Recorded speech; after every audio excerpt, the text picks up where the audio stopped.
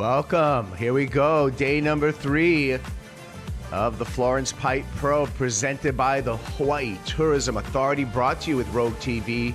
We're in the Rogue TV studio right now. Day number 3 of competition has been called on at the Florence Pipe Pro, and we're expecting a challenging, interesting day. The swell is here. The rain has cleared a bit. We had the flood watch yesterday, but things are looking okay today. Kaipo Girl, Rocky Cannon. Aloha kakahiaka with a double shaka and a big minoaka and a mele kalikimaka. We are on for day number 3, round of 96, Kaipo. Yeah, round 96, we're going to be running 25-minute heats. We're going to get through 16 heats of that round of 96, and then we're going to push on into the round of 64, where we are going to try to get through 4 heats there for a full day of competition. Thank you for joining us. Like I said, the skies are clear. Well, clearing. We have another front coming through. Gosh, I got the Alawai surf report this morning. Oh, nah. It was, High tide. You knew it, right? Yeah. High tide and ultra brown. Super with all brown. kinds of miscellaneous stuff. Solids. All kinds of miscellaneous I think stuff. they use that in the business term. Floating in there. I think I saw like a queen-size bed actually floating down the Alawai. Oh, wow. And somebody was on top of them. Sleeping. If you see the flash flood, there's water running in front of you in your car, you pull up to it, immediately put it in reverse. Do not cross. And get one real good head start and charge them. Oh, No, flash flood watch means you pull up to the running water, just stop and watch. Be safe out there, gang. Be safe. Be safe. Okay, so our first heat of this round, 4-man heat, 2 in advance into the next round. Mateus Santos, Ezra Clark, Dusty Payne, and Pax Tibushevsky. Yeah, good old Paxy boy. Got a good wave at the end of the heat of the first round on our very first day of competition, and was able to catapult through the heat into round of 96, matching up against veteran Dusty Payne, Ezra Clark, and the young Mateus Santos. Oh, notes from the judges. Because of you see the conditions right now, we're going to be playing all the way from gums to off the wall. Yes. But be mindful, because if the judges cannot see you, they're going to have a hard time giving you a score. They can't score you. Yeah. Can't see you, can't score you. So, and that section way down at the end of backdoor towards off the wall is the one that's the culprit of not being able to see, being up in the booth many times ourselves, Kaipo. We know that end of the surfing zone gets a little tricky. So surfers will be mindful to stay within the competition zone, get the full potential of their score, and hope to advance on to the round of 64. who we got here? Green in the next heat. Noah Abril. So Noah came through the round of 128 to find his way in here. All of the red and blue surfers, for your guys' knowledge, are the surfers that have been seeded into this round. They have points, they got status, they get the kind Atmos rewards. Nah. And they were seeded into this round. All the white and green surfers are the ones who have advanced from the prior days. Oh, look at the rip that we got right there. Those guys paddling. And there we go. You check in, then you paddle out, just like you check into the surf jack. Oh, yeah. And there it looks like that's Shiloh Tenberg with Raymond Shito and Riley the Kind. Yeah. Wiley Riley. The Coyote. About to get some moves. Oh, gosh. Riley Snyder. Come Snyder, on, there you go. We knew that. Hey, just making any kind. Just testing. Just making on test. That's the kind of ripping you don't like do right there. You're right. They're in the rip. Paddle in the rip. They're ripping right now, but the wrong kind. Yeah. The other kind of rip you don't like do is your shots. Now you may be asking, why? Why are you running today? And the answer is, we got a whole lot of surfing to get done before we get to the finals, so we got to pull the trigger sometime. And there was only a 10-day waiting period, 10th to the 20th, so already kind of pressed for time. And then the forecast from here on out, very sketchy at best. Yeah, exactly, right? So there's not going to be any 10-foot, 12-foot pipe days that are going to be glorious. It's going to be scrap and grovel, but we're going to bring them to you live however you like see them. I feel like likely we're going to be on, we're just going to go straight through this thing. I like that idea. I think we'll run, from what I'm seeing right now, we're going to run, that's a big league drop. Oh, okay. Well, we're ready down on the beach. Nathan, Florence, tell me what you got. What you really, really got. Nate, Can you show me those heats again? you got them. Okay, keep talking. 5, 4, 3, 2, 1, go ahead. Guys, we're back. Day 3 of the event. And we got a pretty wild mix of conditions here. So you're gonna see a lot of different action and a lot of different ways to surf a heat today. The swell was picked up in the evening yesterday, was absolutely pumping, and then turned super north overnight. And so we got a big rip current, we got a lot of closeouts, and some very chunky conditions. Eli Olsen getting ready for his heat. I would say stay busy, hunt the rights. Dusty versus the Groms right now is this heat. Yeah, there is a few double ups, but you know how these north days are, they're tricky. Got Eli Olsen heading out for his heat. He's heat 2. We're gonna get a heat. See who's in this heat right now. I saw Dusty Payne paddling out. Looks like someone's looking at it right here. But yeah, we're gonna see a lot of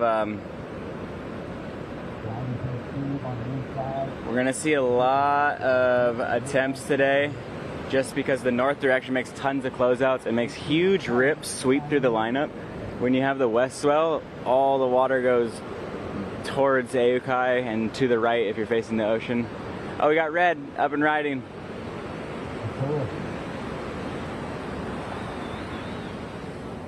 Going for a turn. Okay, hey, could I get that heat sheet? This is gonna be a day where you're gonna see guys make heats with a 2-point total, and then guys are gonna get Hail Mary 8s on these crazy backdoor waves, or boosting on the lefts, but the wind is a south direction, so it's blowing up the face, into the rights. Yeah, just stay in the middle when you get out there. Some of the better air guys could be doing those combos, pulling in, coming out, boosting. All right, let's get a full heat read. Eyo! Back to back again. I know, you wanna sit with me for a bit? Are you getting warmed up? I'm gonna head out in a second. Are you live? Yeah, we got Mattis, Santos, Ezra Clark, Dusty Payne, and Pax. This last name is a hard one to pronounce. Tybuswiski. I hope I didn't farm that. I probably did. But what are you riding? 6'6". Yeah. E.I. Olsen's in heat 2. A lot of water moving. He's heading out on his 6'6". A lot of water moving, he said. But 5'10", swash tail. yeah. Tell everyone he's on a shortboard. Someone up and riding. We got Green. Pax checking, taking a look. In and out. And he's now going to get super caught inside for trying to pull that one. We're going to see some carnage today for sure. His guys are going to get beat downs. The paddle outs on the rights are going to be trouble. But we'll see Dusty going to play a patient game. He's a veteran at pipe and backdoor. And he knows which one's going to go on. He's going to wait probably and try to pick the best waves of the heat. Also like veteran competitive surfer, so he got heat strategy and he got the knowledge on what waves to pick. So we'll see if he puts it all to use in this heat. That Aukai peak's kind of risky business. I know. 8 though. Did you see that one? Who? Dusty got an 8. You got an 8 already? Yeah. I didn't even see it. I must have not been on yet. Yeah. Wow, so Dusty's alone pretty much at Gums to the right of pipe. They opened up the playing field. Oh yeah, I got the scores here. You got 8. I didn't even see that. Wow. Of course. Yeah, I was like, that was pretty sick. It was a perfect sandbar. And like you said, that's a risky move because that could just be all rip the whole heat, but that worked out for him. He's now solo too over there, so he got sole priority as long as he stays over there.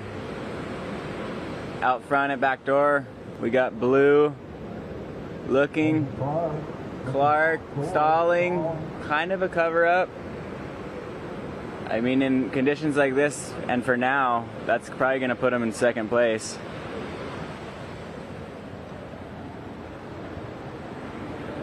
Wow, that whole rip is just cooking through the lineup now. Gonna see whole heats that just get like swept by these rips coming through, and then heats where it's clean and guys are getting some nugs. It's definitely not like ideal pipe and backdoor like we would have liked to see like yesterday evening was, but the swell didn't hit till around 3:34 p.m. And there was nothing all morning, so it wasn't really an event day or an option for us to run. So we're dealing with the leftover north today, but the guys who know where to find opportunity are going to find them. We're going to probably see some really nice rights ridden throughout the day, but probably see some shocker heats too. Currently in the lead, Dusty and Clark going to first. Ezra Clark.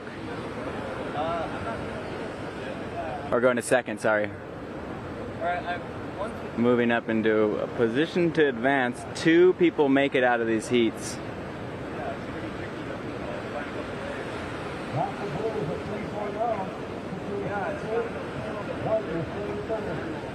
You can just tell, like with these wide angles of the lineup, how mixed up it is compared to those west days where you just see cleaner lines rolling in. There's rip currents to either side of pipe and backdoor, and it's just like really just turns into a big mess. But we still got 3 days to run, so we got to get going. Red up and riding, looking left, pulling in. Oh, I just clamped him. Staying busy though. That's definitely a good strategy today. Matias Santos. Dusty set coming to him over on the sandbar. We'll see if he grabs it. Nope. Big chunky rip coming through it.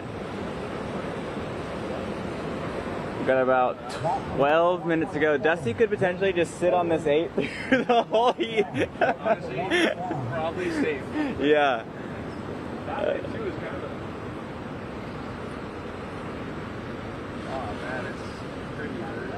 Yeah, definitely.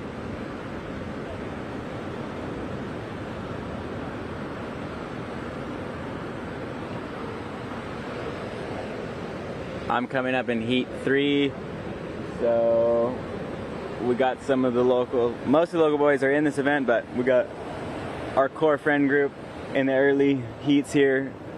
Eli Olsen's in heat 2, he'll be next. I'm backing him up in heat 3. McConaughey will be in my heat. Shiloh Tenberg, Haunui David, and Noah Aubrey with Eli in the next heat.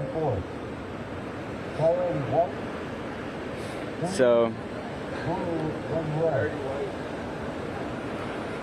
Dusty currently has priority, and he's about 300 meters away from the closest guy at the closest other competitor in this heat. You can just see the distance. Blue checking out this Rip Bull, trying to back up that score he got. It's still super close with the 2nd, 3rd, and 4th right now. These heats are like, for the surfers, anxiety filled because you just never know what wave is going to turn good on these inside bowls, and the guys just be saying, okay, have fun out there. Good luck, EO. Eli Olsen paddling out with the rest of his heat. About 10 minutes to go here. Dusty's still sitting solo off to the right.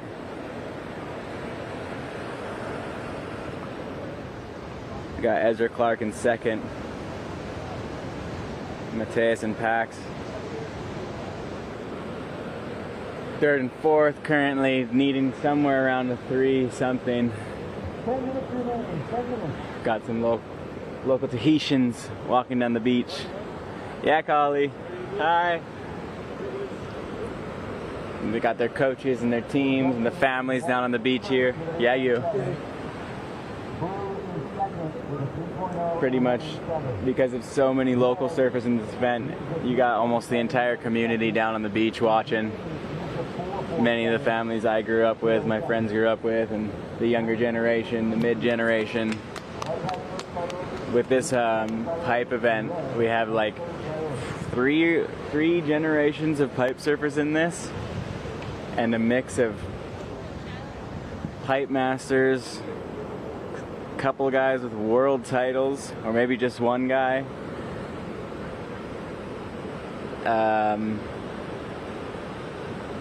Couple CT guys, Challenger Series guys, competitive surfers, and free surfers, specialists. So it's a super interesting mix with these heats because you're gonna get a range of different strategies per heat. And the trickiest guys are gonna have to get sneaky with it and hunt down the waves they know. I mean, if you surf pipe like days like this, you know how weird it can be. So you'll have a slight advantage.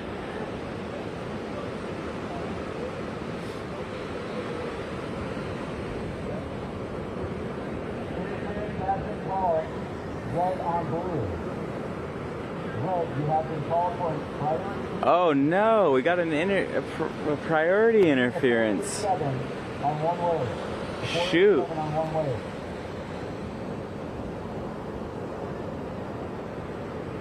Damn. So I guess they just announced a priority interference. Maybe we can get a replay of it.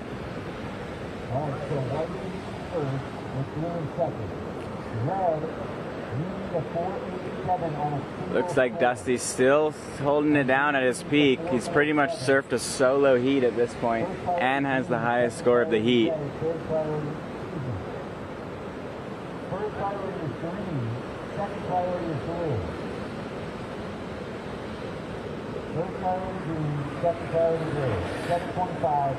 We had a big storm over the last few days. I'm surprised the water hasn't turned brown from the rain.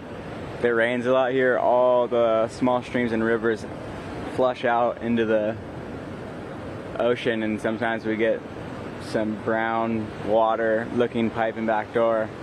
It's kind of novelty, but definitely got to be wary of ear infections. A lot of these streams is actually how these waves, the channels of these waves are cut. The fresh water kills the reef and cuts lines out through the reef. And so if you were to look at Google Maps of the reefs up here on North Shore, you can pretty much line each channel or sand channel up with a valley or a stream on the mountains before all the water was redirected in the past. But when it rains hard enough, these streams still flush.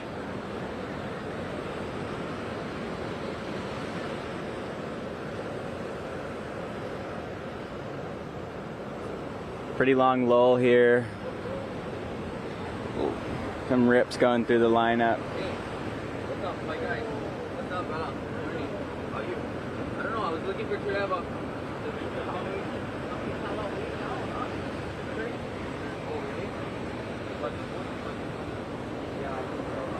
Not much action in the last 5 minutes of this heat. We had a slight priority interference, I believe they called. But it's still super close for second place. Ezra Clark doing well to hold that down. He got a score, got a little barrel, and then he backed it up a bit. But he definitely probably is going to want to get a better backup to secure his second place position. 5 minutes left though.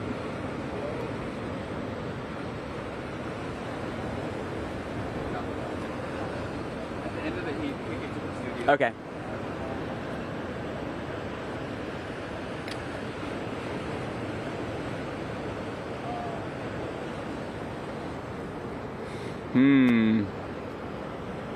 It's definitely not looking like an ideal lineup with a bunch of rip going through it. Someone gonna have to get to work in the last 5 minutes though.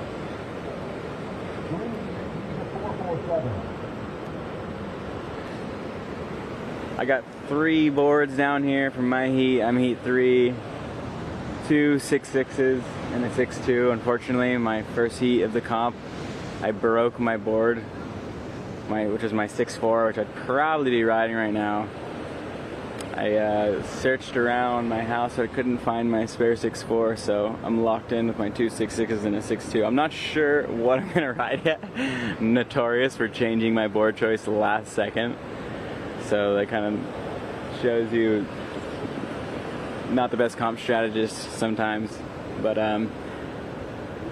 these boards are my classic pipe boards, Next Steps by Pryzel, pintails, thrusters, using my signature FCS fins. Dusty up and riding at the sandbar. He finally chooses another wave. Oh, he's in the barrel and coming out, so backing up his 8 there. Such a veteran move, just surfed an entire heat to himself and now most likely has the 2 high scores of the event, but he's gonna, if he didn't just make it through this last one, he's gonna get a beat down on his way back out. Set's shifting over here to pipe and back door, and the crowd looking but not going. Dusty's gonna squeak out that channel, the rip current kind of on his side. Sometimes on these paddle outs, if you end up in the right rip current, it can assist your paddle back out, surging you like over the sandbar or the reef. But you can also have it turn against you where you're trying to get in and that current's pulling you back out into the lip of an incoming set. Full hammer anvil situation, and there's certain zones here on the reef that are just super notorious for that. Guys just getting stuck, can't go in, can't go out, and getting pounded until even the fittest start to get tired. And that's why we have some of the best lifeguards in the world here on this stretch of beach. The North Shore lifeguards, who also train the younger generations. A lot of the kids in this event have gone through their junior guards programs and get taught like super valuable knowledge. Just an update, Dusty ended up getting a 5 for that, so now very solidly in the lead, probably putting the other guys in a combo situation. But yeah, the lifeguard programs and what these guys have to do, the conditions they have to rescue people in, and how vigilant they have to stay through these winters. The sheer volume of rescues they have to do. These are some of the most badass guys and watermen in the world. So huge shout out to the lifeguards who are watching over us, and our Hawaiian Water Patrol, who watch over the surfers every single event. Some of the best guys on jet skis and working safety programs and protocols. They got their tent on the beach, their spare ski. They'll have a guy driving and they'll have a grabber sitting on the sled, and so the guy driving can focus on driving and the guy on the sled will reach down and grab a surfer out of the water and then hold him to that sled until they're in a safer area. Pipeline is the most dangerous wave in the world if you're looking at the statistics of deaths per reef. So, yep. You can imagine that our lifeguards and water patrol have seen some crazy stuff. Okay, we're down to 1 minute here. Mateus taking a look at that last wave. Doesn't get it. 30 seconds to go. He needs a 487. It would just take a small barrel. Dusty alone again at the sandbar. He might just have bettered his 5. So the guy pretty much just had a solo session in this heat. Surfed alone the entire time and comboed the rest of the field.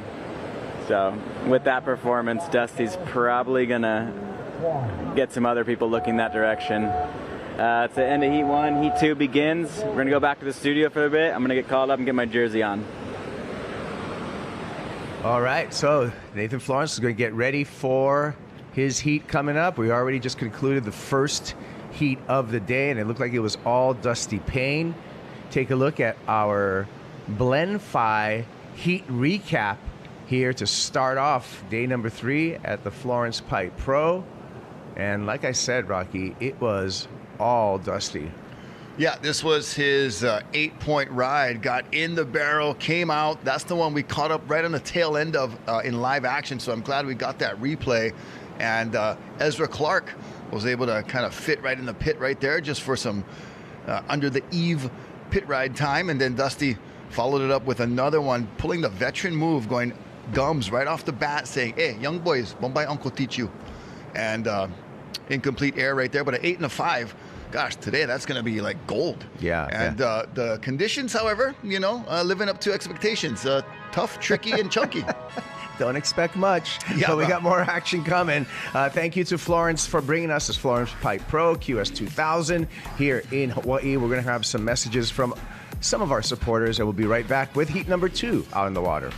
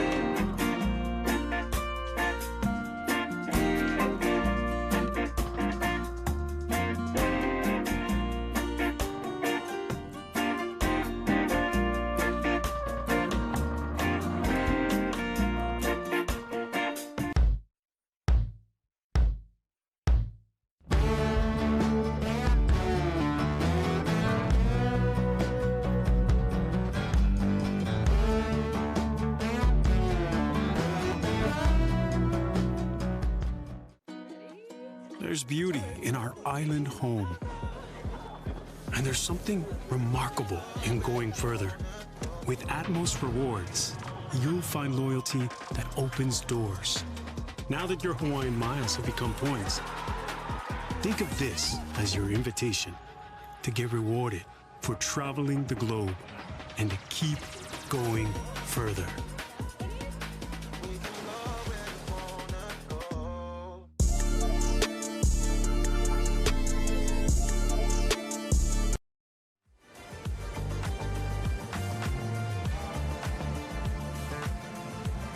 Here we are, we're back, and a little post-heat interview for Dusty Payne after a dominant performance in the opening heat of the day. Let's maybe listen in. Red have first priority, blue has second priority.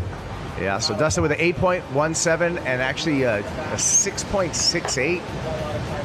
Caught 3 waves, surfed a whole different part of the break. And so, again, today, because of the swell, because of the conditions, you're going to see a wide variety and a wide playing field, all the way from Ehukai Beach Bark gums all the way down to off the wall with this broken up north swell, Rocky. Yeah, and seems like Dusty was the only one that kind of spread out there, but we saw waves that, it's going to be sometimes coming down to that one maneuver. If you can pull off a nice big one, you're going to get a wave that maybe has a barrel on it like this right here for our surfer in red, Shiloh Tenberg, and then avoiding that monster closeout, just mutant section right there. But good job getting in, getting out, the completion. That's what you want to do today. And, wave selection going to be huge. A lot of luck going to be involved, where you pick to sit when the waves come through, that rip Nathan was talking about. Sometimes it's helping back out like Shiloh right there, but man, it can drag you down the beach or pull you back into the impact zone. A lot of variables today for our surfers to kind of, battle with. And it'll come down to who can find those little gems, just those, and they're not like pure gems like, you know, the 10 to 12 foot second reef days, but it's the gems that, wow, no way. Oh man, I thought he was going to make that. That was Eli Olsen for a 2.0.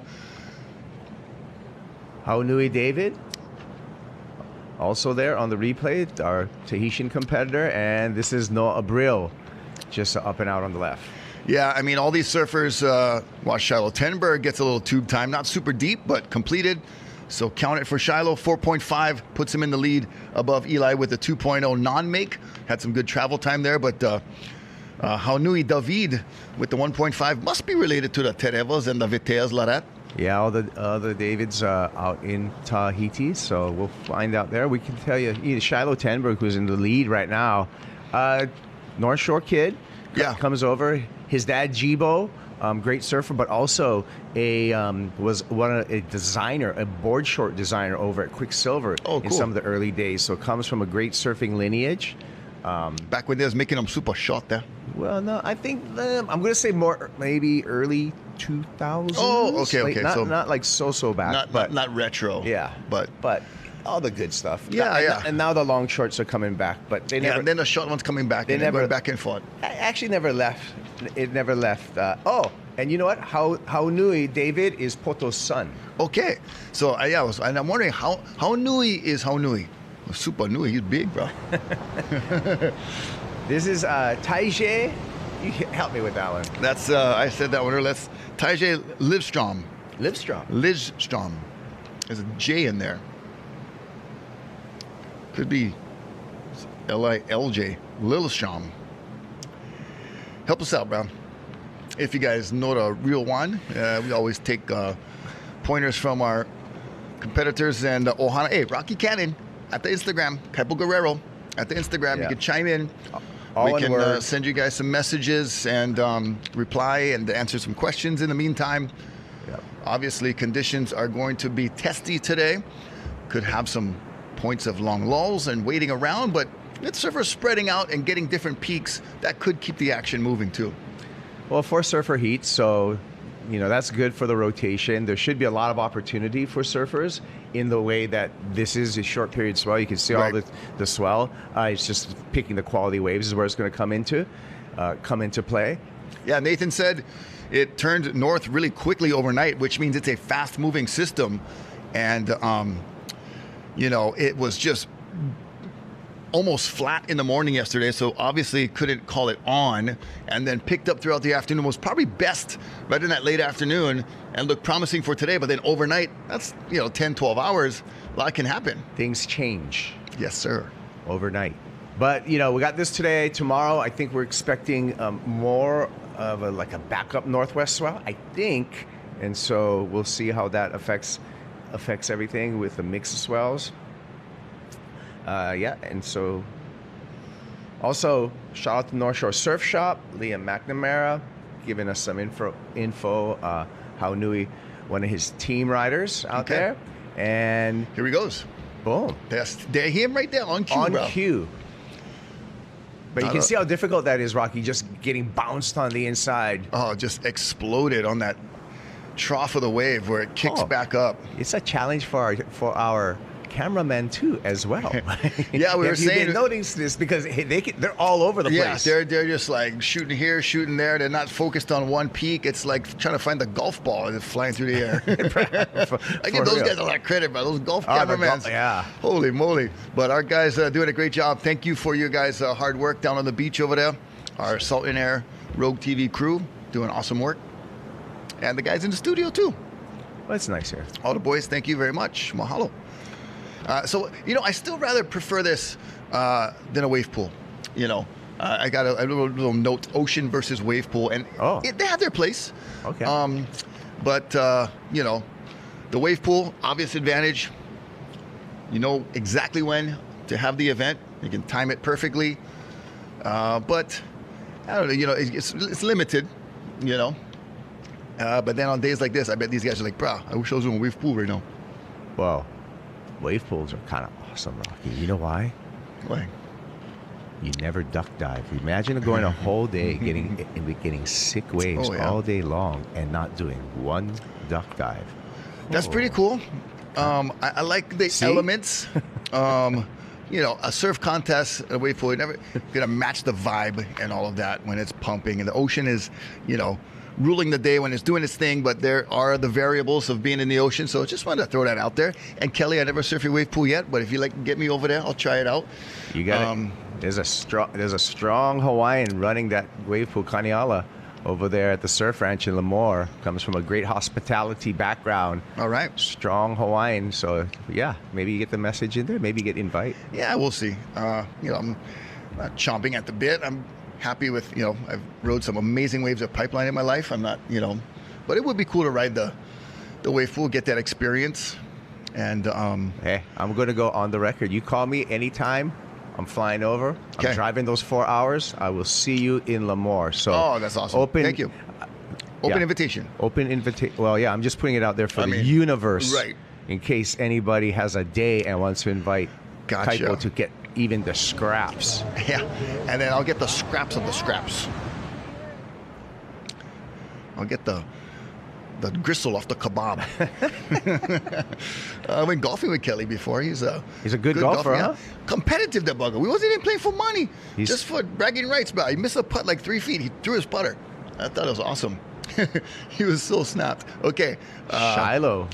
Good fun, Kelly. All right, Shiloh. Oh, wow, the barrel to carve. What? Just lighting it up, Tenberg. That's right. So Shiloh's going to be, he's already in the lead. He's going to continue on. He'll be ditching a 1.77.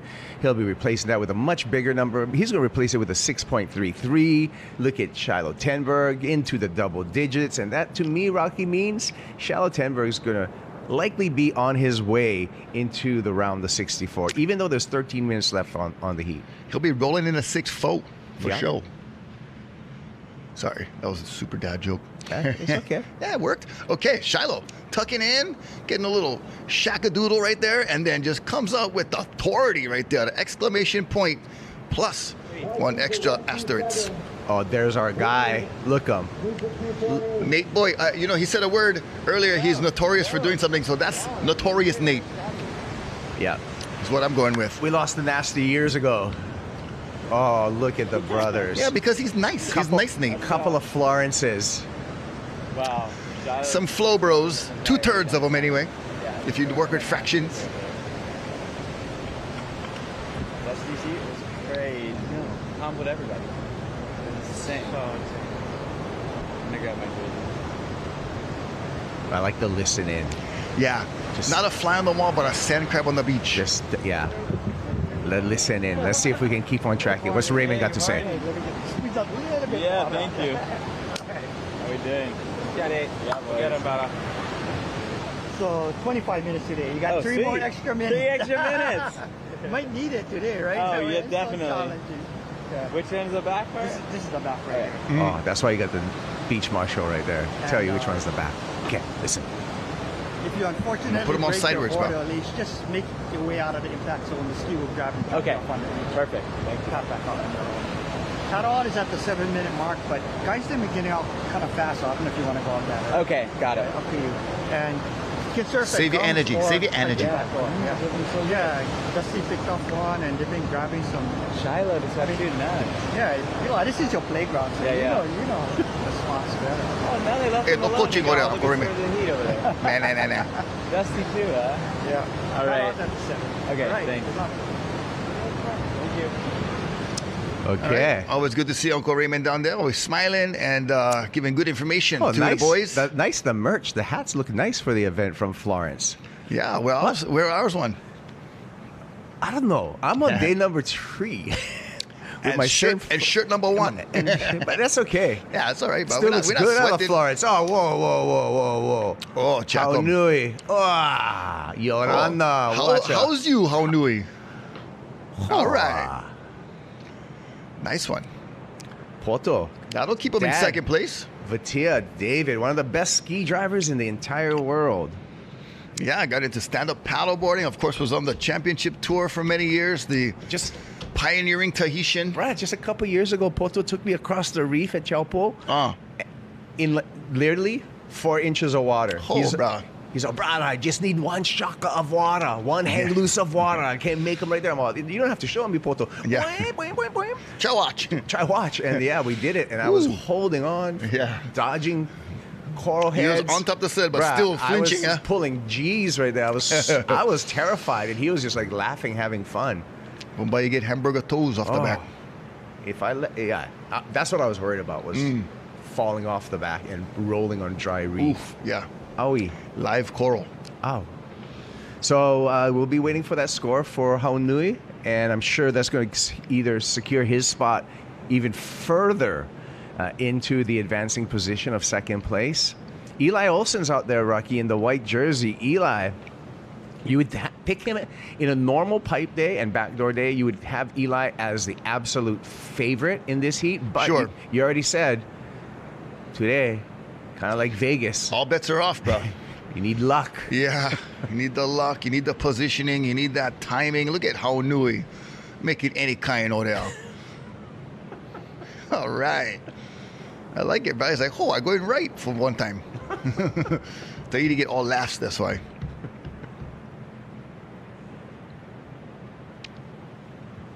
All right, so great replay there. Noah Abril just striking out with the wave selection. That's about the 3rd or 4th one. He's under a 0.5, just cannot find any connection or open face or steep section to work with. So he's right now kind of the one that is the odd man out as far as getting some decent scoring in. He's going to have to get on the good foot with 8:25 remaining if he has a chance to go into the round of 64.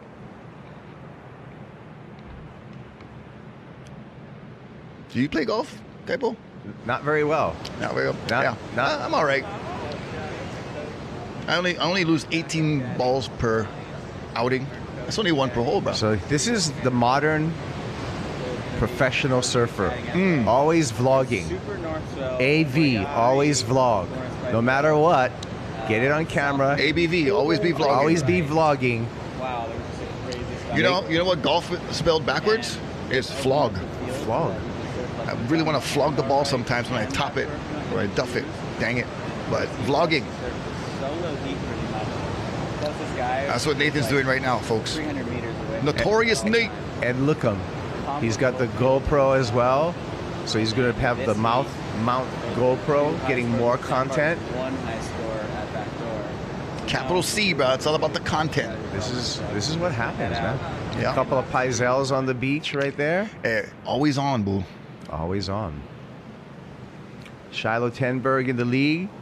And Haunui David comes in with a 6.43. So for the Tahitians, in a solid second place. That spells trouble for EO. Oh, there's the... Oh, no. It's the gift. Makana. Yeah. Oh, that was a 10. Oh, my God. That was a 10. Makana ready for bang, pang. He's... kind of a bomb. Good fun watching Makana surf. He's got some character. He's got some style. Obviously charges. Kind of the total fun package. Kind of like a Mason Hole type of enthusiasm. I enjoy it. Where's Uncle Nate? You're riding a 6.6. I'm riding a 5.6. If you guys are watching, check us out on Instagram, Rocky Cannon. ROCKCANON. Cannon like the camera, not the pirate ship weapon. Kaipo Guerrero. I shouldn't have said anything. Like Guerrero. Like, all one word. No. All one word. Dude, feeding your competitors. Kaipo. What are you doing? Holy shit. You better get out of here before you give me out your little tips. Yeah. Little sneak. Makana, so nice and polite. So what's the strategy, Nathan? Wait, you're in my heat, man. I'm going to tell you. Almost got him. Slide bugger. Yes, yeah, boys.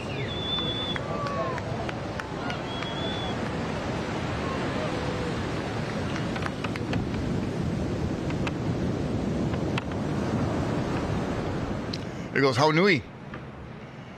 Right up at the lip. Beautiful turn right there. Just the one smash, but like we said, some of these scores and meaningful scores could come down to that one single maneuver. And good job completing it. Kind of got a little airborne, lifted up off the lip a little bit, came back down pretty hard and was able to stick it. Good heat IQ, Rocky. Aka my bugger. Smart, because he's got a backup of a 1.93, so Haunui is going to definitely build on that backup. A 4.4 will take him into the lead, but just smart surfing. This guy, smart sun protection. He's got his hooded. Florence Rashi, our hero. Nathan Florence, no pressure, brother. You get him. Look at, talk about vlogging.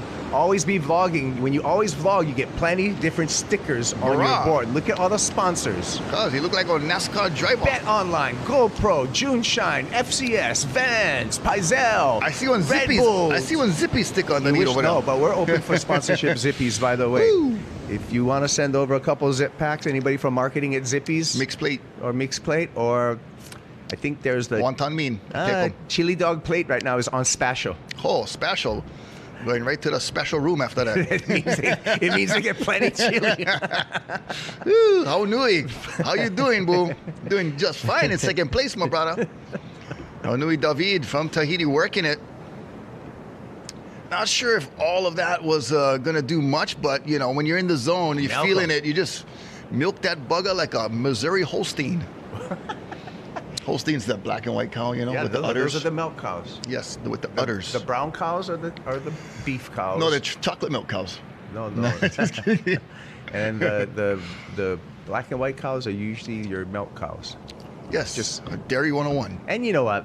If I'm wrong, correct me, Kaipo Guerrero, all one word, on Instagram about my cow representation. About your bovine intelligence. Maybe, yeah. I make up some stuff. It's all off the dome most of the time. Yep. And, it's all good, though. Yeah. All right, you know what? Gosh. Because we can stand corrected if we have to. Yes. I'm just saying right now for Eli Olsen. He's on the hot seat. Shocker. Only 2.0. He's kind of getting, you know, this kind of day you could get caught chasing too much. And if you don't, it's hard to sit in one place and wait for it. You know, we see that at Sunset Beach a lot when it's that mid-range size, the inside bowl, you and the get main lost peak, out there. And you get caught chasing. You got to be disciplined and just know it's going to come there. And you get a little anxious, end up chasing your tail the whole heat. Yeah. Well, for EO, he needs a 6.37 to advance at this point. He does have priority, so he's in the right place here. Here we go. Come on, you need a 6, just basically a 6.5. And he ID'd that one as a no-go. That was probably a good read. It clamped on the end right there. It looked good on the takeoff, and I was kind of wondering, like, what are you doing? And then it, you know, the eye of the beholder down there saw the actual potential or lack thereof, and did a good no-go right there. But time, 2 minutes. Very slim window for time for Eli right now. Oh, jamomkas, kanikapila action. It's not a ukulele, guys. Ukulele. It's a ukulele. It means jumping lice. Jumping uku, yeah, flea. Like a uku is like a flea or a lice. Yep. And then lele is to jump. But lele can also mean to fly. So jump or like fly, whatever. mokulele. A flying ship. Because a moku can be An island? or A vehicle. Or a vehicle. Or like a vessel. Vassal, you're right. Okay, your Hawaiian 101 is in session. We started early this morning with the Hawaiian 101. You know, the conditions forcing us to educate a little bit. That's which right. is just fine. You know, we react and adapt. And the surfers today that are going to do the good stuff is the surfers that can adapt to these conditions. Yeah. It's not pipe. You know, when you enter this event, you're looking forward to it. You're like just chomping at the bit for some real pipe backdoor. And you know, however, way back in the back of your mind, this is a possibility as we tune in. Is that Noah Abril? Noah's out in the water. Oh, he's in the water. Oh, never mind. Oh, and Eli's underwater. Darn it. That was a nuts one. Maybe a little too far in, but gosh, that was his 6 right there. Yeah. Serenaded away. And Shiloh gets a little bubble shampoo. And Shiloh Tenberg, Bruh. everything went his way in this heat, so he's going to advance into the round I of was about 64. to give him a rubber ducky in his bubble bat right there.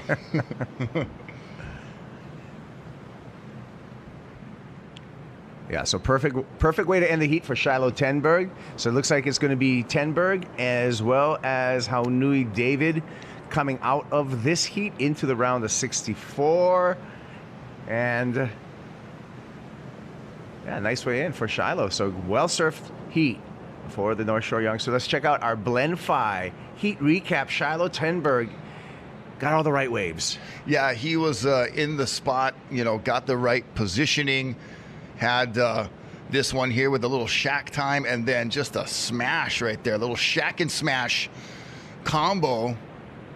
And then Haunui picked his waves really well, got a nice little tube time right there with a hand behind a back claim and then a carving cut back. Also had a nice big off the top on another wave to back it up, and good job.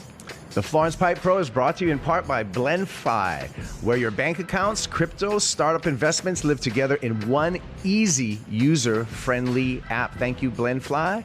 And we'll be back. When we come back, Nathan Florence, he's going to be in the water surfing his heat. You don't say.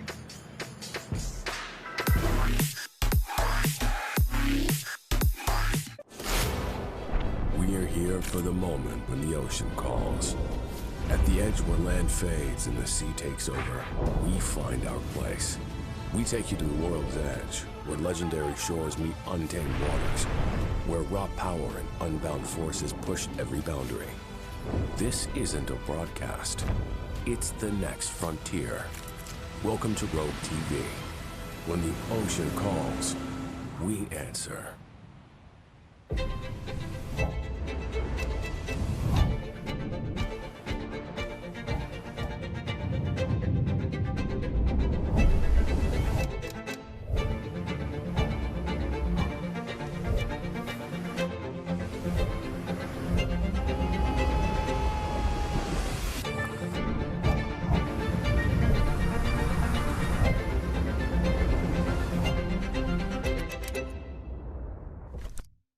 It's time to enjoy life. It's time for Enjoy Snacks. Enjoy the taste, enjoy the quality. It's a part of life that makes you smile. All the goodness of life in every bite. All the flavor and taste you want in life. It's time to enjoy life. It's time for Enjoy Snacks.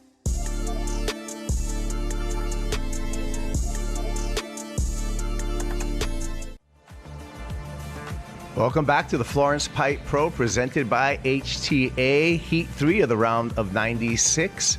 Out in the water, Rocky. We got a lineup right here. Yeah, Makana Pang, North Shore boy. Nathan Florence, also from the North Shore.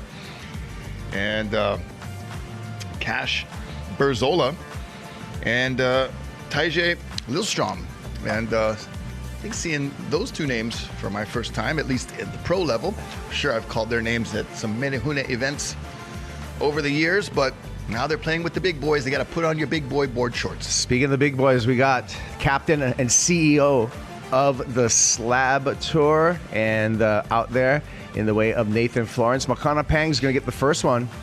Yeah, nice technique right there for Makana, but no can hold on.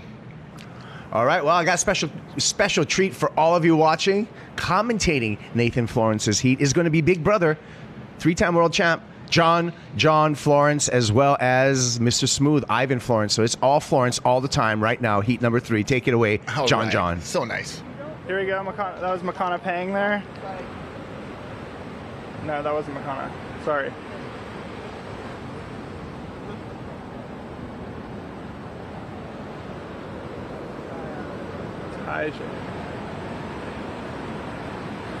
Nathan had one in the beginning, and he should have pulled in all the way, but he didn't quite make it there.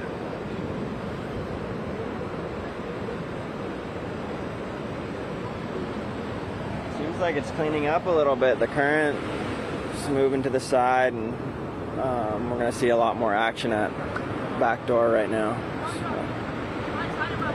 Keep your eyes peeled. Here comes some good looking waves. Oh, here comes the set. Thank you. There you go. Oh my gosh, that was a crazy one. Wow. There's some like really big, crazy ones coming in Oh, right now if you can find them. They're going a little bit wide because we have two swells running. It's like a big, kind of pretty solid west and a solid north at the same time. So it makes it really peaky, but it also sends like a huge current through the lineup every once in a while when a big north set comes. And it kind of just chops up the whole lineup, making it, I don't know, it makes it really hard to find waves. And then when you go right now, which is pretty much only right, it's nearly impossible to get back out on the right. And so you kind of have to go all the way around, and it takes a big part of the heat. Did you watch the first heat with Dusty when he got the waves at the Gum sandbar? Yeah, I was watching. There was crazy waves over at Gums right, and he was surfing alone and just getting crazy waves, like alone surfing in his heat. One guy out.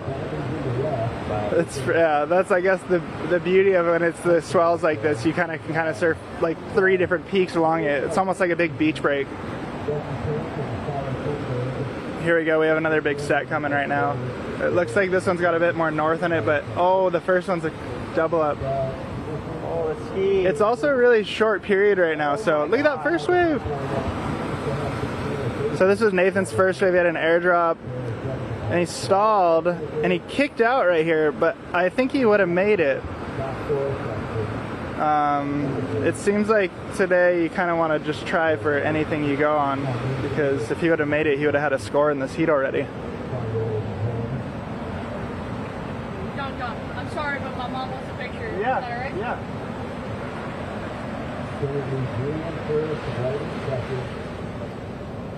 Just go right behind there. You can do the next shot. Thank you, man. Have a good day. Right on, no problem. Cool, awesome. They came out of Myrtle Beach. Oh, super cool, right on. See these waves? Yeah. And then seeing you. Oh, awesome.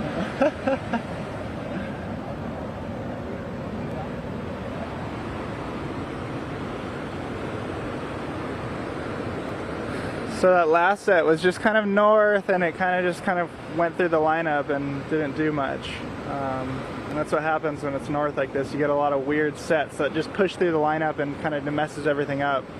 And then, yeah, kind of got to wait for a second for it to clean itself up. Ivan, like, what would you do right now if you were out there? Oh, here we go. Nathan looking. Oh, he pulled out. Wasn't a good wave. If I were to go out right now, I'd probably just sit and wait for one. It seems like there's 1 or 2 every heat, maybe even a couple more every heat that seem to be lining up on the reef and looking. Would you be waiting for big ones or little ones? I seem to wait outside a little bit more and wait for the bigger wave, but that's just my preference. And sometimes it doesn't work, and you have to get busy, and you end up sitting the whole heat and not catching a wave. But yeah, I think Zord! I think if you play the patience game, I think you might find a gem. Zord, come sit down. I would do the opposite of Ivan. I would probably sit inside and wide and try to find double ups while Ivan's sitting out the back. Okay, look at this one. Okay, here's a really big set. Oh my gosh, this is a crazy wave. Go, Nate, go. Everyone, Zord. Greetings, I'm here. I missed his last heat, so I couldn't miss it today again. Zord, tell us, you're not filming Nathan anymore. No. I unfortunately had to abandon Nate so I could fall out of airplanes more. Zord used to chase Nathan around filming him and all his YouTube stuff, and I think he had it with Nathan's craziness. Okay, I am filming him now. Oh, now Zord is back. He's back filming again. I went on a couple trips with Nate, and as fun as he makes it look on his YouTube, it's kind of a nightmare. How's it? What's that? The trips with Nate. As fun as it looks on the YouTube, it's kind of a nightmare. Depends on where we are. It's not a nightmare, it's an experience. No, we had a lot of fun for sure. But it's all just one experience, man. The one trip I went on, we were driving 8 hours back and forth all day to just look at waves, to not even surf them. What about the trip on the boat that we didn't know we're on the boat for a whole week until we got to the boat? And the crew abandoned. One guy didn't even come out on the boat because he's like, I'm not going out in this stormy seas. That might have been the end point for Zord on that boat trip. There wasn't another boat out. Zord made some big life decisions on that trip. Here we go. Nathan's on an insider here. Oh, get into it! Oh, get into it! Yeah! Yeah. See, that's what I would be doing, and then Ivan would be out the back. See, I told him to go for the good one. So, oh, look at this one out the back, though.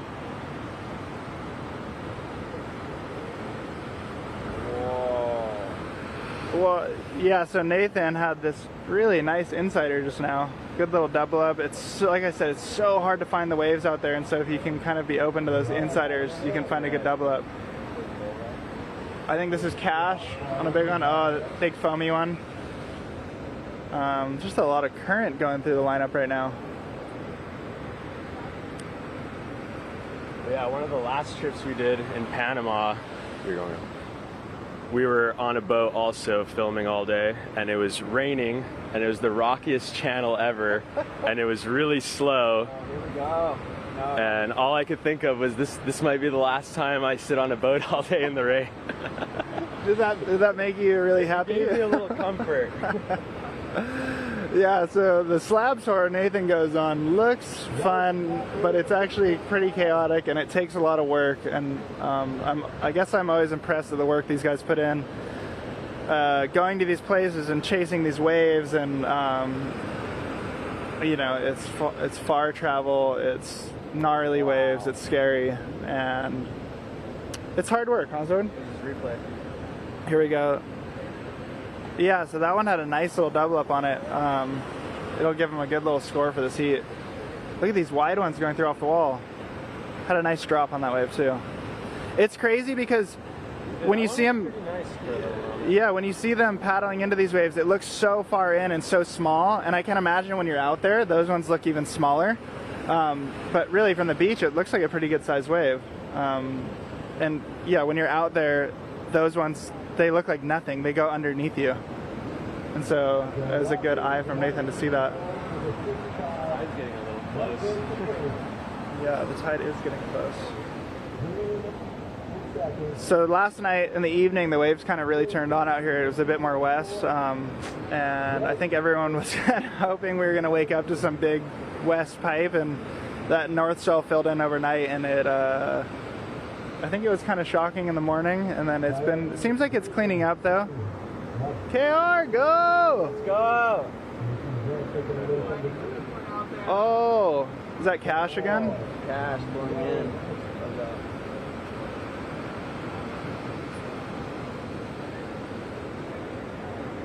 These are the days when someone can get the craziest wave ever, the craziest ride ever, like the ones you... Good for Nate. Yeah, it's the ones where they go through the channel and off the wall. Because it has more north in it, it'll hold the power through there. And so, yeah, you can really find the right one that... Oh, here goes Nate. He's down and off the wall. Oh, no! In the lip. That was crazy takeoff. But yeah, when it has a little bit north in it like this, it really runs through that channel and will keep barreling all the way through. And you can get the unicorn wave.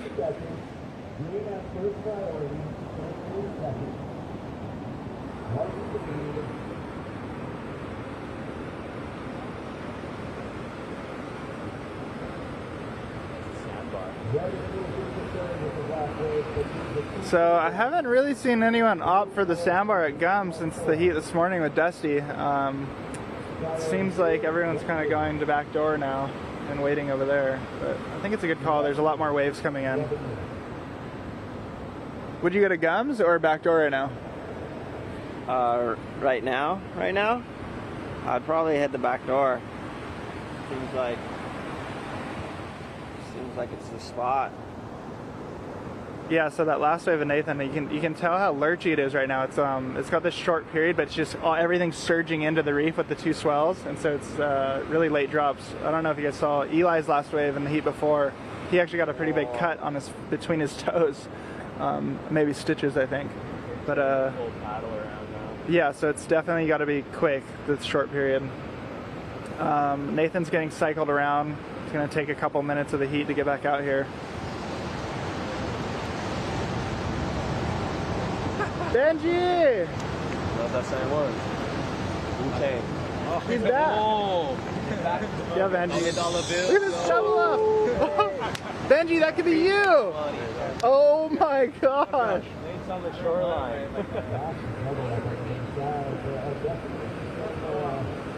Wow. Look at that one. There's actually really crazy waves out there. Nate's got a long way to go back out right now.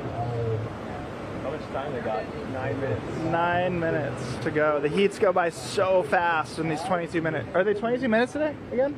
I don't know. Ivan's 22 minutes again? No. Came down there to cheer on Nate with you guys. Sweet. John Pizell in the house. Nate looks like he's airdropping on that board a little bit.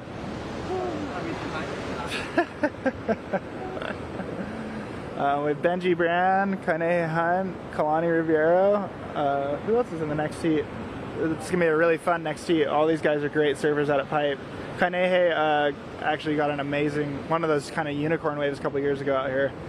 On a slightly smaller but similar day with that north swell, it ran all the way across. So I'm sure he'll be looking for another one of those. Kind of the dream wave. Oh, here we go, Makana. Is that the first left of the day? First one I saw. Makana refuses to go right. What do you think about that? I don't know. I'm not really thinking about it much. I think Makana is fully capable of going right now. I know he's gotten some of the best rights, but he was from left. Yeah, Makana's a beast. I do like that idea though, because there's only 8 minutes left. Let's just get going, and then he can get back out quick. Nate back out there yet? Oh no, Nate's still in the channel. Nate's still paddling back out. We'll have time for one more opportunity. He's in first place though. Oh my gosh. Wow. Prettiest back off the wall.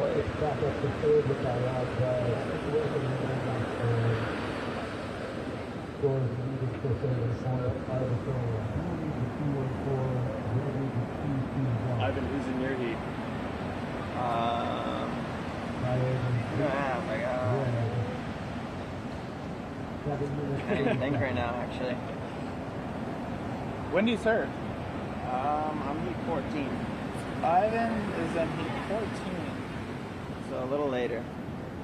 Hopefully this weather clears up and gets... I think it must be cleaning up. Looks like I don't know. Windows. Yeah, it's going through windows. The wind keeps shifting, kind of going from south to southwest, and we don't get these winds a lot here. We usually have like a trade wind that blows from the east, and it's kind of grooms the whole lineup, and so like a full week of south winds. Yeah, we've been in a funny pattern lately, but it's kind of cool. It's always fun to surf with the different winds. Here we go, Makana again on the left. Oh! Almost. I actually like Makana's strategy right now, going left, because he can get back out so quickly. If two of them work out, he'd be making the heat pretty quick.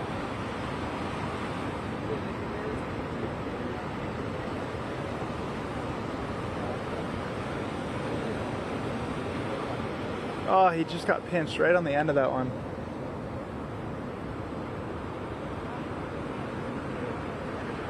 Nate's just made it back to the lineup. We should have timed that.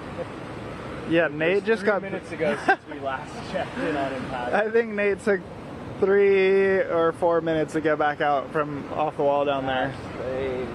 So, yeah, it's just with this short period north swell, it's really hard to get back out. The waves are really close together, and so you literally duck dive, you come up, and there's just another one, and then another one, and The current's kind of still ripping to the west, so that I guess that's kind of a good thing.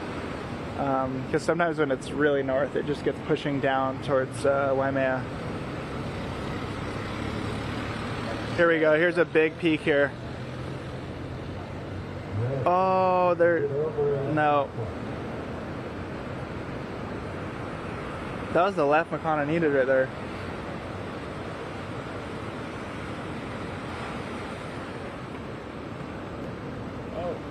Here we go, Makana again. Oh! Oh no, not Makana. That's Taj. Taj, oh shoot, that was Taj. A little green from here. I think I need glasses. Yeah, we might be colorblind up here, so.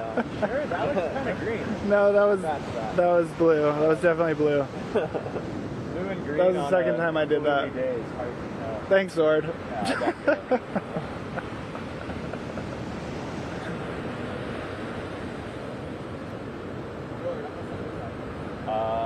5 minutes and 4 seconds.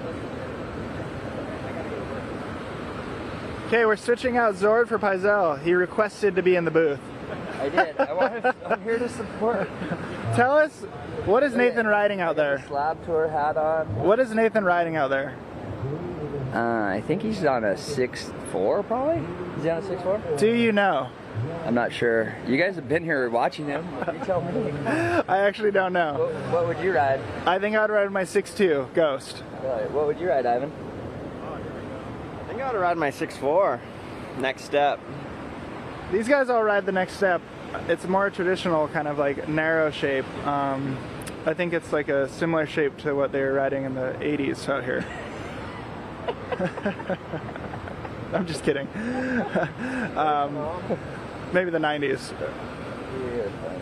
So give us a little rundown on what Nathan orders for pipe most of the time and what he's been riding at all the big slabs. Oh yeah. But why do we have a mic? Here we go. Hold on. Here we go. Oh my God! Oh, that was gnarly. Makana on a huge slab. That was a top to bottom. That was a 0% chance of making that, I think. Makana is not afraid out here. I'd say Makana and Ivan are probably the Makana, Ivan, Benji, three top goofy footers out here. Oh. Ivan, rank your goofy footers at Pipeline. Right now, current goofy footers. No, wait. I was asking what Nathan orders for the slab tour. What does Nathan ride most of the time? Nathan rides, he rides Next Steps. He loves Next Steps from like 6.0 all the way up to like 6.8. That's like his, like even on a short board, like that's his like small, not, like he rides squash tail like radiuses and stuff, but he likes the Next Step even as like a 6.0, kind of barely a step up. And all the way 2-inch increments up to 6.8. Look at this. Oh, here we go, Makana. No tide. Come on. Little turn. That's not Makana. No barrel. Oh, sorry. Made a mistake earlier. Oh yeah. Blue and green are hard to see. Ivan, can we get back to my question? Yeah. Just rank of all time, like your all-time top 5 favorite goofy foots at Pipeline throughout history. Whoa, big question here. That's crazy. They don't have to be in order. Just name 5 guys like you can think of that you like stand out to you as a goofy foot. At Pipe. Let's see. I gotta think about this one for a second. Let's just name one. Give me one. Whoa. Jerry Lopez. Jerry Lopez. You got a long hair hanging out. Oh, Marvin Foster. Oh, Marvin Foster. Yeah. Remember, I just gave you a Marvin Foster inspired airbrush on your board. Dude, the goofy footers at Pipe. Smile Perry, Randall Paulson, Braden Diaz. I guess I should have asked. Kalani Chapman. Dude, he's the guy. You're the guy. You're the goofy foot. I'm the goofy foot, but I'm just hanging loose, bro. So when you were younger, who did you think like, oh, that guy's like inspiring goofy foot tube rider? I don't know. I just always looked up to my brothers. Yeah. All right. I'm gonna let you off the hook, I guess. Oh, here we go. Cash. Put me on the spot. Oh, that was a really sick little wave. Wow. So Cash is gonna come in with a good little score right in the end of the heat here. that is going to push Makana. Was Makana in second there? Yeah, I think so. Oh, Makana did get a nice little one though. Maybe. How much time? Do they have scores on there? 59 seconds. Cash had nothing. He had a 1. Yep. So, any final thoughts for the crew before the seat ends? I don't know. No, not enough. So Makana and Nathan are winning this heat, right? That's great. I love that. Those are our boys. Yeah, what a heat. It's tough out there right now. All right, well, I guess that we're going back to the studio after this one. So thanks for having us. And Ivan's gonna think about his goofy. Ivan's gonna think about his favorite goofy footers in the meantime. Unreal. You guys are unreal. A lot of pressure.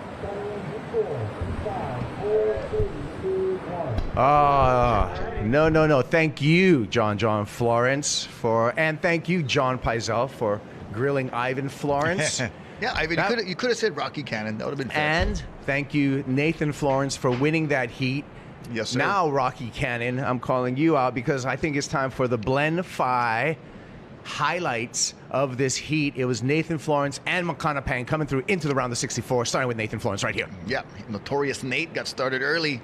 Not for ready, Nate. Nah, don't make any kind, Nate. He was threading through that nice section.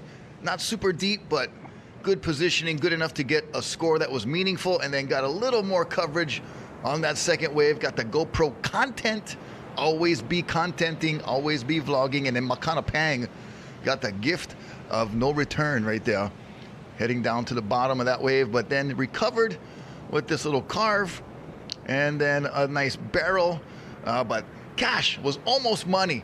Couldn't quite make it to the score he needed. A 6.96 was just under. So Makana and Nathan moving on. North Shore boys for life. There you go. That's right. Congratulations, Nathan Florence. And a special thanks to our sponsors, H2O Audio, below water, above the curve, and beyond the usual. H2O Audio high performance headphones. Put them on, relax, concentrate. We'll be back with more from the Florence Pipe Pro and a special guest when we return. Special.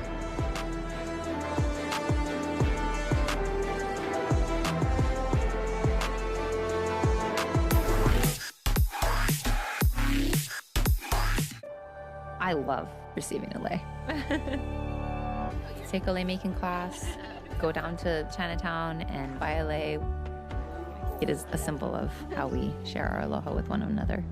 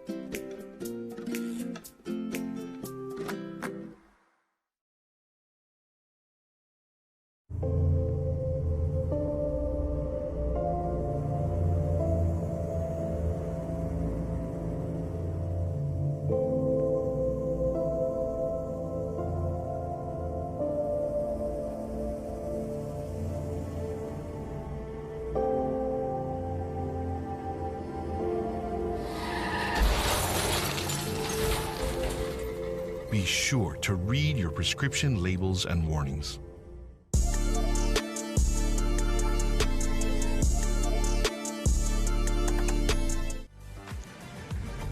Florence Pipe Pro presented by the Hawaii Tourism Authority. Heat number 4, around the 96, out in the water.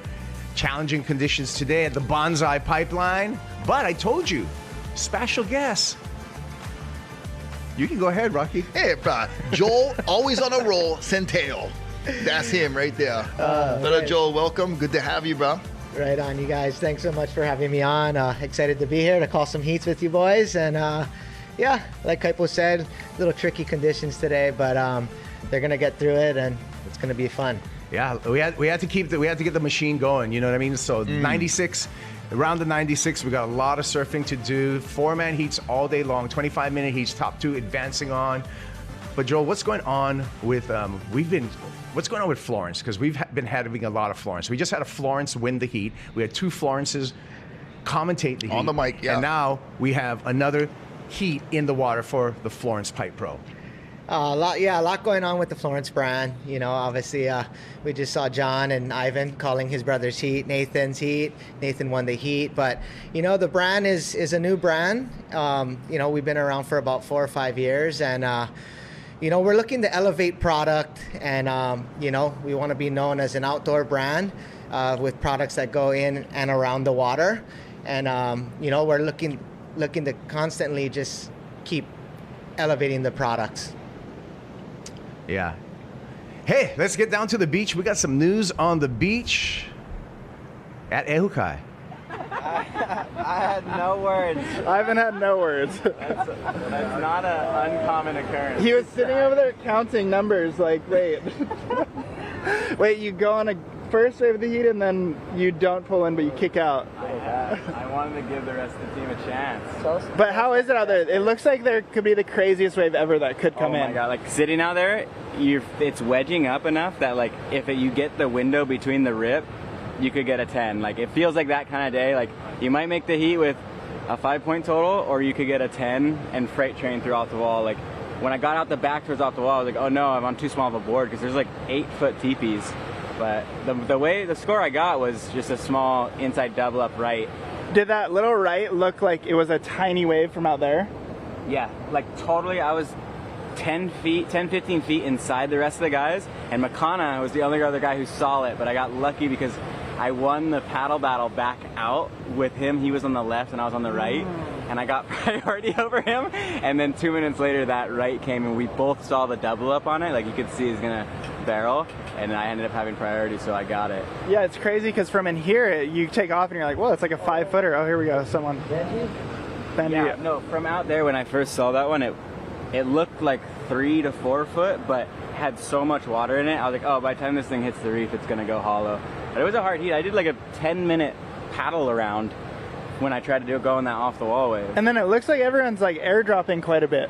Yeah, I think guys are riding a bit smaller boards. Like I rode my 6'2", but once you're out there, there's so much water moving that you're chasing the wave all the way in, and then you end up moving in, and one of those big peaks come, and it chases you back out. So it's like constantly chasing you off your position. Because Eli had one right in the end of his heat, the most perfect little double up, but it looked like it lurched, and he like airdropped and wasn't expecting it. Yeah. He actually got a crazy cut between his toes. So just before that, he's yelling over to him. He's like, my fin went between my toes. Like I need stitches. Like I have a really bad cut.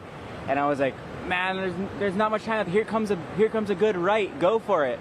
But it was like that. Like even mine, I thought I was in a good position for, and I still airdropped. But yeah, Eli had a wounded foot on that, so. You told him just to suck it up and go. I was like, go, there's like 30 seconds left.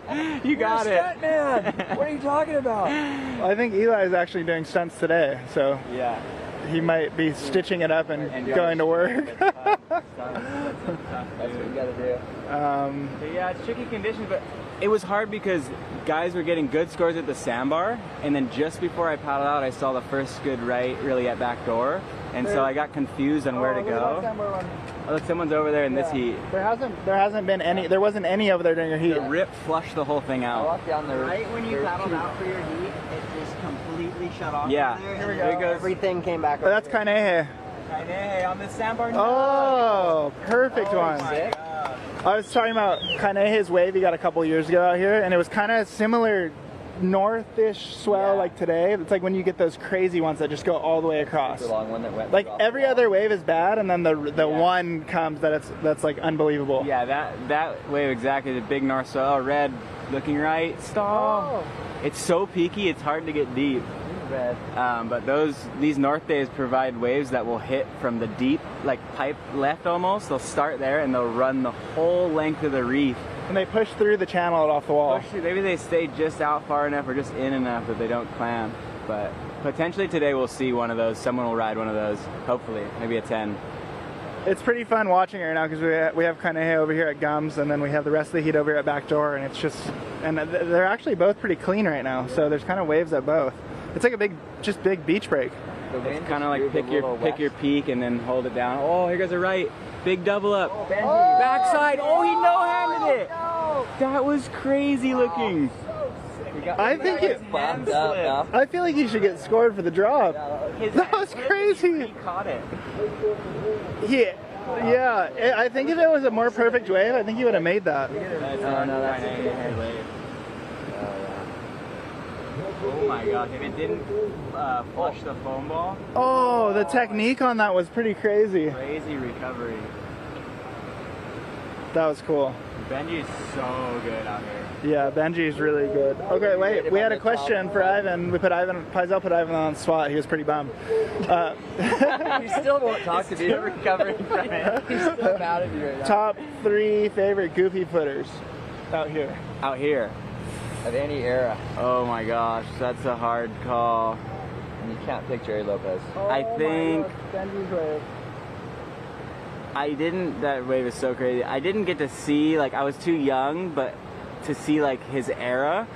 But the clips I saw, I think like every good pipe surfer has had like their year where they get like a ton of the best waves. But the footage I saw from Briley's heyday. Oh, Briley? Like Briley. Like Briley's another one. The clips, absolutely. The lateness of the drop, like how big he was and how deep he was. Like waves every time, every clip, you're like, nope, he's done, and just blowing out from what super about the deep. confidence level? He's just Crazy. like, of course I'm coming out of this. Like, what are you talking about? Like, who are you to decide I'm not coming out by like making his cannonball just his own way? That's a good one. People are ever at Backdoor was the question. Oh. No, well, that was, Ivan, you changed it, but that's a good question, though. That got too condensed down right there. I thought you pointed that at me. I'm sorry. I would never do that to you, bud. Are we good? The other guys I think of, I mean, Tamayo in his heyday was just like he had a few years where he was just unbeatable. You all right, Eli? Eli, we need the update from Eli. 8 stitches between his toes. And he is going to his stunt job. Hey, Eli. He's walking down the beach. He's got a clear plastic. 8 stitches and surf to heat. 8 stitches straight to a stunt job. That's a real man right there. What did you do today? I had some scrambled eggs and like a little piece of toast. I'm going to watch some surfing. Oh my god. Oh. Yeah, so I guess Eli cut his foot on this previous to his last wave that he nose dove on. I really want to get back to this top goofy foot situation. Briley, I remember when I was young in Surf Pipeline, Briley would, on like second reef days, Briley would paddle out off the wall for fun and get pounded and just to get it out of the way. No. That was his deal. It's a good warm-up. He would just get blown up, and then once he's out the back, he's like, whatever, everything's minor after that. You know what I mean? I think thinking of like maybe newer guys, Ricardo rode some crazy waves at Pipe, and then our generation, I would say, Koa has had some psychotic waves. Yeah, you know what? Koa has had some Koa Rothman, Koa Smith too, but Koa Rothman through our run of our generation has had some insane waves. That one big rolling double up that spit super hard. Yeah, a couple years ago. He comes out and he like threw his hands up, and then his shootout wave where he won wave of the winter, which was like it wasn't as big as that one, but it was just so deep. Koa stands out to me for his he never makes it look like he's taking a late drop. It always looks like he's like getting in easy. Yeah, but for a while he always looked like he was taking a late drop. Remember that? When we were younger. He would spread his wings, his arms, and be so at the top extended. That no, he's done, and he'd pull it, and then he'd go. He said he studied Andy's takeoffs at backdoors where he turned his shoulder in. I think I just. Yeah, and then once he started doing that, he started making his drops. Benji's also had some of the most technical, barrels kind of this time. Ivan's goofy footed too. Ivan, don't worry about me over here. Don't even. Ivan's still speechless since you didn't pull into that barrel. You didn't keep going to that barrel. Ivan hasn't said another word since then. I'll stay over here. I'm good. You guys worry about yourselves over there. You gotta win your way to the winner first, dog. It's terrible. Okay, I gotta get my jersey back. All right. Okay. Bye, Nate. I'll be Good back job. in a minute. I'm just gonna get the jersey back. So the wind is turning more west by the minute. Look at, Oh, sandbar. Yeah, I'm curious to see what this ends up doing. Hopefully it stays just south enough to be clean all day, because it will blow the barrels open on the rights. Benji's in second. Yeah, a lot of low scoring heats because of just how many bad waves there are between the good waves. Wow, Justin Payne got 15 points. Yeah, he comboed everyone at Gums. He served Gums by himself. That's insane. Oh. There are a lot of good waves, but I think what Nathan was saying, I think when you're out there, the playing field is so much bigger from in to out. So much rip. And so it's like, it's really hard to figure it out, but somehow, I guess if you're doing step-offs on a jet ski. Gums! Okay, here we go. There's a good little peak, maybe. Nope, that's a bad wave. Any wave is a wave right now. Oh, Kanehe's maybe an air? How about, can you say 10 minutes of paddling coming up for him? Yeah, he's going to have a lot of paddling ahead of him. There's a big set coming, too. That might be his last wave.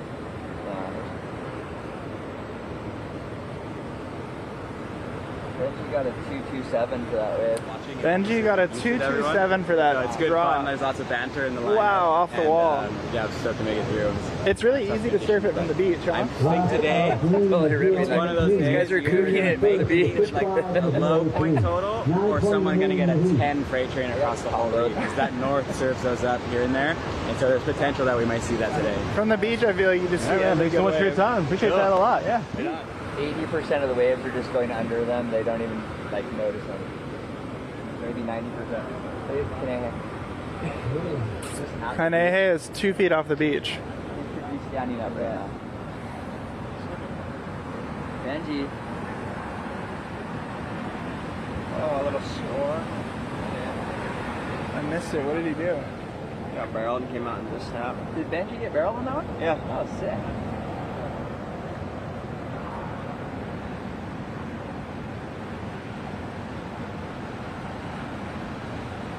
You got this heat.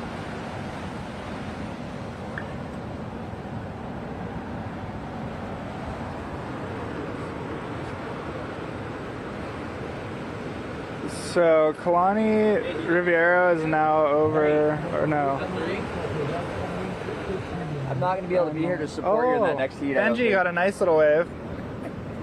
Roarin Mullen and Kalani are over at Gums, I think. I saw him. I'm gonna go talk to these guys during your heat. I did. You want to switch with me? Just say you're going to cast How much? Can we cast back to the studio? These guys are ready to... You want to go cast back now? Yeah, these guys are ready to go. You don't want to talk for the rest of the heat? How much time is that? 10 minutes?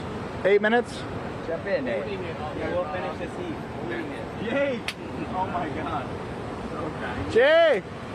Hi, Jake. Morning. I'm heat 9. Okay. It's a goofy footer's dream out there. Oh, yeah. That's just what I was thinking. Benji's job, Slab. Oh my god. Oh, Benji got a 3. You got a 3 point. Here, you can take my seat. You got a 3 for the drop? Bye, everyone. There's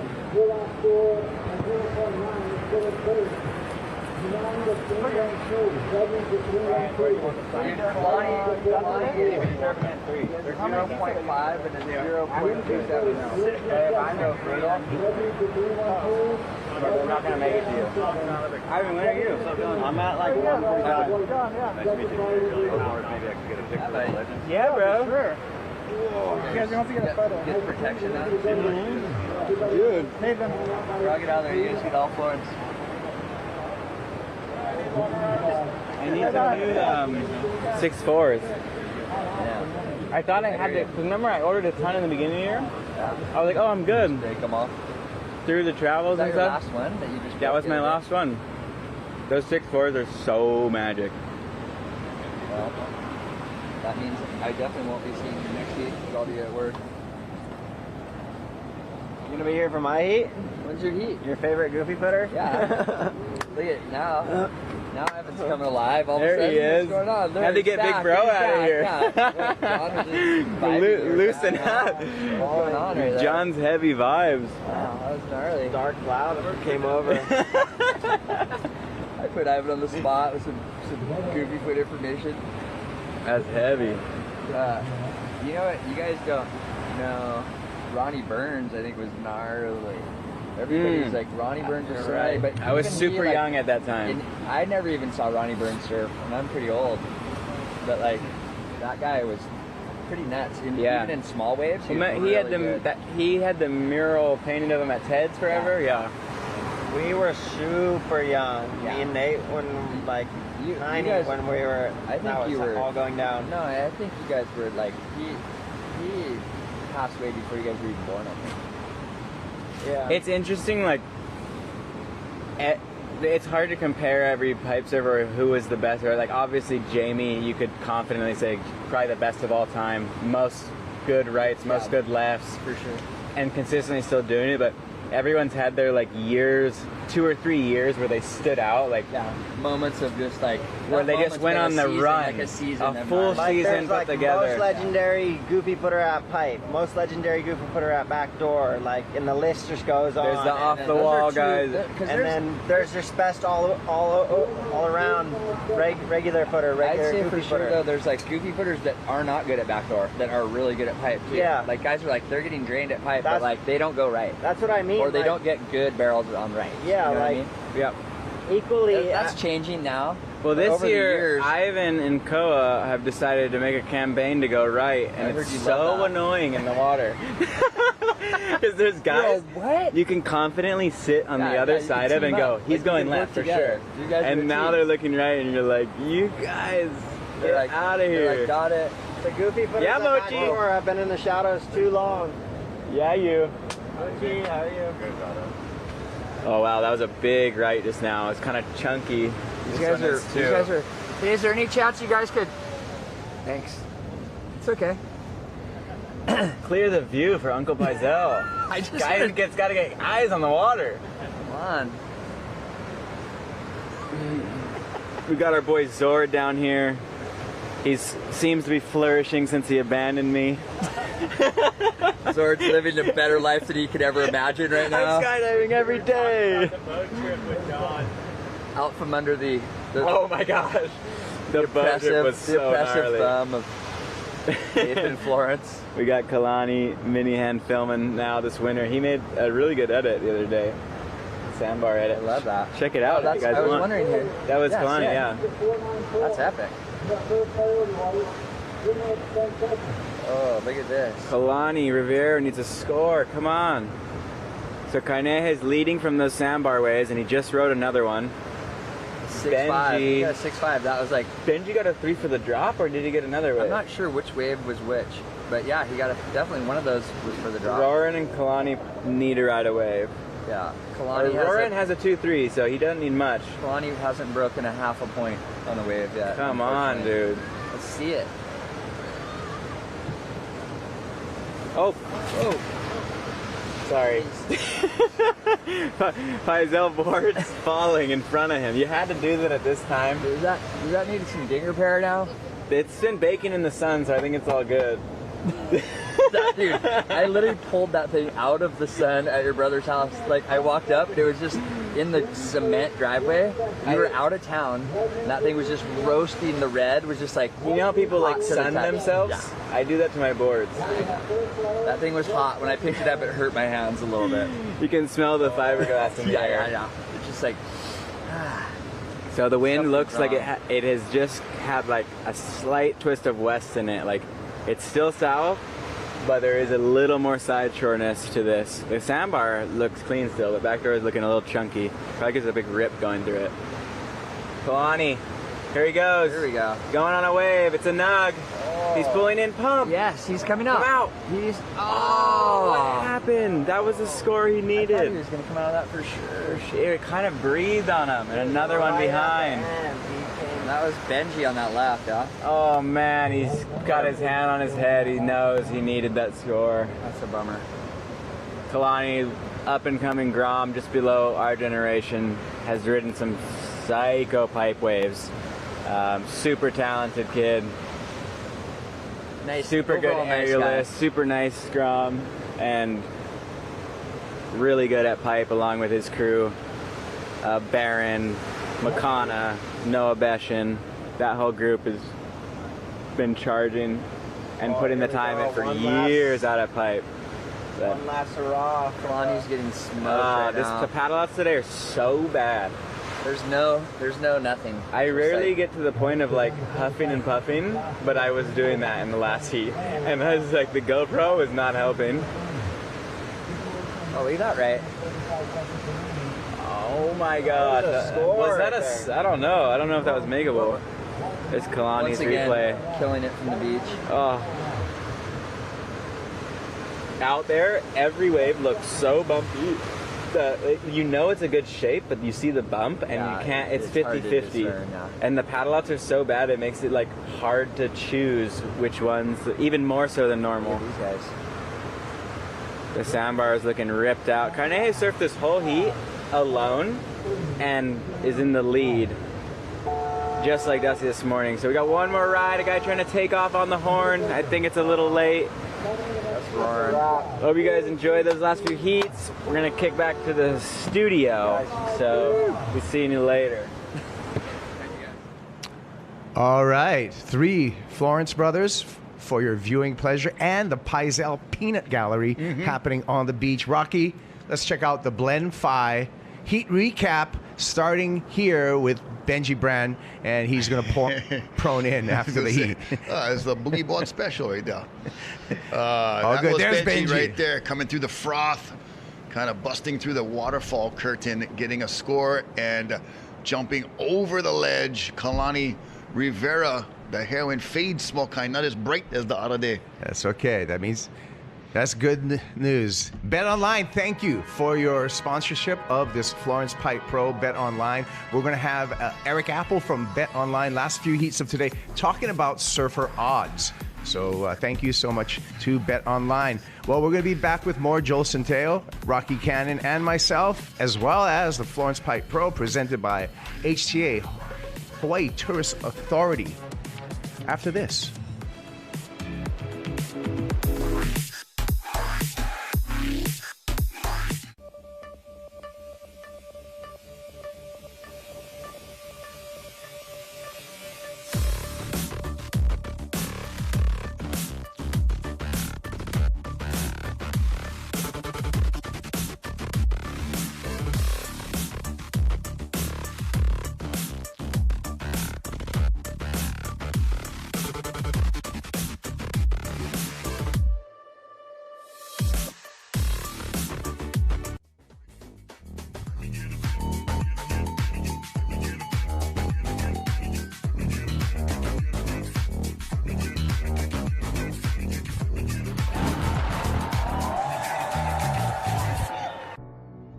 There are places on this planet where the sunset truly outdoes itself.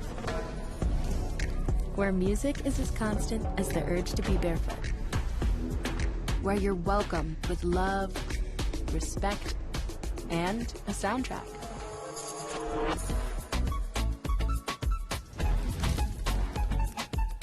Outrigger Resorts and Hotels. Come be here.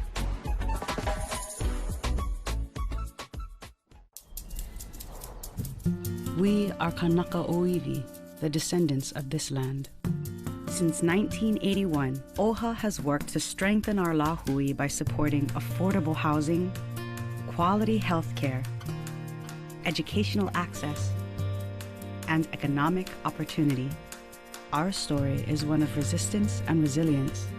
We are the Office of Hawaiian Affairs, empowering Hawaiians, strengthening Hawaii.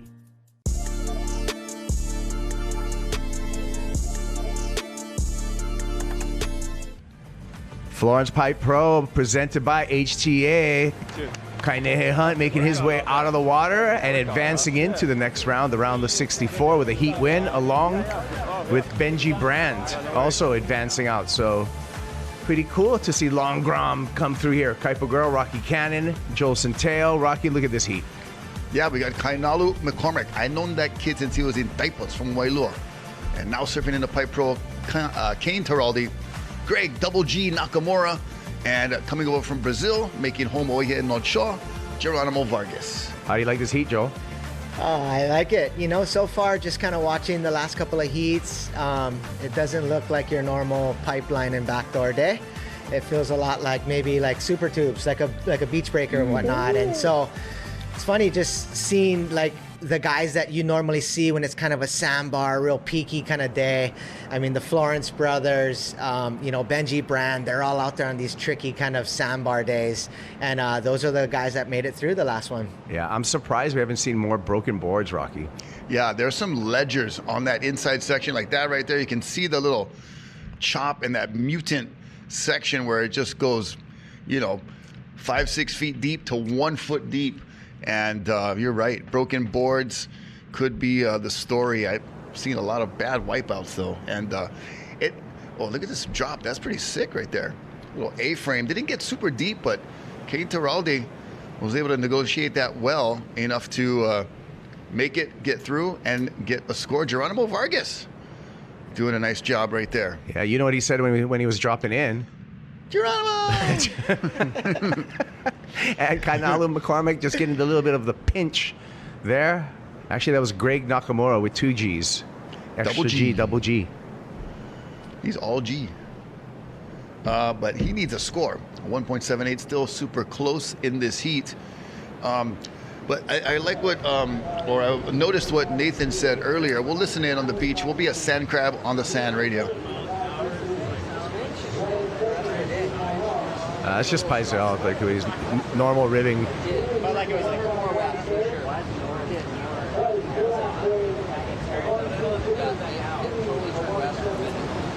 John's got to get back to the sugar mill pretty soon, just because he's got to build more boards, because it seems like almost everyone's riding a Paisel, Joel. Yeah. It's been all Paisel all the time for these first few heats. Definitely. I even saw Kainehe Hunt on a few Paisels. You know, that's kind of his bread and butter around the winter time. He's got a couple models that work super well around the North Shore, obviously the most famous being the Ghost. But he's got the Next Step. I know Nathan likes to ride the Next Step, but you know, 'tis the season. When it's big on the North Shore, everybody's kind of getting a few Paisels. Yeah, and you're going through boards. Yeah. I like surfing. Oh, here we go. Let's see. Double G. Greg Nakamura drops in, and that's all he's going to get is the drop. So I know it's the North Shore season, but I like to surf some type of like normal human waves a lot myself, Joel. And you know what I'm really enjoying is my Paisel White Tiger. Ooh, the White Tiger. That's a hot one. I got John to shape me one secretly. It didn't go through your hands. I don't know if you didn't get commission on that one, but that's okay. And he's got it in his pocket right now. He brought it with him today. But no, it's an unreal board. Yeah, the White Tiger is one of those ones. It's one of the most all-around boards. So small waves, 2 feet, or up to like 4 or 5 feet, you know, and it just works. It works. It's good on the rail, real high-performance type of board.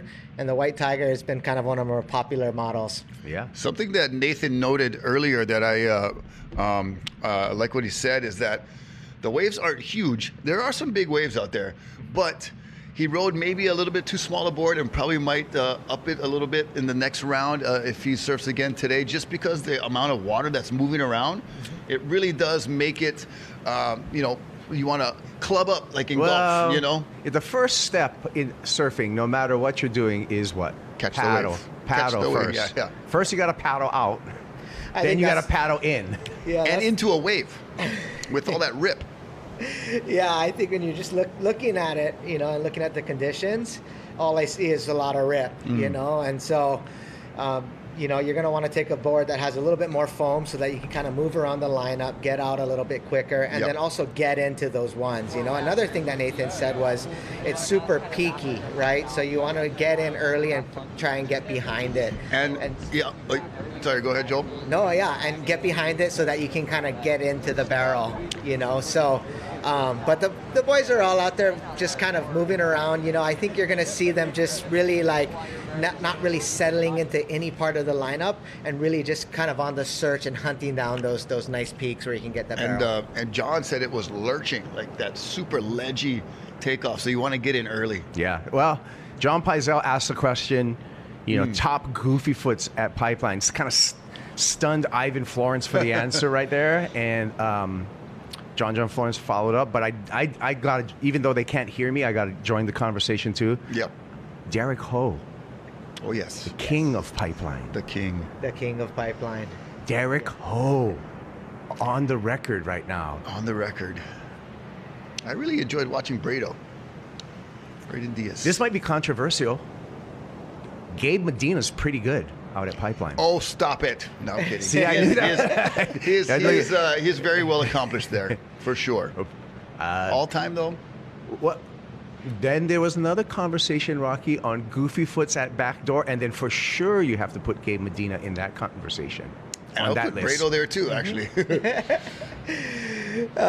We got a couple options there. I say the Brazilian, everyone gets scared. Everyone over here, like, nah, can, bro. Wow, you just would jump ship at you. We're global. We're global.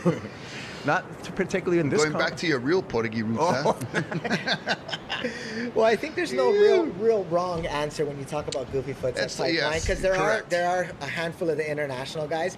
This one's kind of random, but Mick Lowe had a moment back in the day where he was pretty incredible. Made a final. Similar to what Nathan was talking about with Sean Briley, where they kind of Rob Machado, you know? With Mick Lowe in that final. Yeah, and just incredible guys out there over the years, but the goofies. But I think we got to go to the regular foots and the guys over the years. And the first one that comes to mind is Andy Irons. Yeah. Kelly and Andy are right up there. Kelly, Andy, J.O.B., John. Even Bruce in his day. Bruce was banging. Barron too, yes. Hey, Allah. We're putting him on the goofy foot list. Always leader, never follow. Wow. Let me say that one before. It's just, I don't know. Oh, wow, Joao. Steal my stuff, you know. Just repeating your stuff. Dramo Vargas, speaking of Brazilians, is from Brazil, and he's in the lead right now. And here he goes. That's Kainalo McCormick from Wailua. Oh, got big, huh, Kainalo? He's a beast. Papa Stanley, always around cruising North Shores. A good surfing family, the McCormicks.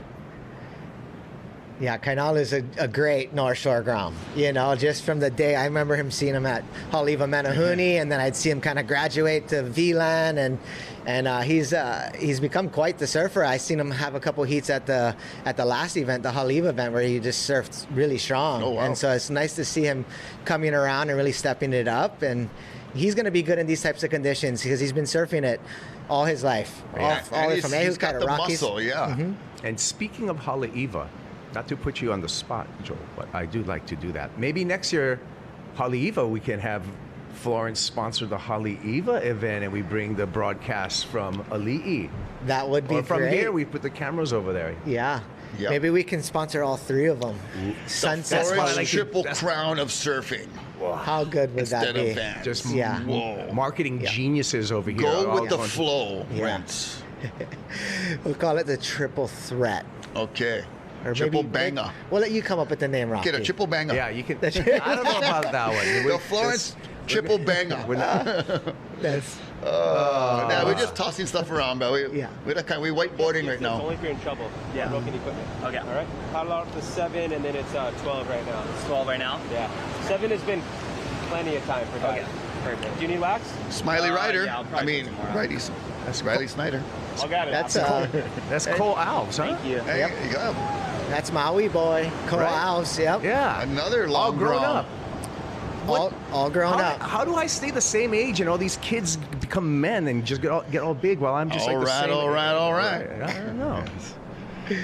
I don't know, man. It makes me kind of feel old when I see everybody That's because you are, first of all. I am. I'm older than Slater. Like I said the other day, there's some dirt over there. You are also older than that. Nah, just kidding. But you are. But it's okay. You still look good, bro. You still rip, bro. Thanks, bro.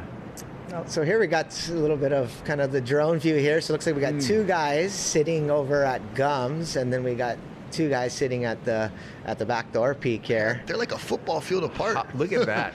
Hey, opposite end zones right now. Mm-hmm. So, with that being said, you see the P next to Geronimo's name. Like, I don't feel priority's much of a play today. Kind of obsolete, yeah. Maybe not with this much action. Ooh. Drones make everything look good, Joel. Yes, they do. Right? It looks glassy. It looks perfect. It's like, oh, we're at back door right now. It's amazing. I tell my wife, fly one around the house, follow me. Yeah. Always look good.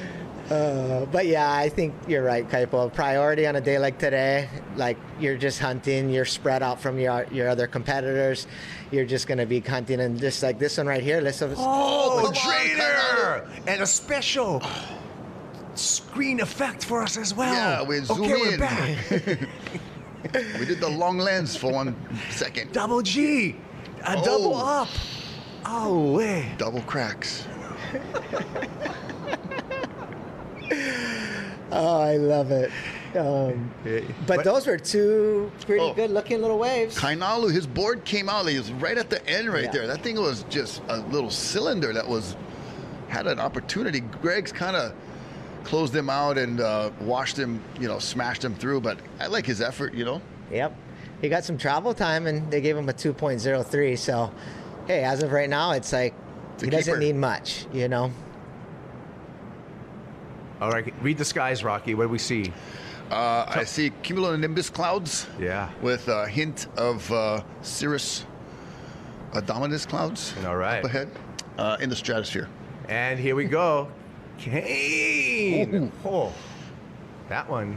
Oh, did you go over? Looked like a sizable wave. Oh, I think he tried to pull through, and that wave did not let him out, bro. He went over the falls.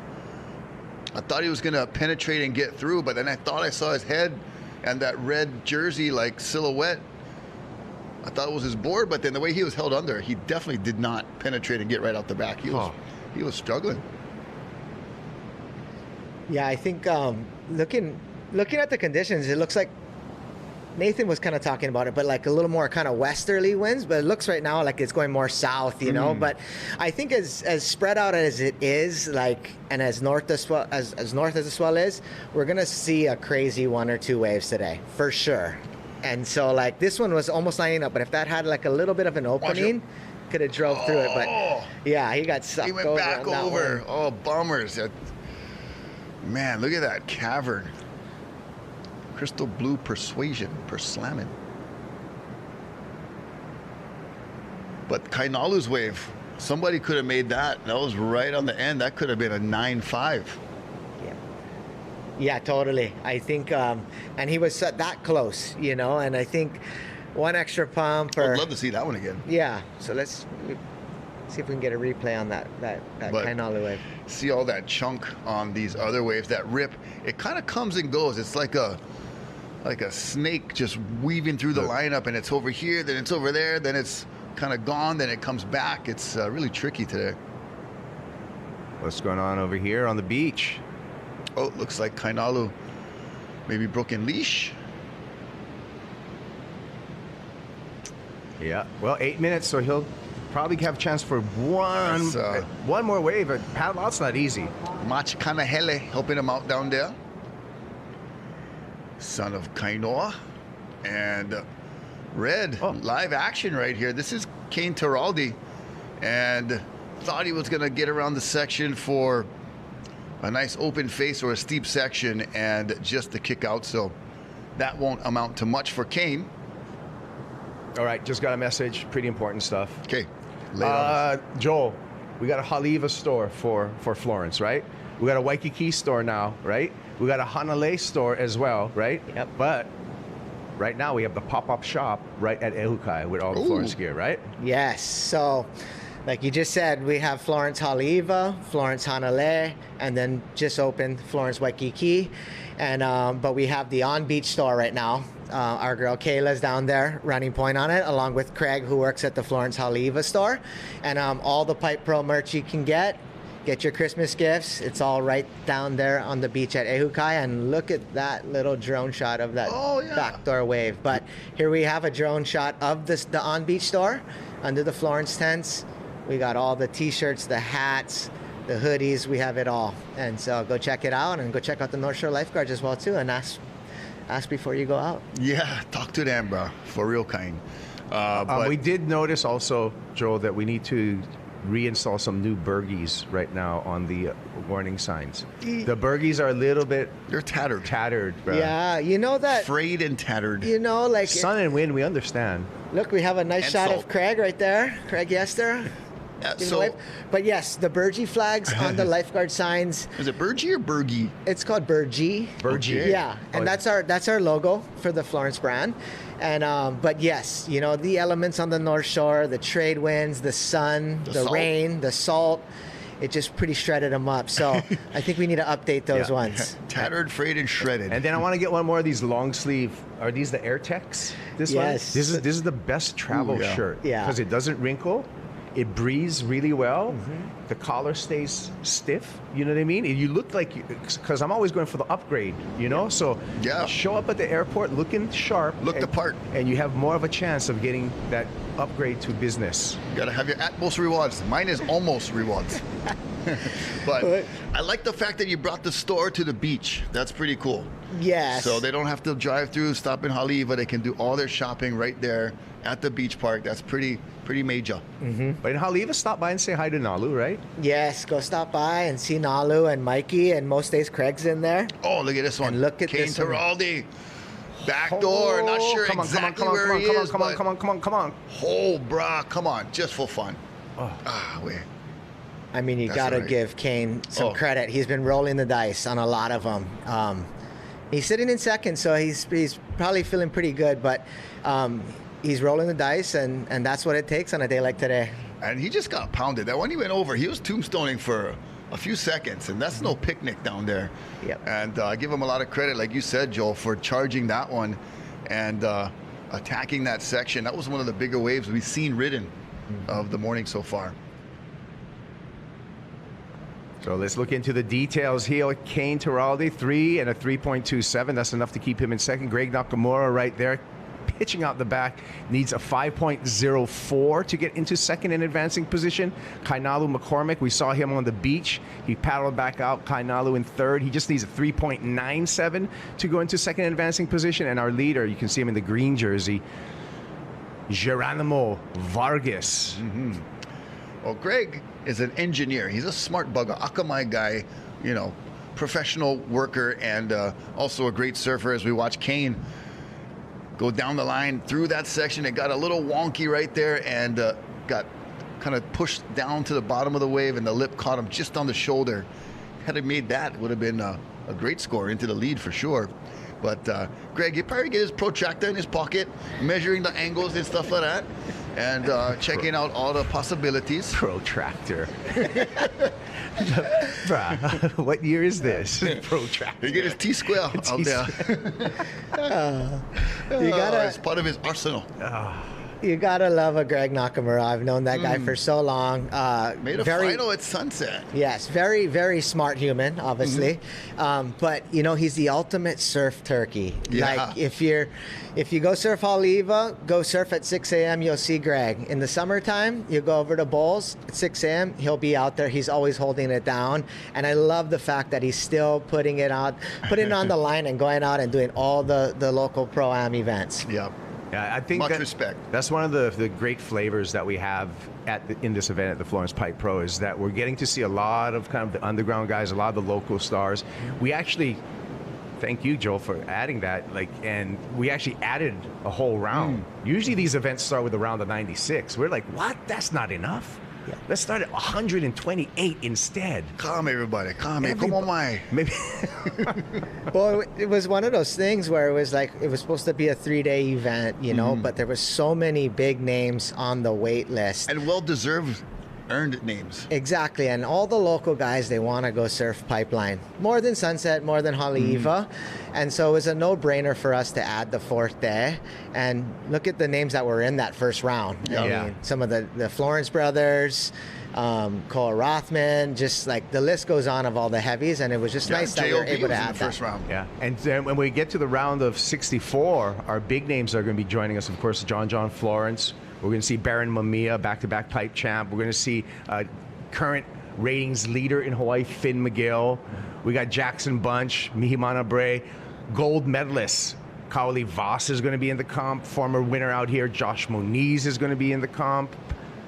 So, yeah, to your point, we got some big names, and because those big names came in, it was nice to add that extra round. I like the variety of talent, you know, reaching pretty much all islands and little corners and nooks and crannies of Hawaii that, like you said, Kaipo, you might not know who these guys are, but man, they are shredders. Yeah, and then when we get to that with the top seeds, that's where we're going to be tapping in to Bet Online's Eric Apple to give us the odds on all of these surfers. I just hope he doesn't compare JOB with Baron Mamiya, because that's apples and oranges. Okay. Yep. We're down to 45 seconds. Let that sink in for a little bit. I was trying. His name's Apple, and he's comparing and doing odds. So. Well, I wonder what the odds on a day like on a day like hard. today. You It know, must it roll the must be a odds. little bit hard because, yes, obviously, like once we get to the top seeds and John and Baron and Finn, you know, there's some underground guys that will thrive in these types of conditions that could be your sleeper picks. Yep. And so could be the Dragon Slayer. Yep. But we're super stoked that Bet Online stepped up and, you know, we got this fourth day. We got the broadcast going for all 4 days, and we're just super stoked on all the sponsors that stepped up for this event. It wasn't just only Florence. There's a handful of other ones that really made this whole broadcast and this event possible. Yeah, I feel like each break we take, there's a new banner, and so many sponsors chiming in, throwing in with the kokua. Mahalo, thank you. Yeah, speaking of supporters, let's check out one of our supporters, the Blend Phi Heat Recap, Geronimo Vargas right there. Started off with a bang and really got himself going early, and then Kane Teraldi. Nice work right there. Almost the doggy door, Joel. Yeah, that was super close. And look he kept rolling the dice and you know, but didn't really make much, but it was really a good job by him. He was trying to improve his odds, and almost came through that one. Just got a little bit on the shoulder right there. So 2 waves. He nearly made that would have been double digits for him. So good job, Geronimo, taking the heat win. Yep, he'll be going on to the round of 64. Thanks again to Florence Pipe Pro, presented by HTA. More on the way right after these messages. Stick around.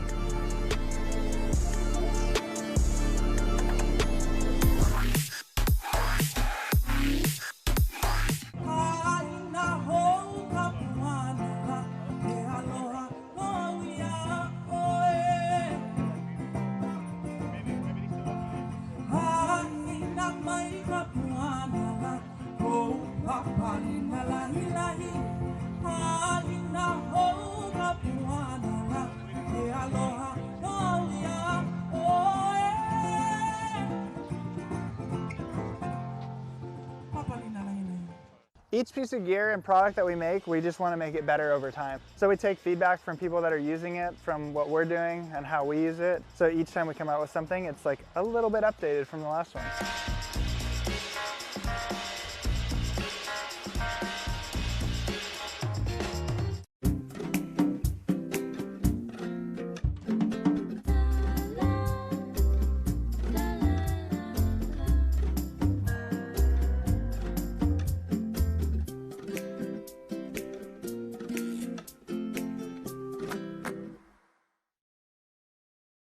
KHON Plus, the free app for your TV. Watch exclusive live and on-demand original content. KHON Plus. Stream it on your TV now for free. Available on Roku, Amazon Fire, Apple TV, and now on Samsung TV.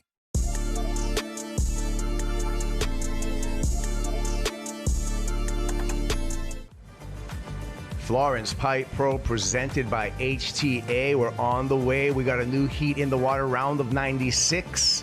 Nalu Diodato, Cole Alves, Nolan Sen, Caden Rusi, Kaipo Guerrero, Rocky Cannon, Joel Centeno on the call, and Nalu means wave, and he's in the wave, on the wave. Diodato not coming out though, and I'm enjoying watching all these young guys surf. It's really cool, but I'm not enjoying how freaking old I feel. Oh, that's okay. But that's okay. It's right. Yeah, I just you can't believe you can remember 25 years ago like nothing.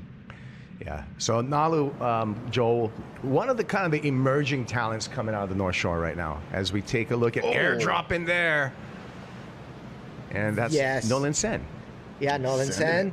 But yeah, Nalu, I've been watching Nalu grow up just right in front of my eyes down at Haleiwa. That's where he's kind of born and raised, and he's went through the Menahuni, came up through the Haleiwa International Open, and now he's doing the WSL Pro regional pro events, and but he's an incredible talent. He's good in all conditions. Haleiwa specifically, very high performance, very strong surfer, but he's making a name for himself right here at Pipeline as well too. Oh, look at that elevator drop! Good job sticking it. That was Nolan Sen, as we said, sending it. And then there is green. That's Caden Rusi, son of great photographer Jim Rusi. And I feel like Nalu, Joel, he was, as a Grom, he was kind of, just right there, getting his rail just engaged, and then he just made a exponential improvement over a couple year span. Yeah, I think it happens really quickly for some of these guys, like I felt the same way, Rocky, where it was like he was surfing good, always surfing good as a youngster, and then once he kind of grew into his frame, when he was about 16, 17, I just started seeing the turns and just get real big, right? And the body control, like you said, getting used to the frame. That's a good point. Yeah, and so now he's just making a name for himself all over the North Shore, Sunset, Haleiwa, Pipe, Backdoor, Rockies. I've seen him do some crazy airs out of Rockies and a couple free surfs. His dad Rama, always a good guy to hang around with. Good surfer himself. So good musician too. Yeah, I think Nalu, you said going through the juniors and then on the QS level. So this is, when we look at the scope of everything, this qualifying series, this is the Hawaii Tahiti Nui region. And so we're going to get back to that because we got live right here. We're just talking about them. Oh, how you didn't go slow motion live? That was mean. Yeah. Was that is live, right? Yeah, I don't see the replay. Yeah. But anyway, but that's Nalu. So the Nalu, we're talking about the qualifying series. That's step number one, the Hawaii Tahiti. And so another thing we're going to get to later in this comp is what men and women are going to qualify for the Challenger Series in 2026 out of this region. So I believe this is the last event in the region. So we're going to figure all that stuff. We'll crunch some numbers and we'll be filling that because that's a whole nother step. And then that's step number 2, Challenger Series. Yeah. And then your top 10 men, top 7 women, Challenger Series. Then you get to the big show. It's like going the championship tour. College sports and then to the semi-pro and then the big show. Where someone like Luke Tima might want to be one day. Oh, yeah. One of another young upstarts. Here we go. Replay of Nalu Diodato's last wave, kind of going over the boil right there. Had a good technique, just couldn't quite get under the lip for coverage, but he'll chalk in a score. It's just a 1.6, I believe, so a 2.93 right now is good enough for second place. So this is kind of what we were forecasting to see a lot of throughout this day. I think Dusty Payne blew our minds in the morning, like, wait, he got an 8? What the heck? But good for him, and we've seen those 6s and 7s come through every once in a while, and then the potential, like Kainalu's wave and some of Kane's waves, had the excellent score written all over it if you could convert. Yeah, and I think we're going to see that today, where it's going to be some heats are going to be 2s and 3s, and then other heats you're going to see 6s, 7s, maybe 8s and 9s, and maybe even a 10. But it's just one of those days where the swell's a bit north, and we got this Kona front upon us, and so the winds are kind of swirling around. But I do think that we're going to see some big scores throughout the day. Yeah, we're hoping for that. Big scores, big score potential coming in the next heat. We have Jamie O'Brien in heat number 7. So we'll see what JOB does out here. He was brilliant in his first heat in the first round, as to be expected. You know what? I bet you some of these kids have never seen before is a phone book. I busted one out the other day. I had my friends were visiting from the mainland, so I took them down to make a little fire on the beach, do some s'mores and stuff. And I got a phone book on my driveway, like a few weeks ago. I'm like, what, really? And so, but the paper is good for starting a fire. I rip them out. Like, what is this thing? What are those people and phone numbers? I'm like, yeah, this is how you looked it up back in the day. How cool was that? Yeah, these kids definitely don't know what a phone book is. They know what an iPhone or is. Maps, or even like how to use a Thomas guide. Yeah, or paper. And triangulate your location where you're going, or use a compass. Yeah, or navigate the ocean by celestial navigation. I don't get that either though. Hokulea. Look at the North Star. That's north. Oh yeah. I just look at the moon, and if no more moon, I pray. Yeah, well, just like it's like the the Hawaiian Weather Channel right now. You look at the coconut tree, the niu, and the baga say, waving in the wind. That means it's windy. Yeah. And the leaves are a little bit wet. That means small kind of rain. Baga raining. Get the ua. If no more coconut tree, hurricane, run. Or rhinoceros beetle. You know what? Oh yeah. Oh, the hurricane beetle. I got a grudge with this rhinoceros beetle right now. I'm sorry. So this is the second or third time I brought this up. I'm really not enjoying this beetle. Yeah. Oh. Beat it. Yeah. Right, Nobody invited you. Take your horn and go home. Yeah. At first you think they're kind of like neat looking, then you realize how much they ravage. Destructive. Oh, speaking of destructive, look at this front coming tree right here. Ooh, yeah. Look at that rip right there. Yeah, that's one of the little zones where it's like just a little mini river, and those rapids are making it so hard speaking to of negotiate the waves, but rapid fire right there. Oh. Pale.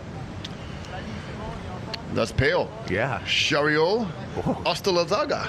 Bro, that was so heavy that you were able to do that, because I came to the name and I was going, whoa. French names always get me, bro. They're hard. Yeah, the AUD is usually an O sound. Okay. And then Ostolazaga. You've said that before. Is this the first time you've said this? No, I practiced this morning. Oh. When I came at 6:30, when you wasn't here yet. Wow. No, just kidding. Professional, gang. Professional. Wow. Pale. Shario Ostolazaga is going to be coming up in the next heat with Billy Kemper, Jamie O'Brien, and a real hard one, Ryder Guest. You got it. Good job. Wow, that's a stacker for that is actually the round of 96. Yeah, I mean, those are some heavy hitters. So we'll see how they maneuver this lineup. I think they'll do pretty good. Yeah, and it's like you said, Joe. Like it almost kind of doesn't matter. It's like who goes to the right spot at the right time. The ocean's gonna decide, who's gonna be there. But you got the guys like Billy and Jamie who have a little bit more of a knack, been out here longer, the experience. Yeah. Well, and then speaking, of stacked heats and rhinoceros beetles, Coconut Wheelie is going to be in heat number 8 with Brody Sale, Lucas Godfrey, and Kala Grace. That's a stacker too. Kala, watch out for Kala. Do some damage out here.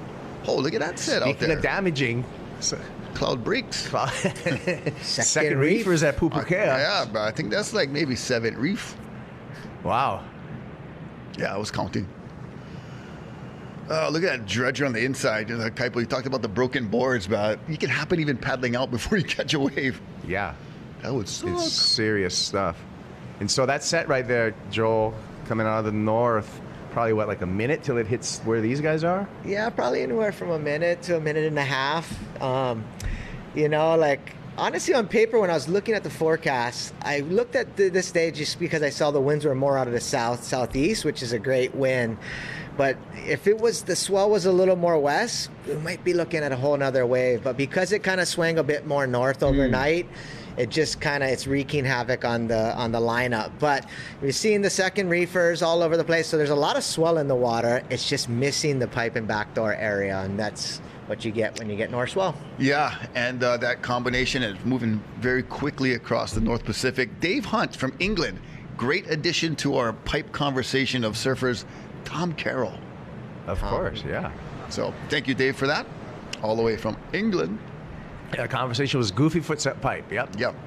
Jerry Lopez, Rory Russell. I'm going to take it way back. Oh, bro. Jackie Dunn. Because you're so old. Well, just history. No, you know. History. You know. Yeah, it's I say knowledge. One of my skill sets right there. Robbie Page won a pipe master. He sure did at Ehukai. Yep. But no, I love Robbie. He's great. Oh yeah. Tommy Carroll. Alex Rogers on North Shore. Yeah. Oh yeah. I like the Tommy Carroll. The thing I think of Tom Carroll is the front hand turn he did at Pipeline. Yeah. Revolutionary. You know, that one was pretty incredible. I don't remember too many barrels, but I remember the turn, the snap. And he was ahead of his time because he was wearing a helmet way back in the 80s, 90s, and now it's almost like standard equipment now. We're seeing a lot of surfers utilizing some type of head protection. It was like him and Damian Hardman, only two guys. Look at that grab rail. Really extended the drop right there. That's Nalu Diodato. Good technique. I like the approach. The wave just didn't cooperate. That's going to be kind of the story for a lot of these waves and a lot of these surfers, that it's going to look good, you know, on the takeoff, but when you put them in your mouth, when you try them, like, oh, bro, I never put enough salt on this bugger. Yeah. I find these days you're just trying to avoid the rip, really. Right now, the rip is just going straight through gums and Pipeline. Looks like it's actually going through Pipeline right now. Yeah.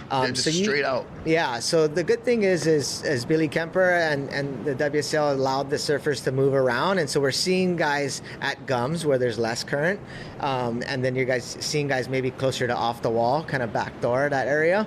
But you're just trying to avoid the rip, so you can try and find some sort of corner and some sort of barrel.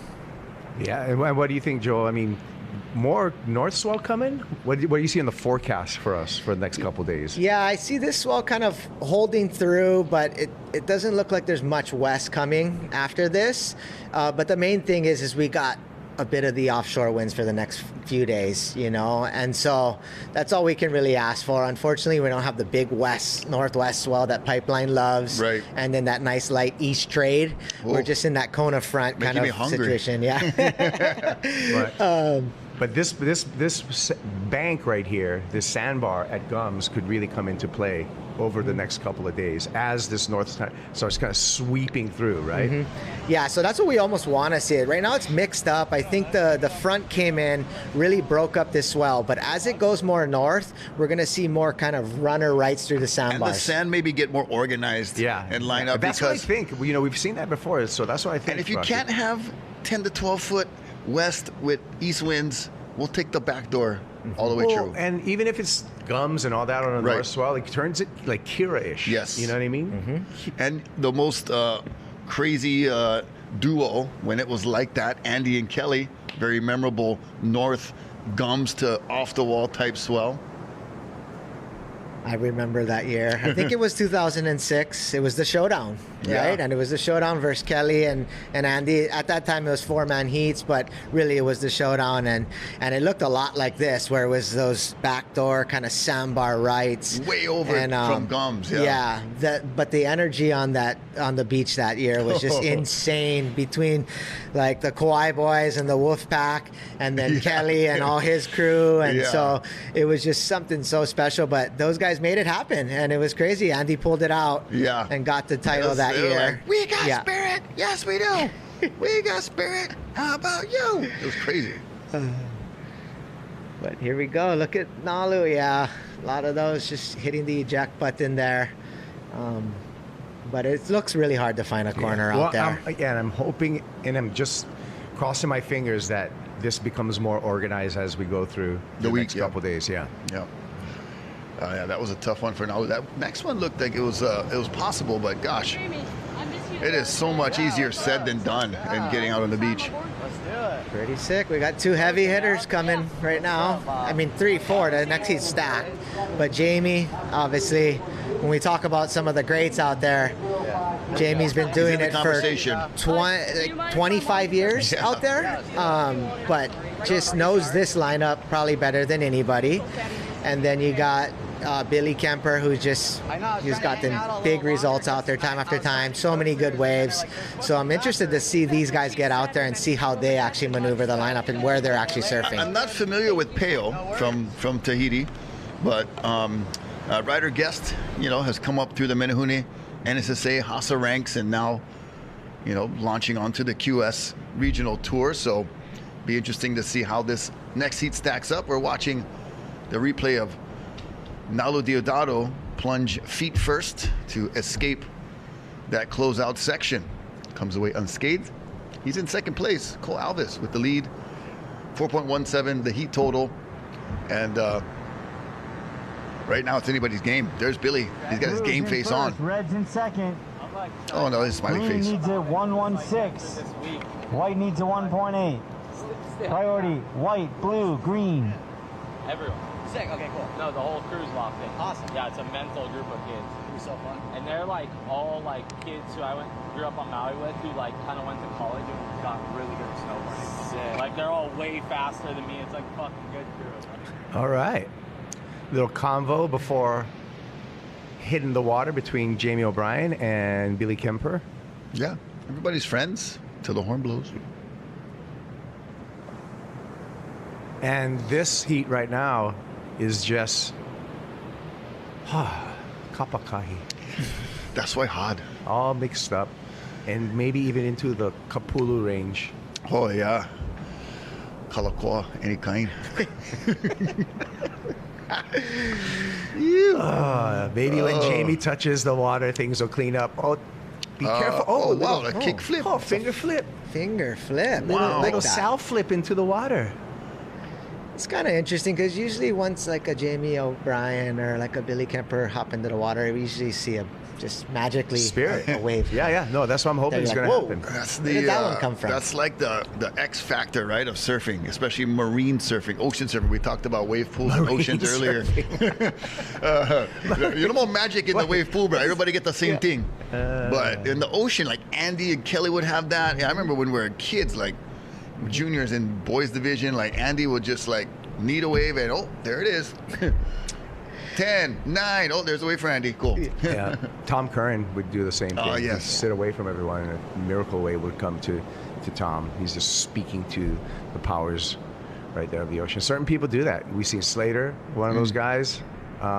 In kind of like modern time, I gotta say John's kind of that guy sometimes. Right.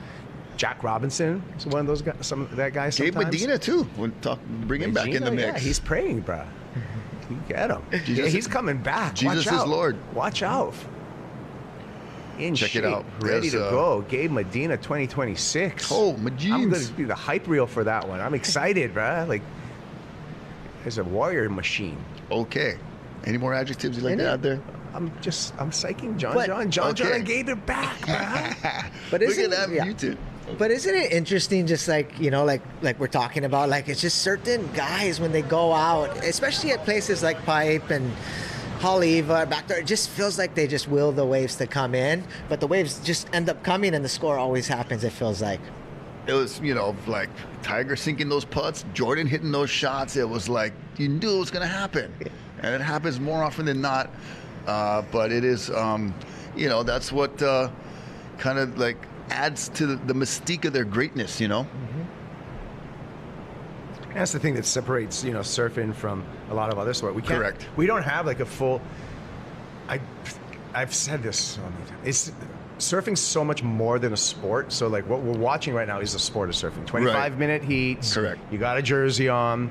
There's judges scoring you. But like the one thing that's really cool is that surfing's so much broader than just that, It's an art. It's a relationship with the ocean. I always tell folks, that I work with that are getting into surfing over at the Ritz-Carlton Turtle Bay, that it's not ever like you're going out to conquer or to challenge the ocean. We call it blades. We call it going out to get in the big waves. But it's like you want to be in sync with the ocean, have that cohesiveness, if you will. It's not about fighting it or battling it. It's more trying to dance with it. Oh, be like water. Be like you're in water, bro. Makes sense. Flow like water. Bruce Lee. But that's the beauty of the sport of surfing, right? It's like you're just waiting for like that wave to come to you. Like, it's like if you want to go deep, it just traveled across the whole ocean and came right to you, right there at Pipeline. And it's just you and the wave. Everything's right in the world, and it's like this natural you know, cohesion and this like really amazing relationship that lasts a few seconds, if you're lucky. Looks like Nolan Sen here.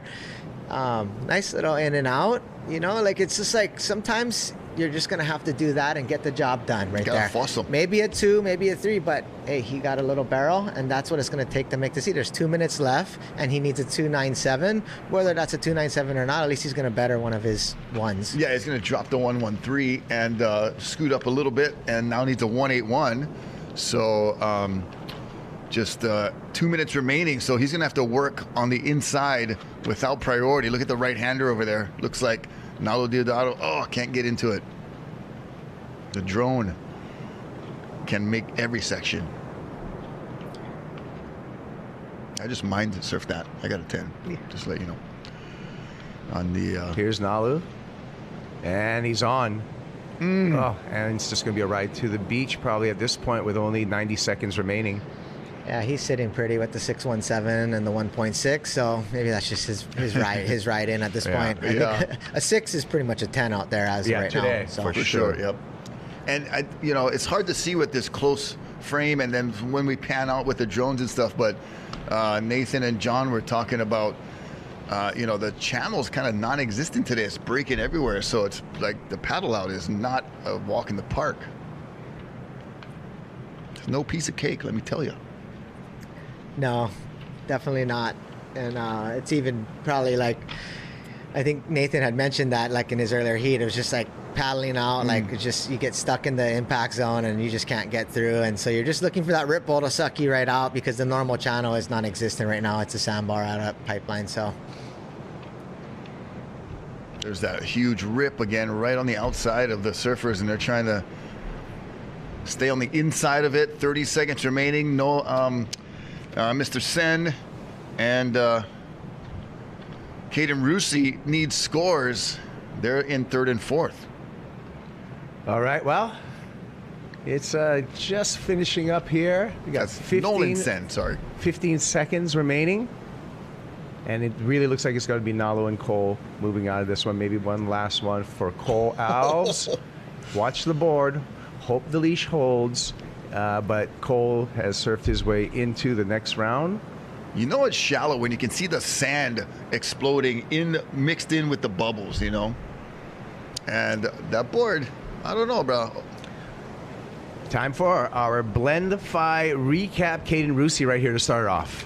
Yeah, Caden, nice effort. Just ran into some tricky conditions today. You know, if it was 10-foot pipe, he would be a whole different story.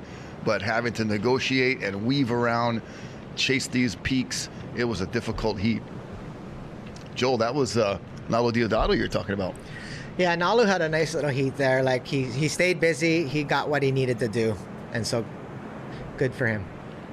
Nalo Deodato, Cole Alves on to the next round. Getting a word, Nalu, from Reynos Hayes on the beach.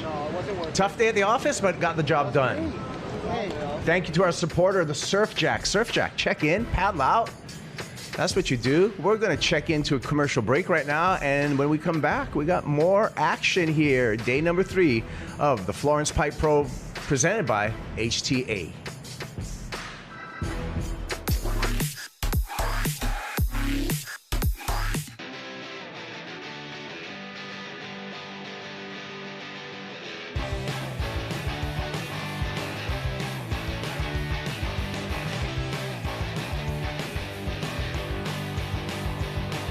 The point is to get everyone outside, no matter what you do. I think the coolest thing about our test pilot program is we get people from all walks of life. Guys test these products in all different scenarios, in things that we never would have thought of. It's not just surfers, it's people from everywhere. Creating a community around what we're doing is the fun part.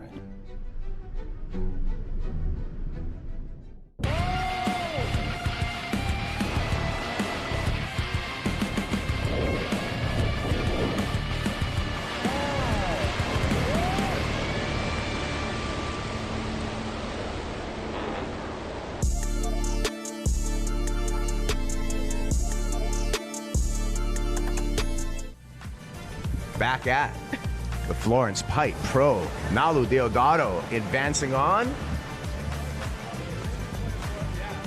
And Caden not advancing, but shaking the hand of his buddy and giving him a high five. Rider guest in this heat, Billy Kemper, Peo, Shario, and Jamie O'Brien. Gonna get it started here with that big rip just pulling right through. It is nasty. Yeah, it is. It is. It's a challenging day. It's going to be some opportunity for lesser-known surfers like a Ryder Guest or a Peo to come through. Of course, they're up against a big challenge in the way of Billy Kemper and Jamie O'Brien, but it's not your typical pipeline stage, Joel. No, not at all. It's a big beach break right now, but no better guys in the lineup right now to go hunt down some really good ones. And I'm excited to watch Jamie and Billy and Ryder and Peo get some good ones. Yeah, we're hoping that the presence of JOB out in the water is going to create a little bubble, get rid of that rip, and make some peaks for us. Speaking of Jamie O'Brien, here he goes. O'Brien pulls in, messy section there. If anyone can come out as Jamie O'Brien, but even a pipe master not able to do that. Ring, ring, uh-oh. Someone's on the line. I think it's the beach with Nathan Florence. Nathan. Dolo Zaga. Sound it out. So just go letter by letter there, along with Jamie O'Brien. So Jamie currently getting really worked after trying to go on a left. The beatdowns continue, and the heats have been scattered. Some high-scoring rides, some that have gotten guys through, some low-scoring heat totals that have gotten through. Oh, Ryder's actually alone at the sandbar, leaving Billy, Jamie, and Peo at pipe and back door. Oh my gosh, that right ran off, but the potential for a crazy right now is high. The winds like turn a little weird side shore and then have now just gone dead glass because it's like cloudy and stormy. They call it a microclimate, Zord. Okay. We'll allow it. Dude, Jamie's kind of getting Jamie's 6-minute paddle out. Let's say what that was 6 minutes? It was right around felt like 20. Minutes. Maybe a little longer. I was getting wrecked. Jamie paddling back out. He's kind of just letting the current take him for a second. Winning that last heat, local boy Nalu killed it, got a score he needed, and then last second Caden backed it up, did a big turn on the closeout section, and moved into second place. So 2 young North Shore Groms moving on to the round of 64. We love it. Looking at this wave, Billy not going. Oh my gosh, sandbar wave! Craziest wave over there. How was that sandbar wave? He was kind of right there. He was looking. Won his heat with the... No, he got second. Oh, second. He was looking for a left over there, and then the craziest right just came to him. Dude, the paddle outs right now are just a nightmare because there's so many different things going on. You can't get a channel. Had to come in and drink some water. Gonna hydrate up with our Company Protect new flavor launch hydration. In my opinion, the best hydration out there. They got mango citrus launching soon. Gonna be hitting that before my next heat. I'll surf again today, and Ivan will surf. John, we almost would have him surfing today, but he's last heat of round of 64, so I don't think we're gonna make it there, but we are gonna run a full day, and probably tomorrow.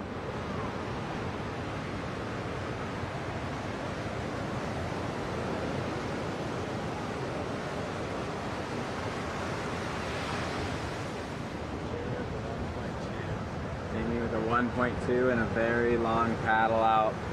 Payne for that. 1.2.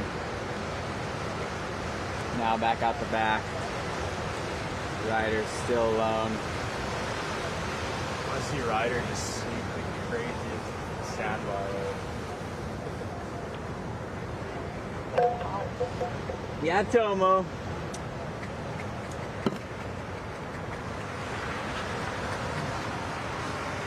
Sandbar set, approaching. Ryder's still solo over there. Oh, he's way off the point. Wow, that was a crazy one. Oh, the left blew its guts out. Just out of position, I think. Oven riding Jamie going right. Pumping down the line, he gets out of there. A little bit of a clamp going on. Gonna now pick and choose his battles. Up and riding blue. Zord's a little colorblind. Me and John did that earlier. We're like, oh, green, it's not again. And it was blue. So that would have been Teo checking out a wave.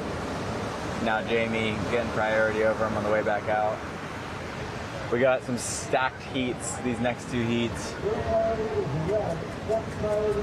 Billy holding first priority, yet to ride a wave.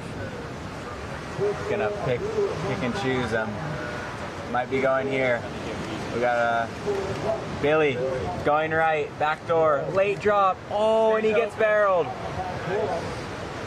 Perfect. Yeah, that thing had some lump in the drop too. You could see on his takeoff. He did well with that. And another right behind it. Oh. So Billy's gonna have the high score of the heat with that. Played the patient game, got priority, and then when the good one came, he got it. Now he's gonna go wide and hunt under priority. Here we go. Ryder going right and kicking out of there down the way at the sandbar. He gets to surf a heat alone for now. Doesn't even need to play the priority game because he's by himself.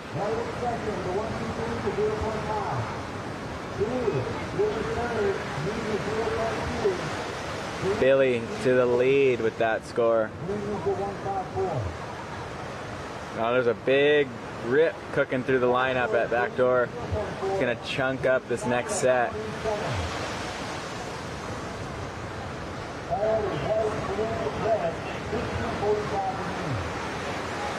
Jamie got his wife and baby on the beach, checking it out.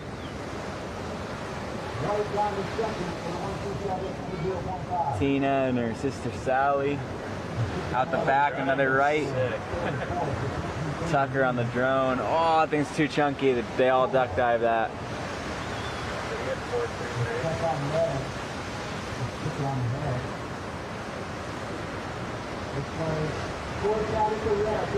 Oh, Billy, broken board. He actually took that wave straight on the head.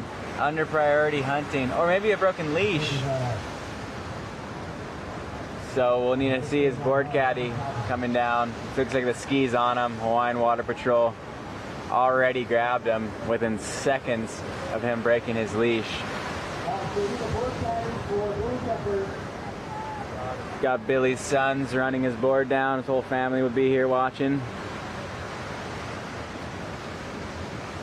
Oh, it looks like they're gonna grab his board. He must have just broken his leash and that is the board he wants to use, so he'll probably swap his leash. Or the leash just slipped off. Oh, leash, take his leash off. They're gonna just swap leashes. That's the board he wants to ride. He's gonna ride this one in. Bit of a scramble, but at least there's a lull out the back, giving him a chance to get his stuff together here. Yeah, they're gonna score the whitewater. He's gonna get his backup score. Got Kala Grace giving him the leash. Out the back, Jamie paddling over this. Hawaiian Water Patrol getting out back super quick. Expert jet ski driving. Jamie looking left. He's gonna take this. Stalling. Oh, Ryder going. And gets barreled and comes out. Ryder, okay. Ryder's up and Ryder, whoa. I don't know what happened. There's a lot going on. Oh my gosh. Huge right that clamps out the back. A lot going on in this heat. Here we go. Oh, he's gonna. Oh my gosh. gonna be the wave. That is the wave of the heat so far for Peo. Left alone out the back. Billy exchanging his board. Jamie just rode a wave. Ryder at the sandbar. Peo gets the wave of the heat. I hope I'm saying the name right. Out the back. Wow. Okay, so that's gonna mix things up here. It's got chaotic for a moment. We'll see what Jamie gets. He's definitely gonna move. He's definitely gonna get a better score than he's had in this heat. And so we'll see what Jamie drops, and then another score behind that for both. Ryder had a wave, but he wiped out, and then Peo got a nug left behind. Looks like Jamie out the back with first priority. Oh no, Ryder has priority, but he's over at the sandbar. How does that work? So Jamie will probably have priority at this group over here. I tried to get my YouTube stream going so we get the chat up and running, but technical difficulties. It just says preparing stream. Jamie with a 3.5. I don't know how to. Maybe, yeah. I wonder if that's. Oh, like you go do it on the phone? Oh, maybe I could do it. If it's not working like that. Yeah. Just to see the time.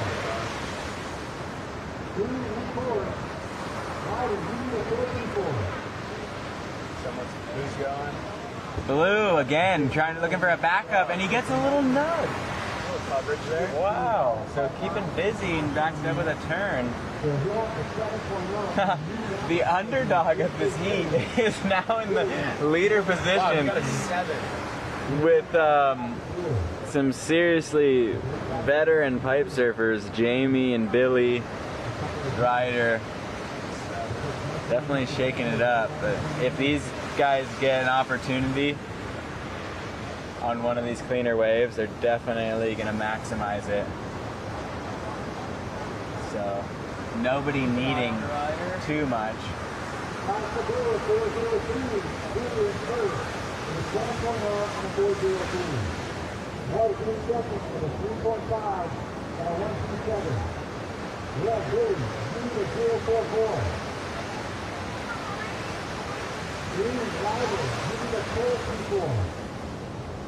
Oh, I think it looks like it's like a different stream key.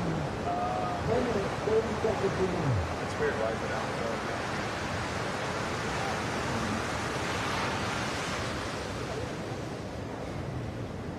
Maybe I should go through the studio.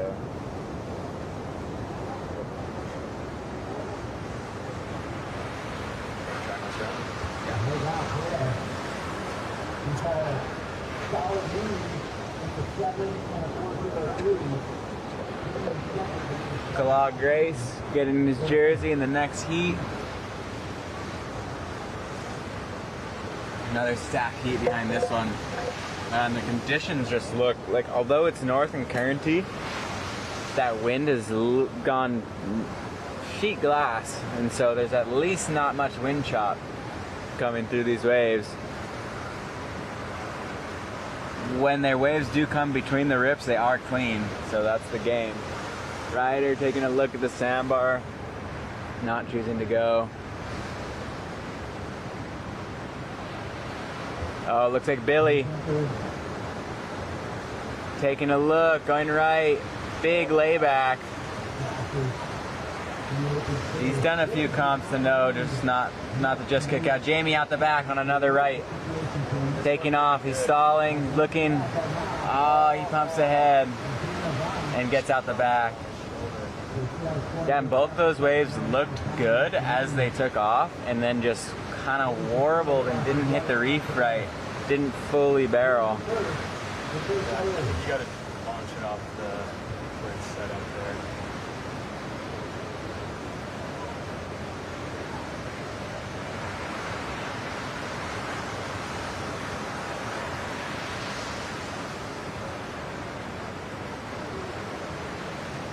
Do you want to see what's in the studio while you figure it out? No. Looks like we might have a little bit of sun coming out.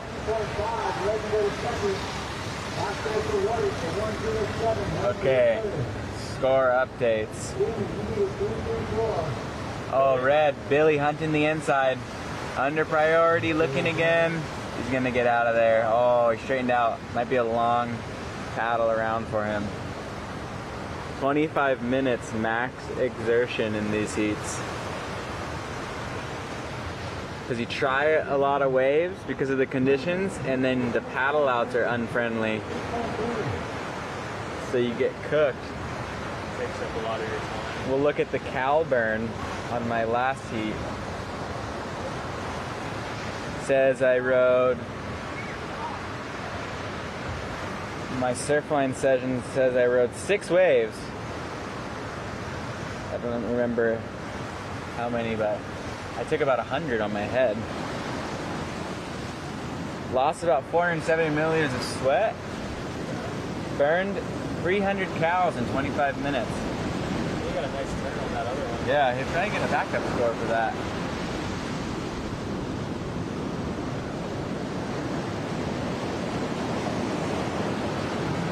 Billy with a 4.33 and a 2.5. Jamie behind him in third with a 3.5 and a 1.27. Ryder with 2 low scores. He definitely needs to get a good wave.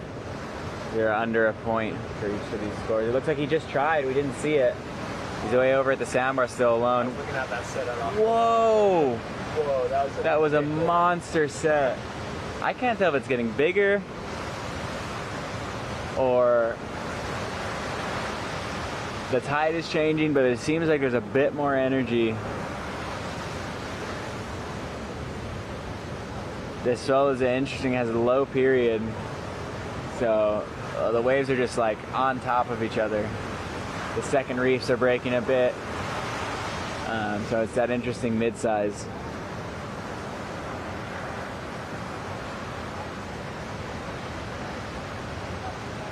Wow, we're already under 7 minutes. Oh, sandbar right! Spit its guts out. There has been a few good waves over at the sandbar, but... Well, they made it back out pretty quick. Oh, nice. Like the beach break, it is over there. It's hard to be in position, and Ryder has just been getting caught inside for like 2 or 3 minutes now. Everyone's arms are going to be burning after these heats.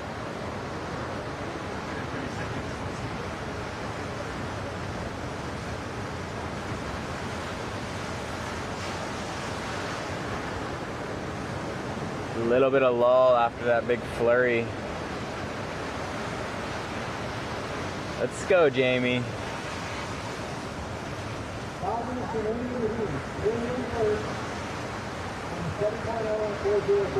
All right, we're gonna kick back to the studio for a bit. We'll see you guys in a bit. They're gonna finish this heat up. All right. Yeah, so Jamie O'Brien right now trailing in third with second priority.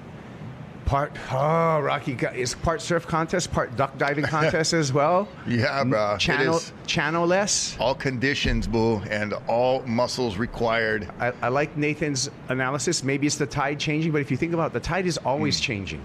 Yeah. Ponder that. I'm pondering. There's Pale, our heat leader, on the back end. Yeah, look at Pale coming out from Tahiti and giving these guys a run for their money. Getting that 7.0 and then a 4.03. We'll see what that last score is, but kind of in command right now. And he actually did a favor in a weird way, Joel, that he handed first priority over to Jamie O'Brien now, who just needs a 3.34. Yeah, that was probably an interesting call, but he's pretty well in charge in this heat. Looks like Billy in second needs a 6.71. But yeah, you definitely don't want to leave the lineup with under 5 minutes to go for both Billy and Jamie to just have their pick. Yeah, pick of the litter. It can change really quick. I feel that's the grudge match right now. I feel Pale's pretty safe. The grudge match is going to be with just 3 minutes and 30 seconds between Jamie O'Brien and Billy Kemper. Pale again on the replay. Yeah, nice little fade in drop right there, and under the lip snap. Looking like Mihimana Bray a little beat right there, his fellow countryman. But like Joel said, though, Jamie could get one, and it could be another one, and Billy could get it, and then could see Payne go down to third. That's a possible scenario. Likely today, we'll see, but kind of, like you said, Joel, kind of sketchy to leave Billy and Jamie out there when you don't have like a combo lead. I think, you know, when you look at the conditions today, like it's just, you know, Payne is out there, like it's anybody's game, right? Yep. And I think with Payne having a 7 as his top score, he's looking good, you know. You know, it's like trying to find a diamond in the rough out there. And so, yes, Jamie can find just a 7 on anything, but like with the conditions here, it looks like he's taking a look, dropping in here. Yeah, and with the bet online, it is the odds are probably not likely that 2 waves will come in that they need, you know, for Payne's sake. So using the odds there to calculate Payne exits the lineup and Jamie doesn't get the score. Yeah, that wave just didn't cooperate with Jamie. Like, I think you're just seeing that bit of north where the wave kind of splits and goes out to sea a little bit, and just no barrel opportunity for him. And looks like Billy Kemper's kind of moving over towards Jamie, probably to kind of close out this heat with priority and try and block Jamie from getting that score. Unfortunate for Jamie O'Brien. And we saw that from the drone angle, so it was really hard to tell. There must have been some type of potential in that wave for Jamie to go, just because he's Jamie O'Brien. And now, like a lion on the African plain, Billy Kemper zooms into Jamie O'Brien and is going to be all over him for these last 90 seconds. Yeah, Jamie's like a zebra. Easy, bro. But you hear about that guy that got deported to Uganda? I don't know. You know what they told him? I don't know if I want to talk about that. You know what they told him? You gone, bro. I didn't know where I was really scared. You mentioned Africa. I didn't know where that was going. You mentioned Africa, so I thought I brought up, you know, there was a news story of such. Yeah. I said, oh, he went, where, Uganda? Oh, that's right, you gone, bro. Well, you know what? I don't like this. I don't like to see Jamie O'Brien bowing out, because he was one of my favorites for this event. But Joel, I mean, luck, right? There's more luck involved today than in a typical competition day, I would say. I think it is, and I think before this heat started, we talked about the names that just go out there and kind of will those perfect ones to come. Even on a day like today, like there's no magic out there really right now, you know. And so forgot the quotas for the machine. Well, just go, Jamie. You got nothing to lose. Yeah. And there's a nice, tactics right there. Billy just holding off Jamie. Yeah, they're talking, oh, snowboarding, yeah, bro. And they're like, bro, no, go. No friends, bro. Once the horn blows, then when the heat over, we can be friends again. Well, it looks like Payne and Billy Kemper coming out of this heat. Clock's off, and all the scores are in. Let's check out our Blend 5 heat recap. It was the Tahitian who took it to the field. Billy Kemper got a barrel.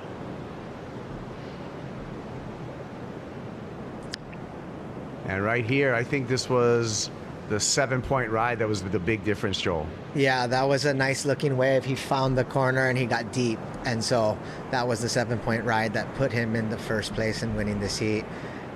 Yeah. Talk about, you said, bro, the diamond in the rough, needle in the haystack, all those kind of cliches and sayings come to mind when we're talking about conditions today. What about that, Rock? You're going to find out how late in the airplane. No. Oh, the Tourism Authority. To our sponsors. Hawaii Tourism Authority. That's where you're going to find them, bro. For their support, presented by the HTA. We got more from Florence Pipe Pro on the way right after this.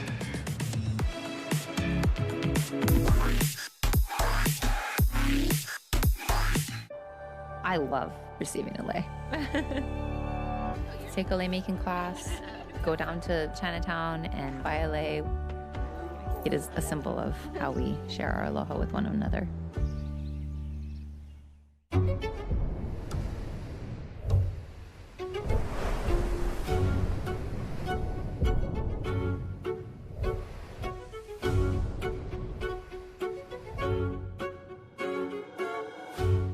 Each piece of gear and product that we make, we just want to make it better over time. So we take feedback from people that are using it, from what we're doing and how we use it. So each time we come out with something, it's like a little bit updated from the last one.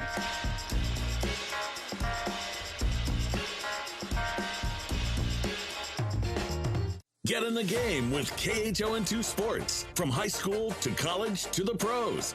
From the turf to the surf to the court. How's it going, everybody? Tuning in. Award-winning sports director Rob DeMello and Mitch Riverall swing for the fences to tackle in-depth coverage of the island sports scene, giving you an all-access pass to the action, featuring exclusive interviews and features about Hawaii's star athletes you won't find anywhere else. KHON2 Sports is Hawaii's sports source.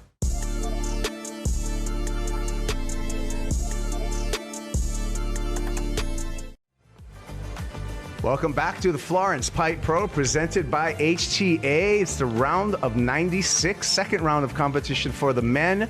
Heat number 8, we're halfway through the draw. We got Brody Sale, Coconut Wheelie, Lucas Godfrey, and Kala Grace, all gifted surfers from Hawaii in this heat, Rocky. Well, Brody Sale, Coconut Willie sells coconuts, and Lucas Godfrey takes wonderful photos, and Kala Grace had a near-death experience and a heavenly experience with a perfect 12 in the shootout and an almost make. Thank you to Hawaiian Water Patrol. But what a lineup. Yeah, well, a jumbled lineup, Joel. A jumbled lineup. Look at that shot right there. It's just the ocean looks a little angry right now as we see Lucas taking a look there and just up and down. But you know, the good thing is we have some of the best local surfers around, and they're going to hunt this lineup. They're comfortable in this lineup, and they're going to give it their all.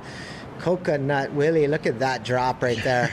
I mean, 8 for effort. It'll be a 1, but that was still pretty insane. Yeah, that was so late and tall and big. Just free fell all the way down. Sponsor, a happy Billy Kemper. Is that OnlyFans on his board?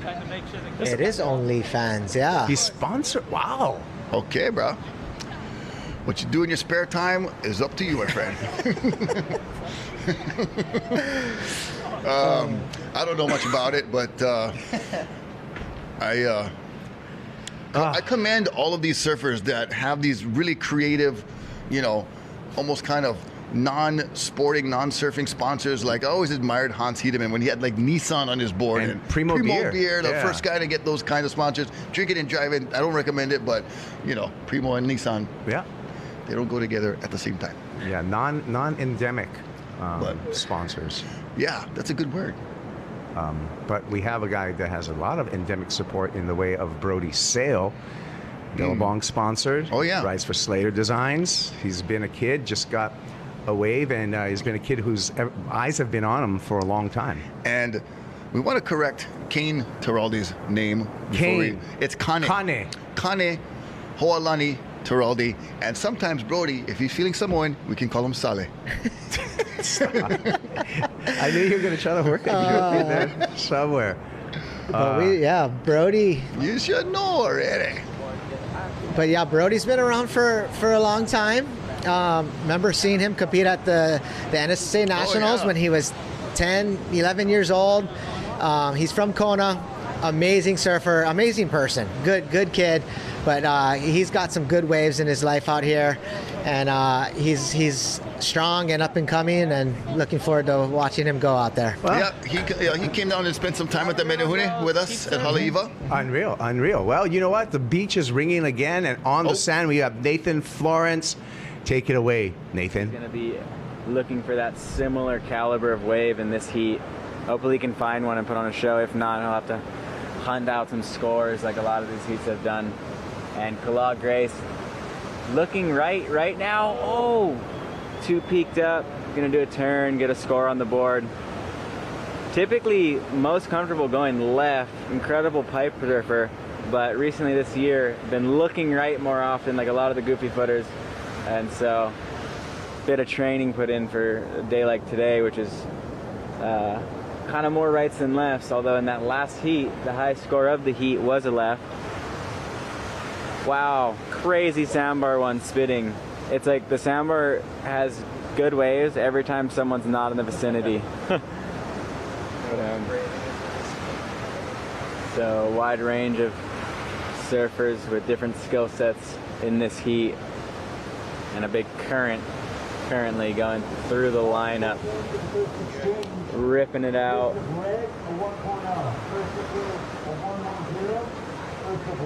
Wow, so everyone just with very low starter scores in this heat. 1.1 and a 1. We'll see if this heat picks up like that last one did. Oh, going left, claw. Busy. Another turn. 2 scores on the board. Combo situation. You never know with these heats. Like we said, it's either guys passing with high heat totals or low heat totals. Either way, if it gets you through the heat. You also never know, those small ones might just get a little barrel. But say the rip blows out the rest of this heat, he's gonna have 2 scores on the board. Hopefully it doesn't and they get a big set, but guys like open it up to have those 2 half days. Yeah. Last of green at 137, green and first with a 137 and a 1.3. a lot of firsts. Yeah, Kala took first place. With 2 1s. Killing it, Kala. Who said he wasn't a comp guy? I called him a pipe specialist. Little do we know, he's got heat strategies.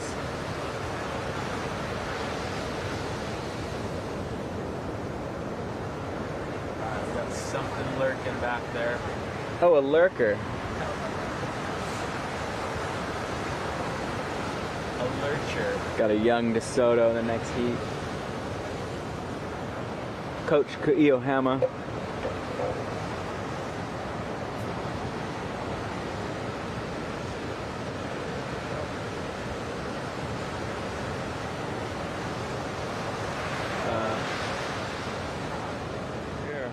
Like massive rip charging through the lineup right now. Lucas taking a look. Wind's like pretty side shore, but that flag almost looks slightly onshore at me. Yeah, a little bit of west wind filtering in right here.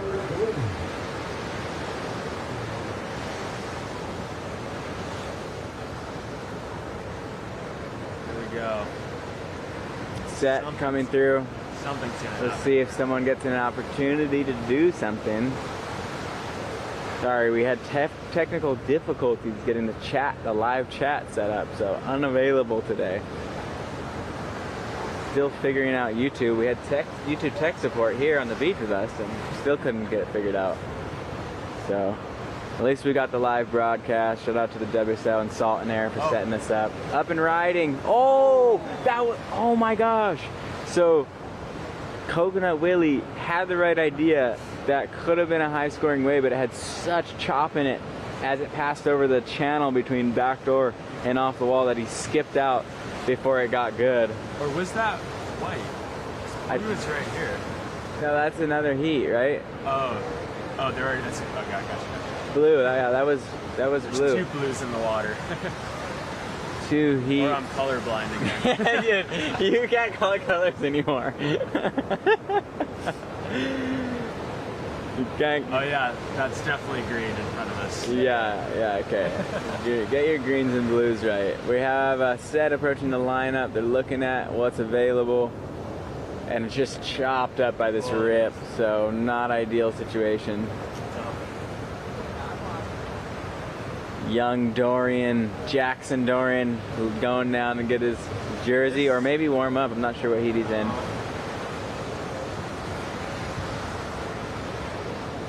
Guys need some kind of opportunity here.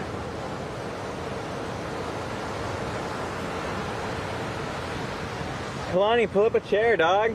Sit with us. Oh. Yeah. So this heat has gone still. Not too many rides. Got Kalani Minihand joining us. Currently filming for the YouTube. He edited that last edit you guys saw on the channel. It's killing it. Thanks for watching it. And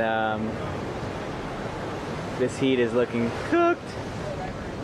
How much time are we in? We got about 14 minutes to go, and the highest heat total is a 2.6.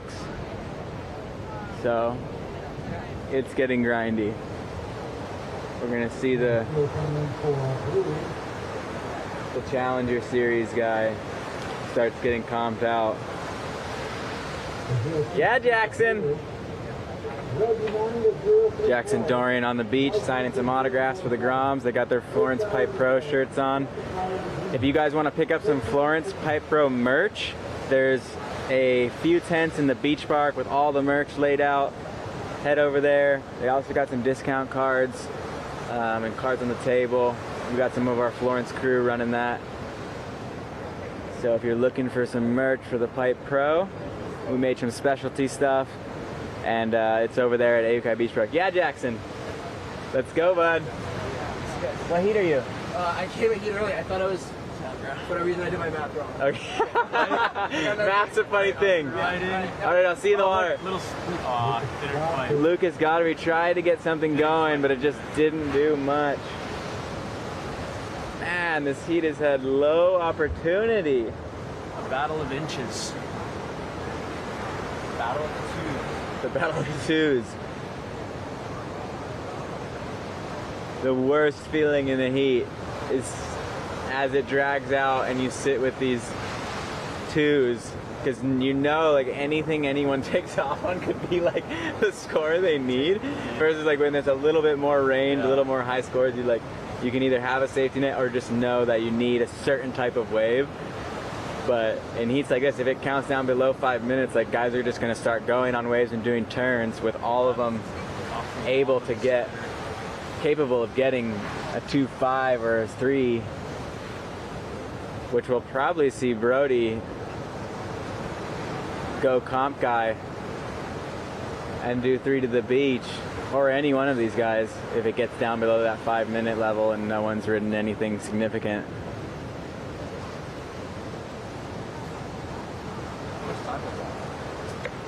12 minutes to go. I feel like I'm gaining a commentary vocabulary. A commentator vocabulary. We're looking. How many syllables can you have? We're looking for significant scores down here. Watching Kaipo. Yeah, there's been like a few sneaking through. A few sneaky glizzies. A few sneakers. Shout out to the World Glizzy League. Yeah. Shout out to our film crews. We'll be putting on a secret event for them. Support your local filmer. Support your local filmer. Later this year, we're gonna have an event where we have some quality sandbars building up for them. Just need the right conditions. We can't have any of our filmers perishing. But as Paisel likes to say, first rule of Filmers Cup, don't talk about Filmers Cup. I don't even know what you're talking about. I didn't say anything.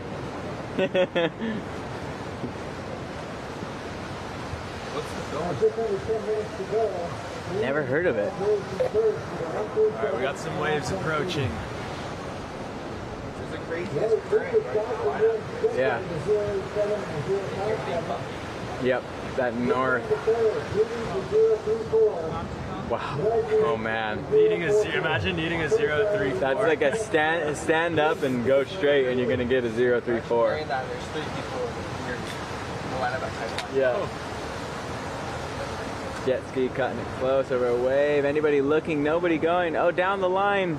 Nope. Lucas was having a look. Didn't pull the trigger. A little looky-loo. Wow. This heat has been quite a shocker. You can see like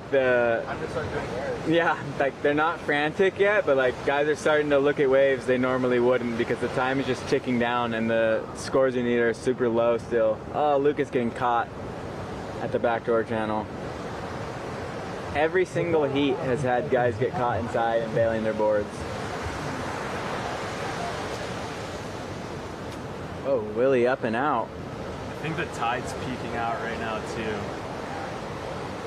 Maybe be a high tide, maybe just making it all fat on the reef. 9 minutes to go in this heat. Ivan might line up with the 6 feet. With Yeah, the Joey. Yeah, Joey. Morning. Bro. To intrude. Yes, join us. The high total of this heat's at 267, 9 minutes to go. So grindy. I like to see that. As I'm coming up, too. Yeah. How to get psyched for a heat. It shows that you don't need much to make it through. No, not today. You want to sit down for a sec? If you get one, you're winning. Sit down for a sec? No. I can't put myself in front of the camera. Get yourself in a heat first. Oh, here's finally a bigger set. Lucas on the inside. Oh, Lucas getting barreled. He had the right idea. It was just a closeout. Well, that is man. He needs. I mean, for sure that'll be a 0.3. He might have gotten a This might be a little one. 0.87. Oh, this one. Who's looking at this thing? Whoa, getting caught inside. That was such. That was a psycho one. Joey. That's the one. That's a go. Yeah, boys. Wow, so there's just about a 6-8 foot crazy right, but the whole crowd had moved, or the heat had moved in and got caught by it. 167. A 167? Dude, that's gonna put him in the lead.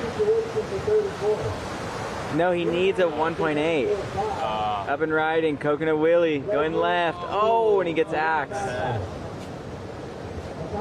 Here we go. Brody. Comp guy.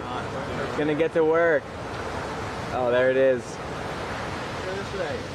There's a score.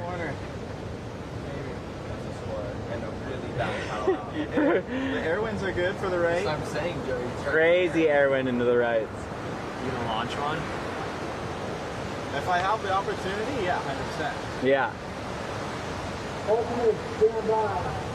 Why not? So Brody will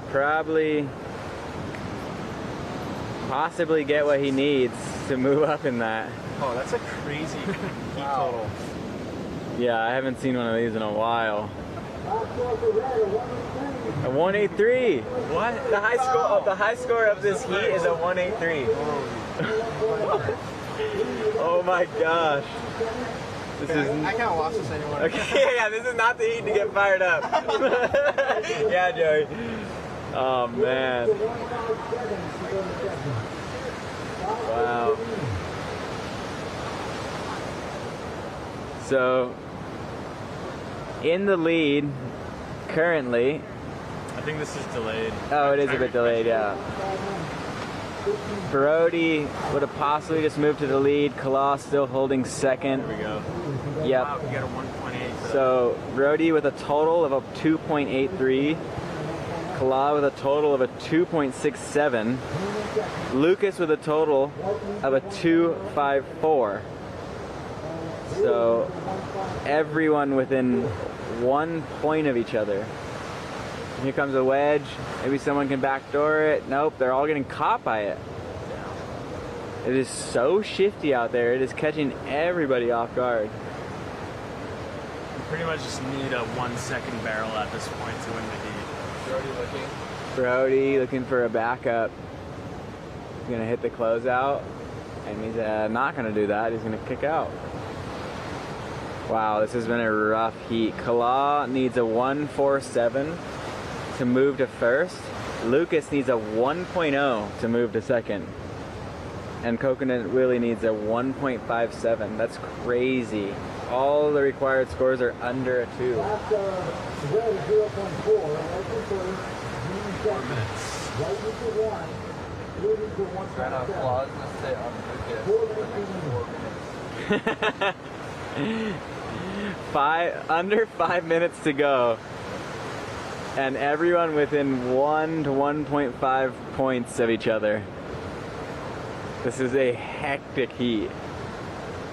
Kala Grace with priority. Coconut with second, Brody third priority, and Lucas in last priority. So Lucas under priority should probably could start just hunting a few turns to get that 1.0. Even one big turn would do it for him. But if Kala holding priority gets an actual good wave, Kala's up and riding now. He's gonna do a carve. He's gonna back up his score. We'll see if that's enough. He needed under a 2 to move to first. Oh, that was such a good right and nobody on it. What the heck? Kala needs a 1.47. We'll see if that puts him up into first. A 1.4. Someone needs to pull out. So he doesn't get the score to move to first, but he betters his position. Brody looking left. Will he find a little barrel here? Oh, he airdrops. Oh. He does a turn. He's gonna do a few more. He's gonna finish it. And he sticks it. And the crowd goes I'm wild. not sure what that's gonna be. Maybe a back up his one. This heat is so gnarly. Back up his one. On the dot. Oh my gosh. Out the back, crazy looking right. Might be on the channel. Nobody in the spot. Nobody in position. They say 2.8. James! Yeah, you. George back, wow. Yeah. Hey, brother. Here today, going tomorrow. It's tough out there. Yeah. You want to sit down for a bit? Oh, Lucas, looking. Good jump in, yeah. Yeah. Jamie O'Brien from that last heat, jumping in for a bit. Hey, Jamie, this heat, the highest total of this heat is a 2.8 right now with under 4 minutes to go. And you know, if like Lucas can't get a good wave out there, there's no good waves out there. Was this Lucas? He was trying. Oh. He tried a few of those rights, but it's just like, I mean, you were just out there. What was it like? It was like I would probably not surf out there today if the contest wasn't on. Yeah, definitely one of those things. It's kind of just like victory at sea. Like I was super excited. Woke up this morning because last night was straight firing, and I was like, we're gonna score so hard. Oh, just peaks, and then woke up this morning and it was victory at sea, bro. Oh my God. I was like, I was watching you on the cam. I think you got a sick one last night. Good one, yeah. Yeah, and it was west and gnarly and perfect, and I'm like, oh, we're on tomorrow. I was kind of like, where's Nate? Where were you? I was on the cam watching you. Like, damn, this guy. It wasn't that crowded. I was like looking around. I was like, there's a couple of the boys out, but yeah, there were some gnarly ones. No, I was watching. Like, damn, these guys are having a sick session. I just couldn't rally. It was a little eerie though. It was like really slick, oily, and like thunderclouds behind you. Every wave had so much energy in it. It was gnarly, but yeah. Let's see how many. 20 seconds. Is Lucas making it or no? I don't know. He's third. Already got a T2 on that. 2.2. Oh my gosh, so Brody with a 2-2, 4-point total, 30 seconds to go. This has been the grindiest heat of the event. Oh my gosh. So, we're on the grind. Look, Lucas, come on. Up, bro, up. Oh yeah, barrel. Oh, he's up. Oh, he's gonna get it. Let's go, Lucas. Here. Oh my God. Score of the event. Oh my gosh. He's got a 10. He needs a 1.1. For this heat, that was a 10. For this heat, that was a 10. Wow. Lucas is for sure going to get the score he needs. For Lucas, bro. So we're going back to the studio now. That was an exciting finish on a really bad heat, but yeah, thanks for jumping in. Yeah. No worries. 10 seconds. Wow. Well, it gets grindy sometimes on the QE. Doesn't matter where you are, even at your pipe. And Lucas Godfrey coming through there. We're waiting for that score still for Godfrey, and it was enough. A 4-point ride for Lucas Godfrey. He's going to end up winning this heat. Brody Sale will also survive this heat. Let's check out the Blend Phi recap of a tough heat. Yeah, I'm going to call it the heat recap. And Lucas Godfrey came through with the toilet paper on the last wave and really cleaned it up. And so, nice wave. Brody Sale just got enough to squeak by. It was, not to the fault of the surfers. They did their best. It's just tough conditions, you know. That was that's Rocky Cannon giving you the recap, by the way. And Lucas Godfrey saved the day right there with the beautiful barrel, 4.0, highest wave of the heat, went from 4th to 1st, and came through nicely. Thank you to Florence for all that they do on the beach commentary store right on the sand at Ehukai. The Florence Pipe Pro continues on. When we come back, Kalanovel DeSoto, Makana Franzman, Jake Mackey, and Jesse Johnson out in the water doing battle in some challenging conditions.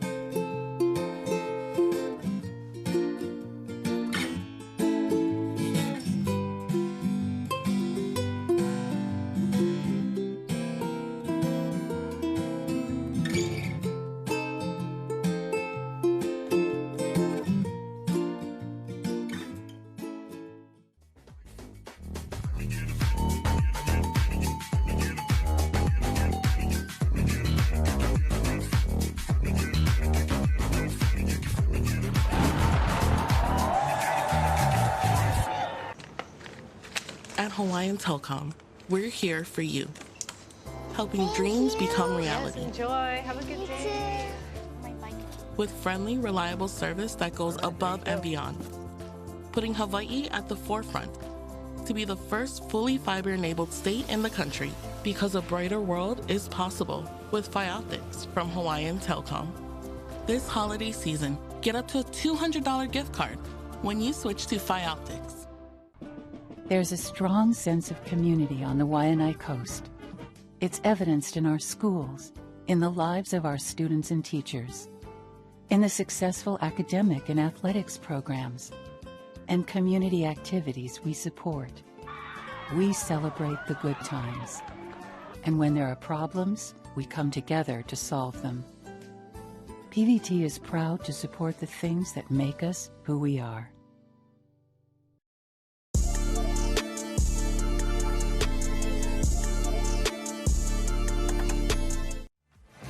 Okay. Hey, we're back at the Florence Pipe Pro, presented by HTA. Kuiper Girl, Rocky Cannon, and we got another heat in the water. Heat number 9 of this round of 96. 16 heats total in this round, but we got a young heat. Kalano Veo de Soto, Makana Franzman, Jake Mackey, and Jesse Johnson all out there, Rocky. Yeah, average age teenagers. Very young heat, so that's a great thing that we're seeing right now in this event. We got legends, but we also have kind of the next gen coming up. Just some of the kids that have just graduated or not even graduated from the pro junior ranks. Yeah, they're still juniors themselves, and then getting a chance thanks to Joel and the Florence crew for extending the rounds to one more day. All right. Well, I think that last heat just chase Nathan Florence out of our beach booth right now. Is Nate? You can't leave. He is. You got to stick around. He's over it. He's like, bro, that was so hard. He's like, I gotta wash my eyes. Oh my goodness, it was hard to watch. But like I said, not to the fault of the surfers. They performed as good as they could. That wave, that heat was just very wave starved, and anything that did come in was just all weird angle and chunky, and the conditions are just tough, ugly. Right? We were talking about that, with Joe Centeo a lot this morning, in that this rip that's formed by this mix of swells and this north swell coming up is really wreaking havoc. Yeah, and it's that current that kind of comes from both sides and then shoots straight out, and it's shooting right through the pipe lineup. And then it's kind of moving a little bit. So as surfers progress in the heat, they got to kind of be aware of where it's at to avoid it, not getting sucked out too far, not getting caught in that little treadmill where you're trying to catch a wave and it's pulling you backwards. Just very difficult sledding today, if you will. I know we're not sledding, but as they say, tough sledding. But just all around, got to give these guys a lot of credit for doing what they're doing out there. And then there's some really thumping waves where you can get hurt today. Yeah. So you got to be careful. From what I've seen in these conditions, I think it's in-betweeners, get out of the rip, and just do some turns. Set a baseline, you know, and I feel you can't come into this with preset expectations, because this is not your typical pipeline, you know. So this is, you got to put your QS hat on right now. Your grovel shoes, if you would. Yeah, not your dancing shoes, bro. We're not dancing today, bro. Yeah. No, but you can dance if you gotta like. do a little light. Well, and some of the inside ones gotta do a little light tap dance, maybe. But it is a word I brought up earlier: adaptation. The surfers that can adapt while in the heat to the changing conditions in that 25 minutes will be have the best odds, if you will, thanks to Bet Online. There's Makana Franzman, and you know, it looks like he took the advice. He got the memo with a nice backhand hook. Oh, these drops are just free falling out of the sky. They look like they're just cruising, and then all of a sudden the bottom is gone. So Jesse Johnson with a nice steep drop. Johnson currently in the lead. Kala DeSoto currently in second place. Makana Franzman, I feel like he's going to get right on the board with that last, you know, just going to that backhand turn there. And a quiet Jake Mackey sitting out there with priority. Yeah, and definitely not his favorite kinds of conditions today. He was hoping it would be second reef, bombing, west-northwest, east winds, any kind.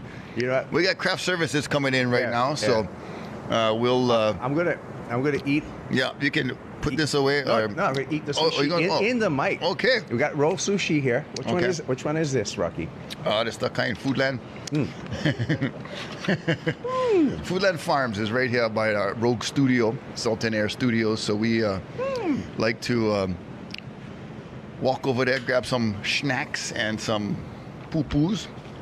Thank you to Joe Centeo and the Florence brand for providing and just for overall sponsorship. Just an amazing turn of events to be able to acquire this permit and be able to put this event as a QS 2000, and to add another day to include 128 surfers instead of just the usual 96. So all around, a bang-up star effort from Joel and from the Florence brand and everybody involved, all the sponsors. Thank you guys. Mahalo so much. See the Hawaii Tourism Authority up in the right corner. Thank you, Blend5, for the recaps. Yeah, and Keiki Beach Bungalows right down the beach. And those drone shots, you can see where the bungalows are located. That is just a few steps away from Pipe, so you can come and enjoy the North Shore at Keiki Beach Bungalows right on the shore. They got a great staff there. Greg and Annie are awesome and really take care of you there. Thank you to Vea, also a proud sponsor of Florence Pipe Pro. Of course, we couldn't do this without Salt and Air and Rogue TV. Hawaii Tourism Authority, you talked about them. Yep. Also, Surf Jack, you're going to go check out town? Check in, paddle out at the Surf Jack. I don't like drive all the way back to North Shore. I might have to go check in over there. You can check in, and you can even paddle out too. And then also Hawaii Telecom for their 100% fiber internet. Mahalo to Sue Shin, the president of Hawaii Telecom, for her support, helping power the Florence Pro. And also Ted Jung for always taking care of us. Ring them up, Hawaiian Telecom. All right. Tell everybody about Hawaiian Tel. And what is this? Is this orange chicken? Yep. With sesame. Oh, no, not too sweet. Here we go. Check it out in the white jersey. Oh, right into a barrel. Jake Mackey. Come on, you bugger. Oh, I seen the splash. He never make him. Oh, man. So close, but yet so far. Well, Jake waited a long time. Yeah, he did. Welcoming back Joe Centeo. Thanks for having me. Our hero. What is it? Is it brand manager for Florence? What's the actual title? Hawaii General Manager. Hawaii General Manager, GM. Look out. Yeah, so I wear a couple of different hats here at the brand. And as we see, Blue, Makana Franzman. Not sure if he made it out of the doggy dog. Looks like he didn't, but that was a job well done. I think Jake had another one too where it clamped on. So on a day like today, you just really have to roll the dice. It is what it is. If you make one, you're going to get rewarded, but you're going to take a lot of beatings as well too. But you got to stay busy, because if you're searching and waiting for the one that like a Jake Mackey would look for out there, it ain't coming today. So, but here's a replay of Makana. That was nicely well done. It actually had a little exit there, but he just got clipped on the way out. So, but still a decent little score. Looks like he's got a 1.9 for that. And it's weird. The wind just looks like it's kind of swirling around. It was just the other angle looking from pipeline side looked like it was a little bit more of a west wind there. Mm-hmm. And then when you look kind of from backdoor side, that angle, it looks straight offshore. And so we'll see what goes down right here. Yeah, I mean, it's a competition, right? And so regardless, there's going to be 2 people who are going to advance into the next round. Yeah. And so you just got to play the cards that you're dealt. Yeah, I think so, and I think you said it. You know, this is a QS, and a lot of times the QS aren't really known for the good waves. No. But here, you know, hey, look, it's still 4 to 6 foot. It's offshore. You know, so you just got to stay busy. You got to surf it like a QSC. This isn't the CT level where it's like it's only ran when the waves are firing. Right. If this was Huntington Beach and the U.S. Open of Surfing, we would be running heats right now. Yep, there's no doubt. All day. No doubt. Once they call that thing on at 8 a.m., it's on. It's on. You know. Automatic. Yeah, and we've been pretty patient this whole waiting period, you know. Obviously, like, we've had a good start to the North Shore season. Plenty of A+ days out at Pipeline. But unfortunately, winter kicked in, and we have this Kona front upon us, and we got all the wind swirling around. And so we're just a little bit in that one of those phases here on the North Shore where it's going to be rainy, it's going to be stormy, and but hey, we're going to make do, and we're going to get a winner out of this event. We sure are. So this is the round of 96. We've got 16 heats here. We're in heat number 9. We're actually trying to get the first 4 heats. We'll see if we get there. The first 4 heats are around the 64 this afternoon. Hey. That's where we see our top seeds come in. And 2,000 points is 2,000 points, no matter what the waves are doing. I like what you said, Joel. It's a QS. It's a contest. You know, we're going to go no matter what. And also your glass half full. It's 4 to 6 feet. You know, very optimistic. I like that, you know, kind of approach to it. And I like Joel's choice of roll sushi and orange chicken. Oh, and a chicken musubi over there too, bro. Chicken musubi is no. Rocky left a little while. He was in the corner chewing all the fried chicken. Yeah. I mean, you ate like half a chicken just there in like, no, that was only like 2 minutes. I ate a wing, bro. Really? Yeah. Okay. A wing.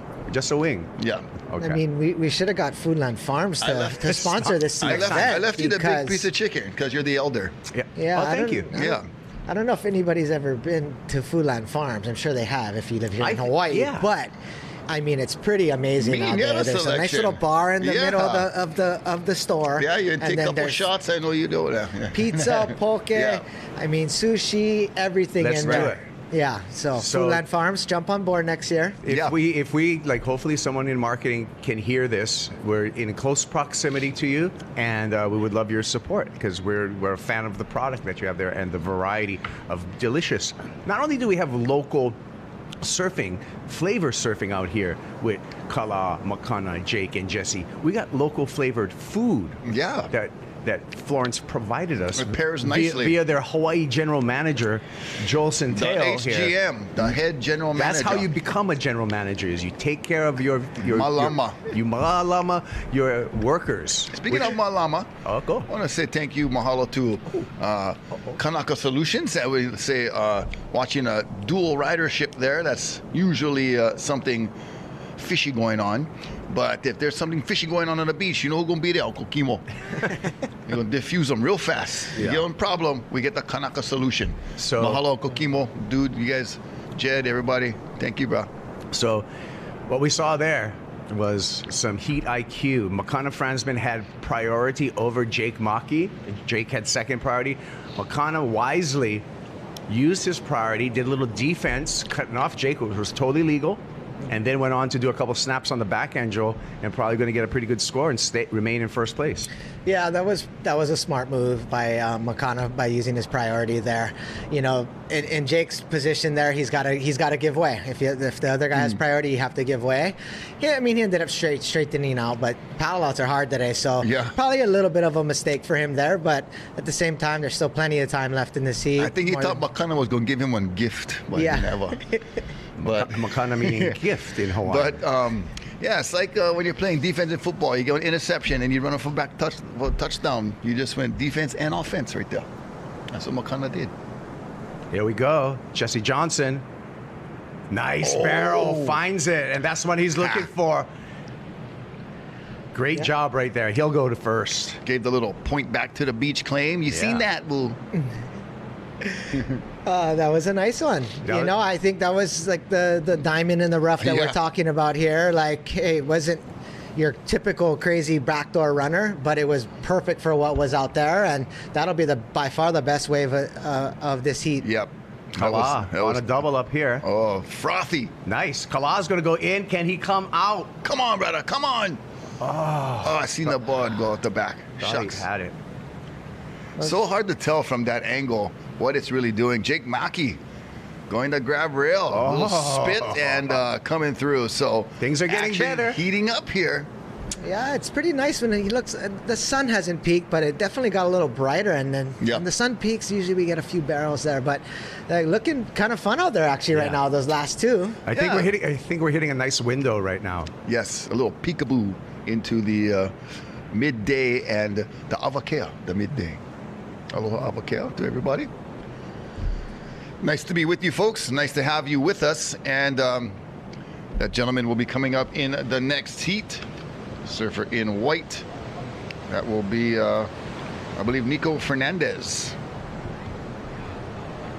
So he'll have a go at his second round of this Florence Pipe Pro. And look at that negotiation. Very well done for Jesse Johnson. So we knew he was going to go straight to first with that. We'll take a look here again one more time for Jesse, Joel. This is a 7-point ride.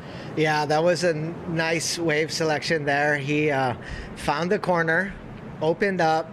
He got just deep enough, 7-point ride. Not and too then bad. Right there. And then we have Jake Mackey. just not as deep as Jesse's, but for today, hey, that's a good score. He'll take that all day. So he got a 3.83. Yeah, solid. And so we're seeing a couple of nice little moments here. It's like kind of see some blue skies, which is nice. That means the front is passing. Oh, man. Things are looking up. I tell you, the Foodland Farms show up. Yeah. Courtesy. The sun come out. And the sun is coming out. Things are looking up. Thank you for joining us and on this day 3 of competition. Yeah, this is going to be an event of moments. This is Rocky. This is about as wintry as Hawaii gets. Oh, yeah. So we know a lot of places might be watching. Mid-70s. I think we had some friends on the Great Lakes that were tuning in on day number 2. So, but sending us pictures of snow. But this is full on winter. There's a full on second generation professional surfer, Jackson Dorian. He's coming up next. Yeah, Papa Shane done great things on the World Tour and the big wave discipline as well. Shane is in the running right now for this winter's wave of the winter. Yeah, that was a pretty special backdoor wave. I mean, still doing it. Backdooring. Yeah, still doing it. Still doing it. I don't know. At that age, I would choose not to be out there, but Shane Dorian. I choose not to right now. You know what? He's the secret? Everybody knows the secret already. What is the secret? Stem cells. Stem cells. Yep. He's a new man. He's in front of the guy's looks like he's 21. Yeah, I see him running up and down the beach, so fit and stuff. 6-pack going. Where you get that from? The flower stem. But nonetheless, I mean, the wave that he got was a pretty incredible backdoor wave. I mean, kind of chipped in and then rolled into a pretty tall backdoor wave there and spit out. So I think he's right there in the mix. There's been a handful. I mean, this winter, a long winter. It's going to be a long winter, and we had one of the better Octobers we've had in many years. Yeah. And then the weeks leading into this event, we had a few days out at Pipe and Backdoor that were just really special days. Yeah. So we could have more, and the wave of the winter is back. That competition all winter. Thank you to North Shore Surf Shop and Liam McNamara for making that happen. Reviving you got to give the credit where credit's due. And surely, Liam went out to people and just like pieced it together. 5K here, 5K there, whatever. And then I think I want to say it's $100,000 purse for that wave of the winter. Oh. So, wow. What about for the wipeout of the winter? So cool. So wave of the winter, the live broadcast. It'll be the awards. is going to happen on Rogue TV. So Rogue TV will be covering all of this action for Wave of the Winter. Maybe that's a chance for Foodland to get involved in a sponsorship too. Yeah. I'm keeping pitching the Foodland because I feel like there's something there. There's something there. Yeah. So let's make it happen. We'll walk right over there after this. With a manager. The Sullivans. Actually, Foodland is it's a locally started company. It's a series of supermarkets started by the Sullivan family. There, and there's all different levels of Foodlands. There's normal Foodlands, and then there's like the Foodland Farms, which is the upper level. And then there's Pupukea Foodland, which is way down here. Nah. Nah. It's my Foodland. That's why. Yeah. And we love it. It's a chain grocery store.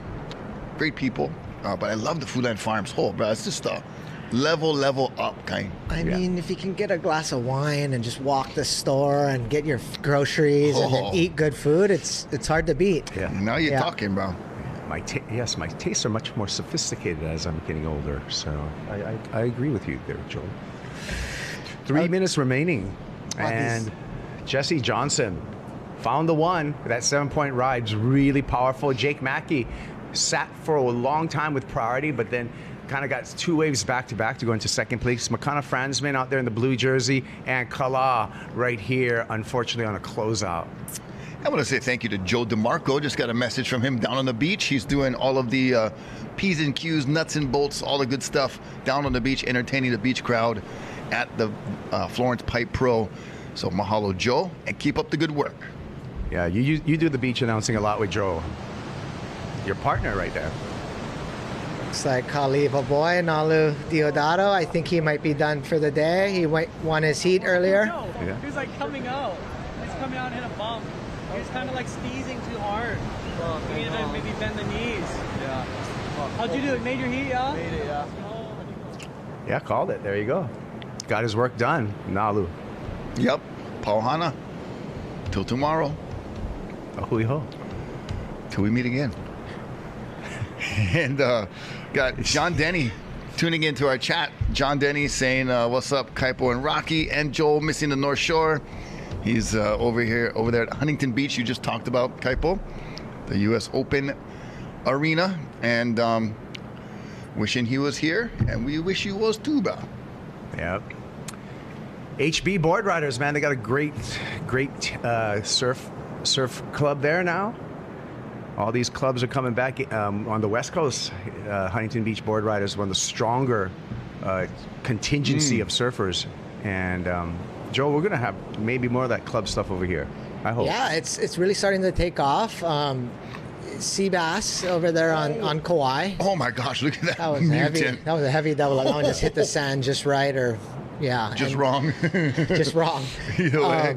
But yeah, the board riders are really picking up. Sea bass and the Kauai guys kind of started it, and now we have North Shore board riders. We have the West Side board riders, which Charlie Boy Carroll started over there. Haleiwa, we got involved last year as well too, and they're popping up, town board riders, and so it's just a really cool community. And it's all at different age divisions, and something about representing your local wave and waving the flag is pretty fun. It brings community together is what I've seen, and that's been happening for a long time in Australia, and it works there, it works here, and it's a great concept. You cannot spell the word community without the word unity, and you cannot spell the word unity without you and I.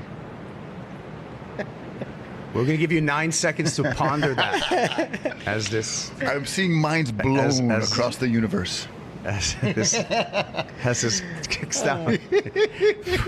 Just like that. I just think it's about time for a recap, Rocky. Oh, here we go. This was Jake Mackey trying to make something happen. No, that's live. The Blend 5 recap's coming up. Oh, for real? Right. Oh, that's triple zeros, bro. The Blend 5 recap's going to happen. Right. See, I blow my own mind with now. There it is. Oh, look at this. Makana Franzman taking advantage with the priority. Burns Jake Mackey legally and get some offense too. And here was the wave of the heat right there. Jesse Johnson. That was a beautiful ride. And that one sent him right through this one. And then here was Jake Mackey on a nice little backdoor runner. Little spit, and so he ended up pulling off, I think, the second place as well, too. Yeah, that's right. There's our heat winner, Jesse Johnson. We'll see him in the next round, the round of 64, along with Jake Maki. Thank you again to Salt and Air Studios, as well as Rogue TV. A number of live events you'll find on Rogue TV, including this broadcast. We'll be back with more action from Pipeline, the Florence Pipe Pro, right after this.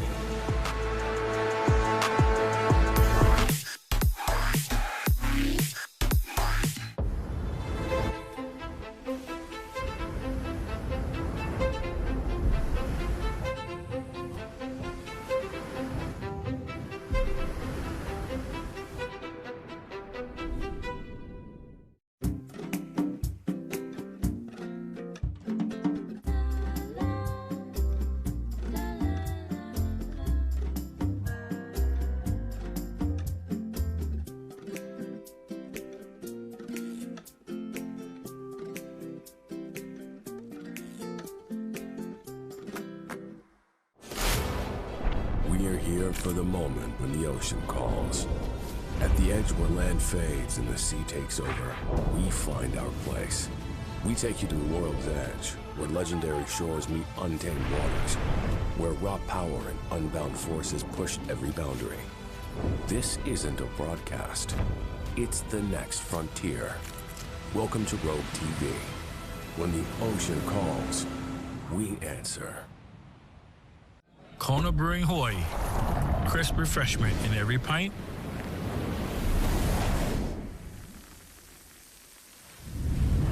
Island pride in every pour. Born here, for here.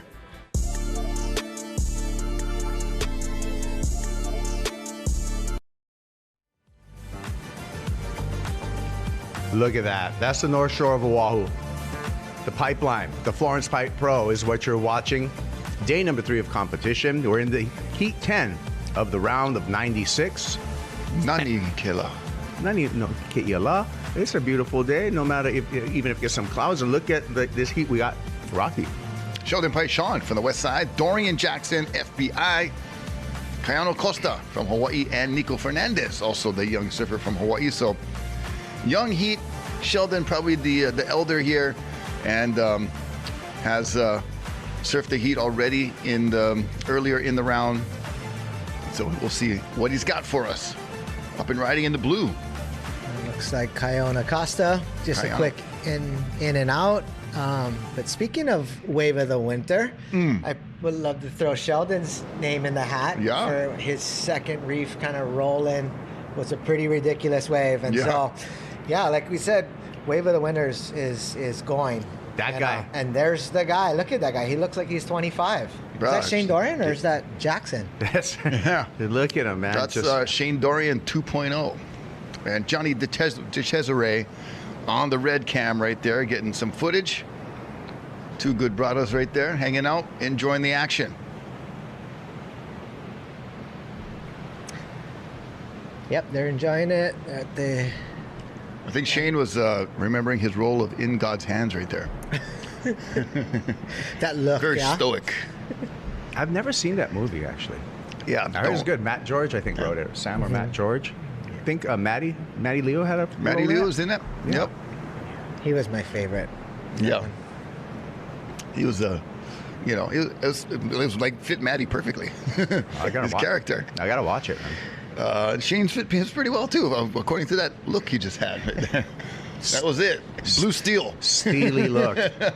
Well, we talked about Rogue TV covering Wave of the Winter, and Shane Dorian certainly is in the running for that Wave of the Winter.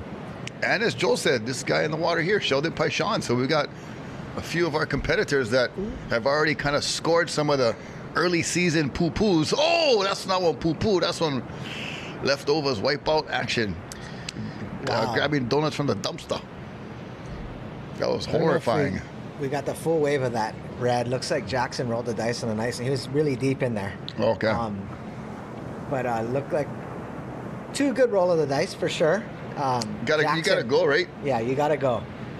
You never know out there, especially on a day like today. Yeah, you gotta just pull the trigger. You know, you're gonna pull back and kind of beat yourself up over it, have regrets.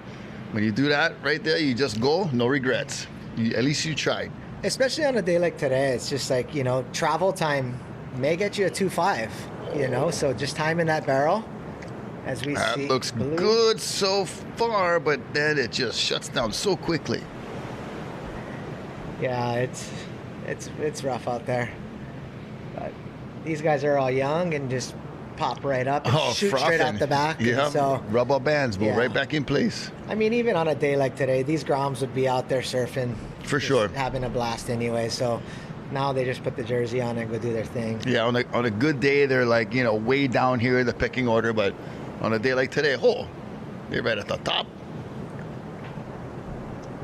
Right, Kaipo? Yeah, I'm working out. I'm trying to get our scoring screen up here. Okay. Just so that's why I've gone silent. Slightly silent. I'm operating all kinds of stuff right now. You're multitasking. Jackson Dorian pulling into that pipeline wave. Yeah, I got the laptop. We get him. Yeah, okay. You're excused. I'm using 2 hands and 2 feet right now. Yeah, to and 2 eyeballs. Yeah, and 2 brain cells. What? Nah, just kidding. Akamai bugger you. Thank you for all of your technical support, Kaipo, and your expertise and patience with my antics. Nah. Oh, yeah. I see what you're doing now. You're eating orange chicken. Adjusting the screen over here. Boo-how you. Oh, look at that one. Elevator drop. Second story. Waimea rock jump action. Oh, that was the ride I wanted to see. So it was really close. Jackson did very well to get under that thing and pump on through. Yeah, and then Nico Fernandez also just looked good for this, hot second, and then got ugly real quick. So now they're back in the lineup. Priorities with Sheldon Paishon. He's got a 5.0 so far, so that is, he totals 5. If Kaipo can do his job and get the scores back over on the screen. I'm going to try to get as much of an update for you as possible. You're awesome. So, but yeah, Sheldon in first, Jackson Dorian holding on to that second place position. That was Kayana Costa, in the blue. Okay. That was on that previous closeout barrel that looked good for a moment. And Nico Fernandez is in the white. He's got second priority. He needs a score. He's down in fourth right now with 16:50 remaining. Yeah, Nico needs a 3.33. Kayano needs a 2.24. Jackson holding second place with 2.83 and a backup of just a fractional 0.87. Sheldon is in the lead and has total heat control with a 5-point ride, and he's currently holding number 1 priority. Thank you for that, Kaipo. And it was a 5.0 that has him in the lead. And, those kinds of scores, Joel, 4s, 5s, 6s, you're going to keep those all day long if you can get one. Yeah, that's why you got to just continue to keep rolling the dice out there, because those 4s and 5s are like 6s, 7s, and 8s, in a normal heat, especially with what the conditions are doing out there. So, it looks like right now, based on the last couple of heats, there's just like 1, maybe 2 surfers getting a decent 6 or 7, and those are the guys usually making it through the heat. And so, do your kids say 6, 7 a lot? Yeah, mine too. Drives me nuts. 6, 7. It's so ridiculous. It's okay. But, kids will be kids, and they all, it's so funny. Like, you never thought when you were young, the words you were saying were going to drift past and new things would come out, right? Mm-hmm. But such is the way of the world. I made up a new one, actually. It's called, so earlier we spelled golf backwards. It's flog. And sometimes you feel like flogging that ball when you can hit them good, huh? And look at red, just go out real quick, Jackson Dorian. But if you spell surf backwards, it's frus. And the kids say like, oh, Riz, dude. And I'm so, that's so sus. If you go out surfing, you miss a wave or you get dropped in on, you're frus. You're frustrated. I like that one. All right. Okay. All right. Now back to you. That was good. I think Riz, talk amongst yourselves now. I think Riz is just short for charisma. It is. Yes. So having some charisma, we can use the whole word sometimes. Yeah, I know. You know what no one uses anymore is the word ill. No, you're right. That's like straight out of Run DMC. Or bad in a good way. That's bad. Or radical. We can bring those back. Radicals, I think, I still say rad. I know you do because you're ancient. But no, I'm just kidding. No, I'm kidding. But you know how surfing vernacular has bled and crept into so many other everyday conversations. Like, you know, you hear somebody at a commercial about a credit card or something, like, and at the doctor, like, oh, I'm stoked I don't have that, you know, illness or whatever. It's like, oh, you just said stoked. He's like, you know. So there's so much things that, and then gnarly and all that kind of stuff has crept into popular culture thanks to us surfers. Shows you the trend and how cool we are. Yeah, I'll go with that. Okay, thank you. With 13:45, and we might as well have a conversation because there's not a lot of surfing happening right now, so we'll continue to work on some of our words. How about some Hawaiian words? Yeah, I told you. Kapakahi, all mixed up. Yeah, and, you know, he's surfing in the kai, the ocean. The folks on the beach are watching from the kahakai, the beach. And then way outside, beyond the kai, see way out there on the horizon. Yeah. Mm-hmm. That's the moana. And in the moana, sometimes you see the kohola, the humpback whale. Yes, and naya, the dolphins. Mm-hmm. And way, way, way in the distance, you might see another moku, one island. Wow. Oh, we just took you from Odea to Odea in Hawaii. How come I never get my pot on Chief of War? I know, I never get my pot on Chief of War either. Hey, I got to shout out to everybody part of that. That was an excellent series. If you haven't seen it, I recommend it. I was glued to it once I got into the first episode. Seeing Hawaiian spoken in context with all the inflections, and because we only hear them at the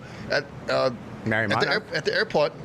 You know, the translation on the speaker, but you hear it in song. Yeah. You know, you hear it, and you hear it spoken. You know, when you're just like kind of narrating something, but the way they're in the garb, you know, in the whole setting and speaking it as with all the emotion is really.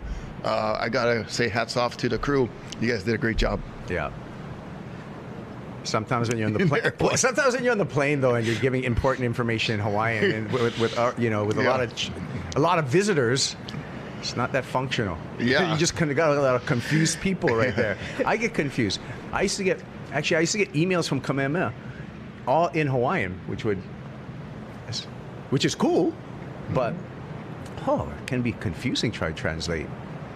A couple words are cool here and there, but paragraphs, you got to go. School for that. Yeah. Do you want me to go to the boat or to the island or to the where exactly? Because there's so many different meanings for a lot of words, and looks like Jackson Dorian telling a story with his hands, getting enthusiastic about something. He's just saying, "Hele mai, let's go." Let's go. What priority does he have? He has fourth priority. He wants everyone else to go. Are they jawing out there? They're probably talking story. Yeah. Vala'oin. It's just, Vala'oin. You know, it's one of those nice one. There ain't much going on out there. So. Yeah. And Sheldon's got his comp hat on, though. I like seeing Sheldon with the comp hat on. See that? I don't think he's talking to anyone. Oh, Look at Sheldon. He's all cereal. Yeah. Got bold frosted flakes. Oh. Everybody's trying to follow him too. Yeah, he's in the middle, like, hey, worms. Nah. He's a nice guy. Don't talk like that anymore. No, I love Sheldon, his improvement, and the way he hung out with Mason and just kind of stayed on his, at his right, stayed on his side and like kind of took him all around the world and got him in all these cool videos. It was a pretty awesome kind of underling, taking him under his wing kind. I think it was like 2018, maybe 2018 probably. Mason took Sheldon to France, and we're all hanging out together. And it was the first time traveling internationally. And Sheldon discovered avo toast, which he thought it was a really strange thing at the time. As a kid coming from Waianae, I was like, what are these guys eating? Yeah. Then he started enjoying it and ordering avo toast every breakfast. Feeling all sophisticated, huh? He got. I think Mason told Sheldon at the time, this is what Mick Fanning eats all the time. Yeah. And that's one of the reasons he surfs so good. And I think Mick was kind of like an idol of Sheldon's, and so Sheldon got on the avo toast and never looked back. Yeah. I don't mind smashing some abalone toast, but oh yeah. But I'll take a roll sushi any day too. I'll take a chicken musubi, all that too, bro. Inari, everything. Yeah, you will. All right, well, hope you're enjoying the conversation. Yeah, because that wave right there is peaking at off the wall left, but just outside the contest zone, I think. Maybe. Yeah, if you're coming this way, they can see you, right? Yeah. And, you know, normally during a pipe event, you'd see like 20 guys surfing off the wall, free surfing. Here we go. This is Sheldon, I think. No, that was Blue. Excuse me. That was good eyes he had. Yeah, that's how you know it's pretty bad along the North Shore right now. Like, you know, like you said, Rocky, like pipe event, you usually look down, you see 20 guys at off the wall. There ain't nobody. Yeah. All the way down the coast. And it's a little unfortunate, but at the same time, too, we are making do with what we have here. Yeah, and just kind of breaking the ice, you know, for the Florence brand, getting this event, you know, into your resume, you know what I mean? Build your resume about putting on events, and I'm so glad you guys got this permit. I had no idea what was going to happen during these days, like during summer. I was kind of looking at the schedule like, I don't even know what's going on. And then I heard it's the Florence Pipe Pro. I thought that was pretty awesome. Yeah, it was a no-brainer for the Florence brand. You know, we quickly asked John, Nathan, and Ivan, like, what do you think about us sponsoring the Pipe Pro this year? And they said 100%, you know, and so they want to give back to a wave and the North Shore community that's given so much to them. And so we're super stoked to just be a part of it. And Mike Prickett and the Rogue TV team stepping up with the broadcasts, and we're just grateful to be a part of it and doing our part. Yeah, because running a contest, it's not like you do it because there's a ROI, like return on investment, too much. It's a full-on, you know, you got to put up the money and make it happen. And it's for these surfers, you know, and the community. Well, you'd like to at least break even. I'm sure. I'm sure. Always like a little ROI. Yeah. By the way, the merch is available at Ehukai Beach Park. There. Florence Pipe Pro, specialty limited edition Florence Pipe Pro t-shirts, hats. Yes, as well as some of our retail partners, Surf and Sea, Hawaiian Island Creations, Town and Country. Oh yeah. Hoppa Board Shop. The list goes on. All the local retailers. See, don't worry about the ROI. Just worry about the POI, the poi. What a poi. What a poi. That's the one thing I forgot to get. I wonder, does Freeland Farms sell poi? Probably. I gotta check that the band on the top though. Might be the sour poi. Got Monday, Tuesday, Wednesday, the different colors. Huh? Green is Monday. White is Tuesday. White's Wednesday. Blue is Thursday. I like color koi is Saturday. I like sour poi. You like your sour, Couple of days. Nice. I like them fresh. Me too. I like them fresh. But I can eat them sour if garu on the stranded island. Castaway. Okay, 6 minutes. Guys, come on, do something. Hey, no wave at us, you. Not our fault the wave's not coming. Nah.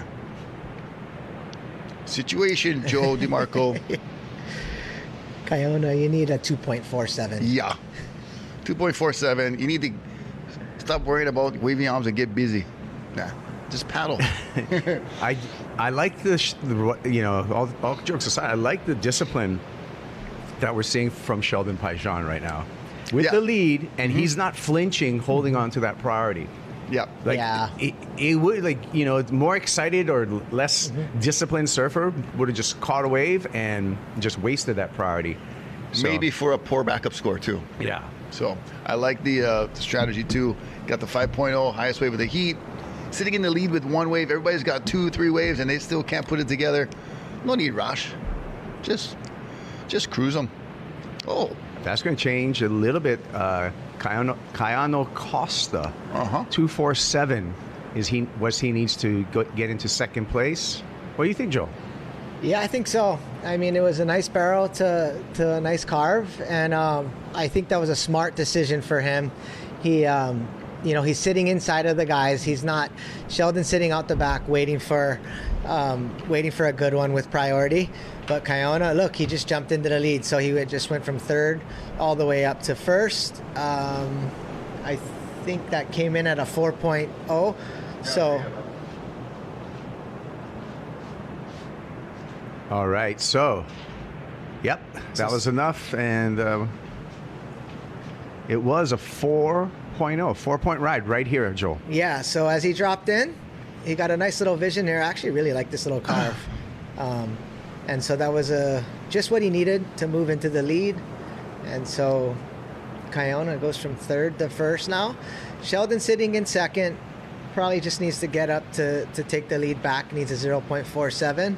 And in third, Jackson Dorian needs a 2.18, and then Nico Fernandez needing a 4.28. And so it's crunch time now, 3 minutes and 45 seconds. Hopefully these guys can get a couple more waves. I want to say thank you to the very resourceful and Akamai and talented Kaipo Guerrero for pulling up this score screen that we have now that has, did you do that? It was a group effort. So there's a lot of moving parts. We got the people in the control room here at Salt and Air, and then we also have the people in WSL, the tech people, right, halfway across the globe. Halfway across the globe, so to get making connections, all of our scoring aligned, and so so. Right now, we can tell you Sheldon Paijan, second place, just a fractional 4.7s. 0.47 will move him into second place. Jackson Dorian in third place needs a 2.18. Nico Fernandez needs a 4.28. Priority with Sheldon. Second priority with Jackson Dorian. Sounds like to me, Joel. Jackson's got to get busy right now.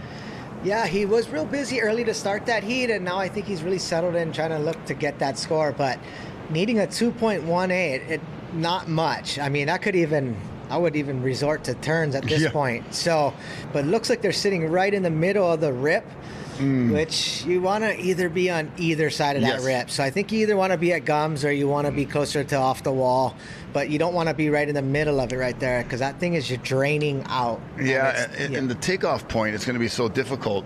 You know, any wave that does come as you're sitting in the rip, it's going to hinder your ability to catch the wave properly and be in the right spot. So maybe a little bit of that, youthful enthusiasm that needs a little polishing around the edges, And like I said, bro, be humble in victory and gracious in defeat. Whatever happens, on your heat, always something to learn. And every day is different. Every wave is different. So there's so many variables to kind of analyze and look over after your heat is done. Even if you get first, you still could do things better. Exactly. But good surfsmanship means to be humble in victory, gracious in defeat. I love that. Authored by yours truly. Yes. Very motivational. Look at the beach. There's a lot of people down on there enjoying the action. Look, blue skies. Hey, go up to the beach park. Go buy some stuff over there. All right, so Nico Fernandez, that's not going to be enough. He needs a 4.28, 1 minute remaining. Jackson Dorian, time to get busy. This is definitely the time. Yeah.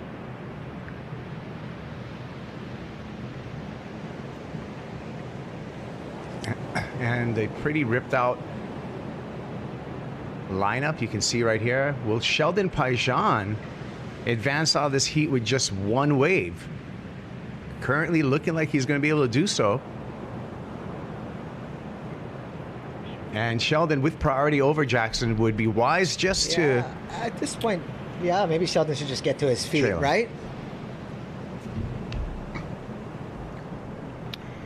All right, white, just a quick up and out. That was Nico Fernandez. And this heat, another one of those heats with the low scoring affair, but Cayano Costa able to get that 4.0 to go from fourth to first. That was the most meaningful change of the heat. And counting down, the heat is now Powell. So there you go. Sheldon Paijan started out with that 5-point ride. That was enough to keep Paijan in second and advance over. Cayano Costa winning the heat. found the one. And thank you to the Hawaii Tourism Authority for their sponsorship and their support of this Florence Pipe Pro. We're going to take a break, but when we come back, we're going to see what Mason Ho's going to do in his heat out here at some jumbled up pipeline.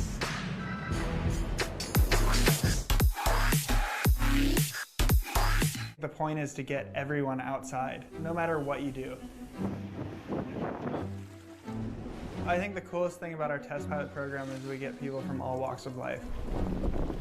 Guys test these products in all different scenarios, in things that we never would have thought of. It's not just surfers, it's people from everywhere. Creating a community around what we're doing is the fun part.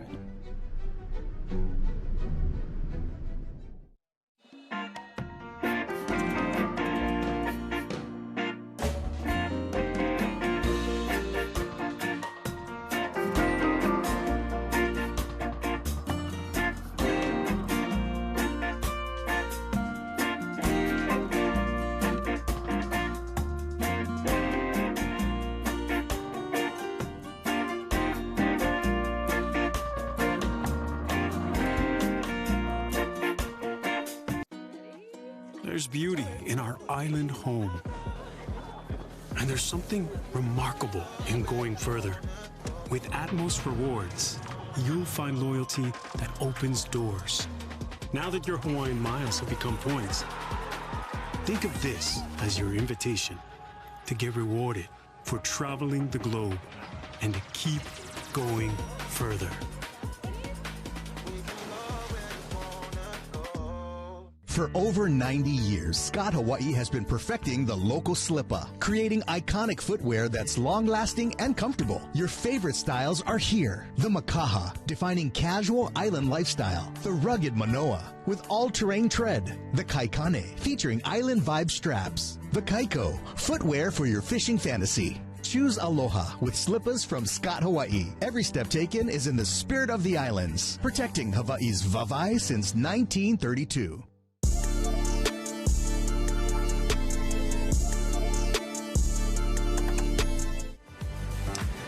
Welcome back to the Florence Pipe Pro, presented by HTA. And we got another great heat. When we went to break, we were saying, what's Mason Ho going to do out here? Well, Mason, joined by Kale, Makai, and Gavin out there. We already got a couple of scores on the board. It's Kai Pagaro, Rocky Cannon, and Joel Centeo on the call here from the Salt and Air Studios. Yeah, Mason opened him up with a 4.5. Which is, like we talked about earlier, a great score for today's conditions. Definitely a keeper.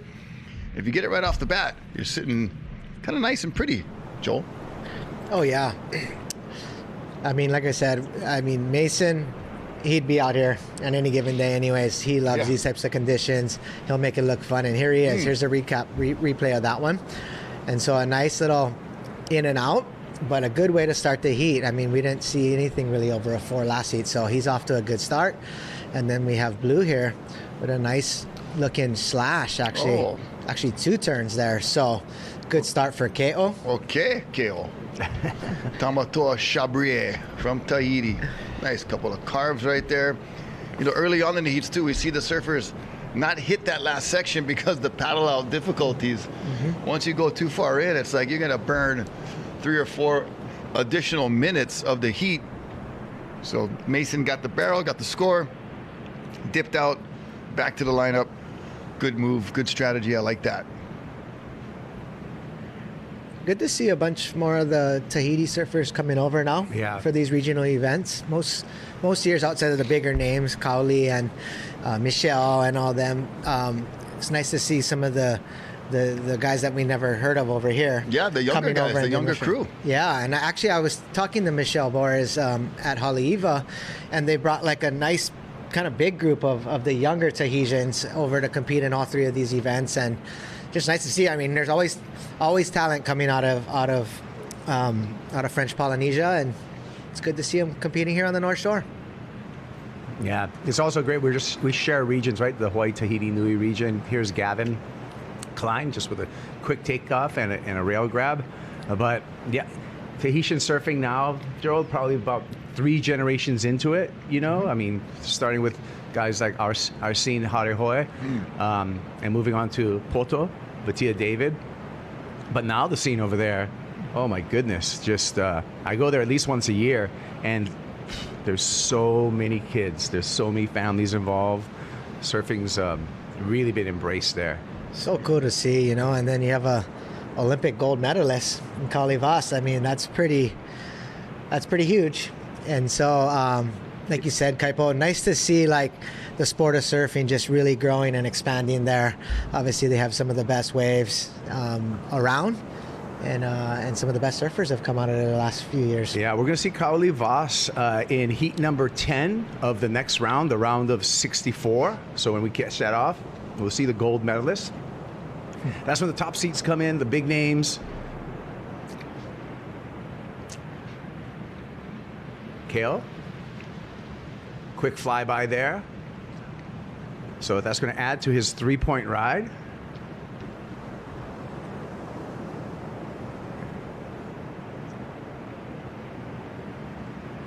And we still need we need that score again for our Tahitian competitor. Rankings-wise, taking a look at our Challenger Series and where we're at that, and talking about Kali Voss. Kali number 6 on the Challenger Series. Of course, we take the top 10 at the end of the Challenger Series. That's going to happen in March. We're going to have a crossover year this year to clean up that Challenger Series, to qualify some new people for the, or re-qualify people for the Championship Tour. Kali Voss had a big win over at Aracero, started off with a runner-up over in Newcastle. So he's actually looking really good points-wise once he gets his 2 throwaways to be thrown away, because there's 2 more comps. We got Pipe here January 29th, or 28th or 29th, and then back to Newcastle. Back to Gavin Klein. Yep, kicks out of that one and not finding much. Kind of similar to his previous wave, so he'll chalk up another wave under a point, and see how rough that is right there. It's so treacherous. He didn't even try to duck dive. He just like, I'm bailing. Leash test. I don't like jinx him, so I'm going to knock on this wood right now. But what you said earlier, Kaipo, I'm surprised also we have not seen a broken board. For all the double ups and all the beatings, and all the punch throughs today, and all the duck dives, to not see a broken board is pretty amazing. Yeah, it's just some day. I mean, and you could, this same kind of day, you could easily have seen 10 already. Or just like that crazy, weird, extra, you know, X factor of who knows what the ocean's thinking. Yeah.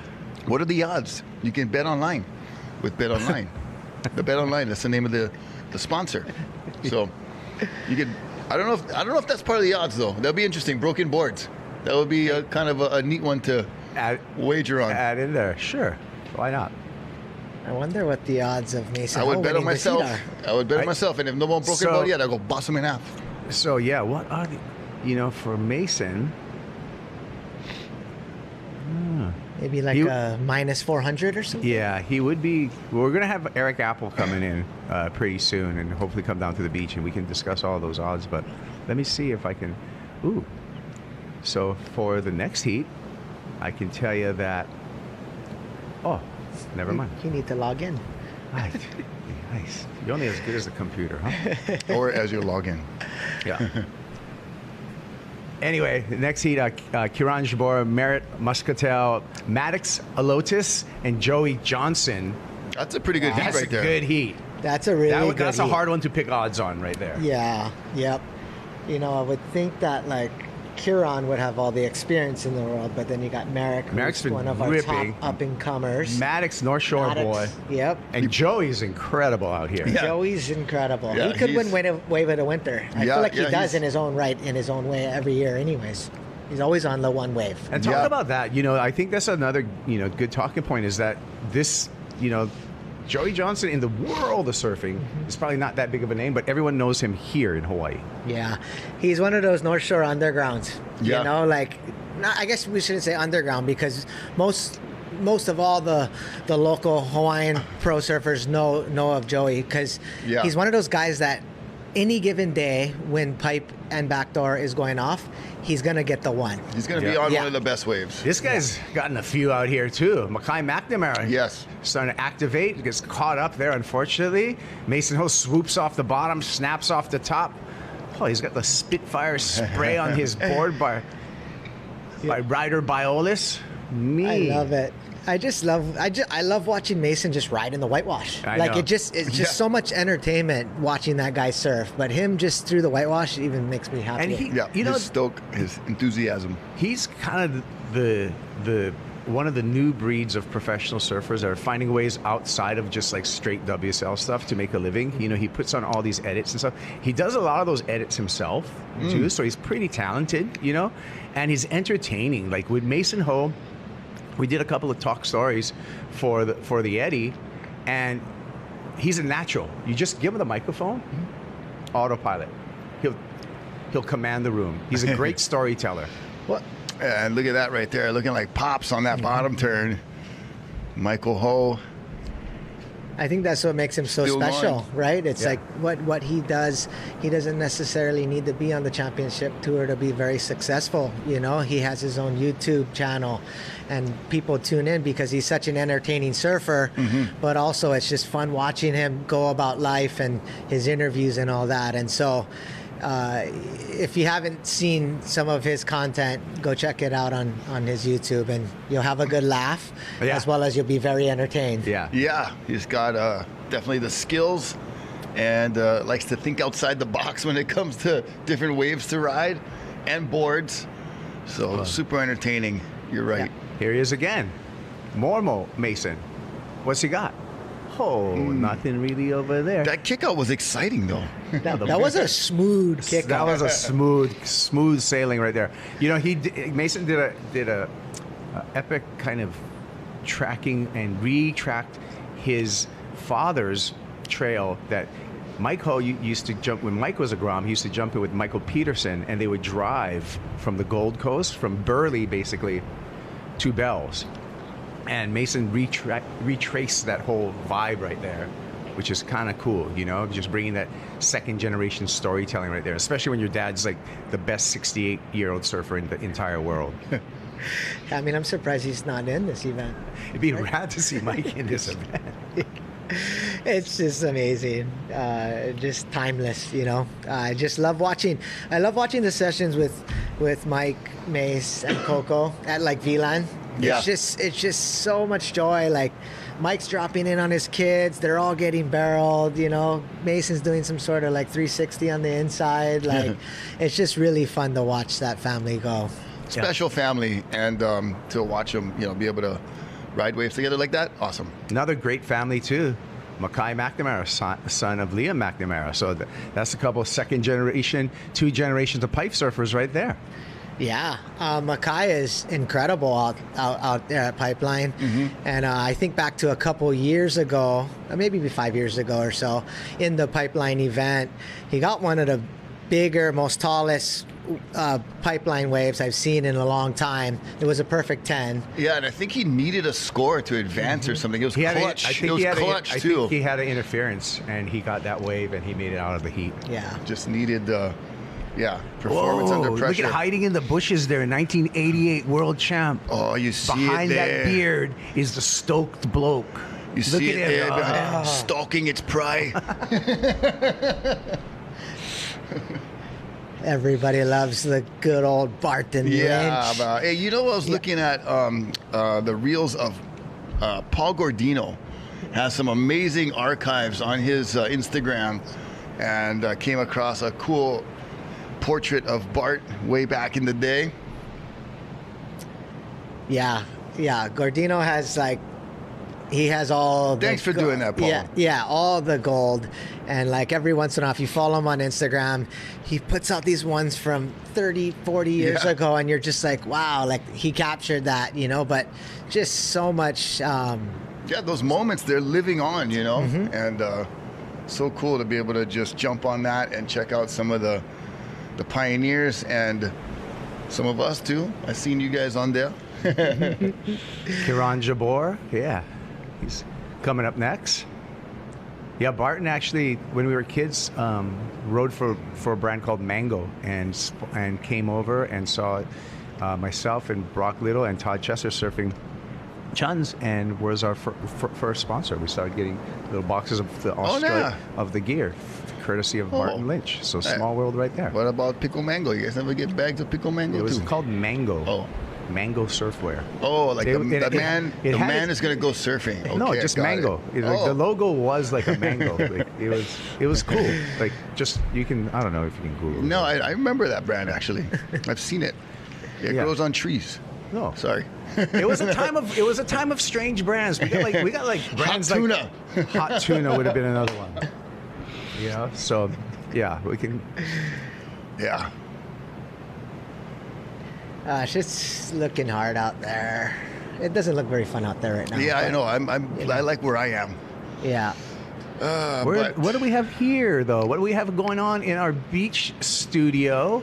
Yeah, where's Nathan? Well, Ivan's must be coming up because I see some boards in the. No, those are Nate's boards. Oh, there's Tereva David. Tereva David. Yeah. There's the Team Tahiti right there. Yeah, bro. Yorana Tereva. And if you're looking for Tereva, you can find them. Just say whatever.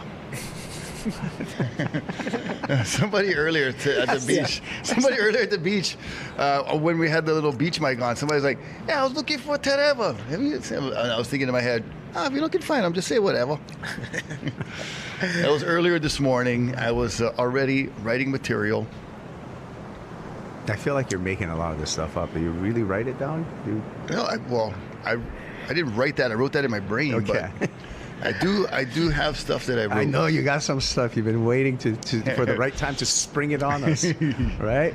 Yeah, I already did the surf backwards thrust. That one I authored. Oh, the mind of Rocky Cannon. It's a strange place, my friends. You bring some ripped out lineups and some lulls. This is what you get. Yeah, bro. With just a side scoop of Mason Ho finding a barrel out of the blue and then popping a backhand ollie there. But like, that was like a nice little wrapped Inari. From Foodland Farms. Just scrumptious, That was epic right there. I mean, let's see a replay of this Mason wave here. Yeah. I mean, it's Lord just what save us, Mason. It's just what he does. That was a gnarly drop, Calvin Klein. Calvin Klein. Making any kind. Totally. But that's Mason in a nutshell right there. Like, he just went underneath, way inside, and found a little nugget. There's your guys, Rocky. Hawaiian Water Patrol. Mahalo, my brothers. Who's under the tent? I see Kamalani. I see Ha'a. Yep. Kalbix? No, that's I think the kind. Uncle Terry was there in the corner too. Yeah? Makani Forsyth? Yep. Oh, nice. Makani means wind. Yes. Makani Forsyth's grandfather, Wally Forsyth, an absolute legend, one of the first guys to pioneer big wave surfing along with George Downing. So all like those big, Makaha it's like days. the 1950s? Easily the 50s. Something like right? that, yeah. Hot curls. That's what I was thinking about. Like, those guys were the first guys to make those hot curls, which is kind of the first Hawaiian gun. The surfboard. And now look at it's all the way down to just a 510. Yeah. It's crazy some of the size boards these guys are riding, or lack thereof. Mason's cool because Mason will sometimes paddle out here on a 5.6. Yep. Sometimes a 7.4. Yeah, or an 8.0. Or it could be the same day. Yeah. Yep. Very versatile. I like when he wants to throw it kind of to the old school, he'll go with the big gun. And look at that right there. Small kind Inari, Foodland Farms, Mason Ho. Rocky. But that was just really well done right there. Just got underneath it. And if you guys don't know what the Inari is, it is this lovely little rice contraption with the little gosh, what is that around it? It's like the brown it's tofu. Oh, but it's tofu. like a thin tofu. It's a thin, like, and slightly so sweet. Fried, because they use the mirin. Ono. Speaking of Ono, 7 brothers feeding our beach crew, bruh. Talk about Ono with a capital O. 7 brothers. I like the outlaw burger with the big onion ring on top. Oh, that thing is so mean. Is that the one with the bacon too? Or the you get bacon, onion ring, barbecue, cheese, barbecue sauce. Winners. The 7 brothers, hard to beat. That's the best burger around. I hope Pops doesn't have another kid. You don't have to make him 8 brothers after that. We change all the logos. Nah. You guys are good, but I know them. They always help out at the Menehune. They are so generous with their resources and their foods at the Menehune. Thank you, guys. Yeah. They are very generous. I saw them at the surf night the other night on Friday. Oh, yeah. They had their food truck there. And they're generous with their locations. They get plenty. Yeah. I mean, Haliva Menehune contest, like, there was just, they gave away probably 500 burgers, like, free. You know? Oh, that was crazy, but I was rolling up the windows. Kids, you know, you have to at least cranked before you have to use for the window up. Not the button, but that was crazy. That was nuts. That was a heavy. Heavy one for Gavin Klein. That was heavy. Looked like he almost pulled it too. Yeah, it was interesting. I saw Mason in position for that wave as it was coming in, but then he had to give way to Gavin, who probably had priority. But man, that thing went kind of. If Mace could have got it from where he was, because he was in the better spot, but the priority, you know, doesn't have anything to do with where you are, kind of laterally on the wave. But Mason was in the spot for that one. Yeah, definitely. Because that thing stayed open, and that's why Gavin had such a crazy drop, because it was still so steep and kind of heaving over, gaping wide. Mason would have been flying out, but never mind. Priority is priority. So Gavin using it right there. Oh, see him rolling up the window, lay back. Oh, he just went everything in the 80s almost right had there. It, look. But then just ate up. That was, I mean, good effort. Yeah. Just to stay on the board. Huh? Yeah.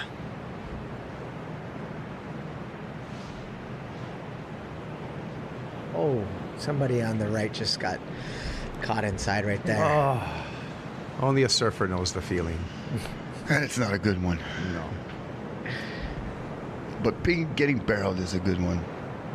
Oh, that's not a good feeling. That's not a good one. That's getting donuts. Oh. Well, not the glazed kind with the sprinkles. Oh, no. Oh, he's going to be there for a minute. Yeah, that could be the... I can't ID who 2 the minutes, surfer is, but whoever it is, that's going to be the end, probably the end of their heat. Is it somebody paddling? No, there's 2 whites out there. Well, that's KO, yeah. Oh, yeah.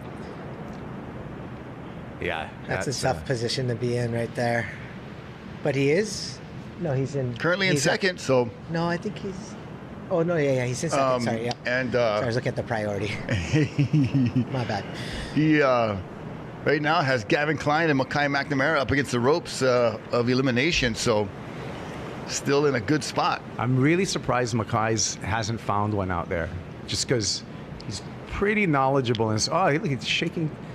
Oh, no, that's Kiran. Oh, hey, okay. You got to wait till the start of your heat, Brad, before you go to the peak. You're in the next heat, Kiran. I think the rip is... Yeah. But yeah, tossing him around. We can blame the rip for sure. I mean, he wants to start his heat, right? So, wow. But yeah, that is a rip with a capital R right there. Yeah, if you get that stuck in that, bro, your contest endeavor is R.I.P. Wow. Here we are. Hawaiian water patrol. Oh, look, just playing music under the tent. Yep. Kanikapila. You got Ha'a, you got Tevai. Oh, yeah, you got all right the Foster. Oh, the Fosters. So already mentioned the surfing pipeline goofy foot Marvin Foster, Kavika's uncle right there. Yeah. Pomai. Wait, I think Pomai is on the ski. This Autobrado's over there. There I am. Looks like a Jarrett Lau on the backside too. Oh yeah, I can tell by the kneeling. You know, the side saddle. Oh, sorry, Jared. Hey, no, we see you guys like elemu. Okay, well, it's 9 seconds, Rocky, in this heat. HR's calling. No. We're having fun. We're getting through this third day. Tough conditions, but easy vibes in the studio. That's the way we want to keep it. Good-natured, good fun, entertaining, and we got Fulan Farms, our next sponsor, coming to the table. All right, that's the end of the heat. Okay, all right, the recap, Mason Ho. The Blend Fi recap, Mason Ho. Finding a couple of bubbles out there. Yep, and then it was Kale from Tahiti. Also moving into that second place position with turns like that. Nice completion. Good finish for Kale. And then Mason, once again, gets on the rail. Nice little top turn on the backhand. Even the frothy soup cannot knock Mason Ho off his board. Finds a barrel everywhere. Right here. That little, like I said, bro, a little Ono Inari wrap barrel. Yeah. Got him. Florence Pipe Pro wants to thank Vea Projects, leashes, traction, board bags. Check them out. Pipe Pro, use that at checkout for 15% discount on their site. Mahalo to Vea, making some of the best board bags in the entire world. We'll be back, more action from, and more conversation too, here from the Florence Pipe Pro, presented by HTA.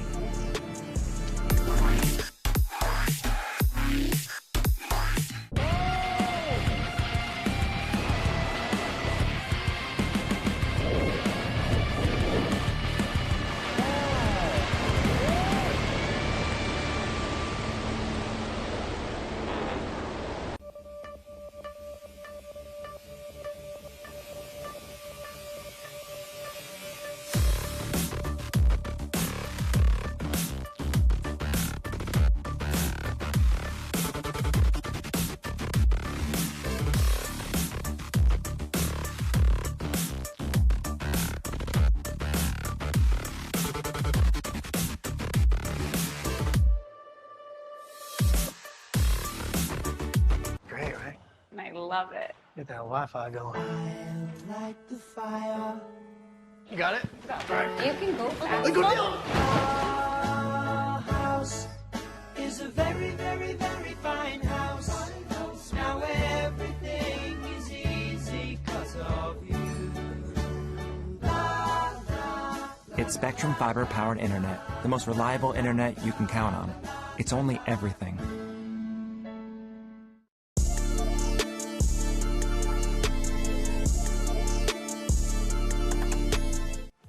And they're fresh from a heat win. Mason Ho coming through here at the Florence Pipe Pro, presented by HTA. And we're going to see Mason in the round of 64, where all of our top seeds come through. Thank you. Thank you. And what do you get when you have Michael, Coco, and Mason all together during Christmas? Ho, ho, ho. Yes. Joel Centeno likes Rocky Cannon's humor and Kaipo Guerrero.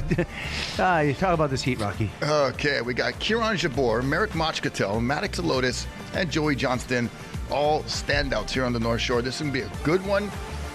And gosh, if you're thinking odds, Joel, I know the conditions are the kind of X factor variable, but you know these surfers very well. You've watched them for a while now. Who do you think has got the edge? I'm thinking this one's pretty even. I'd say even. Yeah. 500. You know, they've got their different strengths in different parts, depending on what waves they get. I think, you know, the mix of like goofy and regular as well. Mm-hmm. And I just think you look at all these names, and any of them could find the one today out there. And so it's going to be an exciting heat to watch, as like these guys are going to be hunting the whole area. Yeah. For those couple of barrels. I think this is going to come down and be probably one of the better heats of the day. All right. I like that forecast right there. And I think I'll have to agree, because each and every one of these guys, I feel like, you know, you have those kinds, like, so like in the NFL, you got pocket passers and you got scramblers that can throw and everything. These guys, they're the pocket passes will just kind of go sit and wait for that one gem, you know, whatever, to compare it to surfing. But these guys are all scramblers. They get around and get busy. Yes, they do. And then, but as well as like they know what they're looking for, Right. even on a day like today. Oh, look at this. And so, Oh my goodness. wow, that Gosh. was looked like Maddox just got a little bit held up there and ended up in the lip and went over on that one. And so that'll be a tough start for him. But here we go, looking at Merrick, young Merrick here on a nice little, looked like a good one, but just kind of stretched out and closed out. But yeah, these guys are getting this heat going, and they're getting their feet in the wax. Yeah, and they know, like you said, they know where to be. You know, even on a day like today, they know where at least how to get the best percentages to get the waves they want. And you know, I think some of the other heats that were low scoring, it was some of the inexperience of those competitors, the younger ones. And, you know, a little bit of bad luck or whatever, but these guys are going to stay busy. You saw Maddox, I think these south winds kind of held them up a little bit, that offshore, but that wave also, like, it's going from kind of like slopey to just beyond vertical in a matter of a couple feet, you know, because it's so slabby. Yeah, and that was interesting because Kieran was a little deeper on that one, and I think he was looking at it, and maybe it threw Maddox off a little bit, who was a little inside and a little bit more wide, but it just caused them to get kind of stuck in the lip there. And so, but just watching these guys, looks like they're just trying to sit right on the edge of the rip to just find that little bit of corner that's going to allow them to get some sort of barrel out there. And so it's weird when we look at this angle here, because you can really tell that there's definitely a westerly flow in the wind. Right. But when we look from the backdoor angle, it looks a little more offshore here. Got the spray going off the top. Yeah. But this, yeah, today's, you know, those little hesitations, whatever they're caused by, if you see another competitor, whatever, those are going to make a big difference in that we are failure or success. Yeah. Because there's not a millisecond that you can be unsure. But if your fellow competitors there, that's a forced hesitation, right? But if you small kind, you know, getting cold feet or chicken kind, hesitate. Never mind, but you can go over the falls. Exactly, yeah. But so Maddox, you know, wasn't scared of that wave. He was just like looking down the line, like, oh, he might go, I don't know, and then decided at the last moment, and it probably caused him to catch the nose there and pearl, because that was a really beyond vertical steep drop. Ooh, how's the field looking? Oh, it's looking green. Green. Mm-hmm. Yeah, after soccer season, great, awesome. So that's where you had, Joel, that's where you had, when was surf night? Oh, yeah. Surf night was this past Friday. And so... No, it was on Saturday. Oh, was it Saturday? Yeah. Oh, it was Saturday. Sorry, Yep. It was Saturday. Usually, in the past, it was Fridays. But correct. yeah, this year was this past Saturday, and it was a great turnout, I heard. Lots of the local pro surfers came down and signed autographs for the kids. And always a special night. You know, it's the one night where you kind of gather all the different pros into the room for... I mean, pretty much families from all over the island come down to get an autograph from the pros. Yeah, it's so cool. Do you know? Do either you or Rocky know how long has Surf Night been going on? How many years? I feel like it's got to be at least 20 years, right? I went to Surf Night when I was a kid. Yeah, I was talking about it at dinner the other night. I think it's been going on for like 40 something years, to be honest. Years. Yeah. Wow. Yeah. I think as long as the Triple Crown was going on. Yeah. So I think it was like 40 something, to be honest. Yeah. Oh, to be a Grom on the North Shore.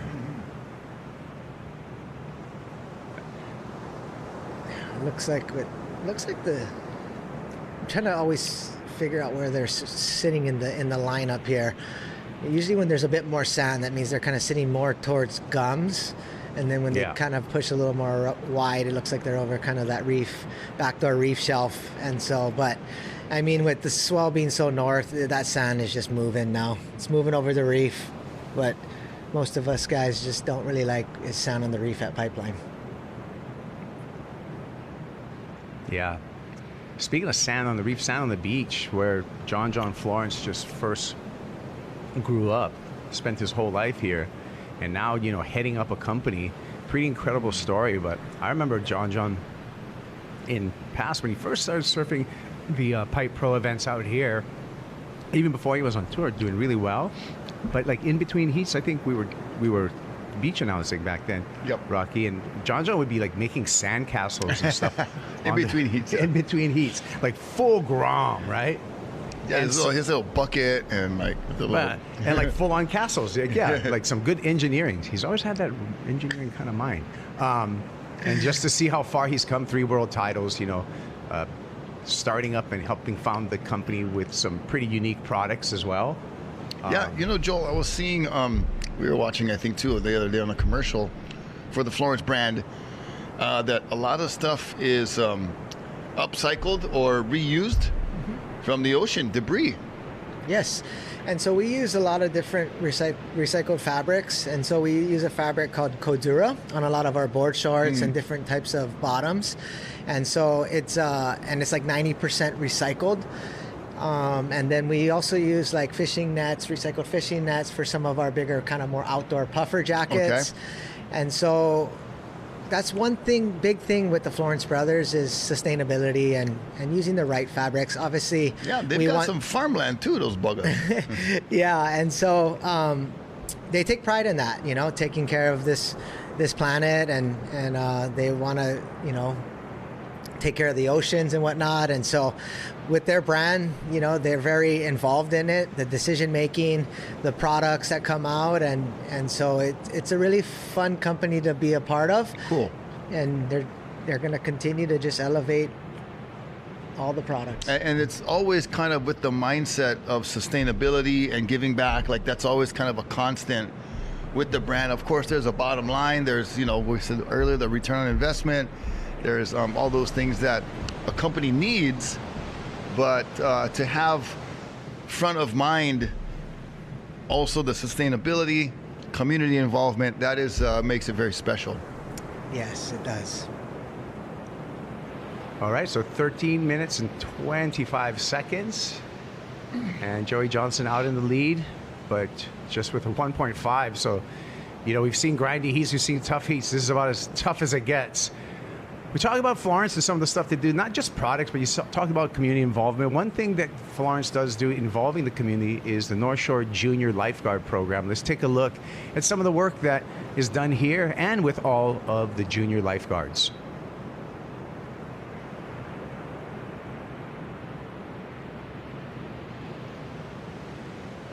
Name's Kyle Foyle. I've been a lifeguard here on the North Shore for over 20 years, and I've been part of the North Shore Lifeguard Association, our junior guard program, for 18 years.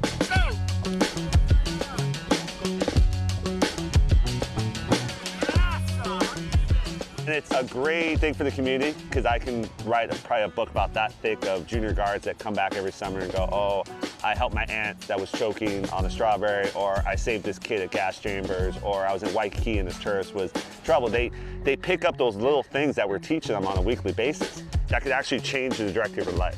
I've actually had that where like a kid was just not supposed to be a water person, and they did 1 week of junior guards and whoop, now they're surfing. Now they're in the water every day, and now they're living a healthy lifestyle. So like, that's where I see it as like, all right, we're making a change. We're helping our kids. We're changing young people to be more active. It's mind-boggling, and it keeps me coming back every summer to make sure this program runs. And we're back, and that's a great program, Junior Lifeguards on the North Shore, teaching the water skills. Yep, I think all those guys, except for Kavika, went through the Junior Lifeguard program. There's Kyle Powell over there too. And yeah, we had our Junior Lifeguard program down at Ehukai, and learned a lot.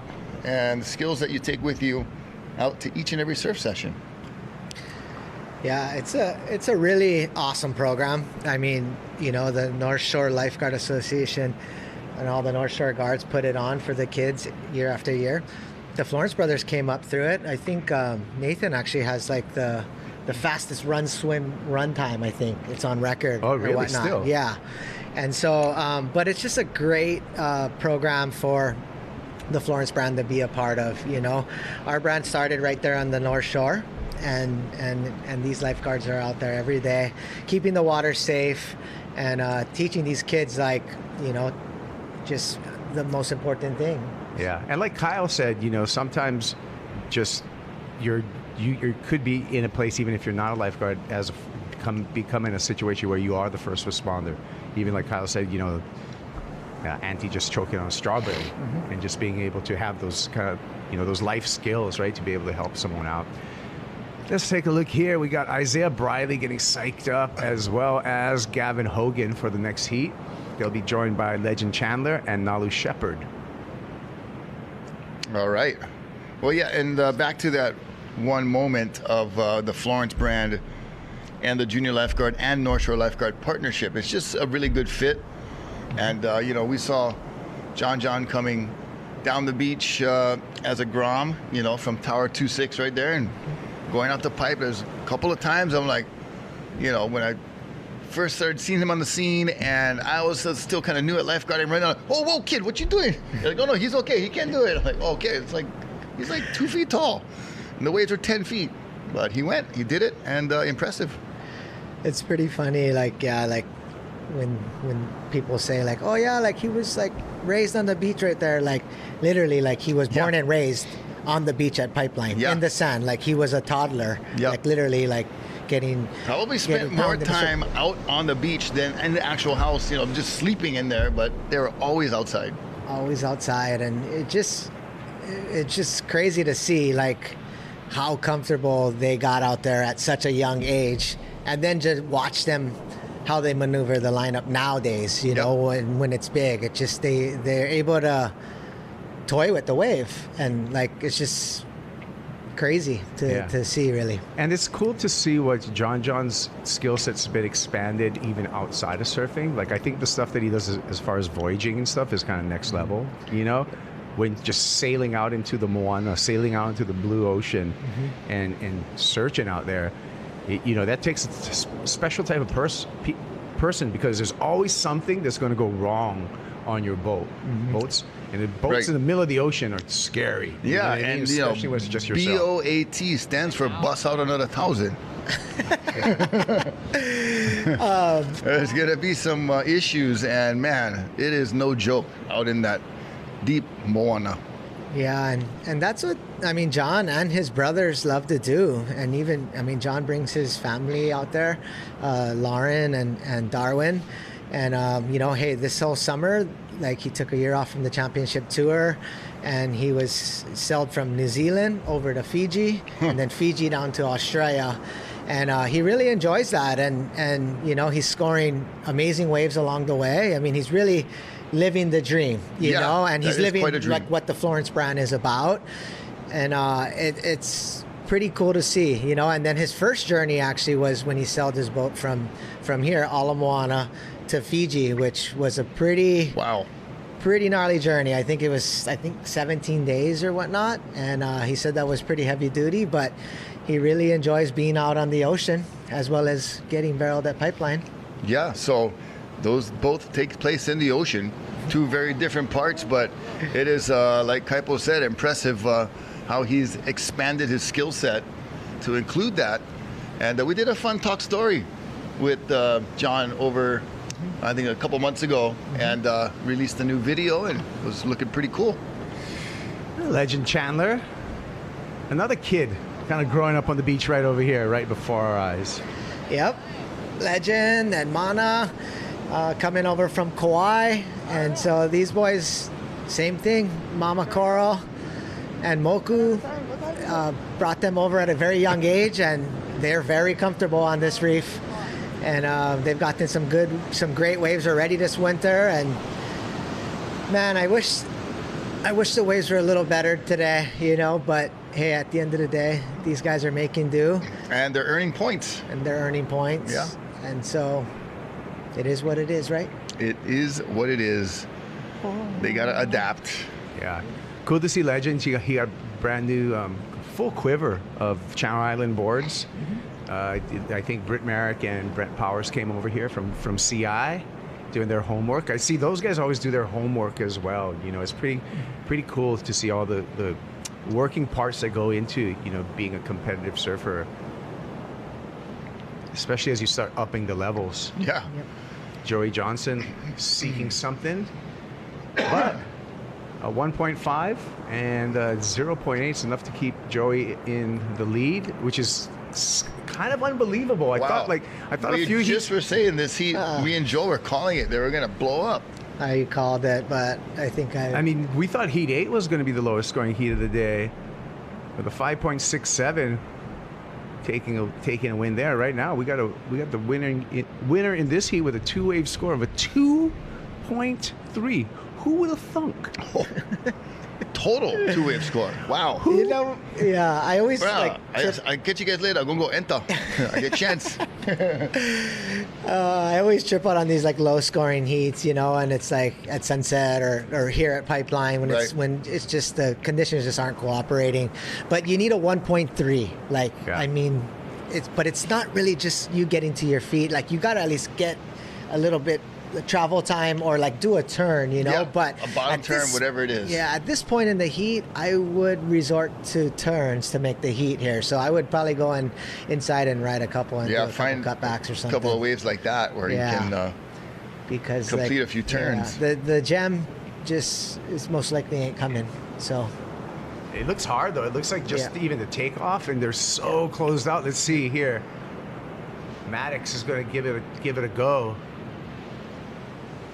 If you can just hang on there, well, there you go. That's exactly what you said. Yeah, I mean, it sounded much more impressive than it looked. No, Maddox did a good job. He's just manufacturing a score, right? Right.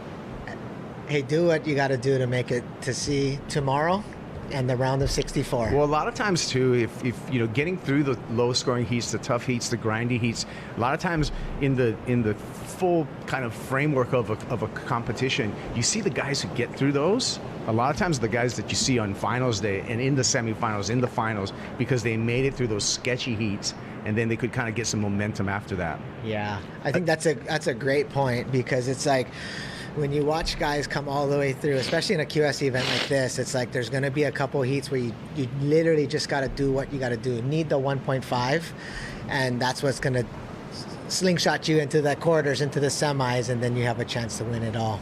But you have to, in these situations, you have to go and just do a couple turns on the inside and make it through the heat. Everybody's on the same playing field, and, you know, everybody's looking for that one wave, but it's in the inside of a couple turns, really. Yeah, and that's what Maddox did. 1.87 for Maddox on for a couple of turns on the backhand. That's enough to put Maddox in first. Joey's in second. Maddox enjoying those advancing positions. Priority right now with red, Kieran. Kieran needs just a 1.73 to go into second and advance, so still really tight for Kieran. And Merrick Muscatel, he's still straight in there.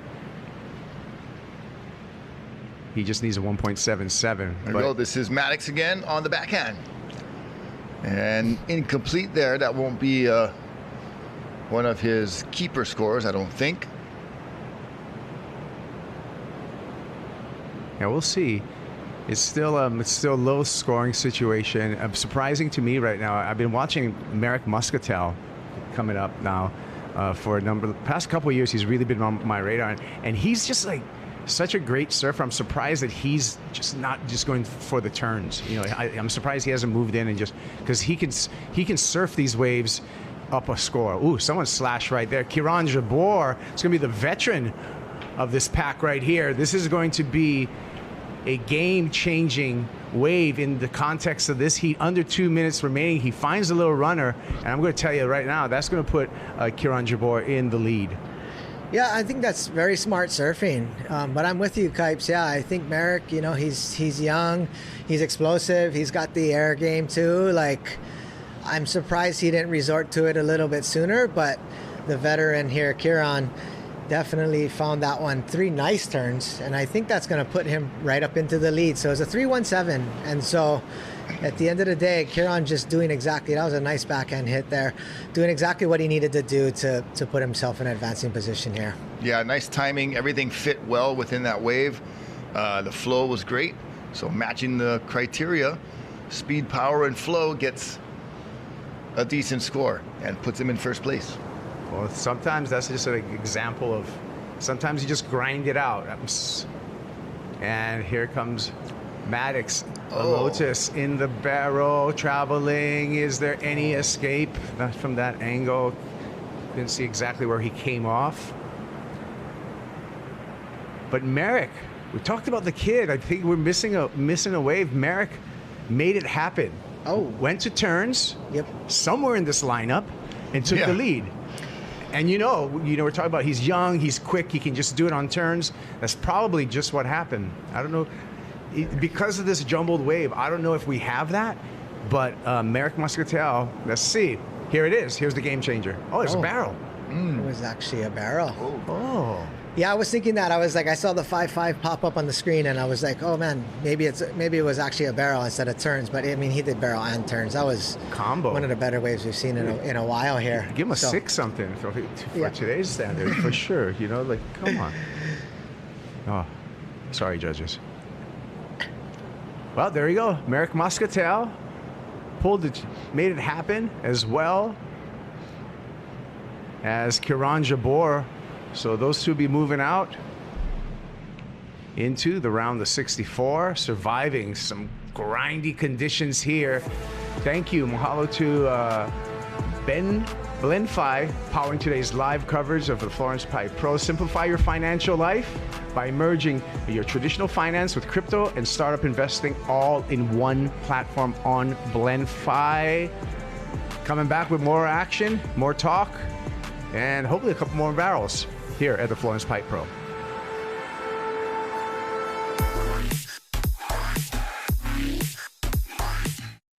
The whole overall goal with what we're doing, and anytime we're building product, is like just always getting kind of better at what we're doing. And each piece of gear and product that we make, we just want to make it better over time. So we take feedback from people that are using it, from what we're doing and how we use it. And so each time we come out with something, it's like a little bit updated from the last one.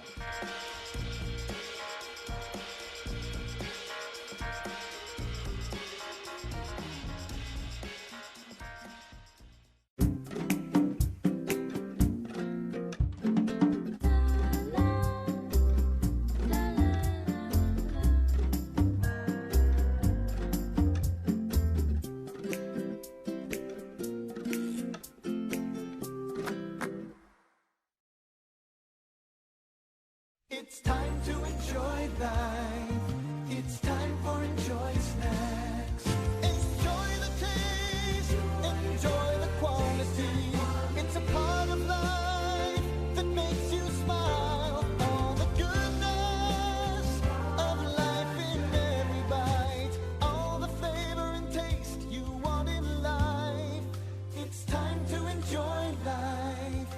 It's time for Enjoy Snacks.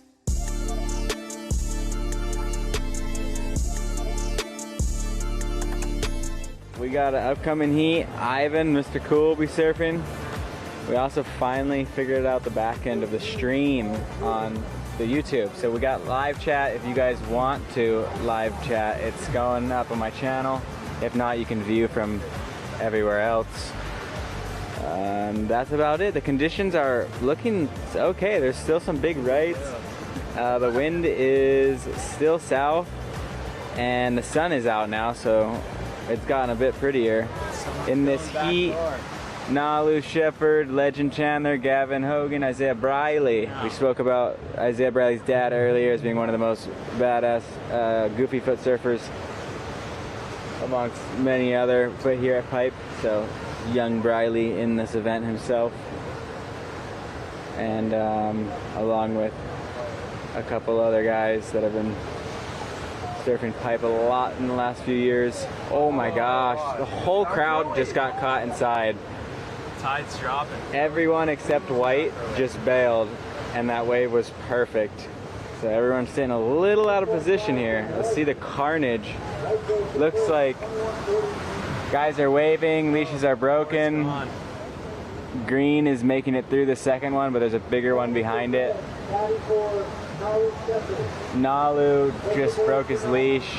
Carnage still from earlier, guys are getting pounded, and it's still going on here. Looks like Water Patrol is running in, and Blue is bailing his board. Oh, that's a broken board, not a broken leash for Red. So Water Patrol's picking him up now. Blue, Chandler, Legend's gonna make it back out. It's extremely bright out. It is so bright. I wish I had my blender's eyewear. Not in that. So we'll see Nalu Shepherd getting his backup board, jumping off the ski, water patrol straight back out. Pretty much dropped him on dry sand right there.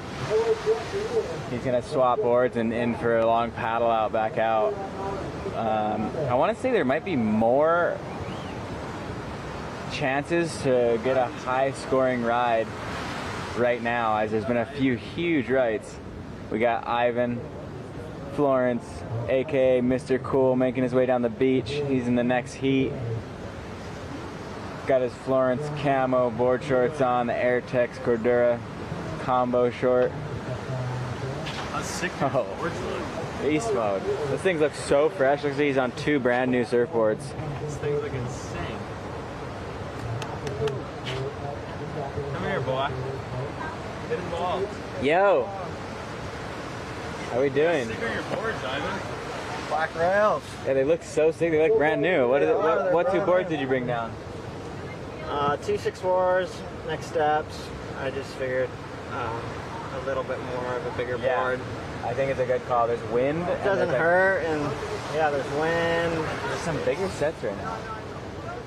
It's all over the place. A little extra paddling power, maybe. Man, there's a few really sick rides.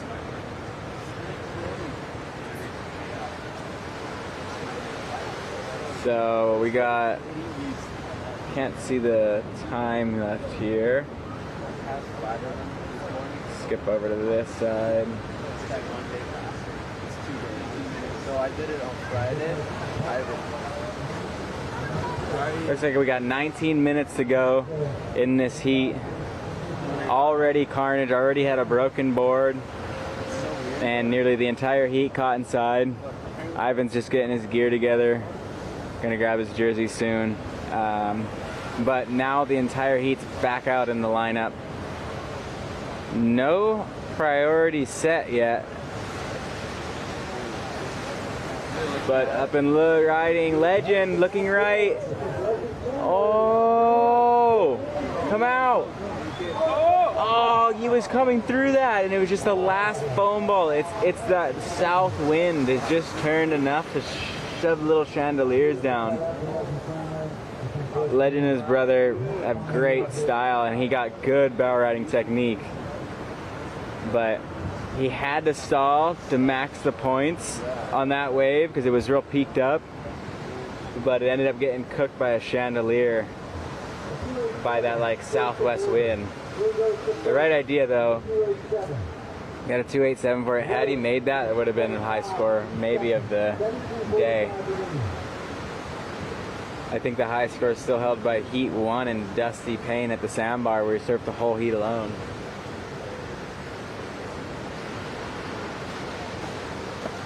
Legend and I purposely lost. oh wait, we're stuck on the heat before on this list. I was like up 57,000. Yeah. Legend now under priority. The rest of the heat, these guys haven't ridden out their waves yet. So Nalu and Isaiah get to ride a wave. Gavin Hogan had a wave and is now in third priority.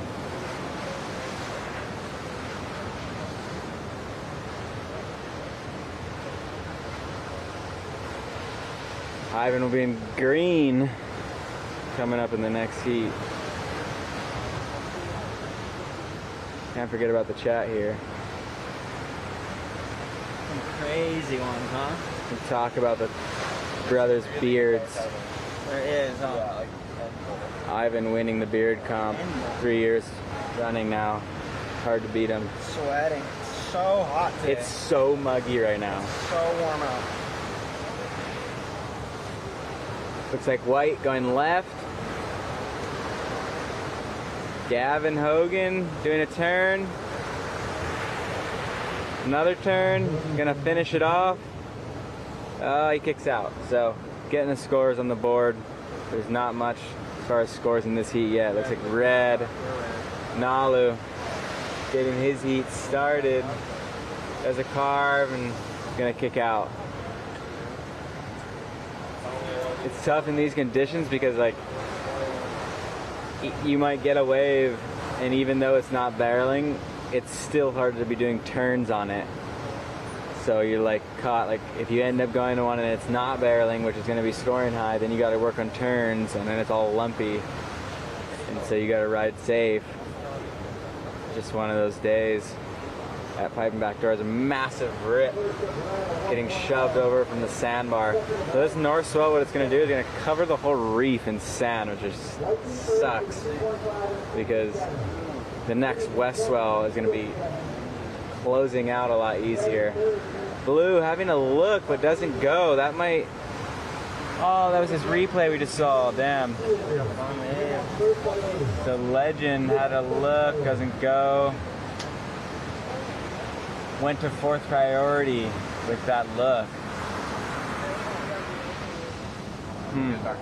Oh my gosh, nobody. Crumble. So psycho on those. They're doable. They're fully doable. If you get the right one, you're going to get blown out. How much time left? 16 minutes? 16 to go. In the lead, Legend Chandler, Gavin Hogan in second, and both of them at the bottom of the priority right now.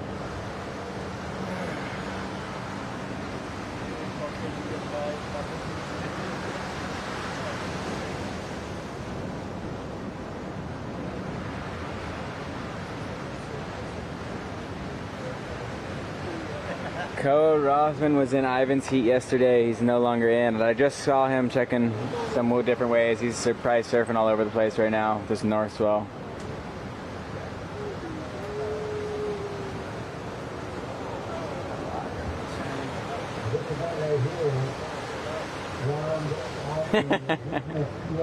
Ko is definitely a DJ this last week. Whoa! What the heck? Isaiah almost did a 360.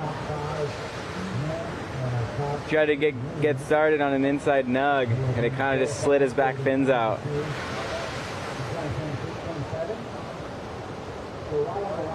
The chat is going off. We don't know where Chicken Joe is. We don't know where Solomon is. The chat regulators, the chat regulars have not been seen. Before we got the chat and the YouTube up live, there was a single warrior in there, Davis, hanging out alone. We don't know how he got in. I had to ask if he was real. We didn't get a response. Cyber warfare. Looks like someone's signing in from Australia. Right on, Richard. Thanks for watching the event. We love Australia. The waves there, the events there. We've always had good times over there. A lot of close Australian friends. Looks like some sets approaching. Some meaty ones. There's one behind this next one, and then there's a real bigger set. Let's see if anyone takes this. Nope, they're paddling through, but off to the left. A little bit of off the wall action. Yep, Ivan dropped a new video on YouTube. Combination of surfing, skating, snowboarding. There'll be more coming from that. And we're gonna have a huge set swipe the whole lineup right now. I don't know if it's gonna catch them. They're a little bit further out than they were.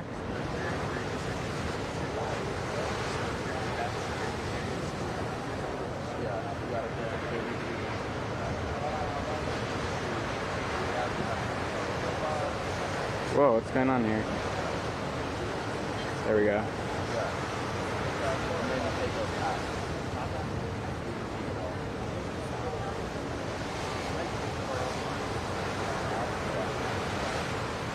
Oh, that whole set just kind of got washed out in the rip. So not much of anything going on. Nobody riding anything significant. 14 minutes to go. Might paddle out. You gonna paddle out? 10 minutes. The sandbar, the section's looking super clean right now. Yeah, we kind of Mackay might have been the last one to try to get those sandbar nugs, and the rest of the time people have been keeping focused on backdoor, which is just a tricky game to play right now because there's so many closeouts. You easily exhaust yourself and lose priority on a bad wave.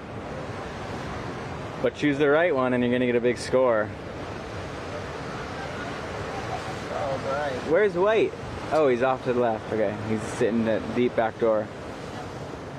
Gavin Hogan. Dude, I wish I had my glasses. It's super bright down here. Fried. We're gonna hunt it down? No, that's okay. I'll go after Ivan's heat. I'll just fry my peoples. It is really bright. Find the books.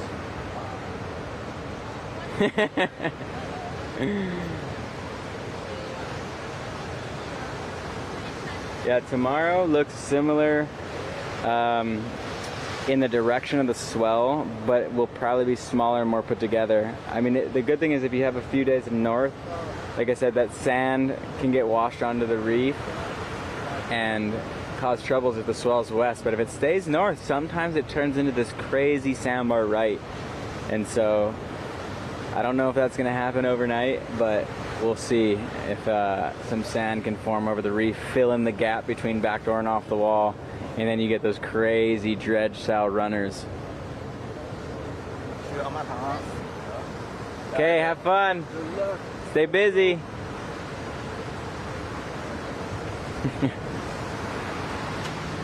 There goes Mr. Cool on his way out.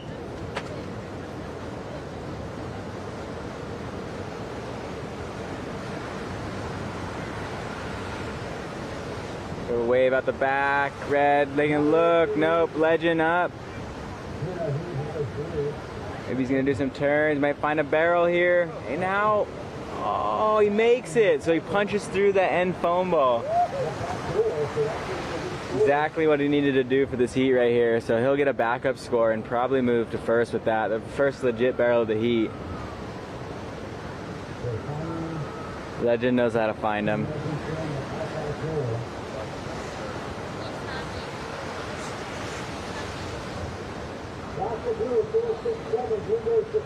And that was so he got a 4.67, moves to first. Perfect. It was a risky wave to go on, and it had a lot of chandeliers and stuff going on, but he just held sturdy on his board. And sometimes when those chandeliers hit, when you're in the barrel and you see them coming, the chandelier will come off the lip at a certain angle, and if you tilt your nose or your board just in the same direction of the angle of the chandelier, then it doesn't swipe your nose out, and it just almost pushes you out with it.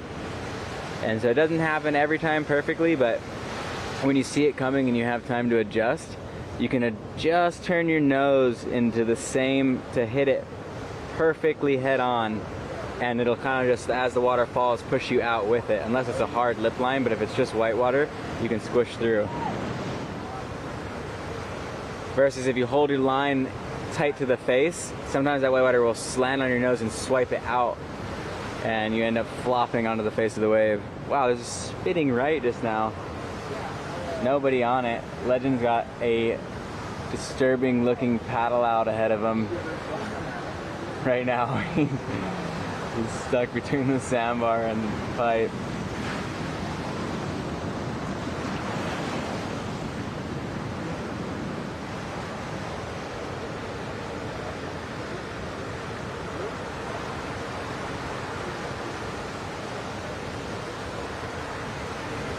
Replay of Chandler's wave. Ivan paddling out. It is bright and muggy. There's clouds, but somehow the sun is out and the beach is nice. If you're in Hawaii, you could come down and watch this event live on the beach. Check out the Florence Pipe Pro merch shop. Oh yeah, that's what we need. Can we roll this up a little bit? We'll get a little breeze going. Yeah. Okay. Yeah, perfect. Stoke people out. If you guys are on the beach, any of you Groms want to come up and get a Slab Tour hat, got a few up here for the kids watching live. So come on up and you get yourself a Slab Tour hat. I'm somewhere on the beach.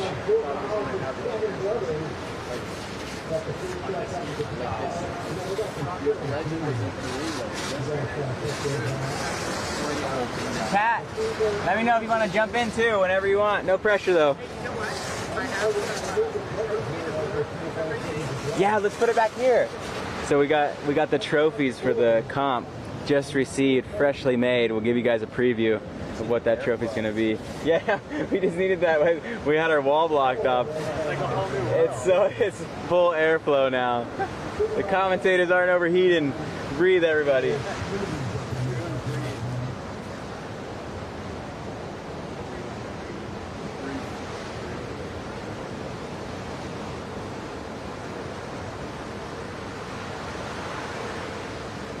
Solomon. We see someone with the username Solomon. He's back in the chat. Hectic. Maybe.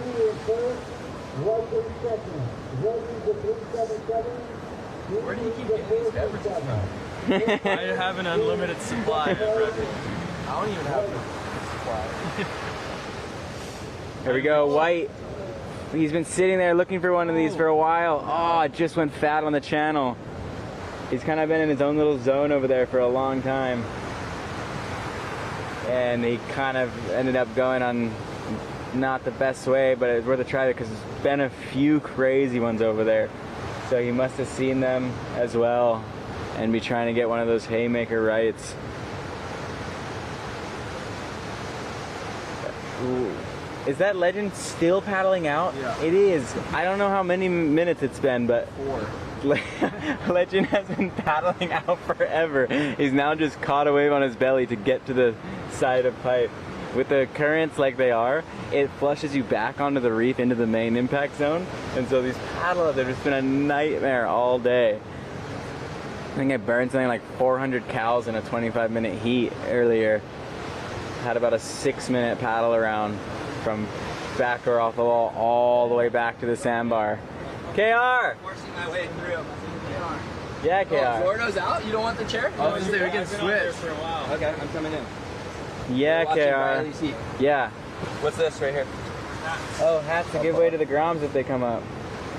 Slab tour. You get one. Can I have one? Yep, please. You've earned it long ago. Oh, I had a shocker. You earned it with that logs wave years ago. Oh my god. That was the nicest one ever ridden. Out that wave.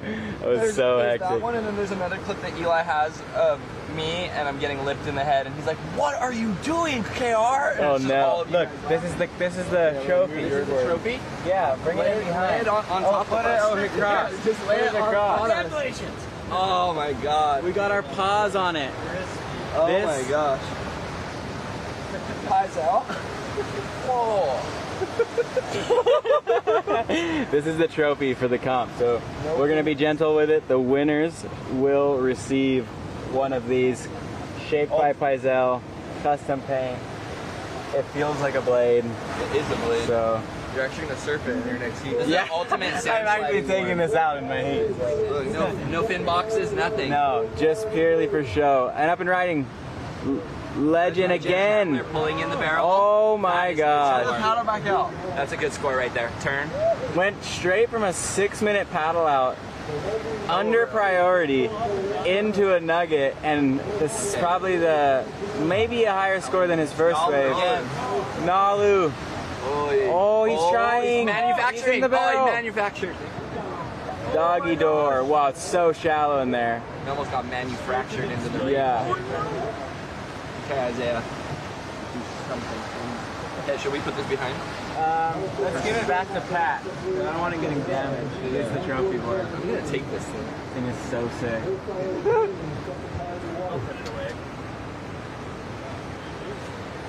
Come on, tell us about your heat. That was hard. Red Bulls were all the things that I was drinking in my heat, you know? I really love these things. No. You were tweaking to get a wave. It was hard. Yeah, I watched the whole thing. I went over to Gums because I saw Kainehe get a good score. Yep. And then when I went there, Benji got a good score over here. So I was just missing it by a little bit. Kind of, it's hard to pick where you want to sit, you know? You're sitting there and then the current takes you 30 feet away from where you were and then there's a wave it off the wall, you know? So. No, honey. Oh, look, green up and riding. Yeah, come on. Yeah, looking for a barrel. Oh, it's so hard just not doing it. Like you get to see the little bit of frustration, but it does. I almost had it with that one at the end. I know.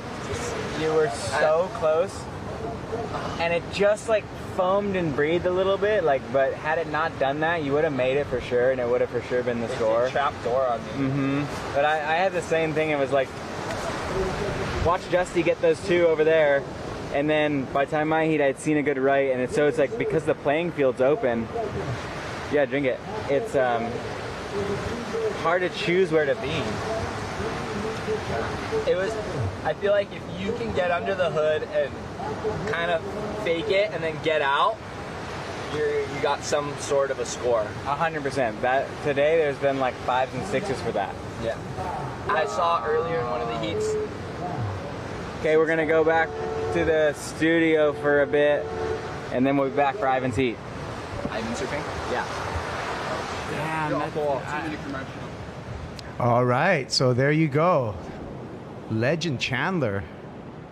That's why they call him Legend, making it through his heat along with Gavin Hogan. Let's take a look at our Blend Phi heat recap for a heat that started off pretty slow, but came through at the end. And really the story about this heat was Legend Chandler. Got eaten up at first, had to deal with a brutal paddle back out. Gavin Hogan, resulting to some turns to get through this heat in some messy, challenging conditions, but always there's something available for Legend Chandler. Smooth off the bottom, pulls into this one, has to break through the doggy door there.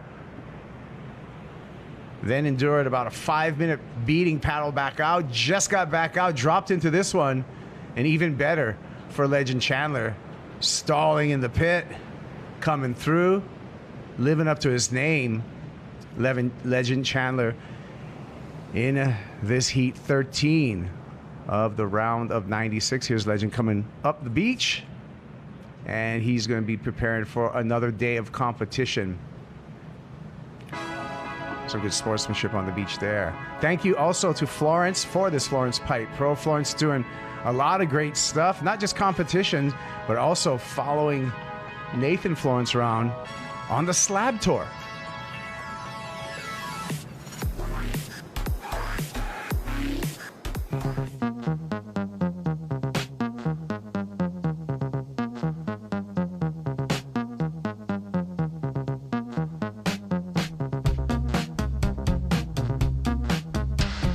You're not laugh.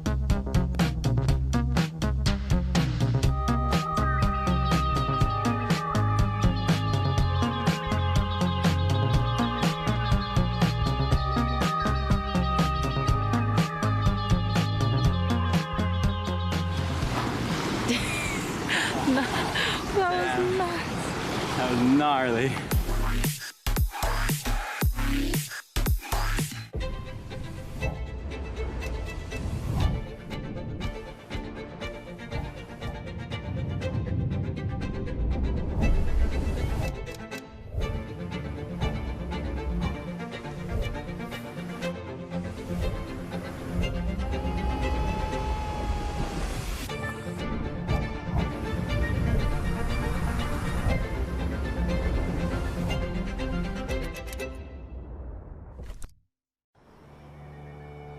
I love receiving a lei.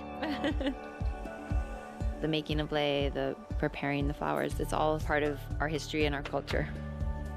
You're putting your love, your mana, your energy into it. It is a symbol of how we share our aloha with one another. Take a lei making class, go down to Chinatown and buy a lei. It just makes me feel like home.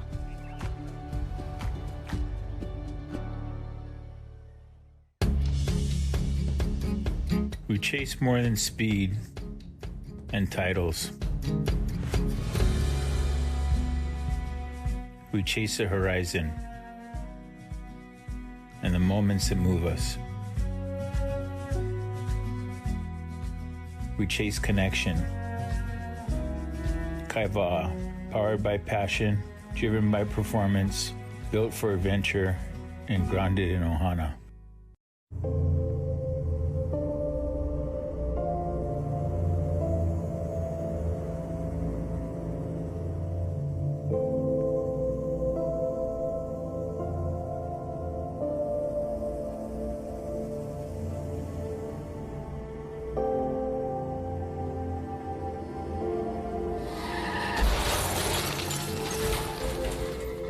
sure to read your prescription labels and warnings.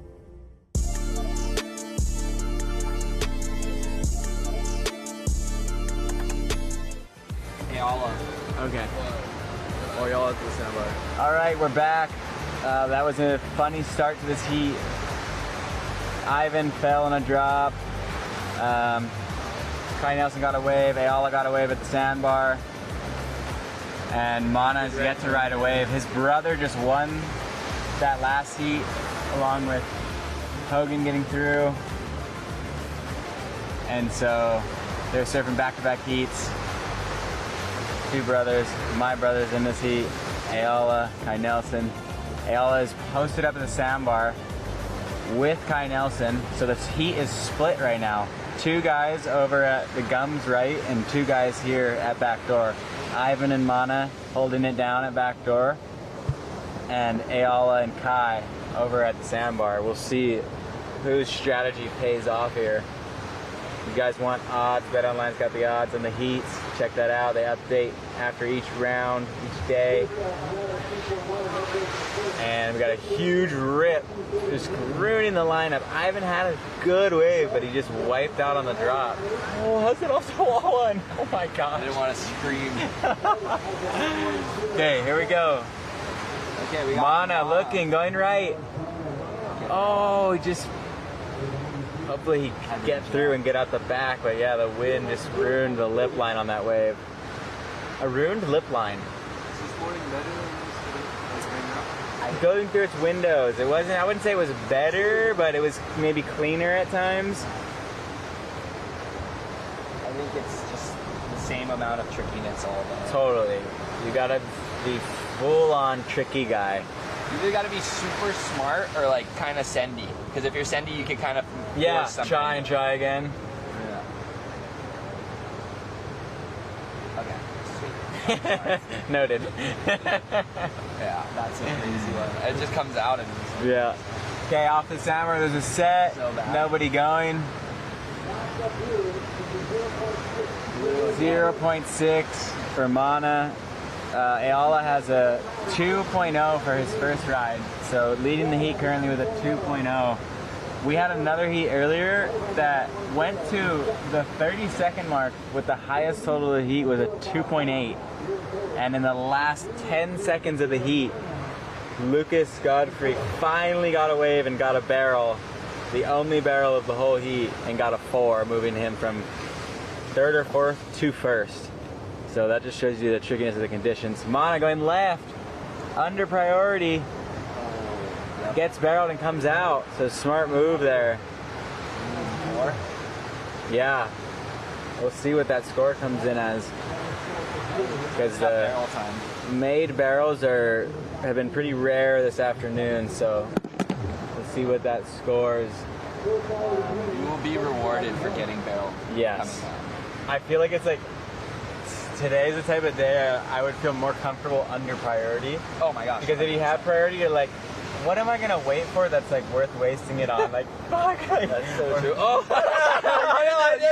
Cancel me. Cancel me. He's out of here.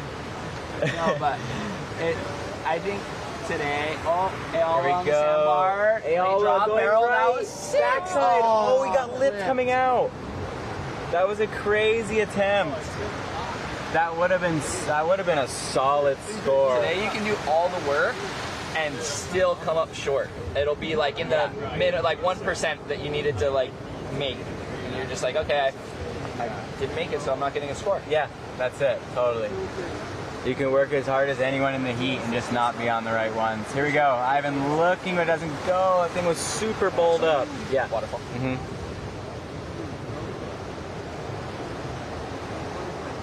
Am I gonna get like super big after I drink this? Yeah, be careful. There's a lot of Protect in there. Secret juice. It'll be maximum hydrated. Let's replay. Oh, the lip just swiped his nose and pulled it out from under his feet. Out the back, Mana taking a look. This heat has been a lot more active than the last heat. Like almost non-stop sets coming through for Mr. Cool's heat, who's currently in fourth with priority. And he's gonna go on this wave. He's stalling. Oh! Come out! That thing was so chandelier-y, damn it. So he did what he could. He tried to get in the barrel, but it was so chunky, and he'll have to use his priority on that. And in for a big beatdown. Oh man. Looks like a little lull before another big set. Hopefully he can get back out in time. Oh my gosh, you can see how chunky that one was. Surf again? Yeah. Today? I think so. Round of 64 heat 3, that's why. I don't think they'll make it through the full round of 64. I haven't checked the schedule unless they run a round of women's, which I don't think they're gonna do. I haven't heard. Mana. Oh, he was all the work and that's at it. The end.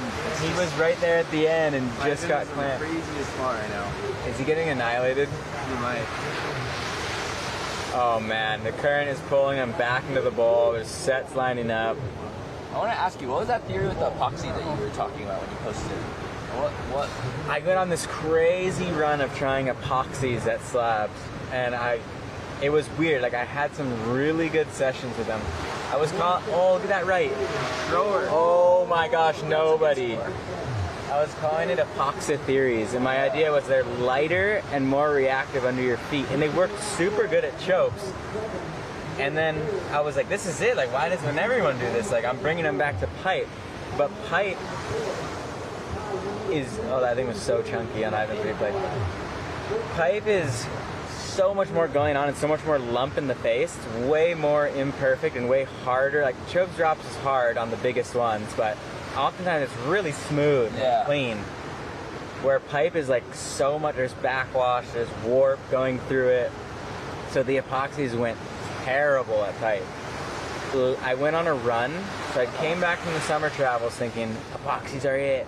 They're so light and reactive under my feet, and like the lighter the board, the faster my reflexes hit it. First the board having its own momentum and fighting your reflexes. And then I came back to pipe and fell for like 3 weeks straight, like wipeouts every big pipe session. And I was just trying to make it work, and I was like, man, I was the biggest believer, but like I gotta just switch back to a normal poly and see what happens. It has more, the normal poly has more absorption. It smoothens out the rough lumps. It's more reliable, whereas the epoxy had high reaction time. Every lump felt like a huge backwash. Oh, it was like flexing and like bouncing me off. The board was like too sensitive. Yeah, too sensitive. That was another crazy rate. And so I switched back to normal boards, and I immediately started making waves again. And I was like, okay, well, like pretty obvious, like what the issue was there. Still a believer in epoxy for certain places where it's really clean in the session, but yeah, at pipe, what I've now started to ride is normal poly boards with really light glass drops, so they're super light. Yeah. They break easy, but they have that lightness and reactivity without too much kickback like an epoxy. And so that's kind of been my sweet spot for. That's your happy medium. All the slabs lately is like the 6.2, 6.4, 6.0, normal but glass light, and they don't last long, these boards, because of the light glass job. They just don't have the strength. But for the amount of time they do last, they're insane. Were the ones that you were talking about at chokes with the epoxy, was that the ones that you did the like double hand drop, those crazy late drops? Like 2 hands on your board? No, I know the one you're talking about though.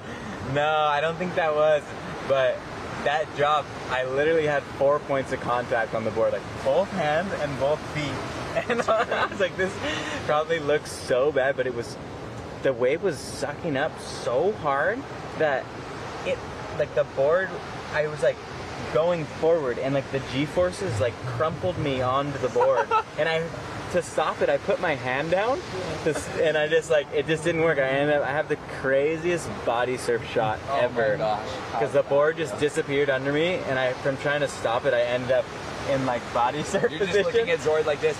On like a full legit 10-footer. That's crazy. I have a memory like that, body surfing at like Chopes at like 6 in the morning and looking at the filmer on the boat, just like Safety's so close, and you just know you're so far away from getting help. So current in the heat, looks like Mana leading with a 5 and a 167, Ayala 2 and a 143 in second, Ivan in third with a 1.7 and a 0.20, needs a 1.74 to advance, and Kai Nelson needs a 2.33 to advance, but who's up riding right now, up and out. He just got a sandbar wave. So Ivan's had a few good chances, but didn't make the waves. Mana's been surfing a smart heat. coming to a city near you. The Slab Tour hat. Slab Tour hat. Ex Florence Marine.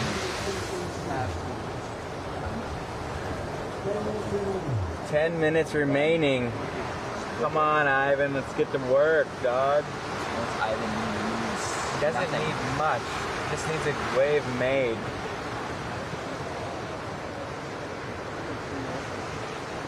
Oh, dang, son. It's been an eventful week on the North Shore. It's been a long week. The boys have had some huge nights. Still surviving. Not big enough. We're practice more. You want more. It's all practice. DJ Makana Pang, the only DJ still going in the comp. Unfortunately, DJ Koa is out. Up and riding, Mana. Stalling and just going ahead of it. That wave clamped. Smart read. Tosh! Jump in, dog. Yeah. Satoshi. Tosh Satoshi. Got young Tosh Tudor here. Tosh hopping in with the live. Made it. Yeah, he had a recent injury at Pipe, so he's just been taking a little bit of a rest. I'm just here for you guys. Thank you, the emotional support. Yeah, I'm You almost got it from him. I'm an emotional support. You like the reach? I was like, is this mine? It's actually connected to the body. I can't hold the power. How's your winter been? You've gotten some good waves this winter. Yeah, I've been super lucky. Like there's that first swell in October that like was surprisingly really good, and got lucky on that one, and then just been trying to just put in the time, and been lucky so far. Yeah, it's been good. Any off the wall lefts yet? Not fully yet. I've been trying, just sitting there. I see you trying over there. Searching. I'm like, that is the riskiest game you're playing. Searching for something that's probably never gonna come, but at some point it'll be there. Oh, you got one the year before. Oh, up and riding. Guns. White. Kai Nelson trying again. He's gonna do a turn. So he doesn't need much. That could change the situation. I think he needed he needs a 2-3-3. That might not be it, dog. Is that John Mel? Oh, John Thor got in. John Mel got in. Oh, John Mel. Wow. The legendary Pete Mel's son is here on island. We'll see. He's looking at another way. It looks like Ayala taking a look, but not going. Man, these heats have been so rough. So rough, huh? Yeah. Like guys sometimes getting nice ones and getting scores rewarded, and then other heats like such low point totals just because there's nothing available. Crazy. It's just like it's so hard when it's all north and wedgy like this. It's like it's either a crazy one or it's just like nothing at all. What would you do if you were out there and surfing today? Like if you were wanting to, if they put you in right now, where would you be like sitting, or what's the idea for you? I don't know. The best that I've seen so far is that off the wall. Yeah. So I'd probably go there. Us too. We're just like, oh my god. But you see, look at that one at Gumsdale. Wow. Oh. Dang, Ayala was just right just there for it. He caught the wave before. Not lucky there. Off the wall hunting. I think so. I think it's always better on like the short period norths, right? Like that's when you can get those super nets, little 2 feet out ones. Has its moments. That's when the left gets good. Confidence in a peak. If you're like confident in one peak and you're like, I'm just gonna stay. You here just the choose whole and time, stay. Yeah. You're gonna have. What size board were you riding earlier? It was 6'1". Oh, so I was on a short board. Yeah. That's kind of what messed me up though, because I probably would have passed that little section if I was on a bigger board. Yep, totally. More speed. I went out on a 6.2 and drifted over, and there were some bigger waves, and I was like, oh man, I feel undergunned now. Like, they're bigger than you think they are. bigger right? than you think, and more with lump. So it's like you said, like a little longer board sometimes like helps with that lump. Yeah, you don't want to take off too late today. No. Yeah. It's kind of nice to get that like little chip through that lump to come in behind it. Yeah. Oh. It kind of looks like it's getting cleaner. In the next heat, looks like I see Tyler Newton. Can't see the rest of the heat. Let's see who we got. John Mel is a tall man. John Mel, Thatcher Johnson, Tyler Newton, and Tristan Nyberg. So. Yeah, so you and Payne, you made the heat. Yeah, me and Payne made it. I was so psyched. Oh, that's so yeah, good. he got what he needed right at the end. I was like, yes, Payne, let's go. That's so good. That's sick. That's two You're bunch like, of get beers out of my for him, heat, yeah? get away from me. We had a full paddle battle. No. I went on a right, he went on a left, and then we had a priority paddle battle back out. But I because of the backdoor angle, I got out and was sitting like where I would want to sit before he was fully he was just right there, and I got the priority edge on him. Oh, and then that priority edge is how I got the score I needed. In the next day, we both went for the same double up. I was giggling. I was giggling. He was like, damn you. Cursed. Yeah.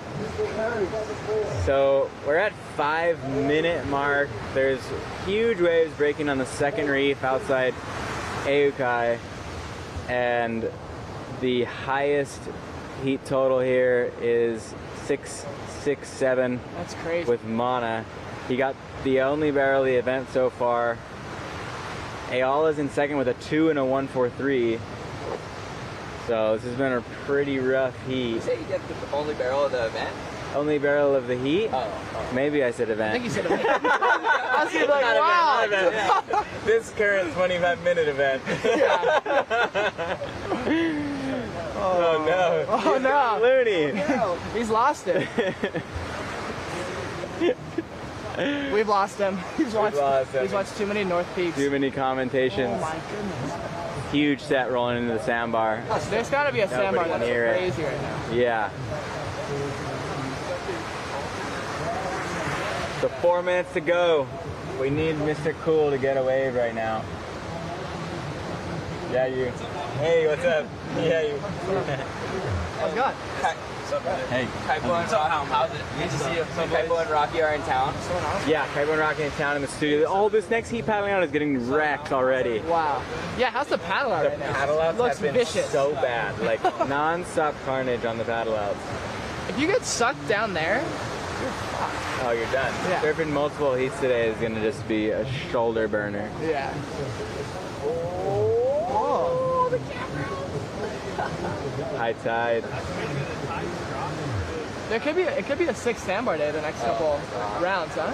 It could be crazy. Crazy, like crazy little snapper sandbar. If that sand gets shoved over enough overnight, tomorrow with the north staying, it could be fully doing And that. it's going to be just whipping southwards too. Stay tuned, folks. Stay tuned. Are you guys also sponsoring the Challenger? I don't think so. Just this one. Yeah. I don't know. When is the Challenger? It's here at Pipe? Yeah, there's the Challenger right after this, and then I think the Shootout. Oh, sick, yeah. That's the next two events. I think it's the Shootout next. Then the Challenger, yeah. Advanced full. New schedule for the tour. Oh man, we haven't checked on the chat in a while. Sorry guys. Oh, yeah, how's Going chat? nuts. Look at all the Whoa, look messages. at the chat! Look at Chat. a million messages. Oh my goodness. Chat. Wow, chat's going off. Chat, come on. That was crazy. We clicked it and about 1 million messages loaded in. We have not forsaken you. We see you. Yeah, Bud 69 was just like, what about time? That chat scroll was how my brain was yesterday morning. Okay, wait, Ivan. Oh. Taking off. It's for you guys. Big turn for the chat. Oh. He doesn't need much. Follow it, back it up. Just surf it all the way in. Boom. Whack, okay. Another one. Finish it. Okay. How much time? Perfect. Okay. When are the good waves coming? We're wondering that too. I'm sure the guys in the heat are. Dude, you're on account, dude.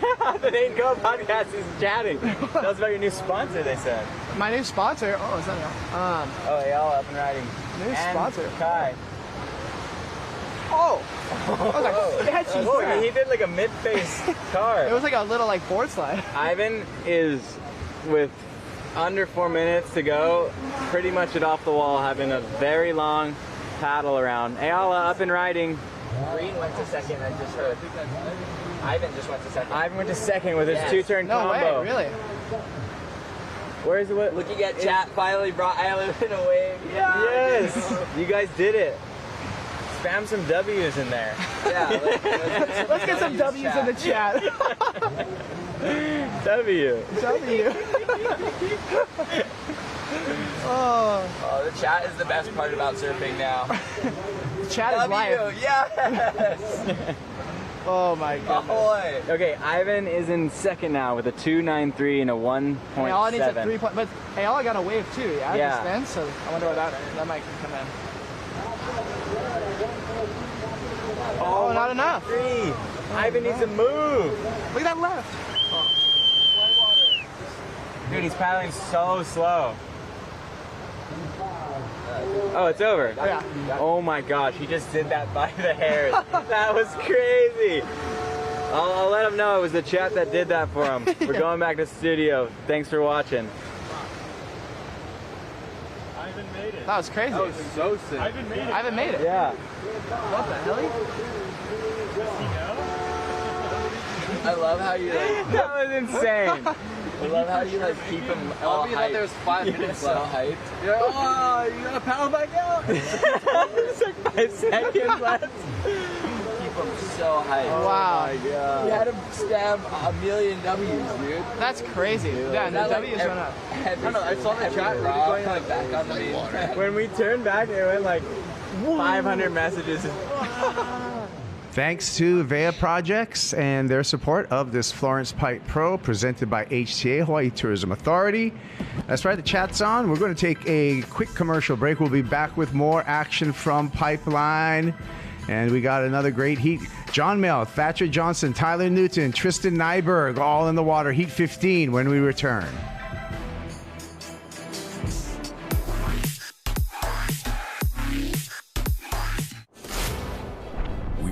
For the moment when the ocean calls. At the edge where land fades and the sea takes over, we find our place. We take you to the world's edge, where legendary shores meet untamed waters, where raw power and unbound forces push every boundary. This isn't a broadcast. It's the next frontier. Welcome to Rogue TV. When the ocean calls, we answer.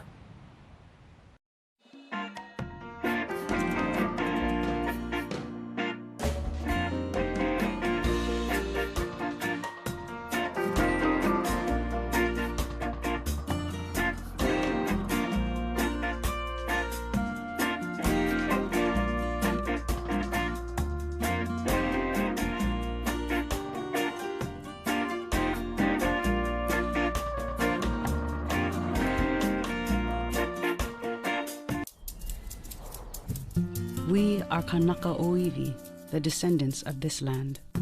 Since 1981, OHA has worked to strengthen our lahui by supporting affordable housing, quality health care, educational access, and economic opportunity. Our story is one of resistance and resilience.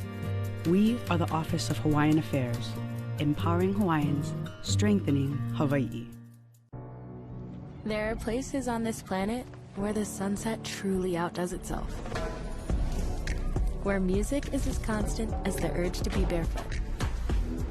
Where you're welcomed with love, respect, and a soundtrack.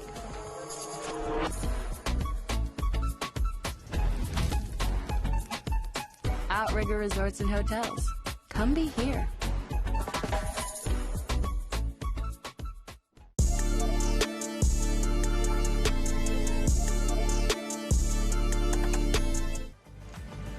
And we're back flying over Ehukai Beach. This is the Florence Pipe Pro presented by HTA, round of 96.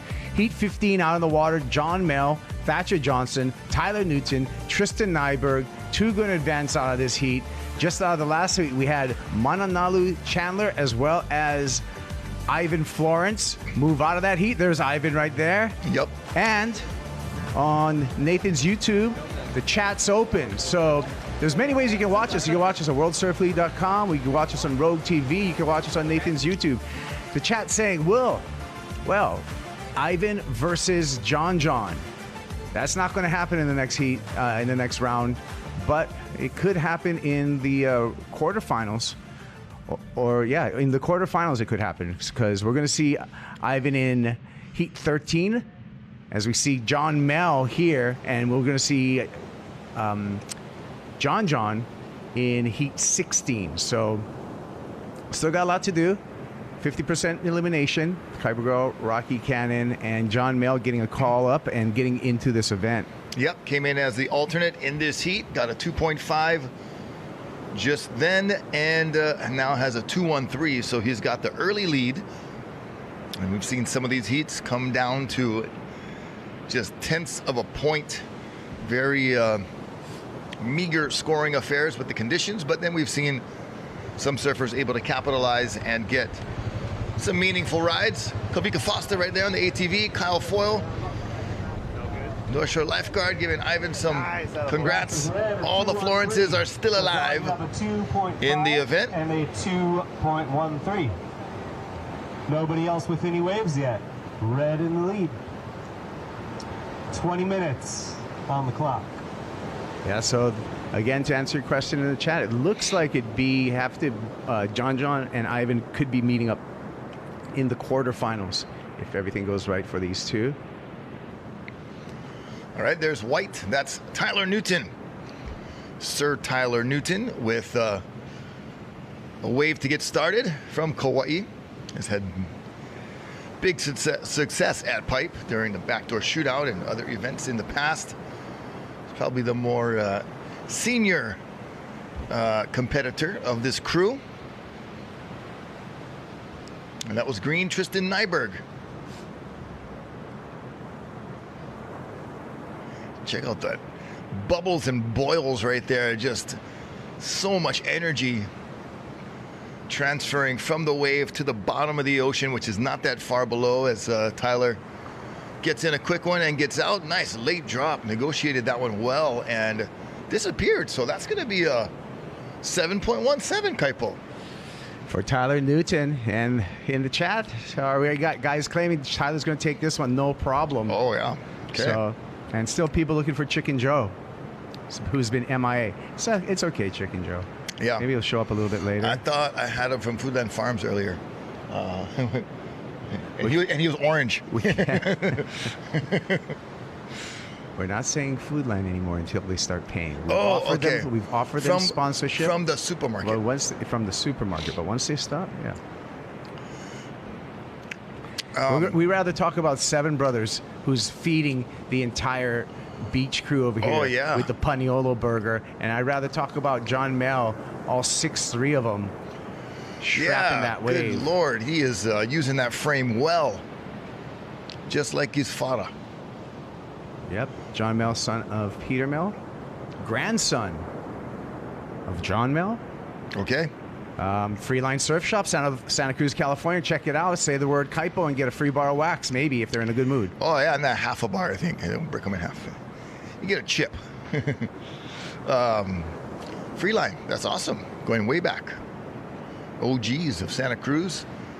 And yeah, Seven Brothers is down there on the beach at Ehukai. So if you guys are in the mood for making it down, we haven't seen any rain yet at the beach, so that is a welcome sight. Look at the beach crowd right there. They're hanging out, having fun, enjoying themselves, getting their toes in the sand, some ocean breeze. And not as much vitamin D today, but there's still some getting through there. Those overcast conditions can still give you a slight burn if you're not aware. Make sure you stay protected. Yeah. And, it is, Hawaii Tourism Authority giving us support over here. It's It is tourist season. I think a lot of people are starting to get off. It's December 15th. I feel a lot of people are starting to get off for the holidays, and what a better place to spend your holidays other than the island of Oahu, the North Shore specifically. This is a wintry day here in the islands, and even a wintry day is not that bad. Cold as it gets, bro. So if you're coming from Detroit, Illinois, you know, Chicago, you know, Montana, Minnesota, man, this is going to feel like, you know, shorts and thongs weather, man. Slippers. Yeah. But, yeah, tank tops, all that good stuff. Come out to the North Shore. Keiki Beach Bungalow, a great option. Right down the road from Pipeline. On the beach. You can actually see parts of Pipeline from your oceanfront bungalow if you got the right peekaboo view, but only a few steps to get down the beach there, and then only a couple steps to the supermarket and Sharks Cove right there. If it's a nice day for snorkeling inside that big tide pool. It's like a 2-acre tide pool. It's pretty awesome.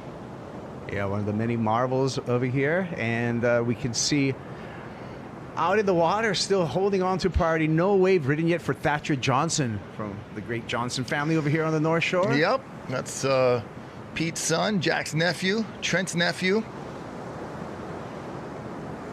Wonder if he plays music. I know he's a good surfer.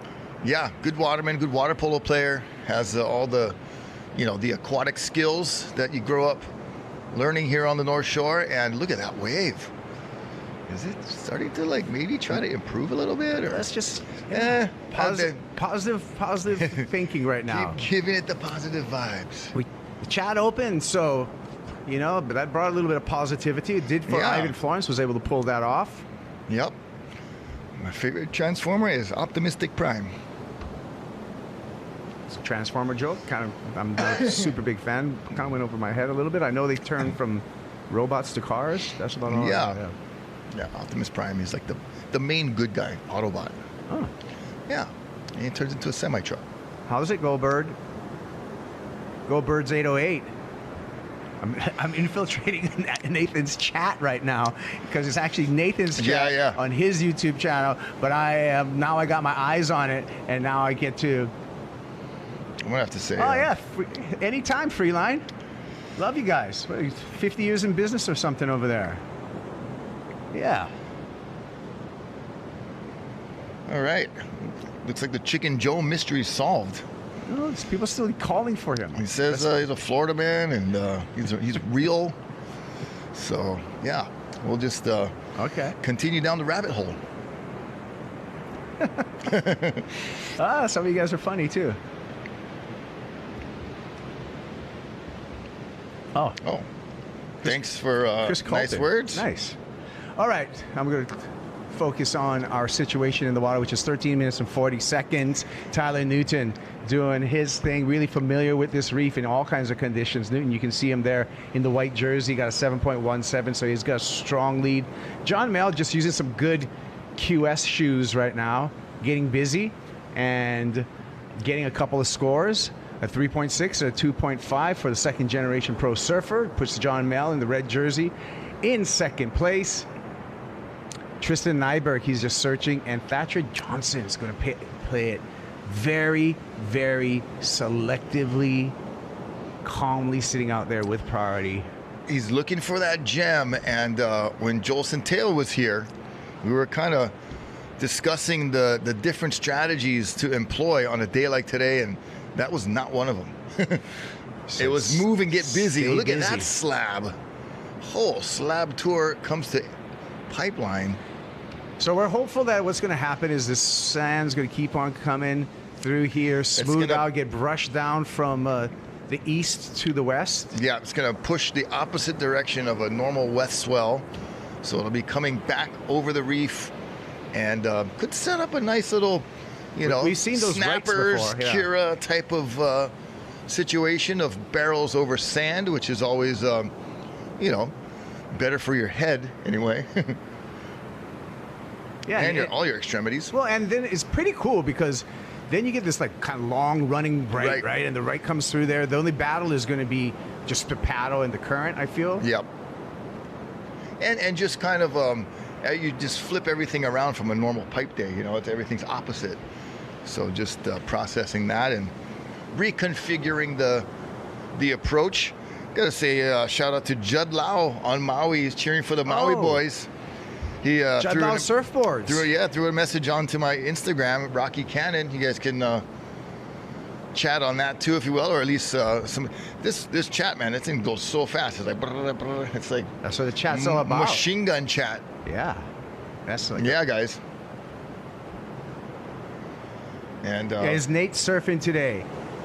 Plan is to get through the heat number 4 of the next round, the round of 64 for Nathan Florence. So if we do go according to plan, we will see Nathan Florence again back in the jersey, back out there, breaking more boards. Hopefully not, but it's probably getting barreled. Yeah, he it's the only guy to break a board, I think, so far. No, we've seen some other boards. I don't recall the other ones, but I'm surprised we haven't seen more today with the way it's really just curling over that super shallow sandbar with those thick lips. And we've seen some crazy wipeouts. Curling, I love that. In the curl. Yeah. You're like, wow. Curling, no, not like, no, the ice sport. Ice sport. Coming up, Winter Olympics coming up, huh? Yeah. I got my scrubber ready. Well, actually, that's one of the new kind of sweetheart sports of the Winter Olympics. It got pretty exciting in the curling competition when the USA was doing pretty well. So, oh yeah,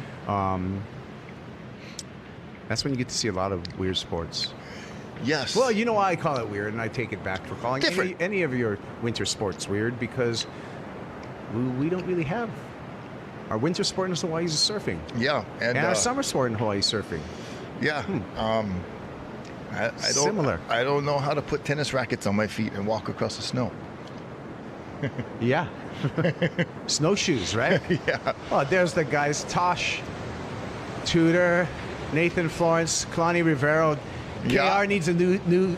He needs his pink to be re-enhanced right there on his hair. Refresh him. Ran out of pigment. They didn't last too long. Yeah, hope you never pay plenty money, boo. That was the 3-day special. Yeah, that was home job guarantee. Yeah, that was the kind of. Here we go. Never mind. The supermarket. Okay, in the white. That is Tyler Newton. You call him Sir Tyler. Yeah, like Isaac Newton.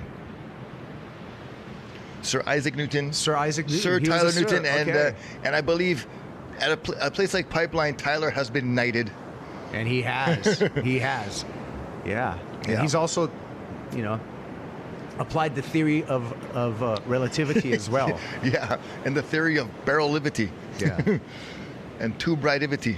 He's done that very excellent at Pipeline and Backdoor over the years. What are you breaking there, Rocky? I'm just tearing up the studio. I'm the Tasmanian devil, tripping over wires, knocking over screens. Oh man, boy. I'm like a toddler in a China store. I actually kind of blew it. I think Isaac Newton did not. It was Einstein.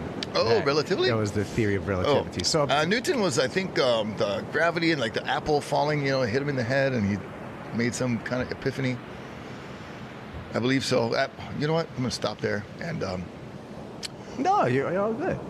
Hey, okay. Here's Cole Smith. That is Cole Smith on a 4-fin black bear.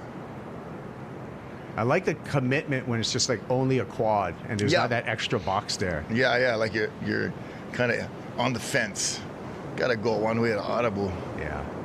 I just wanted to get back to Isaac Newton. It's the laws of motion. Oh, inertia motion. Equals F equals ma, Got action versus reaction, and the law of universal gravitation. And it was with the apple, right? That yes. Fell. Yeah. Okay. Well, that kind of spurred him on. I think, in got the 3 laws of motion, and it's relative for us to talk about that in surfing because the 3 laws of motion: inertia, force and acceleration, and action versus reaction. We know there's a lot of inertia involved in surfing. We know there's force and acceleration. You can just feel that on a long G holding bottom turn. And we know for every action there is a reaction. Put yourself in the right spot, and the action is a barrel just like this. Oh, look at that little curl line ride for Tyler Newton. I like Not it. as deep as he wanted to be, but gosh, today you can't be that picky. It is going to be, just get what you can get. Okay. Save yourself from getting potentially cleaned up over there. Yeah. Some sneaker sets. Look at these things. Yeah. Breaking way outside. Get Thatcher everybody Johnson. off guard. Thatcher. Come on, Thatcher. Yes. Oh, my Lord. Yes. Okay. Patient off Dropping the in. bottom. And... Oh, and you know what? The crowd just went wild for that. The flyaway kick out still. It's like Japanese in their peace sign when they take pictures. That's not going anywhere. Well, actually, the most published famous surfing photo so far of the modern era is not of anyone surfing. It's of Gabe Medina kicking out in Tahiti up in the air from the Olympics. With the cross. And that went viral. And as to your point, you know, people who don't maybe like understand surfing, everyone can understand someone flying through the air. Yeah. Yeah, that's exciting. With no wings or parachute, just the force and the motion, like we were talking about. Yeah, well, the law of universal gravitation, actually. Okay. I'll take your word for it. And Sir Isaac Newton's. And look at Thatcher. Oh, yeah. And the crowd's like, whoa. Oh, that's such a fun feeling. But usually it feels funner after you got a sick barrel. He just kind of fun out of the pocket. More fun. Funner. More fun. How can you rhyme summer with funner? Like funner with summer, though. You got to say funner. Yeah. Have a funner summer. So... I do employ my own language, grammatical inserts and such in places. If you know me, that's it comes with the territory. You get what you pay for. Oh. Which is not a lot. No, I'm kidding. 5 minutes remaining, and a patient Thatcher Johnson didn't really pay off for Thatcher after sitting with priority for that long. Just getting a 1.07, so he needs a big score, a 5-point ride. Tristan Nyberg, Rocky, I feel like it's lost in the rip out there too. Yeah, you know, some of these younger guys, we talked about it with Joel earlier too. It's like these low-scoring heats, or the folks that haven't scored well, have been kind of, you know, victim to that rip, and maybe, you know, not realizing they're in it or thinking they're on the edge of it, but it's actually pulling them out of position. Right now, it's kind of defined. I saw one drone shot earlier. The rip looked like it was the entire stretch of the competition area. It was really wide and spread out. Right now, it's a little more narrow and defined, but you surely don't want to be sitting in that because it's going to be bumpy, lumpy, and going against the grain to catch a wave.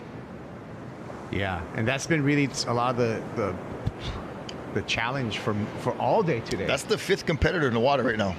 Yeah, it's the X factor, right? It really is, and it's a lot of paddling. It's going to be, you know, pretty strenuous for the guys who surf twice today. So some of the surfers, because we're going to try to get through some of the around the 64 a little bit more, will surf twice today, and we'll see some of the top seeds. We'll see Jackson Bunch.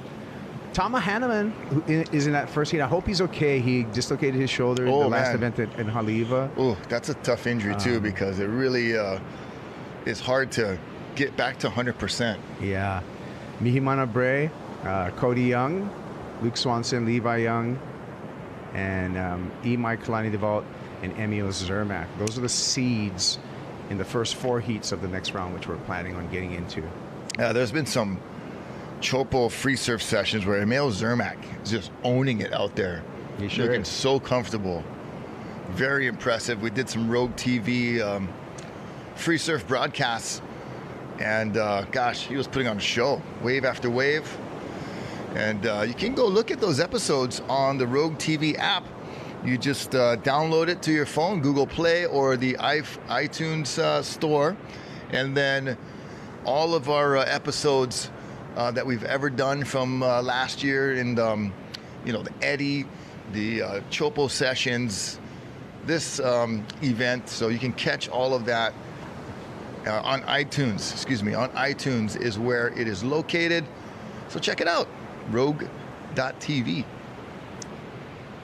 Yeah, and thank you to Salt and Air Studios as well as Rogue TV for carrying this in. They came in at a great time to cover this event and working together with the Hawaii Tourism Authority as well as Florence to bring this pipe event to you. Yeah, the World Surf League also sanctioning and making this a QS 2000 event.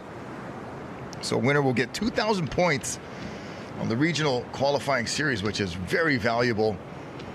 And that was green right there. Tristan Nyberg just can't find the waves to give enough scoring potential to get above that 1.5 point score as we watch red John Mel laying into the first turn very nicely. And then the section washes him away, but he will see if he can try to improve on a 2.5. There's the beach gallery, checking out the Pipe Pro live and direct. See some of the high water mark right there, a little increase in the swell last night, and a overnight high tide brought the water up. And not nearly as far as it can go, but just a couple of toe ticklers maybe today. A lot of clouds though still. Yeah, well, we got this system, right, that we've been living through, and I think we're going to just something else to expect, that we're going to probably continue to see some of this variable wind weather, a little bit of precipitation. Yeah, I heard there's another system coming in after this. So this one's kind of on its way out. Came in yesterday with Kalihi. I seen pictures. It's flooding. It was look like the Kaimbu. The Nile River. Flooding. It's crazy, yeah. Think about living on an island, man. These pop-up storms, you never know when it's going to come down really hard. And a lot of times when it does come down, it comes down in just like really small kind of areas. And a lot of it. But just dumps, Monsoon action. Yeah. Well, Tyler Newton, good job out there. As well as this young man, John Mel, currently in second place. Looks like he's going to stay in second place. Threads a little tube there. Looking stylish. John just coming off a win on the West Coast. Showing some leg. Over in... Impressed the judges. In Pismo. All right. Yeah, just the QS over there. I think that was just last weekend. So he's just coming off a QS win. Coming to the QS over here. Some momentum. All right. Tyler Newton. Blend Phi Heat recap with Tyler Newton. Yeah, nice barrel to get started. That's always a confidence booster to get a good score on your very first wave. And then John... Nice carve in the pocket right there. Good timing. Smashing off that oncoming section. Gets another carve as the wave fizzles. Tyler gets in another barrel. So, gosh, 2 barrels in one heat. That is an amazing accomplishment. Yeah, great. For today's standards. Seeking it out. Thatcher Johnson, I mean, waited a long time for that one, and that wave just didn't do him any favors. But John Mel flying in, flying off the jersey. Let's listen. Take a second to just breathe, because that's like, you're like waiting all day, and then all of a sudden it's like happening. You're on. But now it's like... Now his journey started. Now he can prepare. Now that he made it into the contest. Thank you to Bet Online. Eric Apple from Bet Online. I think we're going to expect him on the beach a little bit later this afternoon and for following days. So we're going to take a break. Good time to go get a refreshment or so and continue watching the Florence Pipe Pro presented by HTA.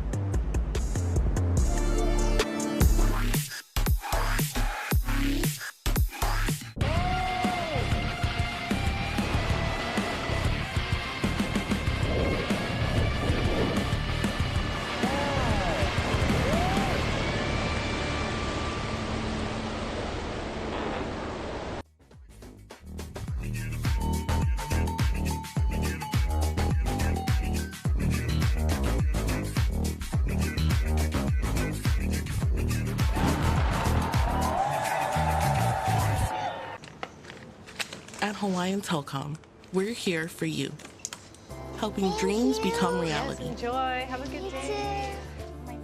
With friendly, reliable service that goes above and beyond, putting Hawaii at the forefront to be the first fully fiber-enabled state in the country, because a brighter world is possible with Fi Optics from Hawaiian Telcom.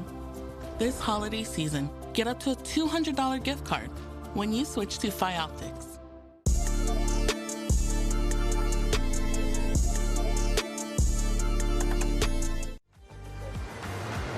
Okay, we're back with one of the final heats of this round. Who's in it? We got Wyatt Butterbow, Sam DeBonet, Mauna Kea Hio and Koa Smith. And so heat 16, this is the last heat of this round before we go to 64. And it looks like Wyatt rode a wave and just now Sam did, but no other scores yet in this heat. Conditions remain the same. Your commentary crew remains the same. We're still here. Merp. No touch. No touch. Don't touch the mic. So, yeah, we'll see. What were the results of the last round? I'm trying to look. It looks like Tyler Newton won the last heat, and I don't have the updated. I can't see, but I think Tyler and John Bell, yeah? Chat's going crazy. We're back. Oh boy. Big dogs are back.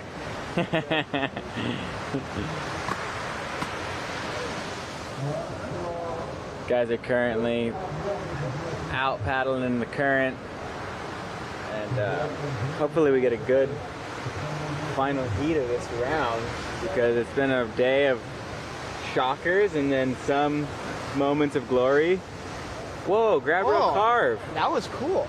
That was a strategy. Wyatt Gotta finish this wave. Huh. Interesting. There's not much scores going on in this heat, so like the last heat where Ivan literally got the score he needed with 2 turns to the beach. You guys are we're turning some pipe specialists into QS grinders right now. So everything you know out the window. Pipe's like, I'm gonna teach you a lesson. You're gonna do 3 to the beach. That was probably the first 3 to the beach Ivan's done. Pipe in like years. Definitely. Here comes a huge, wow, crazy with the sandbar. Here comes a big set. Let's see if anyone in this heat Are you allowed to go off the wall? wants a piece of it. It's a weird one. I'm not sure if it extends all the way over there. Yeah, Tyler, good job. Tyler Newton running down the beach with the heat win. Super talented pipe surfer. Years and years out here. He's got some of the best ones ever. Huh? Some of them maybe the heaviest backdoor rides ever. Great pipe rides too, but I remember one year Daniel Russo got a photo of him that was maybe one of the best backdoor photos ever shot, when guys used to shoot water on the right on big days. Huge backdoor wave. Fish eye? Yeah, and Russo got this crazy shot of him, and he went in and his camera got stolen. And there was like a hunt to find the... I remember seeing that like on everyone's like Instagram. Like, I'm pretty sure he was like, just give me the card back. Like, I need that shot. Because the shot was so good of Tyler. I forgot when it ended up happening, but Russo used to be an absolute animal, swimming huge days out here at Off the Wall pipe at backdoor. Maniac. Porto too, yeah. Porto, he swam Porto on a big session with me one year and nailed some really sick shots. That wave is hard enough to paddle around and surf. And he was swimming, shooting water. This is just Viking swim. Yeah, full on. So not much going on so far in this heat. Almost no waves ridden by half the heat, and a few throwaway scores. I mean, maybe not throwaway on a day like today, but you never know how these heats are gonna go. One score that's a throwaway. Yeah. Ivan 1.75 is a backup. made it with that, and then you see Tyler, who got 2 like solid scores in the very next heat. It's just definitely that kind of day. There we go. Yeah, Slab Tour hat. Some Yeah. grounds are coming up, getting their Slab Tour hats. Okay, 3 left. Yeah, boys, have a good one. See ya. Some people packing up. The gear, heading out for the day. The wind feels like it's not as bad as earlier. No, it's kind of lightening up. Super still feeling right now. Not as strong on the side shore. It's still huge though. But still second reefing. Yep. Chat. Yeah. Oh yeah, what's chat doing? That's the side of the chat that I like. What's with Chicken Joe, dude? Everyone loves Chicken Joe. Dude. Chicken Joe? Real. Chicken Joe's just a legend. He's an OG chat cruiser, but we haven't seen him in a long time. Chicken Joe. Okay, Red, up and riding. Oh, up I've and just been out. secretly spamming It's been the you chat. all along. That's your YouTube name. Chicken Joe. My neck is in definitely serious potential.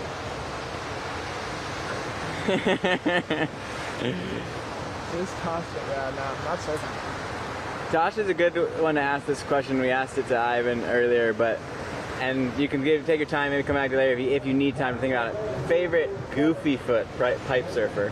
Fair wall. I said Briley, Tamayo Perry. Yeah. Like in their runs they had they had crazy years. Crazy. I mean, but you can choose from any generation. I feel like Briley's like probably one of the gnarliest ones ever. Kind of the Randall Paulson is pretty Randall sick. with the most insane and maybe one of the craziest roll-ins ever. Yeah. To the right. To the right. Oh no, that's Jensen Hassett. Oh, was that Jensen? That wasn't Hassett, Randall yeah. on that, right? Randall, no. Oh, Jensen that's Hassett. right. Wow. Oh my gosh. Oh my goodness. Yeah. Take it over. Oh, I got the mic. Look still. Come on, Tosh. Let's go. All right, me and Tosh are running the show now. I've been dreaming of holding this mic for the last 30 minutes. I'm gonna eat this last. You're gonna eat the cupcake? Yes. Nate's in serious conversation. Here, get on the other side. Yeah, get over here. Oh, we got someone. Koa Smith. Koa Smith looking for some action. Big turn. Nice. He's probably one of the best scoopy footers out there right now. I love his like no hands approach. Yeah, his backside, he's got like the best. He's probably got the best back door. Wow, how's this double up? Whoa. Is he on? Wow. Oh. Okay, hit the brakes. Set up. Stall. Oh no. Is that Luca? No. That's Wyatt. the butter Wyatt. guy. Yeah. Butter boat. Look at this one. Go. Red. Oh. Red in the barrel. Red. Pop. Red. No, he could have kept going. Oh, he got wow. the score, perfect. That was Sam's there. That was Sam. Oh, that was Wow. mental. That was insane. Yeah, for sure. Let's give her A hat? Yeah. Oh yeah, Cool. take it. Here you go. From Nathan. It's from Nate. Sick. Yeah. For her daughter. Wow, that was really sick. Samson on that. That was probably one of the best waves in a while, We got yeah? Makana Payne here. Oh yeah, another goofy foot legend, probably soon to be. Yeah, soon to be legend. I hear he is. Yeah. but- Legend. You know who I really like is We're not Flynn selling the Novak. hats. Yes. I think Lonnie there's Chapman. Is there Mark hats left? Healy. Those are really More. good lefts. Healy gets like some of the gnarliest ones. Oh no, they're Can we free. give out more I hats? have no idea. It's not, I'm not even Nate doesn't know. That's There you go. it. Yeah. No worries. We hide them. There's one left. No more hats. No more hats. We run out of Out of hats. stock. We've been We're out giving of Nate's hats away like we're neat. We're out of Take these stock. hats. Take Oh, my but we're hats. a part of the Slab tour. Low key. Low-key, I just sit in this chair, act like it.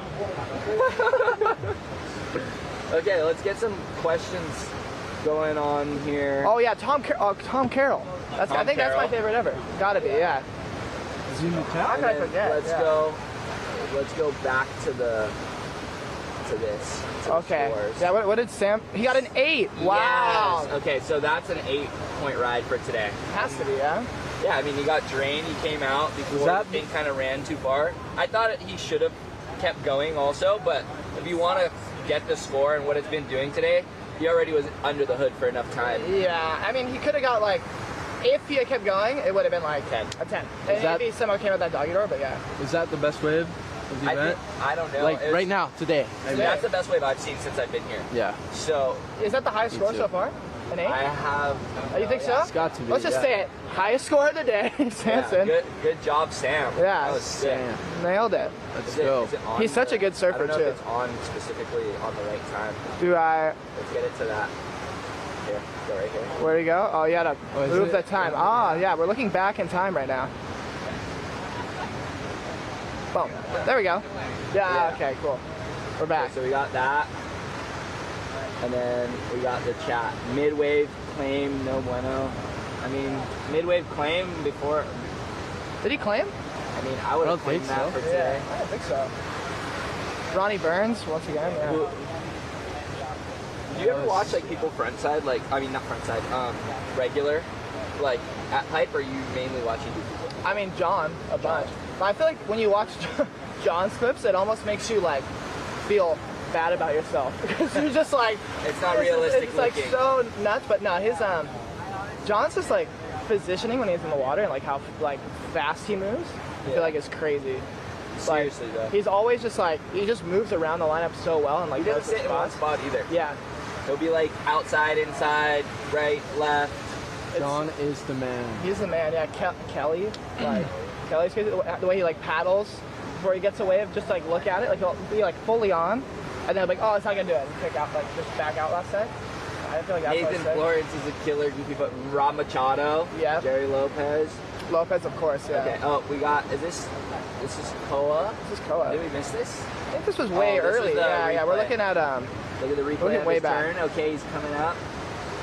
Kick out. That was a good decision. Sick. Because this is live. Yeah, that was like a. That's further back. We're back here. Okay, we're back here. So it's tricky. There's a set out the back. Oh. Tosh is in control of the whole deal. I've somehow found myself here. You're somehow in the contest. I'm in. They chucked me in. No.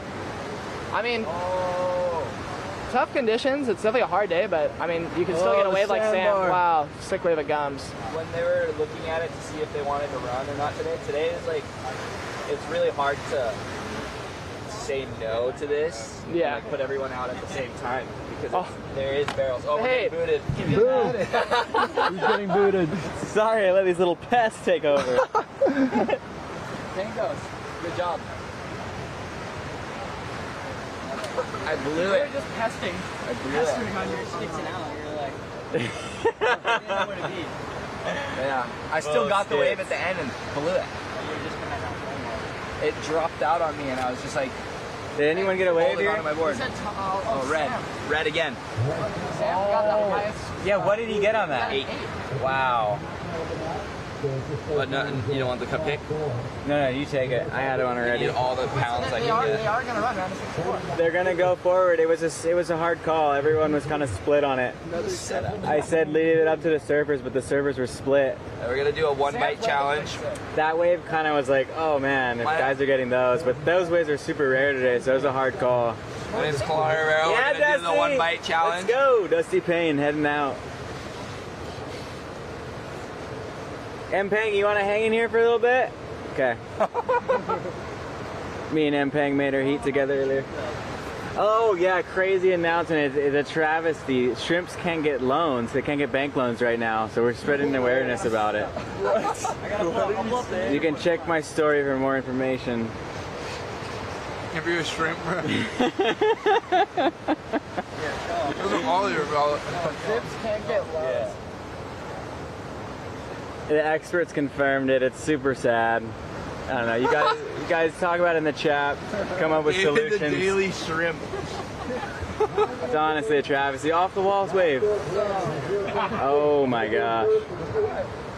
In this next heat, we got Dusty Payne, Baby Steve Robertson. Who else is in this heat? Sign, dude. It's a slab. That'll be heat 1 of the round of 64. So that's Hanui David and Jackson Bunch are the other two in that heat coming up. So after this heat, we'll be moving on to the next round. We're cooking through them. We're going to get through as many heats of the next round as we can. We try to make a call, but that's a hard call. So, some guys, yeah, look, they're talking about it. They're tripping. No bank loans for shrimps today. Yeah. It's hard because there's been a bunch of bad heats, and so there was an opportunity to maybe not start the next round, but surfers, at the end of the day, it's up to the surfers, and some of them wanted to surf, and so we keep charging until the end of the day here, and it kind of lines us up for a better opportunity later this week to pick and choose the day we want and have the girls out when they want to be out, and the later men's round surf when they want. But unlike a weird specialty event where like you might surf against someone who's surfed in different conditions than you, at least in this style, like the WSL style of heats, you surf against the guys in your heat, so you're not battling a guy that had a clean window in the morning. Like which is sometimes like, but if there could be a negative, like I love the style of like, hey, everyone surfs multiple times and the best wave wins, but sometimes there's the bummer of like, oh no, they got a better window than me. But I like both formats. Another, oh! I hear Doug Silva. Koa Smith. We can hear Doug Silva screaming down the beach. Doug. Koa's gonna have a big paddle out here. Is he calling? Is that the end of this heat? No, he's running around. He's doing a run around. Oh no, he landed on the rock. Oh no. Ouch. So he's gonna do a Snapper Rocks run around at Pipe. He almost did the Snapper Rock. Crazy call. He landed on a rock, doing the run around. Koa Smith with probably the second highest score of this heat with that ride.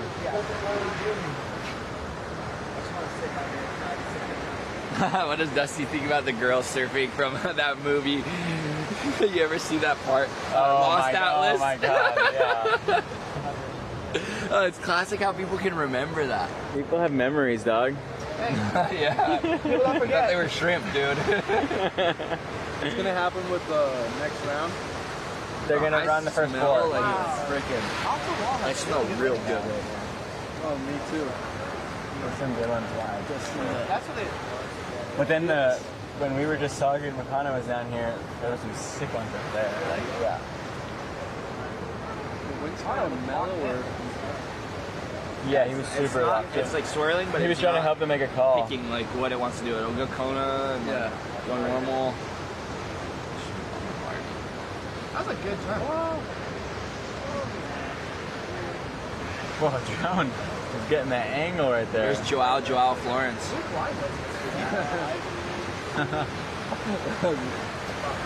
he quit going on that next part. Came out that doggy door. That was insane. Yeah. Finally, someone locked into one of those today. Sam got the wide bowl backdoor wave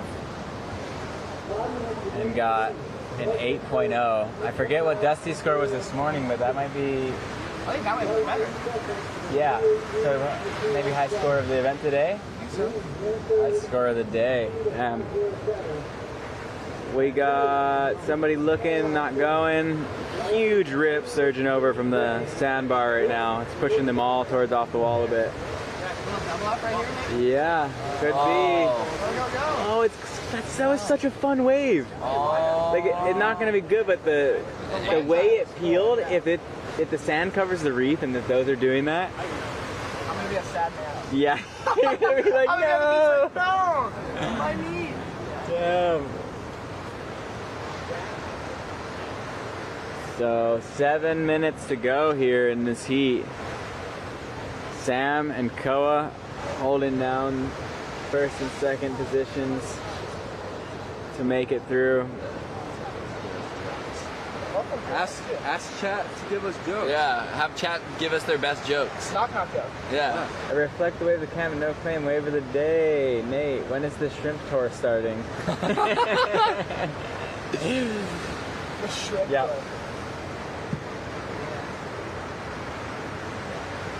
Nate down. So we got a right, and red, a rider. We got red. Sam trying to fill up a back. And it barrels for him. He's gonna get up. So he definitely. Oh no, he's gonna make it out. He definitely just backed up. His 8.0 ride. That's gonna make the requirement for Koa a bit higher. To get to first, but Koa is still in a position to make the heat. Is this charger important? Is it in use? I don't know. Ask him. Is that charger available? What did he get? The whole stream goes. The whole stream. That's what I was saying. I was like, the whole stream will go. 317. Good backup score. Yeah. 317. What is it for?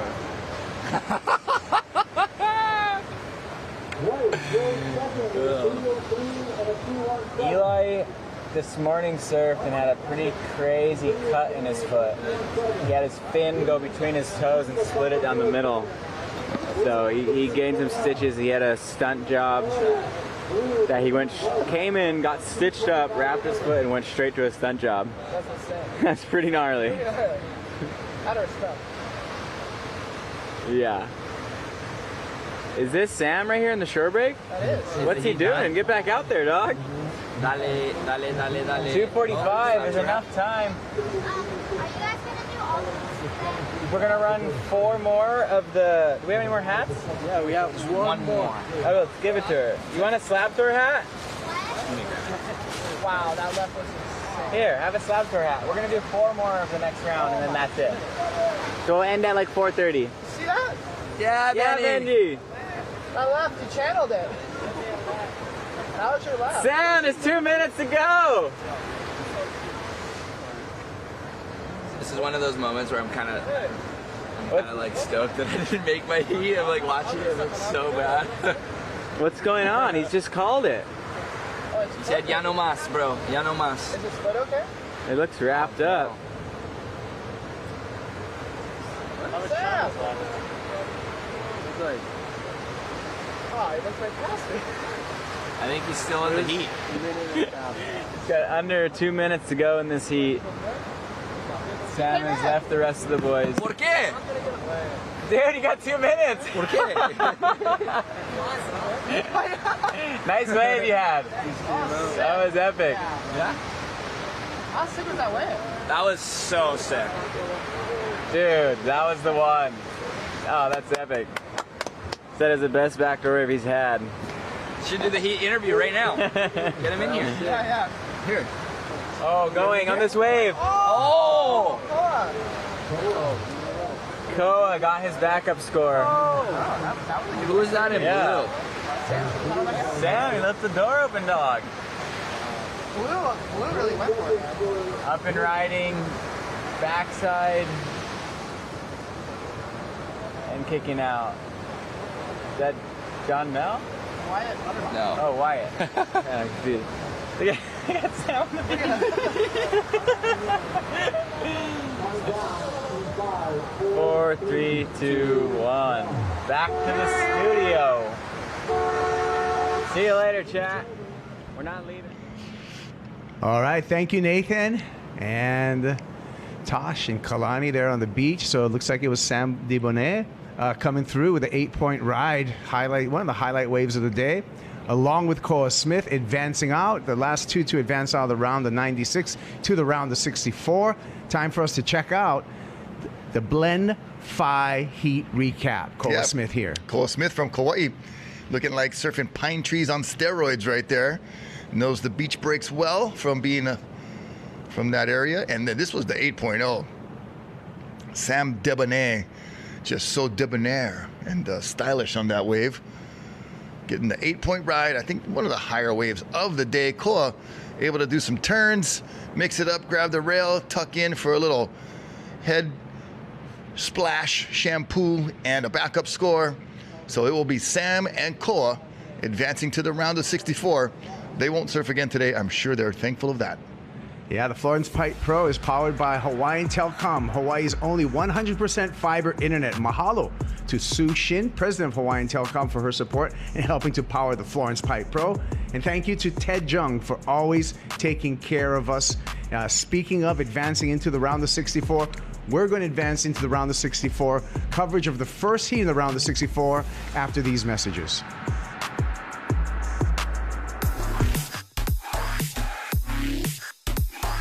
Each piece of gear and product that we make, we just want to make it better over time. So we take feedback from people that are using it, from what we're doing and how we use it. So each time we come out with something, it's like a little bit updated from the last one.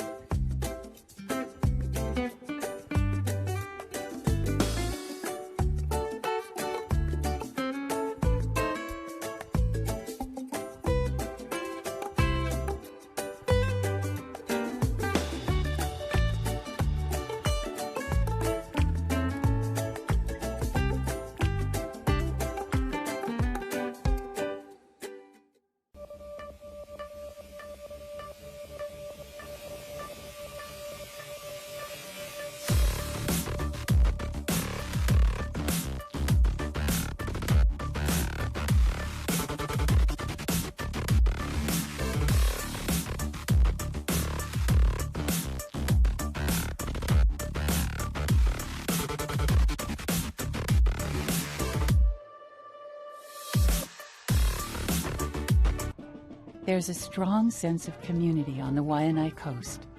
It's evidenced in our schools, in the lives of our students and teachers, in the successful academic and athletics programs, and community activities we support.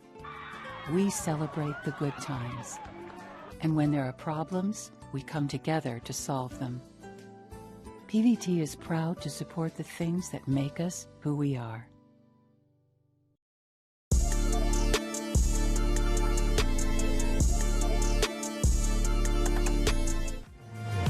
Back at Pipeline this afternoon, where the round of 64 is underway at the Florence Pipe Pro, presented by HTA. Airdropping into that one was Haunui David. Oh, how are you, boo? He was airdropping. Almost never make him. I think his chin touched the water. And then went right into a barrel. Very composed. Thought he was going to come out. That would have been excellent for sure. But he's on the board with a second score. Jackson Bunch has a 4.0 to start in the red jersey. We got Steve Roberson out of Maui, Dusty Payne out of Maui, and Haunui David from Tahiti, Jackson Bunch, Maui too, right? Yes, as well. So Judd Lau, stoked, bro. The Maui boys representing. I think Judd from Judd Lau Surfboards kind of saw that as the draw started to present itself. And yeah, there's 3 surfers from Maui in this heat and 1 from Tahiti. And it looks like Jackson Bunch so far with the best score to start off. We're hoping for conditions to clean up this afternoon. And going into this round of 64, our goal is to get through heat number 4 in the round of 64.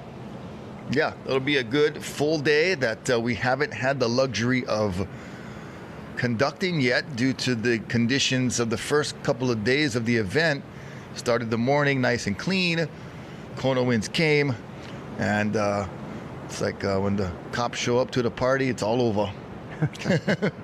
But they broke it up and had to wait till today, Monday, the 15th. We only have until the 20th. And we got, well, when we started the day, we had a lot of surfers to get through. And we've mowed through a lot today, and we'll get through the next round, heat 1 through 4. And this is red, Jackson Bunch. Not getting much there. Yeah, unfortunate for Jackson, but he does still hold the lead in this heat. Jackson Bunch, surfers seeking his way back onto the championship tour after a rookie season last year. Did not make it past that mid-year cut. And I think he's doing pretty well. I'll check on the rankings. I think he's doing pretty well in the Challenger Series. Here we go. That started the heat right there. Haunui David. Oh, wow. That was a crazy late drop. Just to even remain on the board, feet intact, was a very tough task, which he accomplished. And then the presence of mind and reactionary skills to get into the barrel just needed to complete that third part of the equation. Coming out of the barrel would have been great. Instead, it's a 183, but who knows? In these kinds of heats, those can be keepers. Imana Bray getting prepared. He'll be in the next heat, along with Cody Young, Shiloh Tenberg, and Ezra Clark. Looking for some opportunity out there, cutting back to the water. It looks like that is Haunui. So Haunui David going to turns on that one.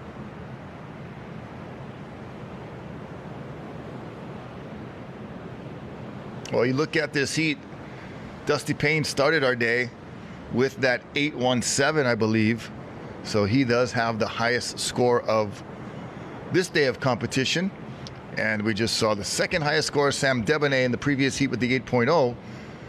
But Dusty just kind of pulled that 8.17 out of you-know-where and was able to sit by himself at Gums, kind of hold the line. And we talked about it earlier. If you get caught kind of, doing too much chasing and being impatient You know, as far as covering the lineup in the different zones to sit, he was very disciplined, waiting at gums for that wave to come. And fortunately for him in round one, or excuse me, the previous round today, he was able to capitalize on that. Looks like maybe some of the same strategy here. Of course, it's almost like a different day from the first heat this morning to now. It's hard for guys like Dusty that surfed this morning to, you know, apply that exact same strategy because a lot has changed. I think, yeah, I feel like the lineup's changed a ton. The sand's moving pretty quickly right now. Sand's moving, tide different, swell direction maybe swinging more north, and wind direction kind of variable, and that rip, you know, it could be over here in your first heat and then over here in your second heat. So just a lot of different ways to approach each heat, and really putting these surfers to the test when it comes to, you know, strategizing and having that ability to adapt and think on the fly and really ad lib out there. Yeah. Maruru. Maruru. Thank you. All right, so Mihimana Bray, all suited up. It's going to be the top seed in this heat, upcoming heat. Yeah, you see those coconut tree legs, man. He's got some power. Yeah, he does some amazing backhand smashing turns, and just has a pretty solid total package when it comes to surfing in this region. Yeah, that's your whole Tahiti crew there. And back in the bushes, you can see Emil Zermack, Tereva David. Terevs, yeah, brother. Tehotu Wong back there. Yeah. Yeah, Moana Jones Wong's husband. Yep. Originally from Tahiti, now living on the ocean. I think they actually split time, huh? Between the two. Rough life, right? So we gotta go back home to Tahiti. We gotta go back to North Shore. Haunui David, 2.93, 1.9. God, that's been the story of the day, gosh. And the conditions are getting better, I feel, you know? It does look a little more organized. Talk about Jackson Bunch. I was mentioning this is an important event for Jackson because he's going to want to try to requalify for the Challenger Series for next year. Okay. Here's Stevie Roberson. Yeah, the Roberson Ohana. So Very well put together wave right there.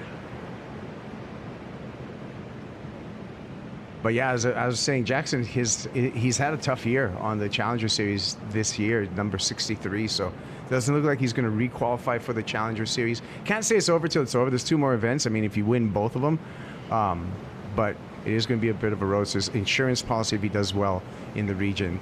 Another look here, Stevie Roberson. Yeah, nice little check turn off the top, and then attacks that section very nicely. Made sure to kind of get the turn completed before the lip so you don't have to endure that explosion at the bottom that we've seen so many surfers today fall victim to. So good idea to kind of get it a little early and just ensure that you complete the turn for the score. All these little factors are going to play into major implications in each of these heats. Priority still sitting with Dusty Payne, and Dusty been just sitting out there for what is it now? Oh yeah, 12 minutes. Over 12 minutes, yeah. And hasn't made a move. Good thing for Dusty. He doesn't need much. He can go straight to first place just with a single 5-point wave. Right. But you can see the push and pull right now, Rocky, of just getting out and in with all of this rip running. Yeah, it is just a little bit of, you know, constant movement, not sitting too much. So much water moving around. And it's the kind of day if you're, you know, just to drop out of place or out of position, it's going to be a completely different story of what kind of ride you're going to have. You can see the positioning right there, kind of not your typical day, right? As we look to the very east. atypical. Backwash down the way over there, and sandbars are all in full form and will continue to kind of move around and take shape. We're hoping by tomorrow we can see a little bit more of a structure to the sand.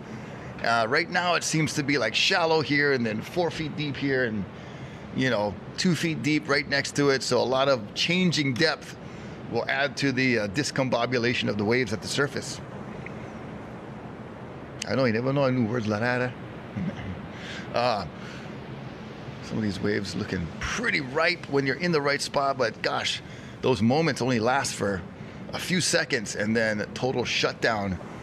So trying to find those windows, trying to find those ones that will hold open for just a few seconds longer.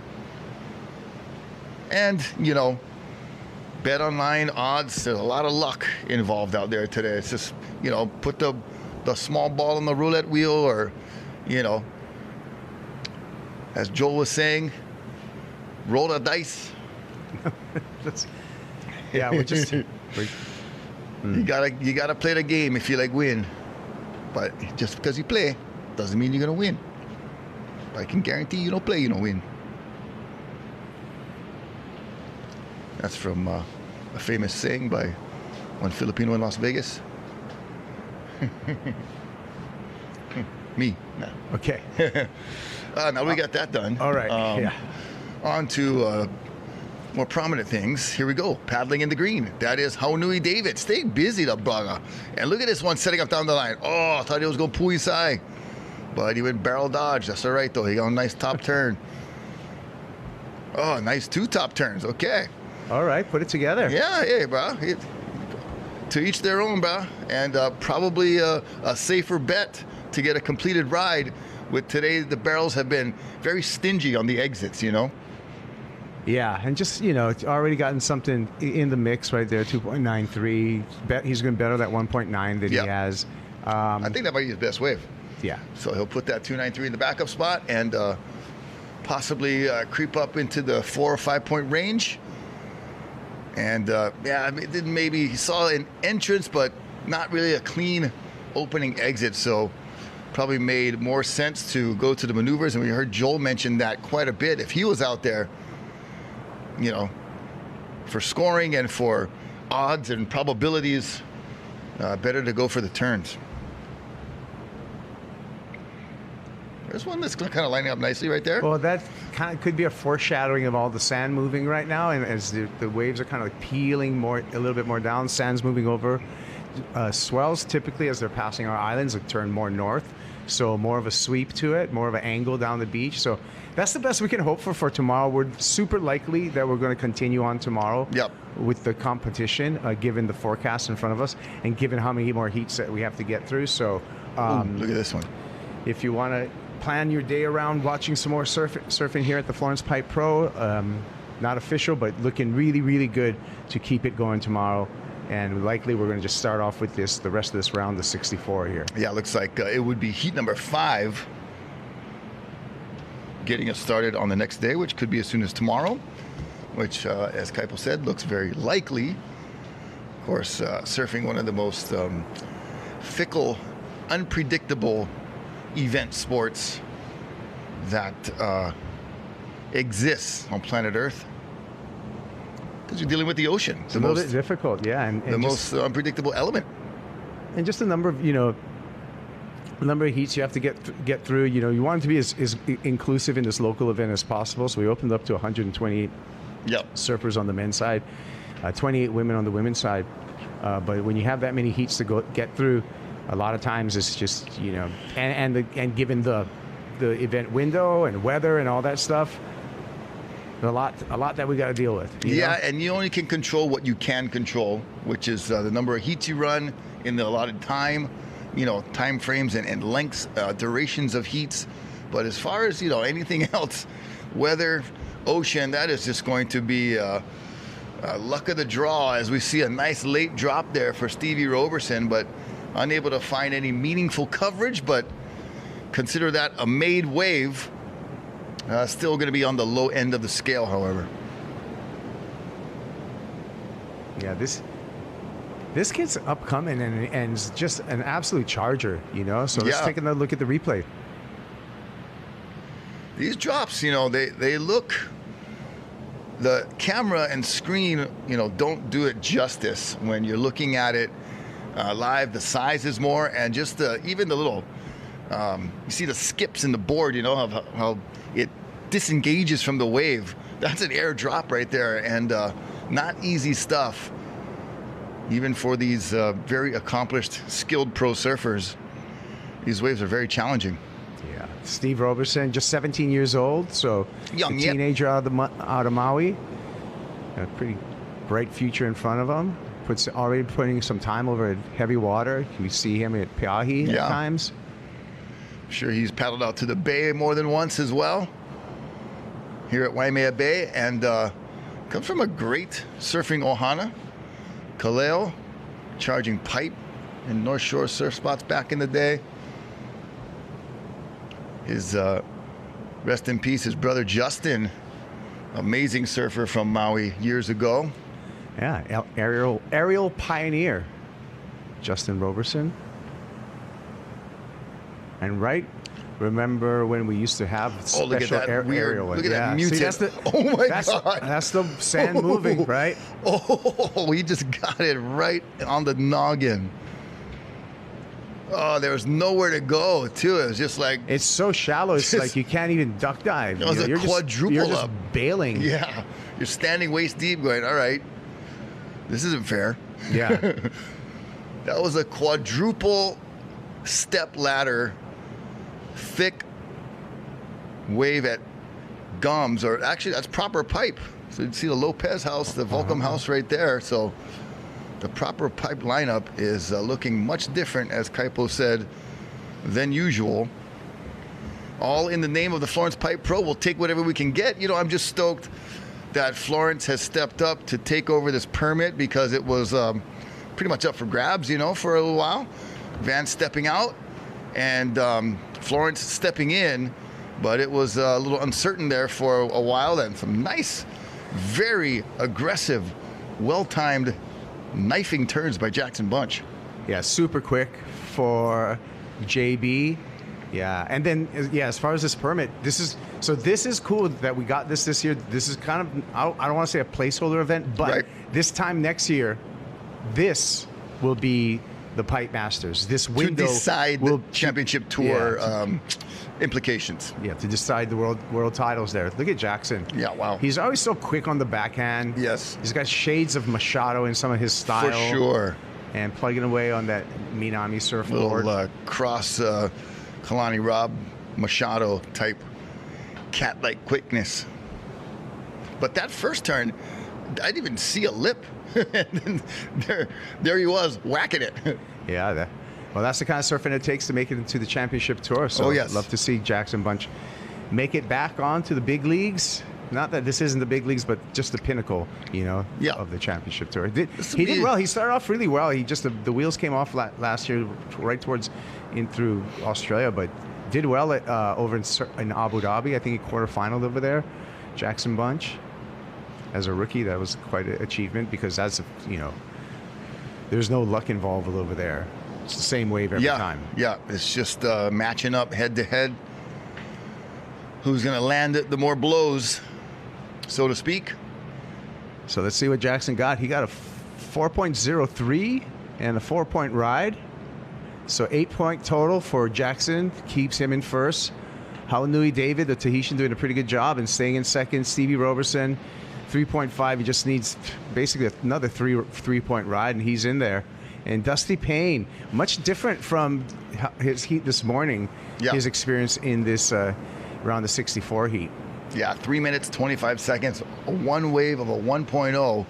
I would say the word we use for that is a shocker. Yeah. For a guy like Dusty. And especially what he was able to do earlier today.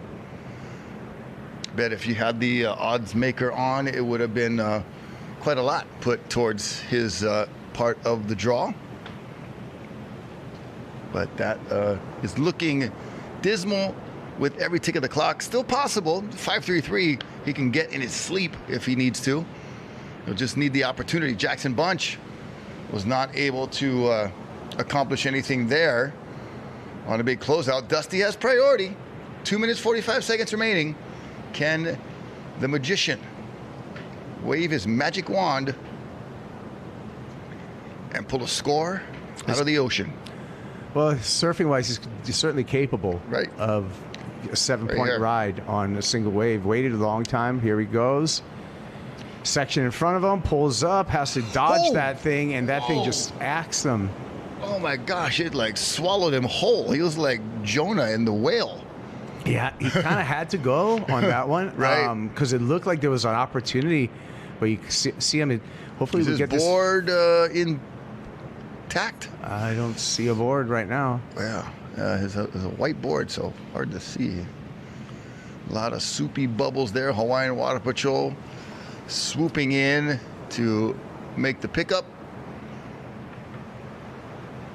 Mahalo Hawaiian Water Patrol, mahalo Kanaka Solutions, mahalo Seven Bradas.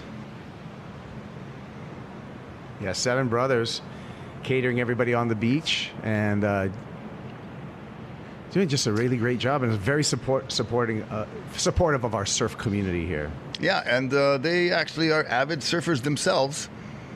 So they are part of our surf community. And remember, you cannot spell the word community without the word unity. You cannot spell the word unity without you and I. Oh.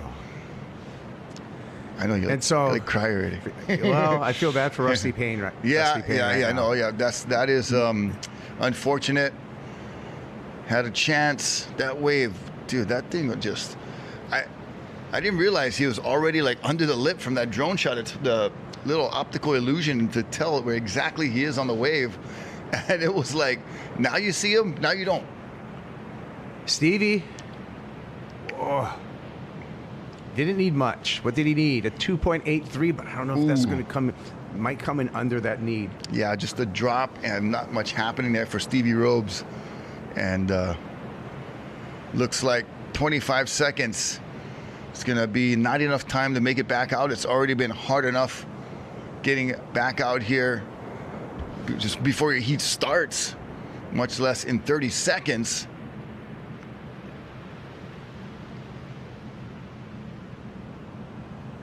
All right.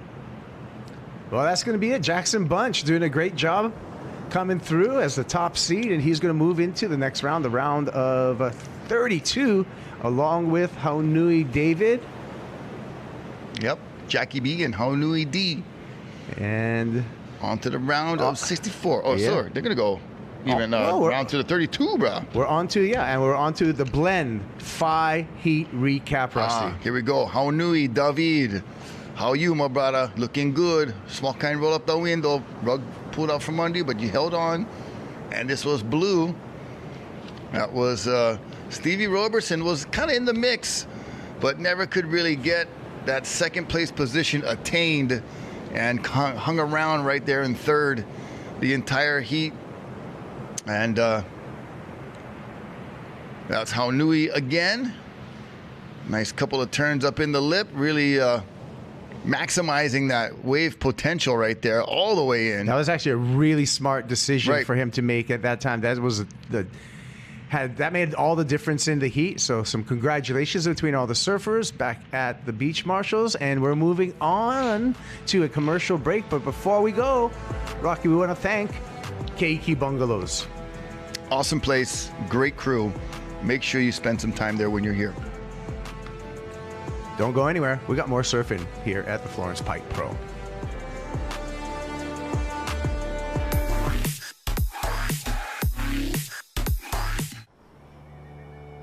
I love receiving a lei. The making of lei, the preparing the flowers, it's all part of our history and our culture. You're putting your love, your mana, your energy into it. It is a symbol of how we share our aloha with one another. Take a lei making class, go down to Chinatown and buy a lei. It just makes me feel like home.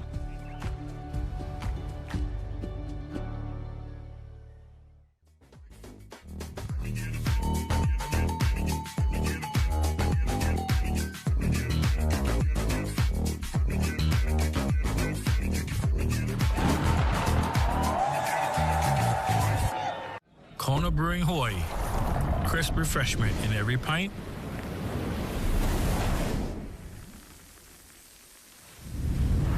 Island pride in every pour. Born here, for here.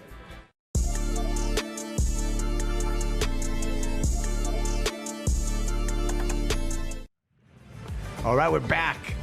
Florence Pipe Pro, presented by the Hawaii Tourism Authority. And this young man from Maui, from Paia, Maui, Jackson Bunch, JB, came in as the top seed and took a win. He's on to the round of 32, just like that. Yep, he performed as well as you could on a day like today, and I think that's fair to say for all of these surfers. It's a super challenging day, not so much with the size and like dealing with that, but just like the trickiness of the break, the variable situations. Mihimana Bray out there in the red, Cody Young in blue, Shiloh Tenberg in white, Ezra Clark in green. So this will be heat number 2, round of 64. You make this, you go round before quarters, man. Oh, look at that barrel. Shiloh. Nice. Shiloh Tenberg. You know, he was on a little bit of a roll this morning. He's picking up right where he left off. So, well done right there. And we've seen just one good wave. Usually you're going to make the heat there. Whoa, look at the double up in front of Cody Young. Oh, man, what's he going to do? He's just kind of playing around with it and says, you know what? I'm just going to smash and attack. That was really a nice finishing turn right there. It got so steep. Ezra Clark. So all surfers getting in the mix. Oh, man, the sandbar's starting to form right now, and it's going to be some thick ones because it's going to be some a shallow sandbank. It's good signs right now from what I saw from those last 3 waves, Rob. Yeah, Cody's wave was just a kind of a mutant, so steep, and then you thought maybe he'd go for the barrel. It was not quite clean enough, and like we mentioned in the last heat, for Haunui David, he wanted to make sure he at least made the wave and opted for maneuvers instead of the barrel, and probably a good call on both parts. Catching up with this ride from Mihimana Bray. A 2.67, currently in 4th place. Not much happening for Mihimana, but this one, Cody just toyed with it. Excellent wave reading, you know, on the fly as you're going down the line. The wave is changing. That's something that I think goes really underestimated for the sport of surfing, and what people need to realize. What goes in to attaining a good score is all of this kind of, you know, it's like playing basketball on a moving court, and the rim is moving too. And really good read at finding a barrel out there by Shiloh Tenberg. Yes. There's our guy, Nathan Florence, and he's going to be coming in quite a heat.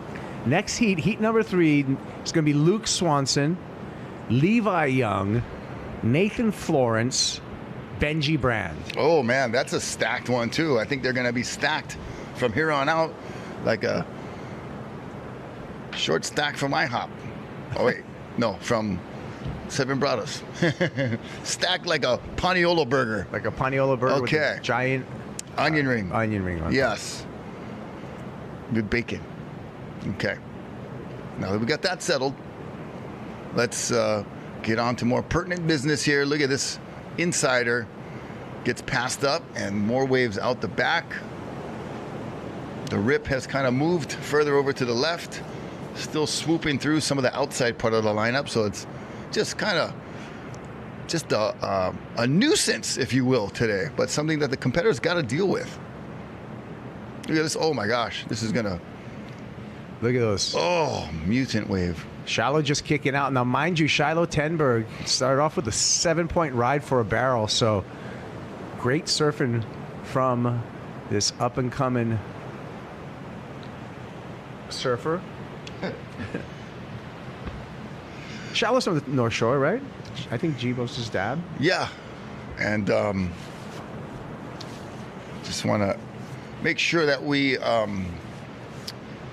address these guys correctly. They're aspiring, or they are professional surfers, not folks that look at that, he got another barrel. Gosh, he is getting the most barrels out of anybody today. They're not aspiring collectors of little blue elf creatures. That would be professional smurfers.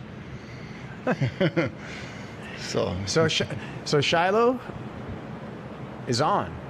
He's on to the next round. 12.17, 7-point ride, 5.17. I'm calling it halfway through the heat. It's kind of been the pattern today. Yeah. Things could change up, though, but looking very likely for Shiloh to move on, and then it's really a battle for second place at this point. Yeah, once you're in double digits on a day like today, you're looking pretty assured for advancement and possibly even a heat win. He's having a good time. Is he out there again on another one? Oh my gosh, if he would have made that, I would have did a backflip in my chair and hurt myself, but that was exciting. I like seeing these barrels too, Rocky, just because I'm excited to see what Nathan Florence is going to do out there.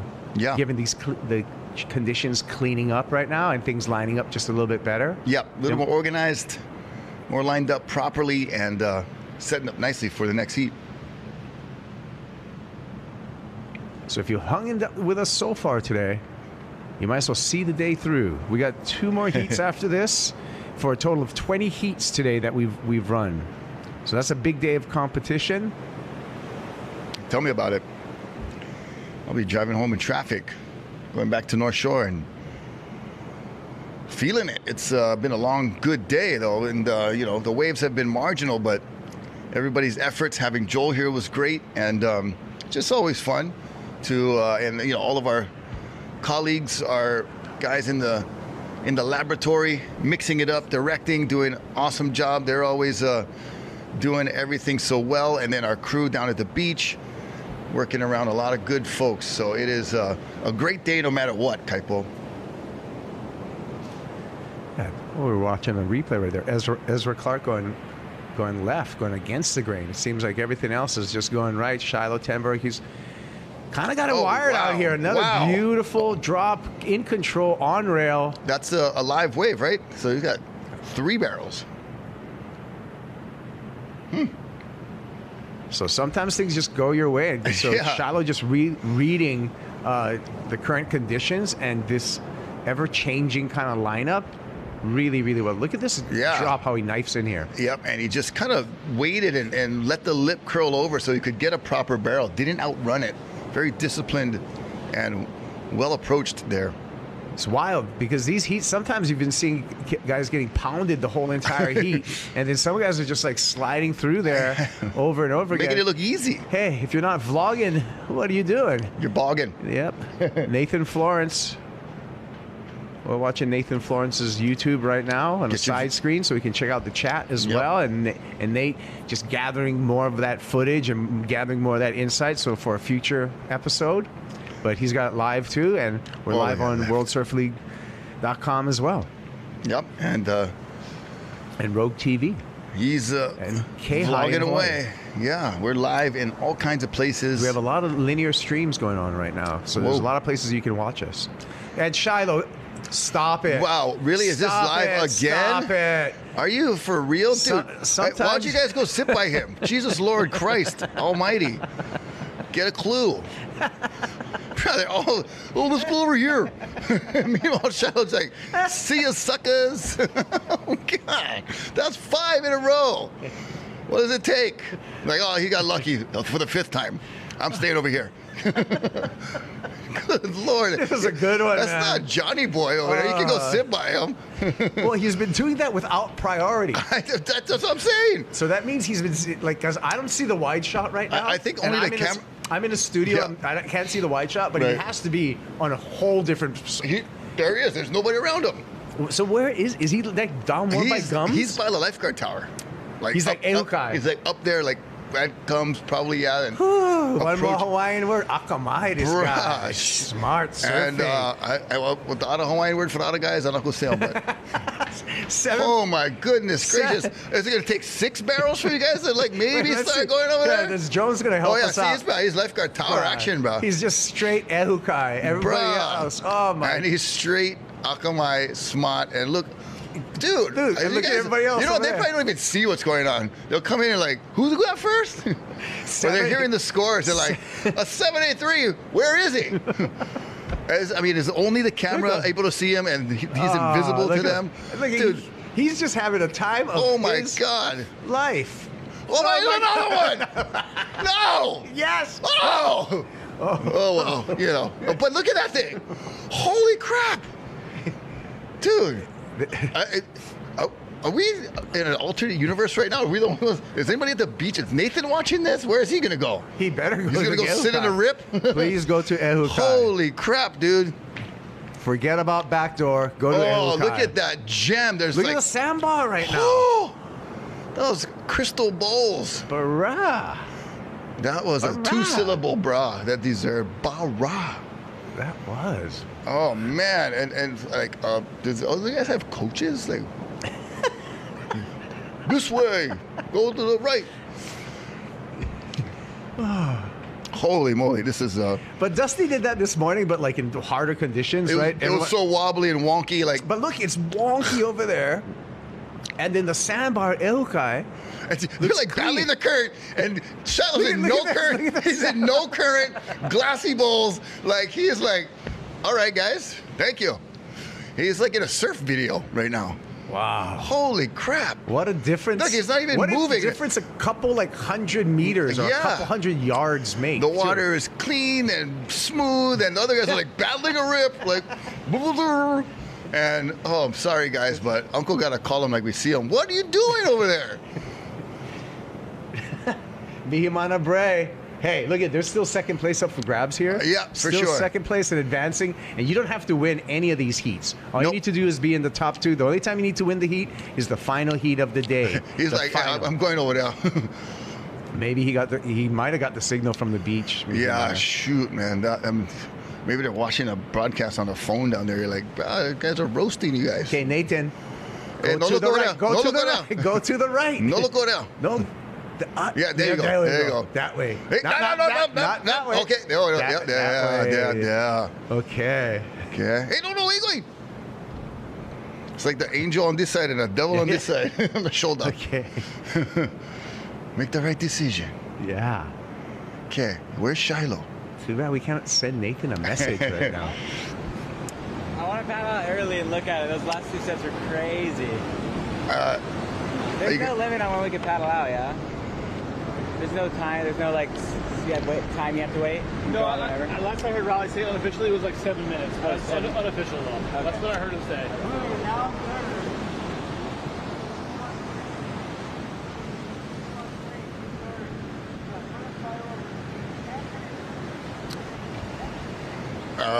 Where you going? No go there. Oh, no. Go. This is a life decision. You're at a fork in the road. No. Go where Shiloh is. Go to the right. Watch this. Again. Oh, dude, that one that he wiped out, that thing was perfect. He just, I think, it was a little too far in. I think he was still surprised that it was by himself. Yeah, he's still surprised now. I'm surprised. Cody's going to get something. One. There we go. Yeah. But still doesn't compare to what Shiloh's doing. For one thing, he's saving so much energy. Shiloh is. He's not in any current whatsoever. And these guys are just battling the lumps and bumps, and he's meanwhile just like, I'm at the box. I'm in West Oz right now with no wetsuit. Yeah. Well, Cody needs a 2.13 to move into second. For sure, he's going to get that, and for sure, he's going to move into second. Yep. So Mihimana's holding that spot for the moment. But then he'll go back down and he'll need a score. Nice setup there. Yeah, good read. Just, not very deep. And when we look at Shiloh's scores, 7.83, 7.0. Shiloh again. Oh, my Lord. Goodness. Are you kidding me? Come on. Oh. Dude, but he's like opportunities galore. Yeah. The more times you swing, the more times you hit. And he's already got two big hits, a 7.0 and a 7.83. He's throwing away a 5.17, which is more than what anybody else has as their score. Well, Cody just got a 5.67, so he's working his way up there. But, gosh. It's very fun to watch. Yeah, it's very tough, though, to,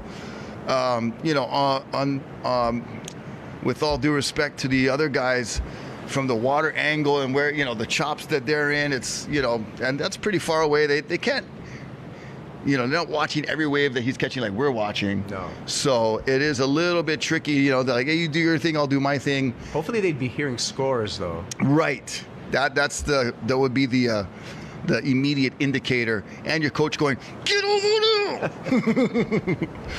That might send a signal. Frantically pointing to go by Shiloh. Yeah, look how smooth the water is over there compared to just a couple hundred feet to the west. You see, they're like, oh, yep, here we go. They're the salmon in the river. Upstream.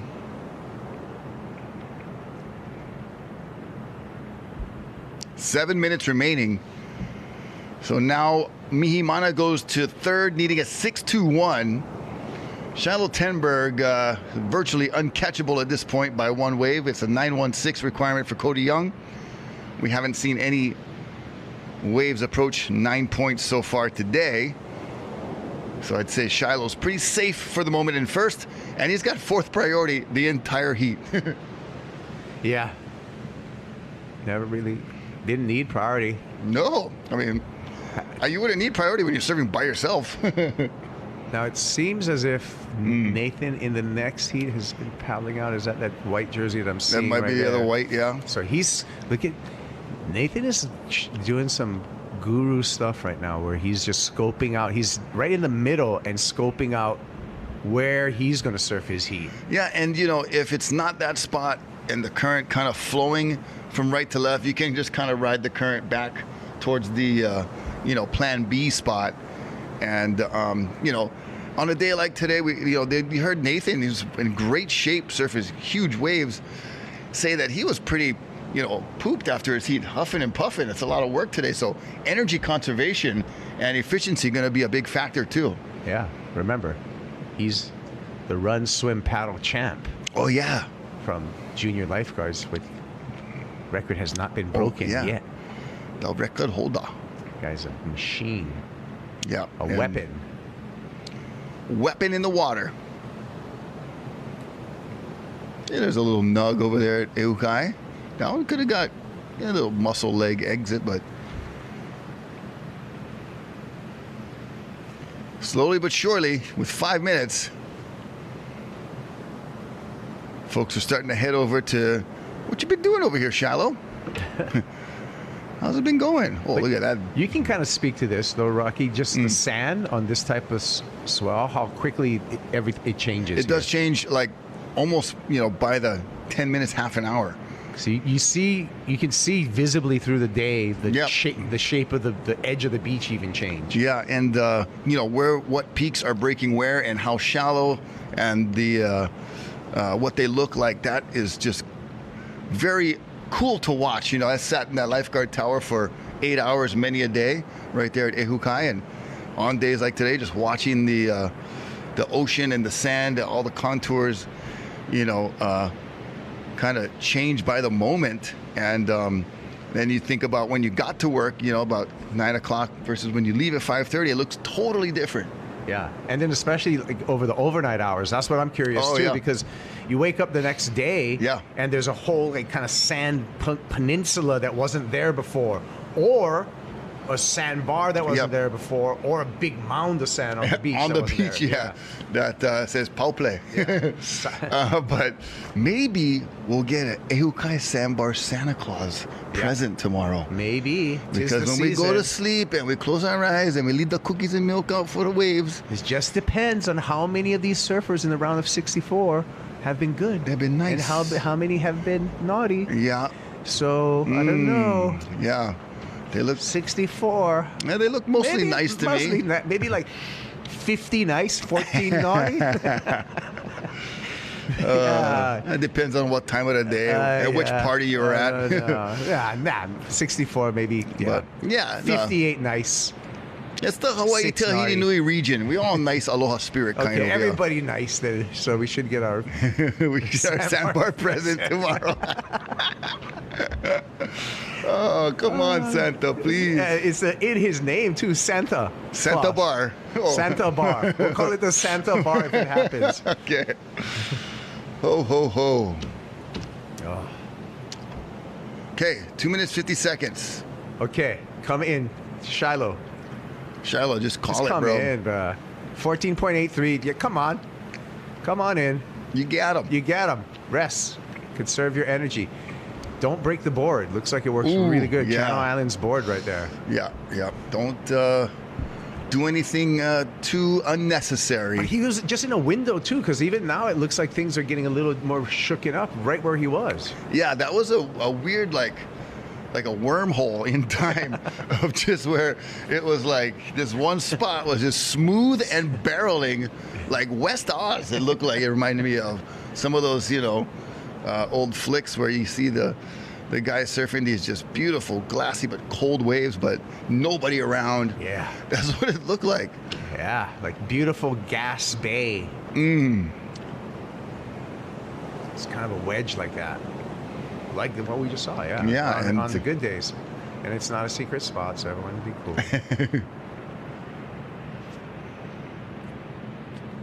See if that shook up the chat. Oh, yeah. It's firing now. The Aussies are chiming in. Yeah, where's my Bailey ladder? Hey, man, I just want to say... my Bailey ladder's at home. I'll bring it out tomorrow. I just want to say that we're thinking about you Aussies in the Bondi Beach area. That was a crazy event, and we hope recovery and healing and all that stuff, because... So one of our Hawaiian Water Patrol guys, Kyle Powell, did a lifeguard exchange program. They had a Bondi Rescue TV show, and he was on it for a season. Yeah. So he's got he's got friends there. Rod Kerrbox, just a legend of a surfer. Yeah. On the show. So Bailey ladder, all good. I'm not jealous of Nathan's screen time. Whoever's writing that in, Nathan's my good friend. I'm psyching for him. He brings a lot of entertainment, and I did not ride down here on my Fat Boy bike, but I'm hoping to get my Fat Boy bike moved over here to Hawaii so I can tear it up on the sand, on the grass, on the dirt, on the pavement. Oh, Hilton Hawaiian Beach over there. Perfect. Fat Boy goes everywhere. Run over some speed bumps. Sunbathers.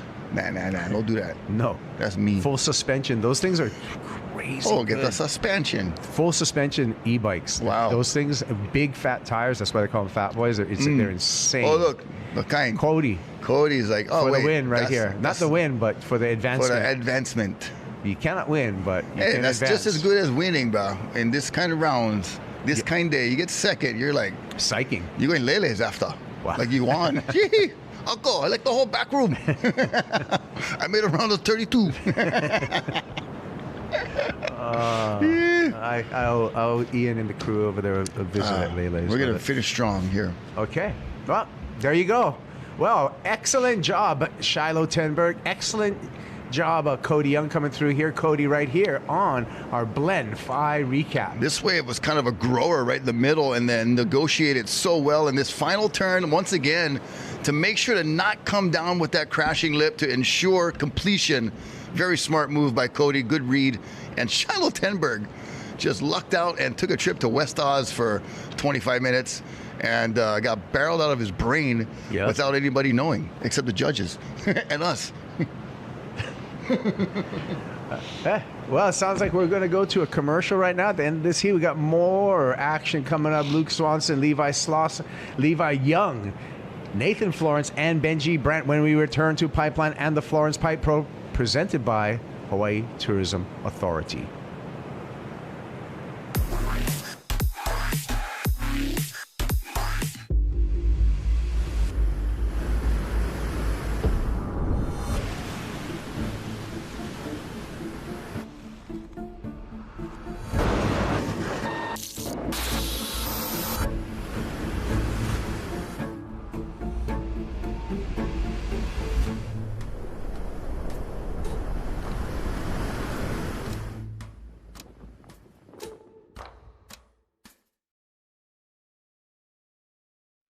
You know, the whole overall goal with what we're doing and anytime we're building product is like just always getting kind of better at what we're doing. And each piece of gear and product that we make, we just want to make it better over time. So we take feedback from people that are using it, from what we're doing and how we use it. And so each time we come out with something, it's like a little bit updated from the last one.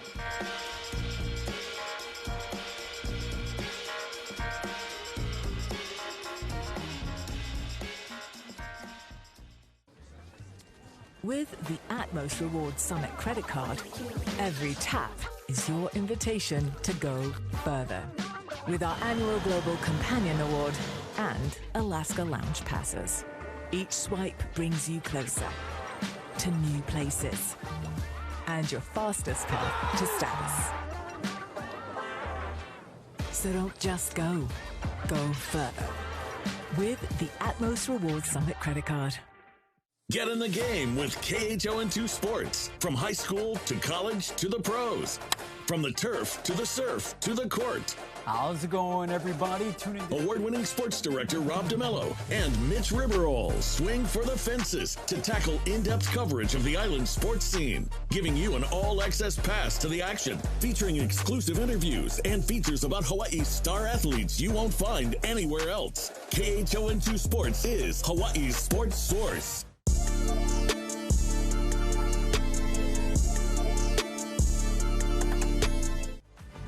Back here at Ehukai on the beautiful North Shore of Oahu, round the 64, heat number 3 at the Florence Pipe Pro, presented by the Hawaii Tourism Authority. Levi Young, Benji Brandt, Nathan Florence, Luke Swanson, all out in the water, and Pipe Burrow, myself, as well as Rocky Cannon on the call here. Yeah, Levi Young picked up a 317, takes the early lead, wearing blue just like his brother Cody was. Nathan Florence, a 0.5 to start. Benji Brandt, a 2.23. Here goes red. Luke Swanson. And Luke going for the early grab. Didn't see an opportunity, releases and adapts to the maneuvers now. So there was a good kind of mid-wave or early call on what approach to employ there. And saw the barrel wasn't available. Let go of the rail and quickly adapted to the maneuvers and rail game to get a 2.6. So he's in second. There's Nate, his first wave, Notorious Nate. And here's green, Benji. We've seen him do some great work here at Pipe, over at Sunset. South African native and now living on the North Shore, and has definitely earned tons of respect, not only because he's a great surfer and amazing in consequential waves, but he's also a really nice guy and a good person. Hey, let's check in with hey, Eric Apples made it down to the beach from Bet Online. Eric, take it away. Don't go to Puerto Rico. You'll party. Well, welcome back to the Florence Pipe Pro. Hanging out here. We got a couple more heats to go. Eric Apple joined by Tereva David, the man, the myth from Chopu, and basically running all at Tahiti. And now we're getting some kind of sick ones starting to come in on the sandbar over here towards Pupukea, as well as a couple looking kind of mean at back door, Tereva. Yeah, it looks really hard out there, but there's definitely some big barrels, some big spits, and that's what we all here for. So it's really excited to see the best surfer out there. Now I think we have a couple more heats after this, but right now in the water we have Benji Brandt in the green from Hawaii, Levi Young from Hawaii in the blue, Luke Swanson in the red, and the man himself, Nathan Florence, in the white. Nathan was talking about getting some waves over here at Pupukea, and now he's come back over towards Pipe. So it's kind of spread out. No giant scores as of yet, but we have a little bit of time here.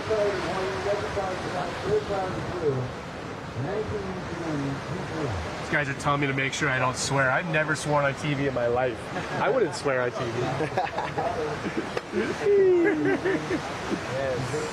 There's some waves coming. Yeah, there's some sets coming in right now. We have kind of a rising swell and kind of mixed up. Look at over here. Backside over there. That's the rider in red, Luke Swanson. And he made that one. It looks like he had a complete ride. So not the most epic conditions, but Tereva, there are some little diamonds in the rough out there, right? Yeah, it's interesting because anyone can make this hit today, and we see all day some big surprise. So yeah, it's really good for everybody. It's a good chance. Tereva, you're going to be surfing tomorrow morning? Tomorrow midday, I think. So I'm really excited, and I can't wait to surf with 3 other people out here. Well, and this is one of those days where, like I said, you can find the diamonds in the rough, but you can also find some pretty rough ones out there. You know what I mean? You can get, there's kind of rising wave, kind of weird, kind of shifty. You can get caught on days like this. Does that change your approach for these heats? Oh yeah, you try to be not the guy who get the set on the head, but there's a couple of my students got the set on the head, the fins, the boxes pop out, you don't know how, but they got some really good pounding out there. So it's like, it's not a hit against the other guy, it's more against Mother Nature, and got to be one with her, you know, that's the goal. Tereva, how's my house doing in Chopu? Is my house all good? Yeah. Julia's, oh no.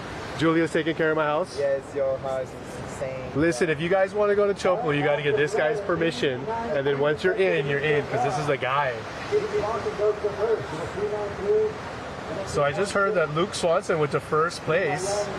Sounded like a 393. He had that backside barrel over there at the Pubakea sandbar.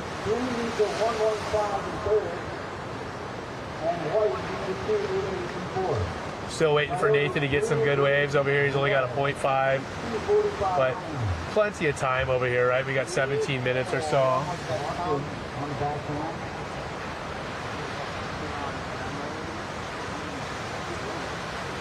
And you've got kind of the contingent from Tahiti with you, right? Yeah, Banshee going right. Look at this one. Straight away into the barrel. Big pound. Yeah, that was no risk. I'm sorry, no risk, no reward. That was a good one. That could have been a good one. Now he's got to try to figure out if he wants to go straight back out or if he wants to paddle down and around. Doesn't look like a set's coming, but I could be wrong. I think he's going to be okay now.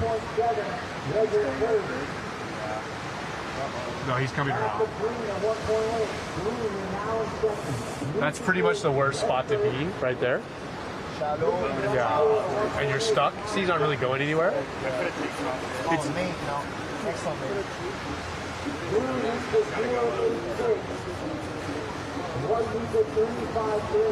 Either take profit or float. There's definitely some swell over there, but not really lining up for Nathan Florence. They're more clean over there. Yeah, but not as much wave, so it's a trade-off, right? Here it's way bigger. We don't Nate want the detail. Yeah, Nate's not the like contest Huntington hop guy. He's out here looking to get 2 or 3 bombs and just be done with it. Man, that barrel for Benji Brand earlier on the backside is pretty good. Look at this. On the front side, quick little barrel for Blue. Levi Young. That's I mean, you get a couple of those, you have a couple little medium scores under your belt, and you can kind of feel more comfortable, yeah? Yeah, so the game plan, I think right now, like how Nate did, catch a couple on the sandbar and then come to Pipeline and backdoor and try to get lucky. Yeah, the problem is Nate hasn't got any at the sandbar. I think Nate should stay over there more. Like get one good one, you know. It's hard to say. Well, it's definitely a lot less work, huh? But he knows the spot better than all of us, right? Yeah. It's good to watch and feel the mana. I'm stoked my cousin Honui David make his hit. He's in round 4 now, so the legacy continue. His dad made a lot of final here, a lot of triple crown, so super stoked. That's awesome. The Tahitians are showing up and doing the work and making it happen. Yes. Let me ask you something, Tereva. As somebody being from Tahiti, and you know this is all Polynesia, and obviously the Hawaiians came from Tahiti. As we're watching a set come in, do you feel like this is semi-home to you, or is this an alien place? No, yes, for us it's like second home. We are cousins with the Hawaiians, and there's some reef breaks similar than Tahiti. For us, what's the big change is this white sand and the wave just right here. You don't need a boat, you don't need a jet ski, you don't need to paddle back. Here we go, Nathan. On the backside, sending it. That was a good wave, but just too deep for Nathan Florence and White. He's still got plenty of time to get 2 good waves, though, but he's going to need to really put it together. It's like so concentrated in the middle. Yeah, all the water focused on that one spot on the reef, huh? Yeah, the speed was so hard. Can't forget on this caddy, I'm just on that side. Yeah. This one? He's all good though. Isn't that one like, I think that one's like crease. We got Zord up here thinking about taking a spare board out for Nathan, but we think he's okay. But if there was one that was going to break the board, that was probably it, huh?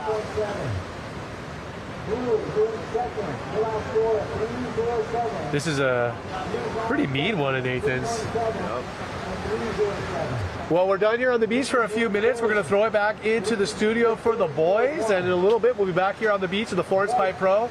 And I'll have Nathan Florence with me for the last heat. So boys, take it away. All right, thank you, Eric Apple from Bet Online, working on the odds here. And you would have thought that Nathan Florence is going to be one of the favorites in this heat, but Nathan's still got 12 minutes to make it happen. The Tahitian contingent right there. And Emil Zermack getting ready for the next heat. Right now, currently in this heat, it's Luke Swanson who went to turns on the backhand to take the lead. The youngster out of the North Shore of Oahu, local boy. With that, Levi Young was able to secure a couple of scores, a 3.17, 3.07. Benji Brand searching for a 4-point ride to get into the top 2. And Nathan Florence still in the picture, needs a 4.41 to get into the top 2. Yeah, I wonder where everybody will end up. They're kind of all in their own little zones right now. And see who will get the best advantage of what comes through. Looks like red, Luke Swanson opted for looking left, but did not take it. Did a couple paddles, and I think he lost priority. Yeah. That was a little bit of a hiccup there for Luke Swanson. Looked like he pulled back, but the priority judge gets a little grumpy. Stay out of my lane. Yeah, stay in my lane. The priority judge has the ideas, but yeah, might get a little grumpy right towards the end of the day. There was a couple quick paddles, but yeah.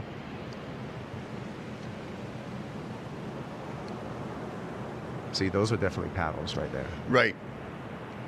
In. And for Benji Brand. Oh yeah, I think he's just trying to ride repositioning, yeah. See, there's a difference. Like, hey, he got priority. There's a difference between. I guess what I was trying to illustrate is there's a difference between like paddling to position and paddling for a wave. Yeah, and I thought Luke was just paddling to kind of get a better look at it, like down the face. But you know, like I said, I'm gonna stay inside of my lane, and just let you know, Benji Brand's got first priority, and Luke has gone down to 4th. That's a rough one. You're not just going down to 2nd. You're going all the way back to the bottom.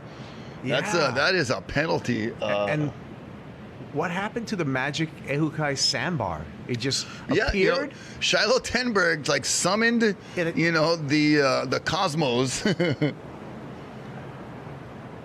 Right. It doesn't look the same. Yeah, it appeared and then just disappeared. It was just meant to be, bro. He must have went help one Tutu across the street or something.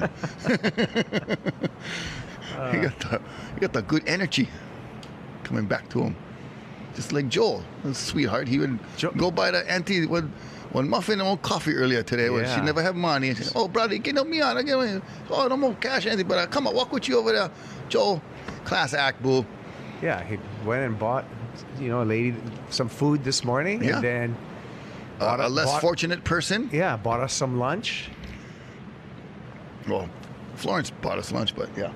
Yeah, he probably didn't. Yeah, probably a Florence credit card. Yeah, it was a flow, bro. Hey, thank Florence, you. Thank you, John. Thank you, Nathan. And thank you, Raspy Kialoha. Oh, I just got a little raspy right there. But yeah, the Florence Pipe Pro. What a great event and idea, and hopefully, you know, like you said earlier, Kaipo, next year this will revert back to the Pipe Masters, back to a championship tour event. Now, whether or not we're gonna, you know, see the, you know, everybody, I get the question, I'm sure you do too, like when or if the Triple Crown is coming back, and that is, you know, as far as I know, kind of still up in the air. Of course, it was a great series of events, I think, that set up the end of the season perfectly with, you know, big time QS Nathan Florence. Ooh. Just went pancake flat on a shallow section. I hope he's okay. But the way the Haleiwa and Sunset set up to be the, which I think if they do, they should switch Haleiwa and Sunset around, because the early season, Haleiwa needs so much swell. It should be later, like it was this year. Sunset be first. Makes sense. Kind of lined it up a little more appropriately with Pipe the finale. But having those events as your final qualifying events creates all that drama, and then the Pipe and the world title, more drama, and you know, we always love some good surf drama. Wow, Benji. That was not easy, folks. That looked, I mean, the way he was almost airborne and then had to keep the rail in to engage and not slide out was amazing. Benji Brew. Reynos and Imai having a little talking in the foreground. That's how you do it on the beach with your merch right there. Florence Pipe Pro t-shirts available. Yeah. She got her Slab Tour hat. All available on the beach at Ehukai. Yep, if you're watching on the broadcast, you're not there right now, maybe, but you could be. Could be, you know, simulcasting live with your phone and watching the feed. That's pretty epic way to follow an event. You get all the benefits of being on location, but then get the benefits of replays and scoring updates, things like that. So if you are there on the beach, go up to Ehukai Beach Park. They get plenty stuff for buy. Yeah. Christmas time, boo. Get the shopping done. Visit the beach and do your shopping at the same time. Right, I know. And then get a Seven Brothers burger. Oh, you're going to be in heaven. So the wind kind of kicked back up, and things have just within 20 minutes. A heat. Things have changed a lot. Yeah, Shallow Tenberg looked like a genius for about 20 minutes. And I don't know, he was in control of the ocean. He was taming it. He was summoning it, and it was responding. That was crazy. Nath finds something right here. Strokes into it. Knives finds a bubble. Nice barrel there. Well done. Well executed. Just, you know, didn't go overly too deep. Yeah. Needs a 4.41. I think he got it. Yeah, good positioning. Critical section right there. That wave was really kind of bowly and had a lot of kind of different variables to it with the foam, and got in just enough, you know, like probably from the straight on angle. He had a moment of disappearance. Yeah, we were looking into that, right? So yeah, so probably probably a little bit more impressed from the judge's angle. Yeah, so could be he got it, possibly 4.5. easily. He got it. No problem. Nate Florence now in second in advancing position, just like that. Now remember, this time last year he won the event here. He did, on a pretty crazy, you know, nearly west wind kind of funky day, second, third reef, but had that crumble on it, and he found barrels somehow. Like I said, he must have helped 122 across the street last year. Oh, a lot of people in the chat right now rooting on Nathan. Makana Pang going to be coming up next. Kanehe Hunt, Emil Zermack, Imai Kalani DeVault. There's DJ Makana. He does parties and fun DJing, especially after his friends win contests.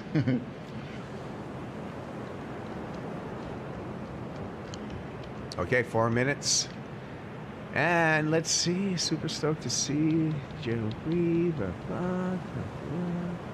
Froth Guru, years of come, just reading on the chat, pretty cool stuff, little photo, little things, little characters, little emojis. Money Nate, yeah, let's see it all. Go Makana, that's right. Okay. W in the chat for Nate. You throw up the dubs, throw up the dubs. Oh. We'll use as much dubs as you can throw at us. They're like, They're the dubs, bro. You ask for the dubs and the dubs come up. I'm telling you right now. Let's see how this works. I'm learning. Bro, all the dubs are coming out. There's like a flock of dubs. What is it? Bro, boom, boom, boom. Wow, I saw that That's one. how we do it. What is the dub for? Win, bro. I know, but okay. I saw that again. You guys, take it easy on that. It's so mean. It's history, bro. Yeah, the dub. No, it is. We're making like a herd of dubs for Nate Florence. Some floppy dubs. Okay, look at this. In blue, Levi Young. Oh, he's chasing Nate Florence. Watch out for the dubs. He don't know him yet. He just needs a 3.17. Yes, Levi does. Yep. And that was a pretty nicely put together wave. This is when we need some more dubs. Some good luck dubs. Yeah. You like your dub stiff, or you like it floppy, or you like it... I got guys guessing 3.75. You like it over easy? Could be 3.75. You like a well done dub? Let's see. What's the number here? Oh, bro, he needs a 317. Oh, yeah. 393, bro. Ooh. You got the 393. So now, Nathan. Nathan needs a 213. Nathan needs a 2. He's got 2 minutes. Yeah, or maybe you throw up the V's, the 2 for the second place he might get. Chase away. Go get him, Nate. You got it. Just need a 2.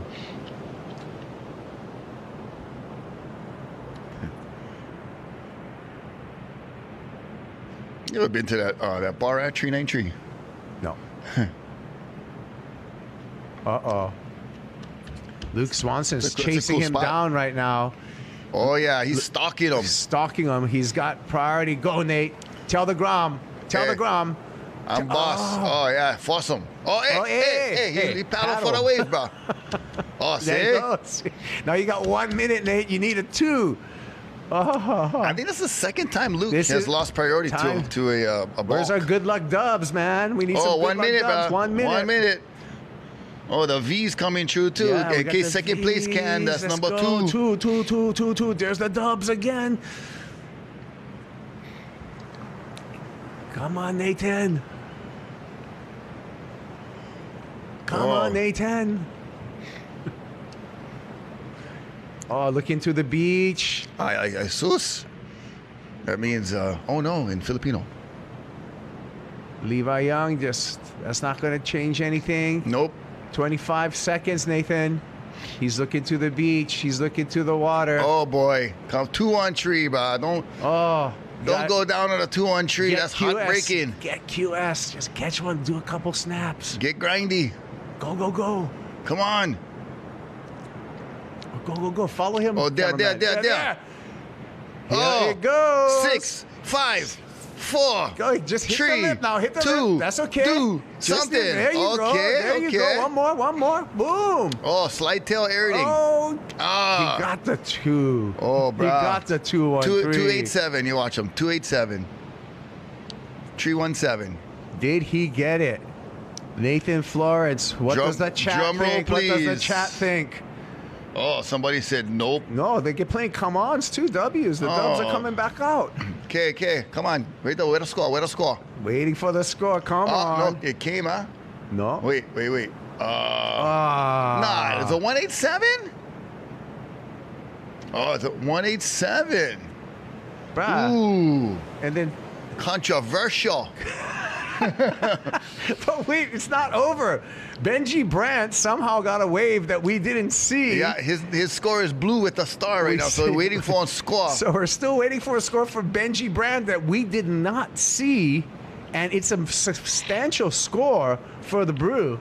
Benji Brandt. Bro, this is going to flip everything upside down.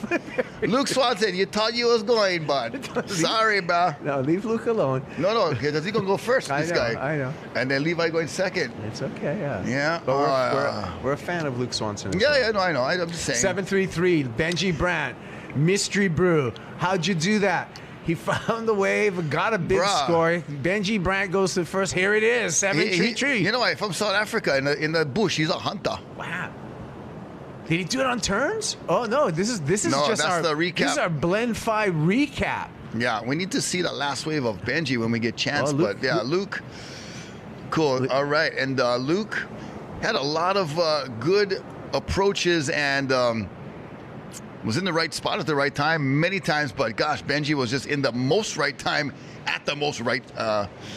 Best time at the right time. Yeah, well, that was Levi Young. He took the lead. He took a second place position off of This was Nate, a 187. and Nate just needed a 2.13 right here. Got a He had to make that. 187. Got a little bit Maybe it was that last Got turn. a little too cute with the tail slide, slip off the back kind. Gotta just make them, gang. But Benji Brand, hey, congratulations to Benji. Yeah. And smart surfing, Levi Young. Hey, Surf Jack, check in, paddle out. Mahalo for your sponsorship, Surf Jack. And we'll hear from Nate Florence when we get back after these commercials to the Florence Pipe Pro. It's going to be the last heat of the day out in the water. Oh, yeah.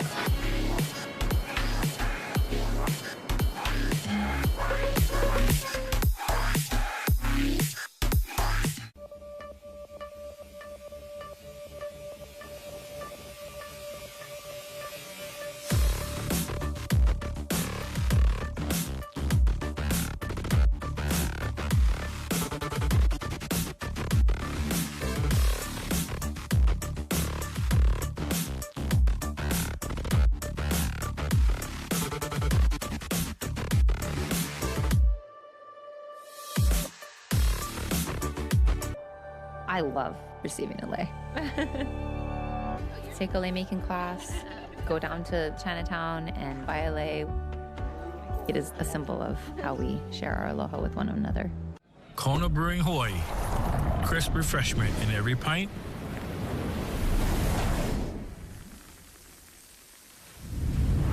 Island pride in every pour. Born here, for here. For over 90 years, Scott Hawaii has been perfecting the local slipper, creating iconic footwear that's long-lasting and comfortable. Your favorite styles are here. The Makaha, defining casual island lifestyle. The rugged Manoa, with all-terrain tread. The Kaikane, featuring island vibe straps. The Kaiko, footwear for your fishing fantasy. Choose Aloha with slippers from Scott Hawaii. Every step taken is in the spirit of the islands, protecting Hawaii's vavai since 1932.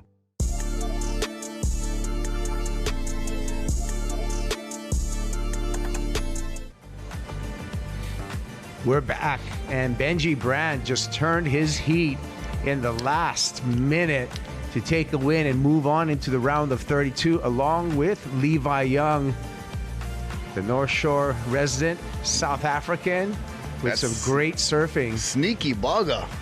Nate Florence discussing his heat coming out of the water. Oh, bro, 187 was his score. That's murder. But yeah, he needed a 2-point ride, but it wouldn't have mattered once Levi. I mean, oh, you're right. Benji Yeah, Benji kind of made all that obsolete. Yeah, we got all hyped up for nothing. Yeah. Benji was like, "Hey, pipe down, everybody, watch this." Yeah. So he would have lost. Okay, last heat of the day. Heat number 4, round of 64. Imai Kalani DeVault. Emil Zermack out of Tahiti. Kainehe Hunt from the island of Kauai. And North Shore, second generation Charger. Makana Pang. Kaipo Girl. Rocky Canyon. Look at that. Muscle True right there. Emil, I told you, bro. He was owning chopes, bro, this summer. We did some mean Rogue TV broadcasts, and Emil was really performing well.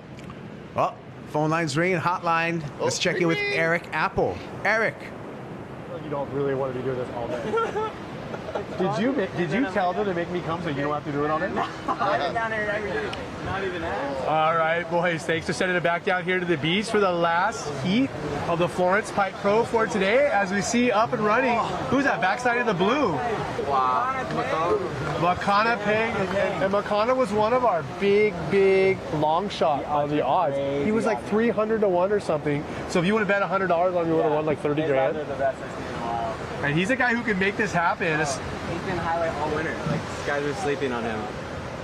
So Nathan, man, one of the big. I wonder how many people lost out on you. Sorry, guys. Kind of a rough heat. Yeah, it was like it came down to like you got to be like a QS guy or Challenger guy, but I was just all over the place. There's multiple peaks you can choose from, and I just kept looking for a clean one, and I felt like I just got in a bad roll and started just getting caught inside. Like, wow, yeah, there's good waves out there. They're just like, if you happen to be there and you're between a rip and you're in priority, then you get it. It was one of those, so. Pretty nuts too, because Benji caught a wave like so far down there. I mean, yeah. I think you should pull a Sonny Garcia and go talk to the judges and say that's not going to count.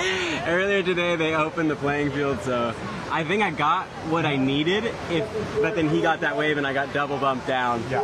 So Benji knows where to hunt. He was like the first guy to come over here versus the sandbar. Yeah. And then as soon as we were all here and he was under priority, he ran wide right away and got that nug. Oh, I don't know if I've seen people cover as much ground at a pipeline contest as I have today. So guys, another one for blue straight out front here in front of us. Amio. I mean, I don't know if I've ever seen people in a heated pipeline catch waves at Pupukea and catch waves at deep off the wall. It's insane. Like, the pipeline was already big because you have the pipe to back door and they break in all different parts of the reef. But now you have almost a quarter mile more opened up. And so we've seen heats today where guys surf completely alone at their own peak. For the full heat, like their own priority, it's all good. They must have been kind of getting freaked out. Like, what am I supposed to do? Dusty earlier was just doing that. So let's get an update on the scores. It looks like at the moment, while we're waiting for a few scores, we have Kanehe Hunt in first place. Behind him, Makana Peng. No surprise.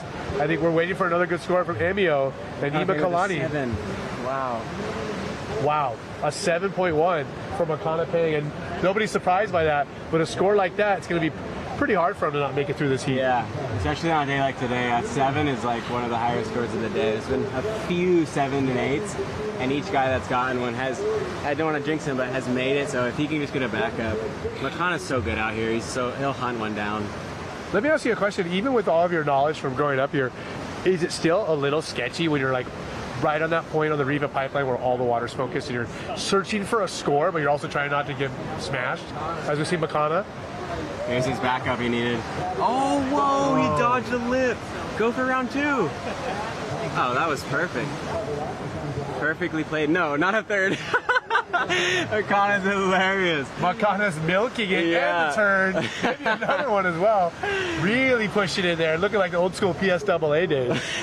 Yeah, like you were saying, it's days like today, like you go on waves you wouldn't normally go on, and you end up in places that you don't want to be in, but you're in a heat, so you kind of have to force yourself to be in those positions, and it is so shallow in there right now. Like, can you imagine what it's like? I mean, you've lived here all your life, and you recognize the fact that it's a little sketchy. Yeah. I mean, what about these guys coming from parts overseas who are not used to these kinds of waves? It must be so intimidating. Oh, totally. Yeah, and you hear the stories, and you see the numbers, like most deaths of any reef in the world right here. And so, intimidation factor, and then you throw the crowd on top of it during the free surfs. So, it would be... There's nobody out. What are you talking about? Yeah. For certain guys. For Jamie. Have I told you those stories? We'd rock up here at 10 o'clock, 10:30 in the morning, 11 in the morning. It's sunny to go, oh, there's nobody out. There's like a crowd who just like paddles out. Everyone guys, you go, oh, there's nobody out there. Oh my God, I love it. Makana Peng did the runaround. Okay, so he's got a 7.1 and a 5.3 does Makana Peng. So another local boy really showing through. And that's going to be tough to beat for anybody. I mean, if anyone can do it, Imeo can do it. But, man, look at these scores. Several 5s, 4s, and 7s. This is a super high-scoring heat. It's gotten way better waves than last heat. This heat has comboed our heat. I would be talking to the judges and trying to do something here. No, it's all good. Is Mahina watching at home or she doesn't care? No, she's watching at home. Mahina will be listening to us right now. Hey, babe. Hi, Mahina. I won't make fun of you. Benji! You sneak! That was so gnarly.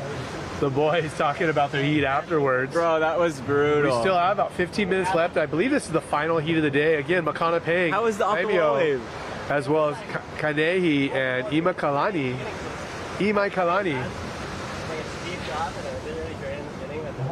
Yeah. And like just like Nathan said, this heat has basically comboed the heat earlier as far as scores. I mean, tons of 5s and 4s and 3s, even a 7.1. That heat was so grinding. I mean, I think any guys in the heat before this would have loved to get one of these waves. But that's how the cookie crumbles. Good job. When you're in a surf contest. On to the next round. Mother Nature. Yeah, that's it. That's it. I told Nathan to go ahead and go speak to the judges about your wave. I told him to pull a Sonny Garcia and go straight for the judges' tower. Way down the beach, guys. I was like, fuck, it's right. I filed official protest. You can't not be deep down there. Do you do official protest by paper or is it online? Yeah. I'd find out right now. Yeah. I get Mahina on that. We'll petition online. So Mahina's watching. Let's see. My wife and my kid, Mason and Ariel are at home watching. We got everyone's side. It's a full family event. Like even on the beach here, like I was saying earlier, every person in this event's from Hawaii. Yeah, Benji, good job. From Hawaii, and most of them live right here on North Shore, and so all the families, all the friends are down, all the Groms surfing at Pipe for their first time, have all their buddies around. So it's been like the entire community here and watching online. It's been a fun few days to start it. It's almost like that cheesy like cycle of nature, how you grow up and now you're putting on the contest and setting everybody up and providing the opportunities, right? Like it's so corny. I'm only 30, but I'm feeling like that guy. Like I feel like on like, it's my first time surfing pipey. I'm like, oh man, I feel old. Nathan Florence running a surf contest, that goes together like lamb. It goes together like lamb and tuna fish. Yeah, not good. Not a good mix. Now, I always wondered, what would have happened to you if the Florence deal had come together? Would you be the #1 anti-Haole Club rider? Yeah, I've definitely gone that direction. Luckily for me. I think their social media is pretty funny. So good. The other one I've been looking at every day lately is the Hawaii high school fights. Oh my gosh, there's crazy ones. Every kid in Hawaii is apparently a well-trained kickboxer. They all have like good form, good stance, good movement. Like if any of those kids get lapey with me, I'm just gonna go for the knockout right away because I'm not giving them a chance. I mean, I'll get them, but I have to take it serious. Me and Kai send them back and forth. We're just like, oh my god, look at these kids. They're all like super trained. Yeah. Most of them are from Waianae. Oh, for sure. For sure. Every kid boxes or kickboxes. Yeah. Oh, shout out to Waianae. Yeah. What about what's the spot over there? Is it the Hawaii Kai Barbecue? Kai Barbecue? I don't know. It's the best barbecue spot. Really? I haven't been. I haven't been over there in years. What? Yeah. You'd never make it over that side of the island? Not often. It's so interesting to me how people from Hawaii will just live in their zone and not go to the other side of the island. Like fly across the world for a swell but won't drive to town. So do you know who Alima McFarland is? Oh, fully coming out. Yeah. Do you know who Alima McFarland is? I'm super bad. She was the Bellator fighter girl who was undefeated. I used to sponsor her. Okay. She was from Hawaii, undefeated world champion. Oh, we got blew up on this little back door. He's not a back door, but he backdoored the section. Yeah. I'm sorry. Oh, Ollie. Oh, he kind of pulled it. Ollie. He is really milking it, and he's working out. That's going to be a score. Going toe to toe right now. What is the difference? Oh, 9-point total versus 12. So I was going to say, Elima McFarland, who see is red up. Whoa! Oh, that was odd looking up. Oh, he's going to make it. Is that Imai? Yes. Imai is super talented. That was kind of a whacked out stall, but he's Slam on the brakes. Good. He almost like fell when he hit up the brakes, but he recovered. I wonder what... Oh, he's on the rock. I wonder what they'll give him for that. Yeah, this is going to be the best scores of the day. Here we go again. Makana. Oh my gosh. Coming out. Wow. He's already got a 7-1 and a 5-3. This is going to be another mid, 5 or 6. Maybe, I don't think a 7, but a 5 or 6. He's looking strong. Makana's on fire right now. I wonder how many people bet on him when he was like 300 to 1. I hope someone hit the plus 15,000. So anyways, I was saying, Elima McFarland is a good friend of mine, like my little sister basically. Mm-hmm. She grew up in town, went to Punahou, and in her like late 20s, I brought her to the North Shore for the first time in her life. She's like, oh, I've never been there. I'm like, wait, what?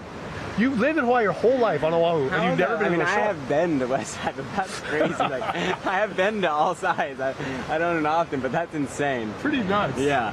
You have not just driven an hour over to check it out, but when people from Hawaii, like if they're travelers, when they're home, they want to be home.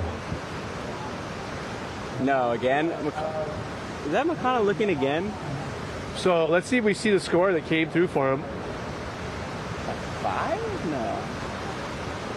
As we see all these replays, we're a little bit delayed here, but I mean, Emio's really working it. He's done it on a couple waves. Him and Makana are crushing it. Oh, the sandbar. We missed the wave in white down there from Kanehe.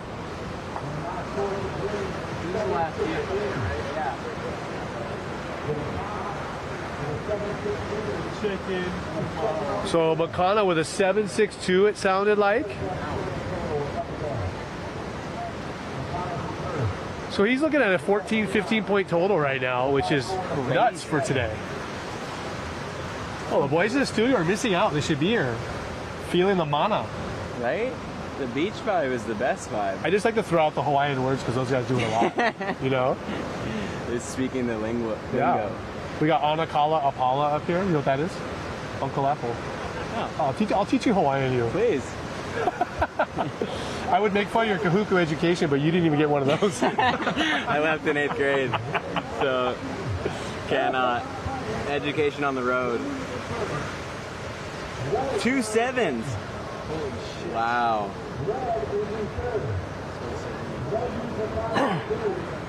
Is this your computer? It's mine. Got a little bit of sand. A little bit of sand in it. No. Go to Europe. Kanehe moved up too. Kanehe with that wave. So it looks like we need some pretty big scores. Relatively big scores from the guys at the bottom. Imai Kalani needs a 5.83. Amio needs a 5.81. I can't believe with Amio's waves, he's in last right now. It's a tight heat. Yeah. Yeah, except for Makana. Makana's gone. Makana should just come in and hurt everybody's feelings. This has to be like the most consistent. Yeah. Once again, the Florence Pipe Pro brought to you by Florence, of course, as well as Rogue TV. All the sponsors, we want to thank them for helping make this event possible. Without them, we would not be here. Looks like we got some sets coming in the wrong way at Pipeline, so almost like deep back door. Look at all the water focus right there. Just around 7.5 minutes to go here in the final heat of the day. Eric Apple hanging out with Nathan Florence, who unfortunately went down. As we see red. Nope. Man, to only make matters worse, Makana has priority. So not only is he way off in the lead, he's got priority. He can do whatever he wants.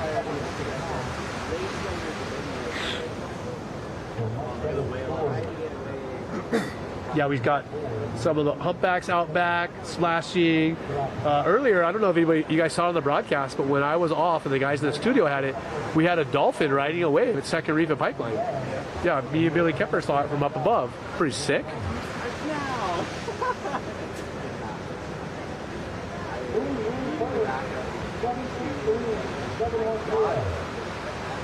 Man, plenty of replays to look at in this heat, which is awesome to see. Is, you know, sometimes we have those heat stuff don't work out so good, but man, we got a banger going on now, boys.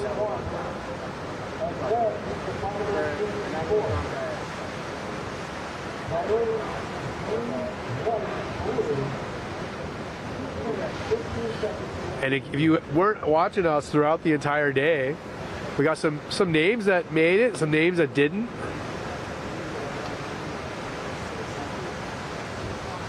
I know Billy Kemper made it through his heat earlier. Coconut Willie did. No, did not, sorry.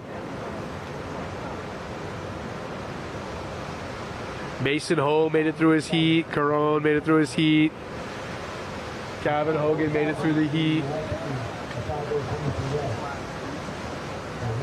Ivan made it through his heat as well. Tyler Newton made it through his heat. Koa Smith made it through his heat. So a lot of the names you recognize are still going to be pushing the next days in the competition. Nice to see that Ivan is holding up the family name today. Ivan and John seated in the finals. Man, a lot of pressure for those guys. The defending champion is out.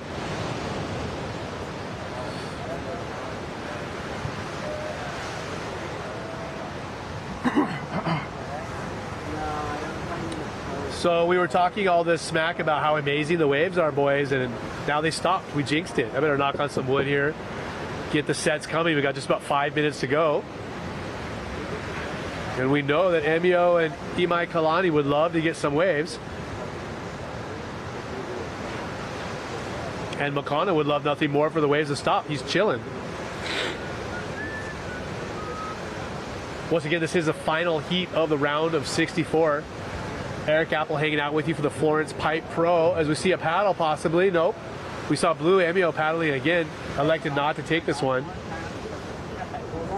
If you guys haven't watched Emio's highlights at Chopu and you want to blow your mind, make sure you guys check those out. You can YouTube it or find it on any social media.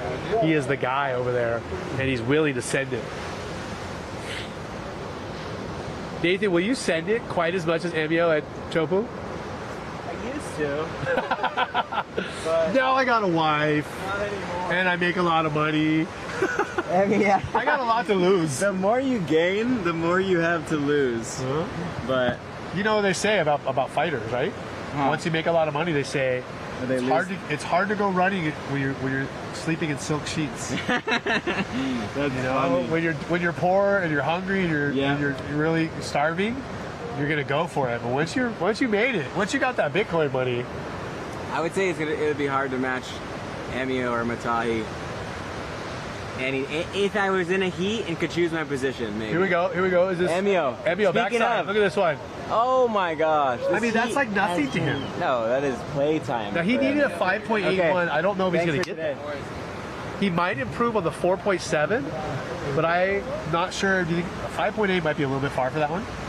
I mean, I think it might have been better than his first lap, which is a 4.7.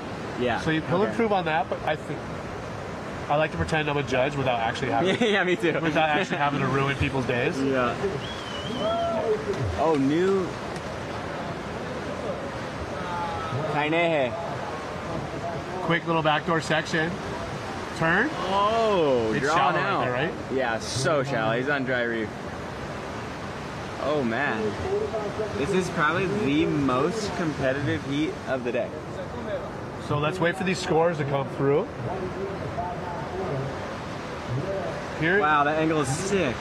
Yeah, remember they already saw this. Where's the land? God, Nathan. No, I know. I've still been reacting to it. Nathan's reacting to what you guys already saw. They already saw it. They get the double reaction, the live one and the replay. We are the live. Okay. So Emio did move up to second place. He got a 5.43, but things might change after that last wave of whites, right? Kanehe? Yeah. Oh, yeah. I don't know if that's going to better, but I'm not a judge. So Makana is still chilling in first with pair of sevens. 14-point total. That's the highest total. Almost of a the 15. comp. Just hurting feelings out there. Yeah.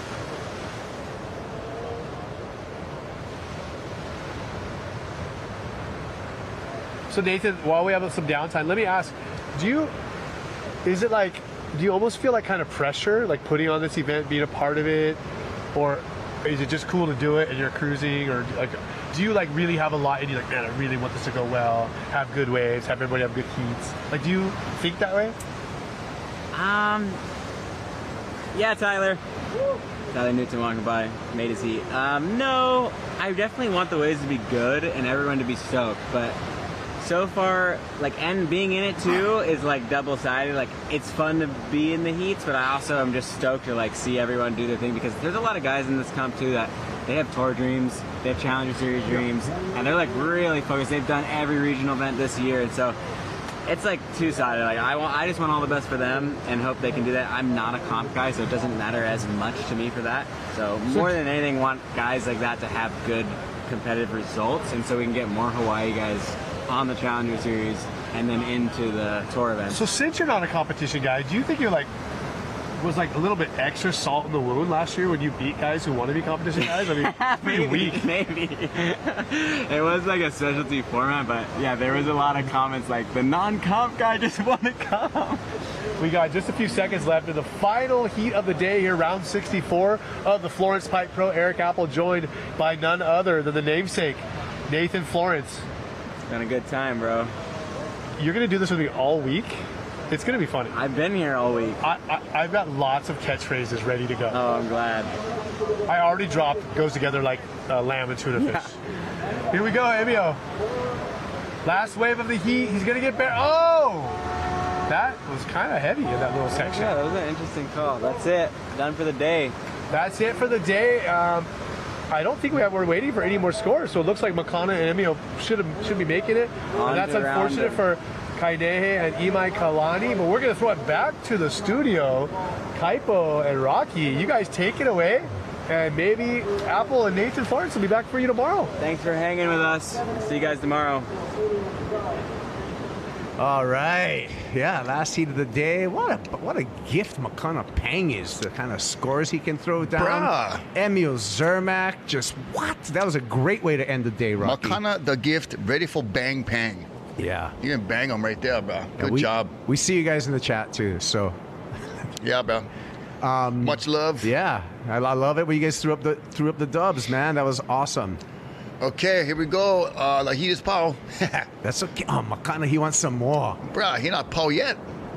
That's okay. He's still like play it, boy. Well, he's not, because he's going to be into the round of 32. Whole round before quarters, gang. Yep, and then yeah, let's just we got our blend 5. Hopefully we get to see Benji's 7. That's like still a mystery. I'm like questioning whether he got it or not. We're going to wrap up all the stuff from all day today. There's a lot of things that happened that I weren't sure were reality, like Shiloh Tenberg. But here we first, go. Our blend 5 heat recap, starting here with Kainehe Hunt. Only 6'7" tall, getting in one barrel, about half the size, flexible bugger, and Makana. This one was pretty tricky. Got around this section. Then watch this little skip down. Brah! Made it.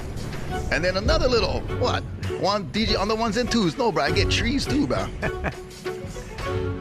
Oh, man. And Emil Zermak just is able to power through some of these sections right here. Great surfing from the Tahitian. Yeah, just a little flat and bunny hop, like just cause can. And I liked it. Great way and great signs for what's to come tomorrow. Makana Pang again. Yeah, look at that. That was the other 7-point ride he got and just was cooking all the way, bro. All right, well, we're going to take a commercial break, and then I think we're going to come back with a quick post show. Stick around.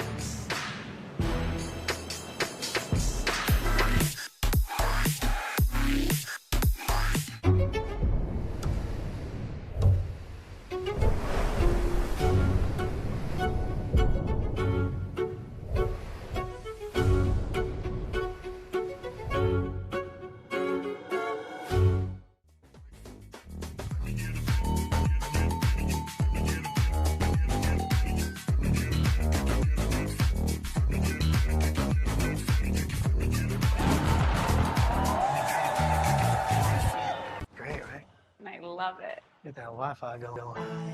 Light the fire. You got it? You can go fast. You can go down. Our house is a very, very, very fine house. Now everything is easy because of you. It's Spectrum fiber-powered internet, the most reliable internet you can count on. It's only everything. We chase more than speed and titles. We chase the horizon and the moments that move us. We chase connection. Kaiva'a, powered by passion, driven by performance, built for adventure, and grounded in Ohana.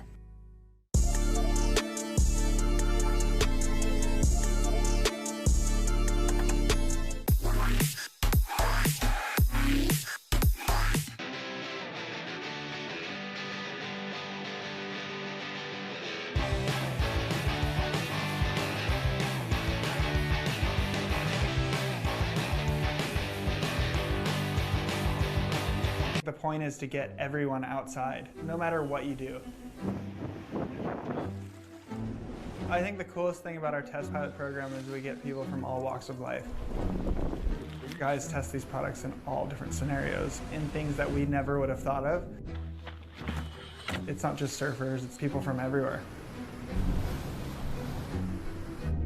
Creating a community around what we're doing is the fun part.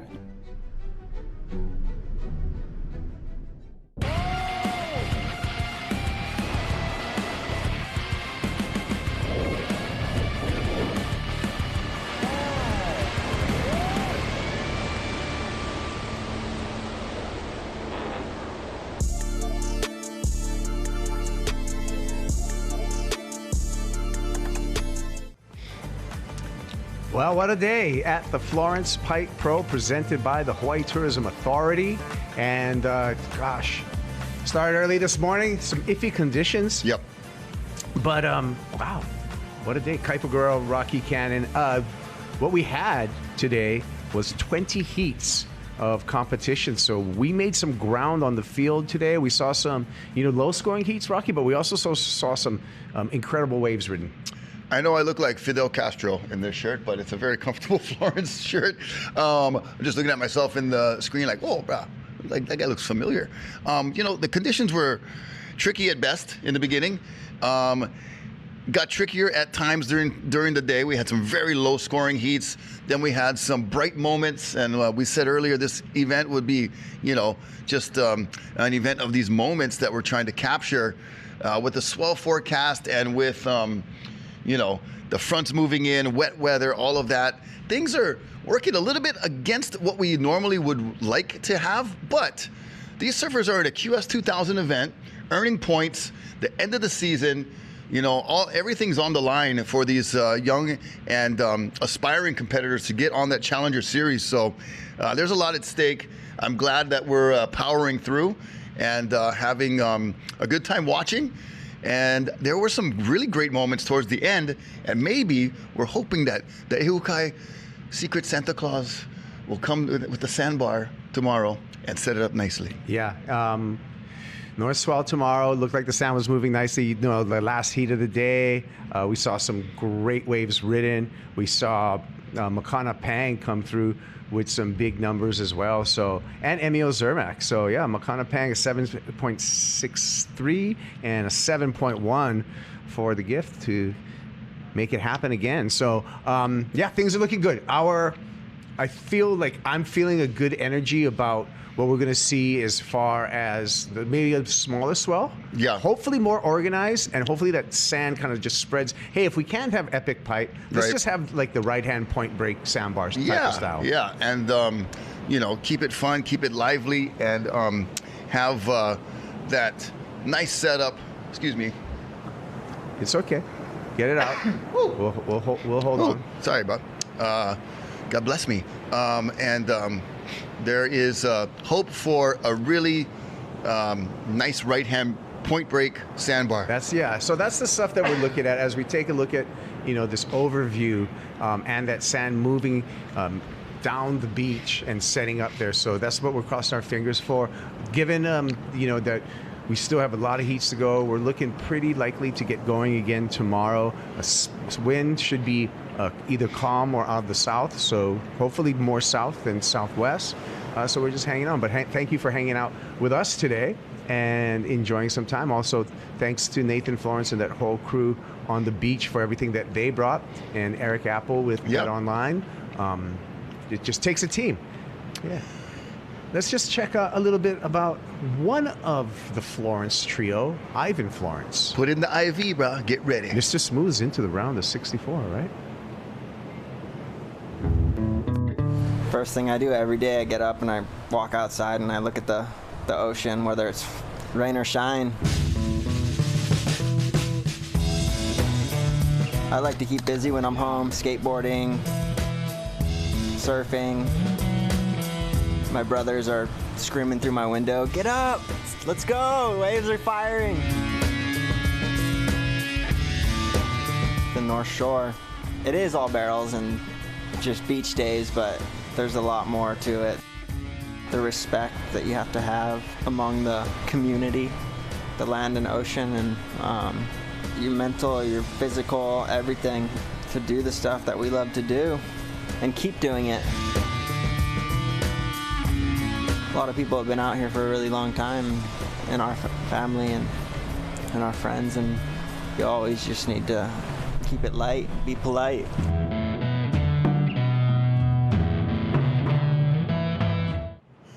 Keep it light, be polite. When we return to competition, Ivan Florence, we're going to see him in Heat 13 of this round with Ian Gentile, Given Goodwin, and Legend Chandler. I like that piece because we get to hear him talk. And not a few words, but meaningful words. I liked it a lot. Yeah, so that's going to be kind of cool. And then also, when we return to competition, likely tomorrow, remember, last heat of the day of that round that we just started. John Florence, Tereva David, Sam Debonet, who got an 8-point ride today, by the way. Yeah. And John Mel. So that's going to be a cool way to finish off this round. Well, we finished off today, but like you said, Rocky, there were some, even though it was cloudy and gloomy, there were some sparkly moments There were some bright moments for sure. And, Benji Brandt pulled a 7.0 out of somewhere in the bush in South Africa and brought it over here, smuggled it into that heat last moment. And Keiki Beach Bungalow, straight up the beach that way, one of our great sponsors, close to Pipeline. And as we look at the shot and kind of give you the lay of the land where everything is from the drone, and checking out some of the reef over there by Keiki and the conservation area there. You come in summertime, oh my gosh, such a snorkeling paradise, but not this time of year. Yeah. Please stay off the wet rocks. Safer beaches up the road. Not right now for the North Shore. See that power of the ocean, that cauldron of bubbly ocean water is just amazing. It never gets old, watching the power of the Pacific Ocean as it rolls up the shore. And a point in the distance, a very signature part of the island. Anytime you're looking at a surf break or a beach on the North Shore, you look to your left, you're going to see that little dip into the ocean. That's where the Hawaiians believed our spirits leapt into the next life. Yeah, into Po. You can see actually on this overshot, you look can like see your pants, bro, a corduroy. Whoa, let's see what's going down the beach. This is like after comp surf session. This is Al Cleland Jr. Hey, Junior. Good old AL. Good to see him. I don't think he's in the mix. But nice to see Al Cleland. Yeah, might as well give us something for watch, bro. Well, there's not a ton of people out there right now, so kind of a choice time to get out there. So, yeah. The little swells coming in as we watch the recap. This is our end of day recap. It started with Dusty Payne this morning. Oh, 817 out the gates, bro. Kind of sat over at that Ehukai sandbar by himself and then backed it up with another score. Looked like he was going to be in full form, but unfortunately could not achieve the same result in his next round. Shallow Tenberg, this was his morning heat, and he did just enough, a 6.33 and a 4.5 for Tenberg to move on to the next round. How nui? How are you, bro? Looking good. Classic. How nui David also. Yep. And Eli, he got a nasty cut in between his toes, I think, on one of those waves, the boys are saying, and hope for a speedy recovery, Mr. EO, Nate Florence. Yeah, it was a tricky one for Nate, but he made it happen. Notorious Nate. Made it out of this heat along with Makana Pang. Oh, and that was him right there, Makana. Going airborne. Sliding, grabbing right into one. Beautiful technique. Nicely done. Lonnie Rivero. Over the falls. Cannonball. A lot of late drops today. Was pretty treacherous on some of these super steep ones as we watch another nice barrel. So, yeah, there were some really cool moments of, tunnel vision, we like to call it. When you get in the barrel, you see the lip curling. It's all about the tunnel vision. A lot of them shut down a few moments after you had that glimmer of hope, but there was just enough of them that stayed open all the way through and gave us really contestable conditions. Billy Kemper is on the move, as well as this guy right here, Makana Pang. Oh wait, no, sorry, that's not Makana Pang. Excuse me. There's a beautiful backdoor wave. That one was quite meaningful. So, early in the day, sometimes when you get to the end of the day like this, you started at 8 o'clock. The early morning seems like it was yesterday, but all of this was happening this morning. So when you put it all together, it was a really nice day of competition. When you put the good waves and the highlights together, it was well worth a run day. Mason Ho advancing on. You could not walk away from a day like today with all the situations and the variables given to us. Oh, sick one right there. Just double drag hand right there. Oh, but then got sucked over and pounded. Yeah. Oh, the drops were just like out of nowhere. The bottom was dropping out. Like it looked like an easy drop from the start. Sir Tyler Newton knighted once again, and then another one on the rail gets just enough coverage for an advancement. Yeah. But the waves were looking like they were going to get them to him easy, and then all of a sudden the bottom's gone.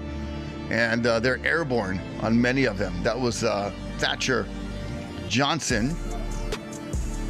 And here's an 8-point ride for Sam. Yep, Sam Debonnet. Nicely done. I'm not about the 8.0 though. It wasn't that deep. Then we went into the round of 64 where Shiloh Tenberg found slipped into a wormhole and went to an alternate universe and surfed by himself for an entire heat, getting barreled 8 times. It was crazy. That was Luke Swanson, I believe. Here's Makana Pang on a little side slip boogie Herbie Fletcher style, like whoa. He was like, what happened? Did I make it? Then he went for the shampoo rinse after. So that was a great way to end the day, and good signs for tomorrow. One more time with Makana Pang. Yeah, lovely technique. And so thank you, Rocky, and thanks to Florence, thanks to Hawaii Tourism Authority, and thanks to Salt and Air and Rogue TV. See you tomorrow. Aloha, you guys. Mahalo.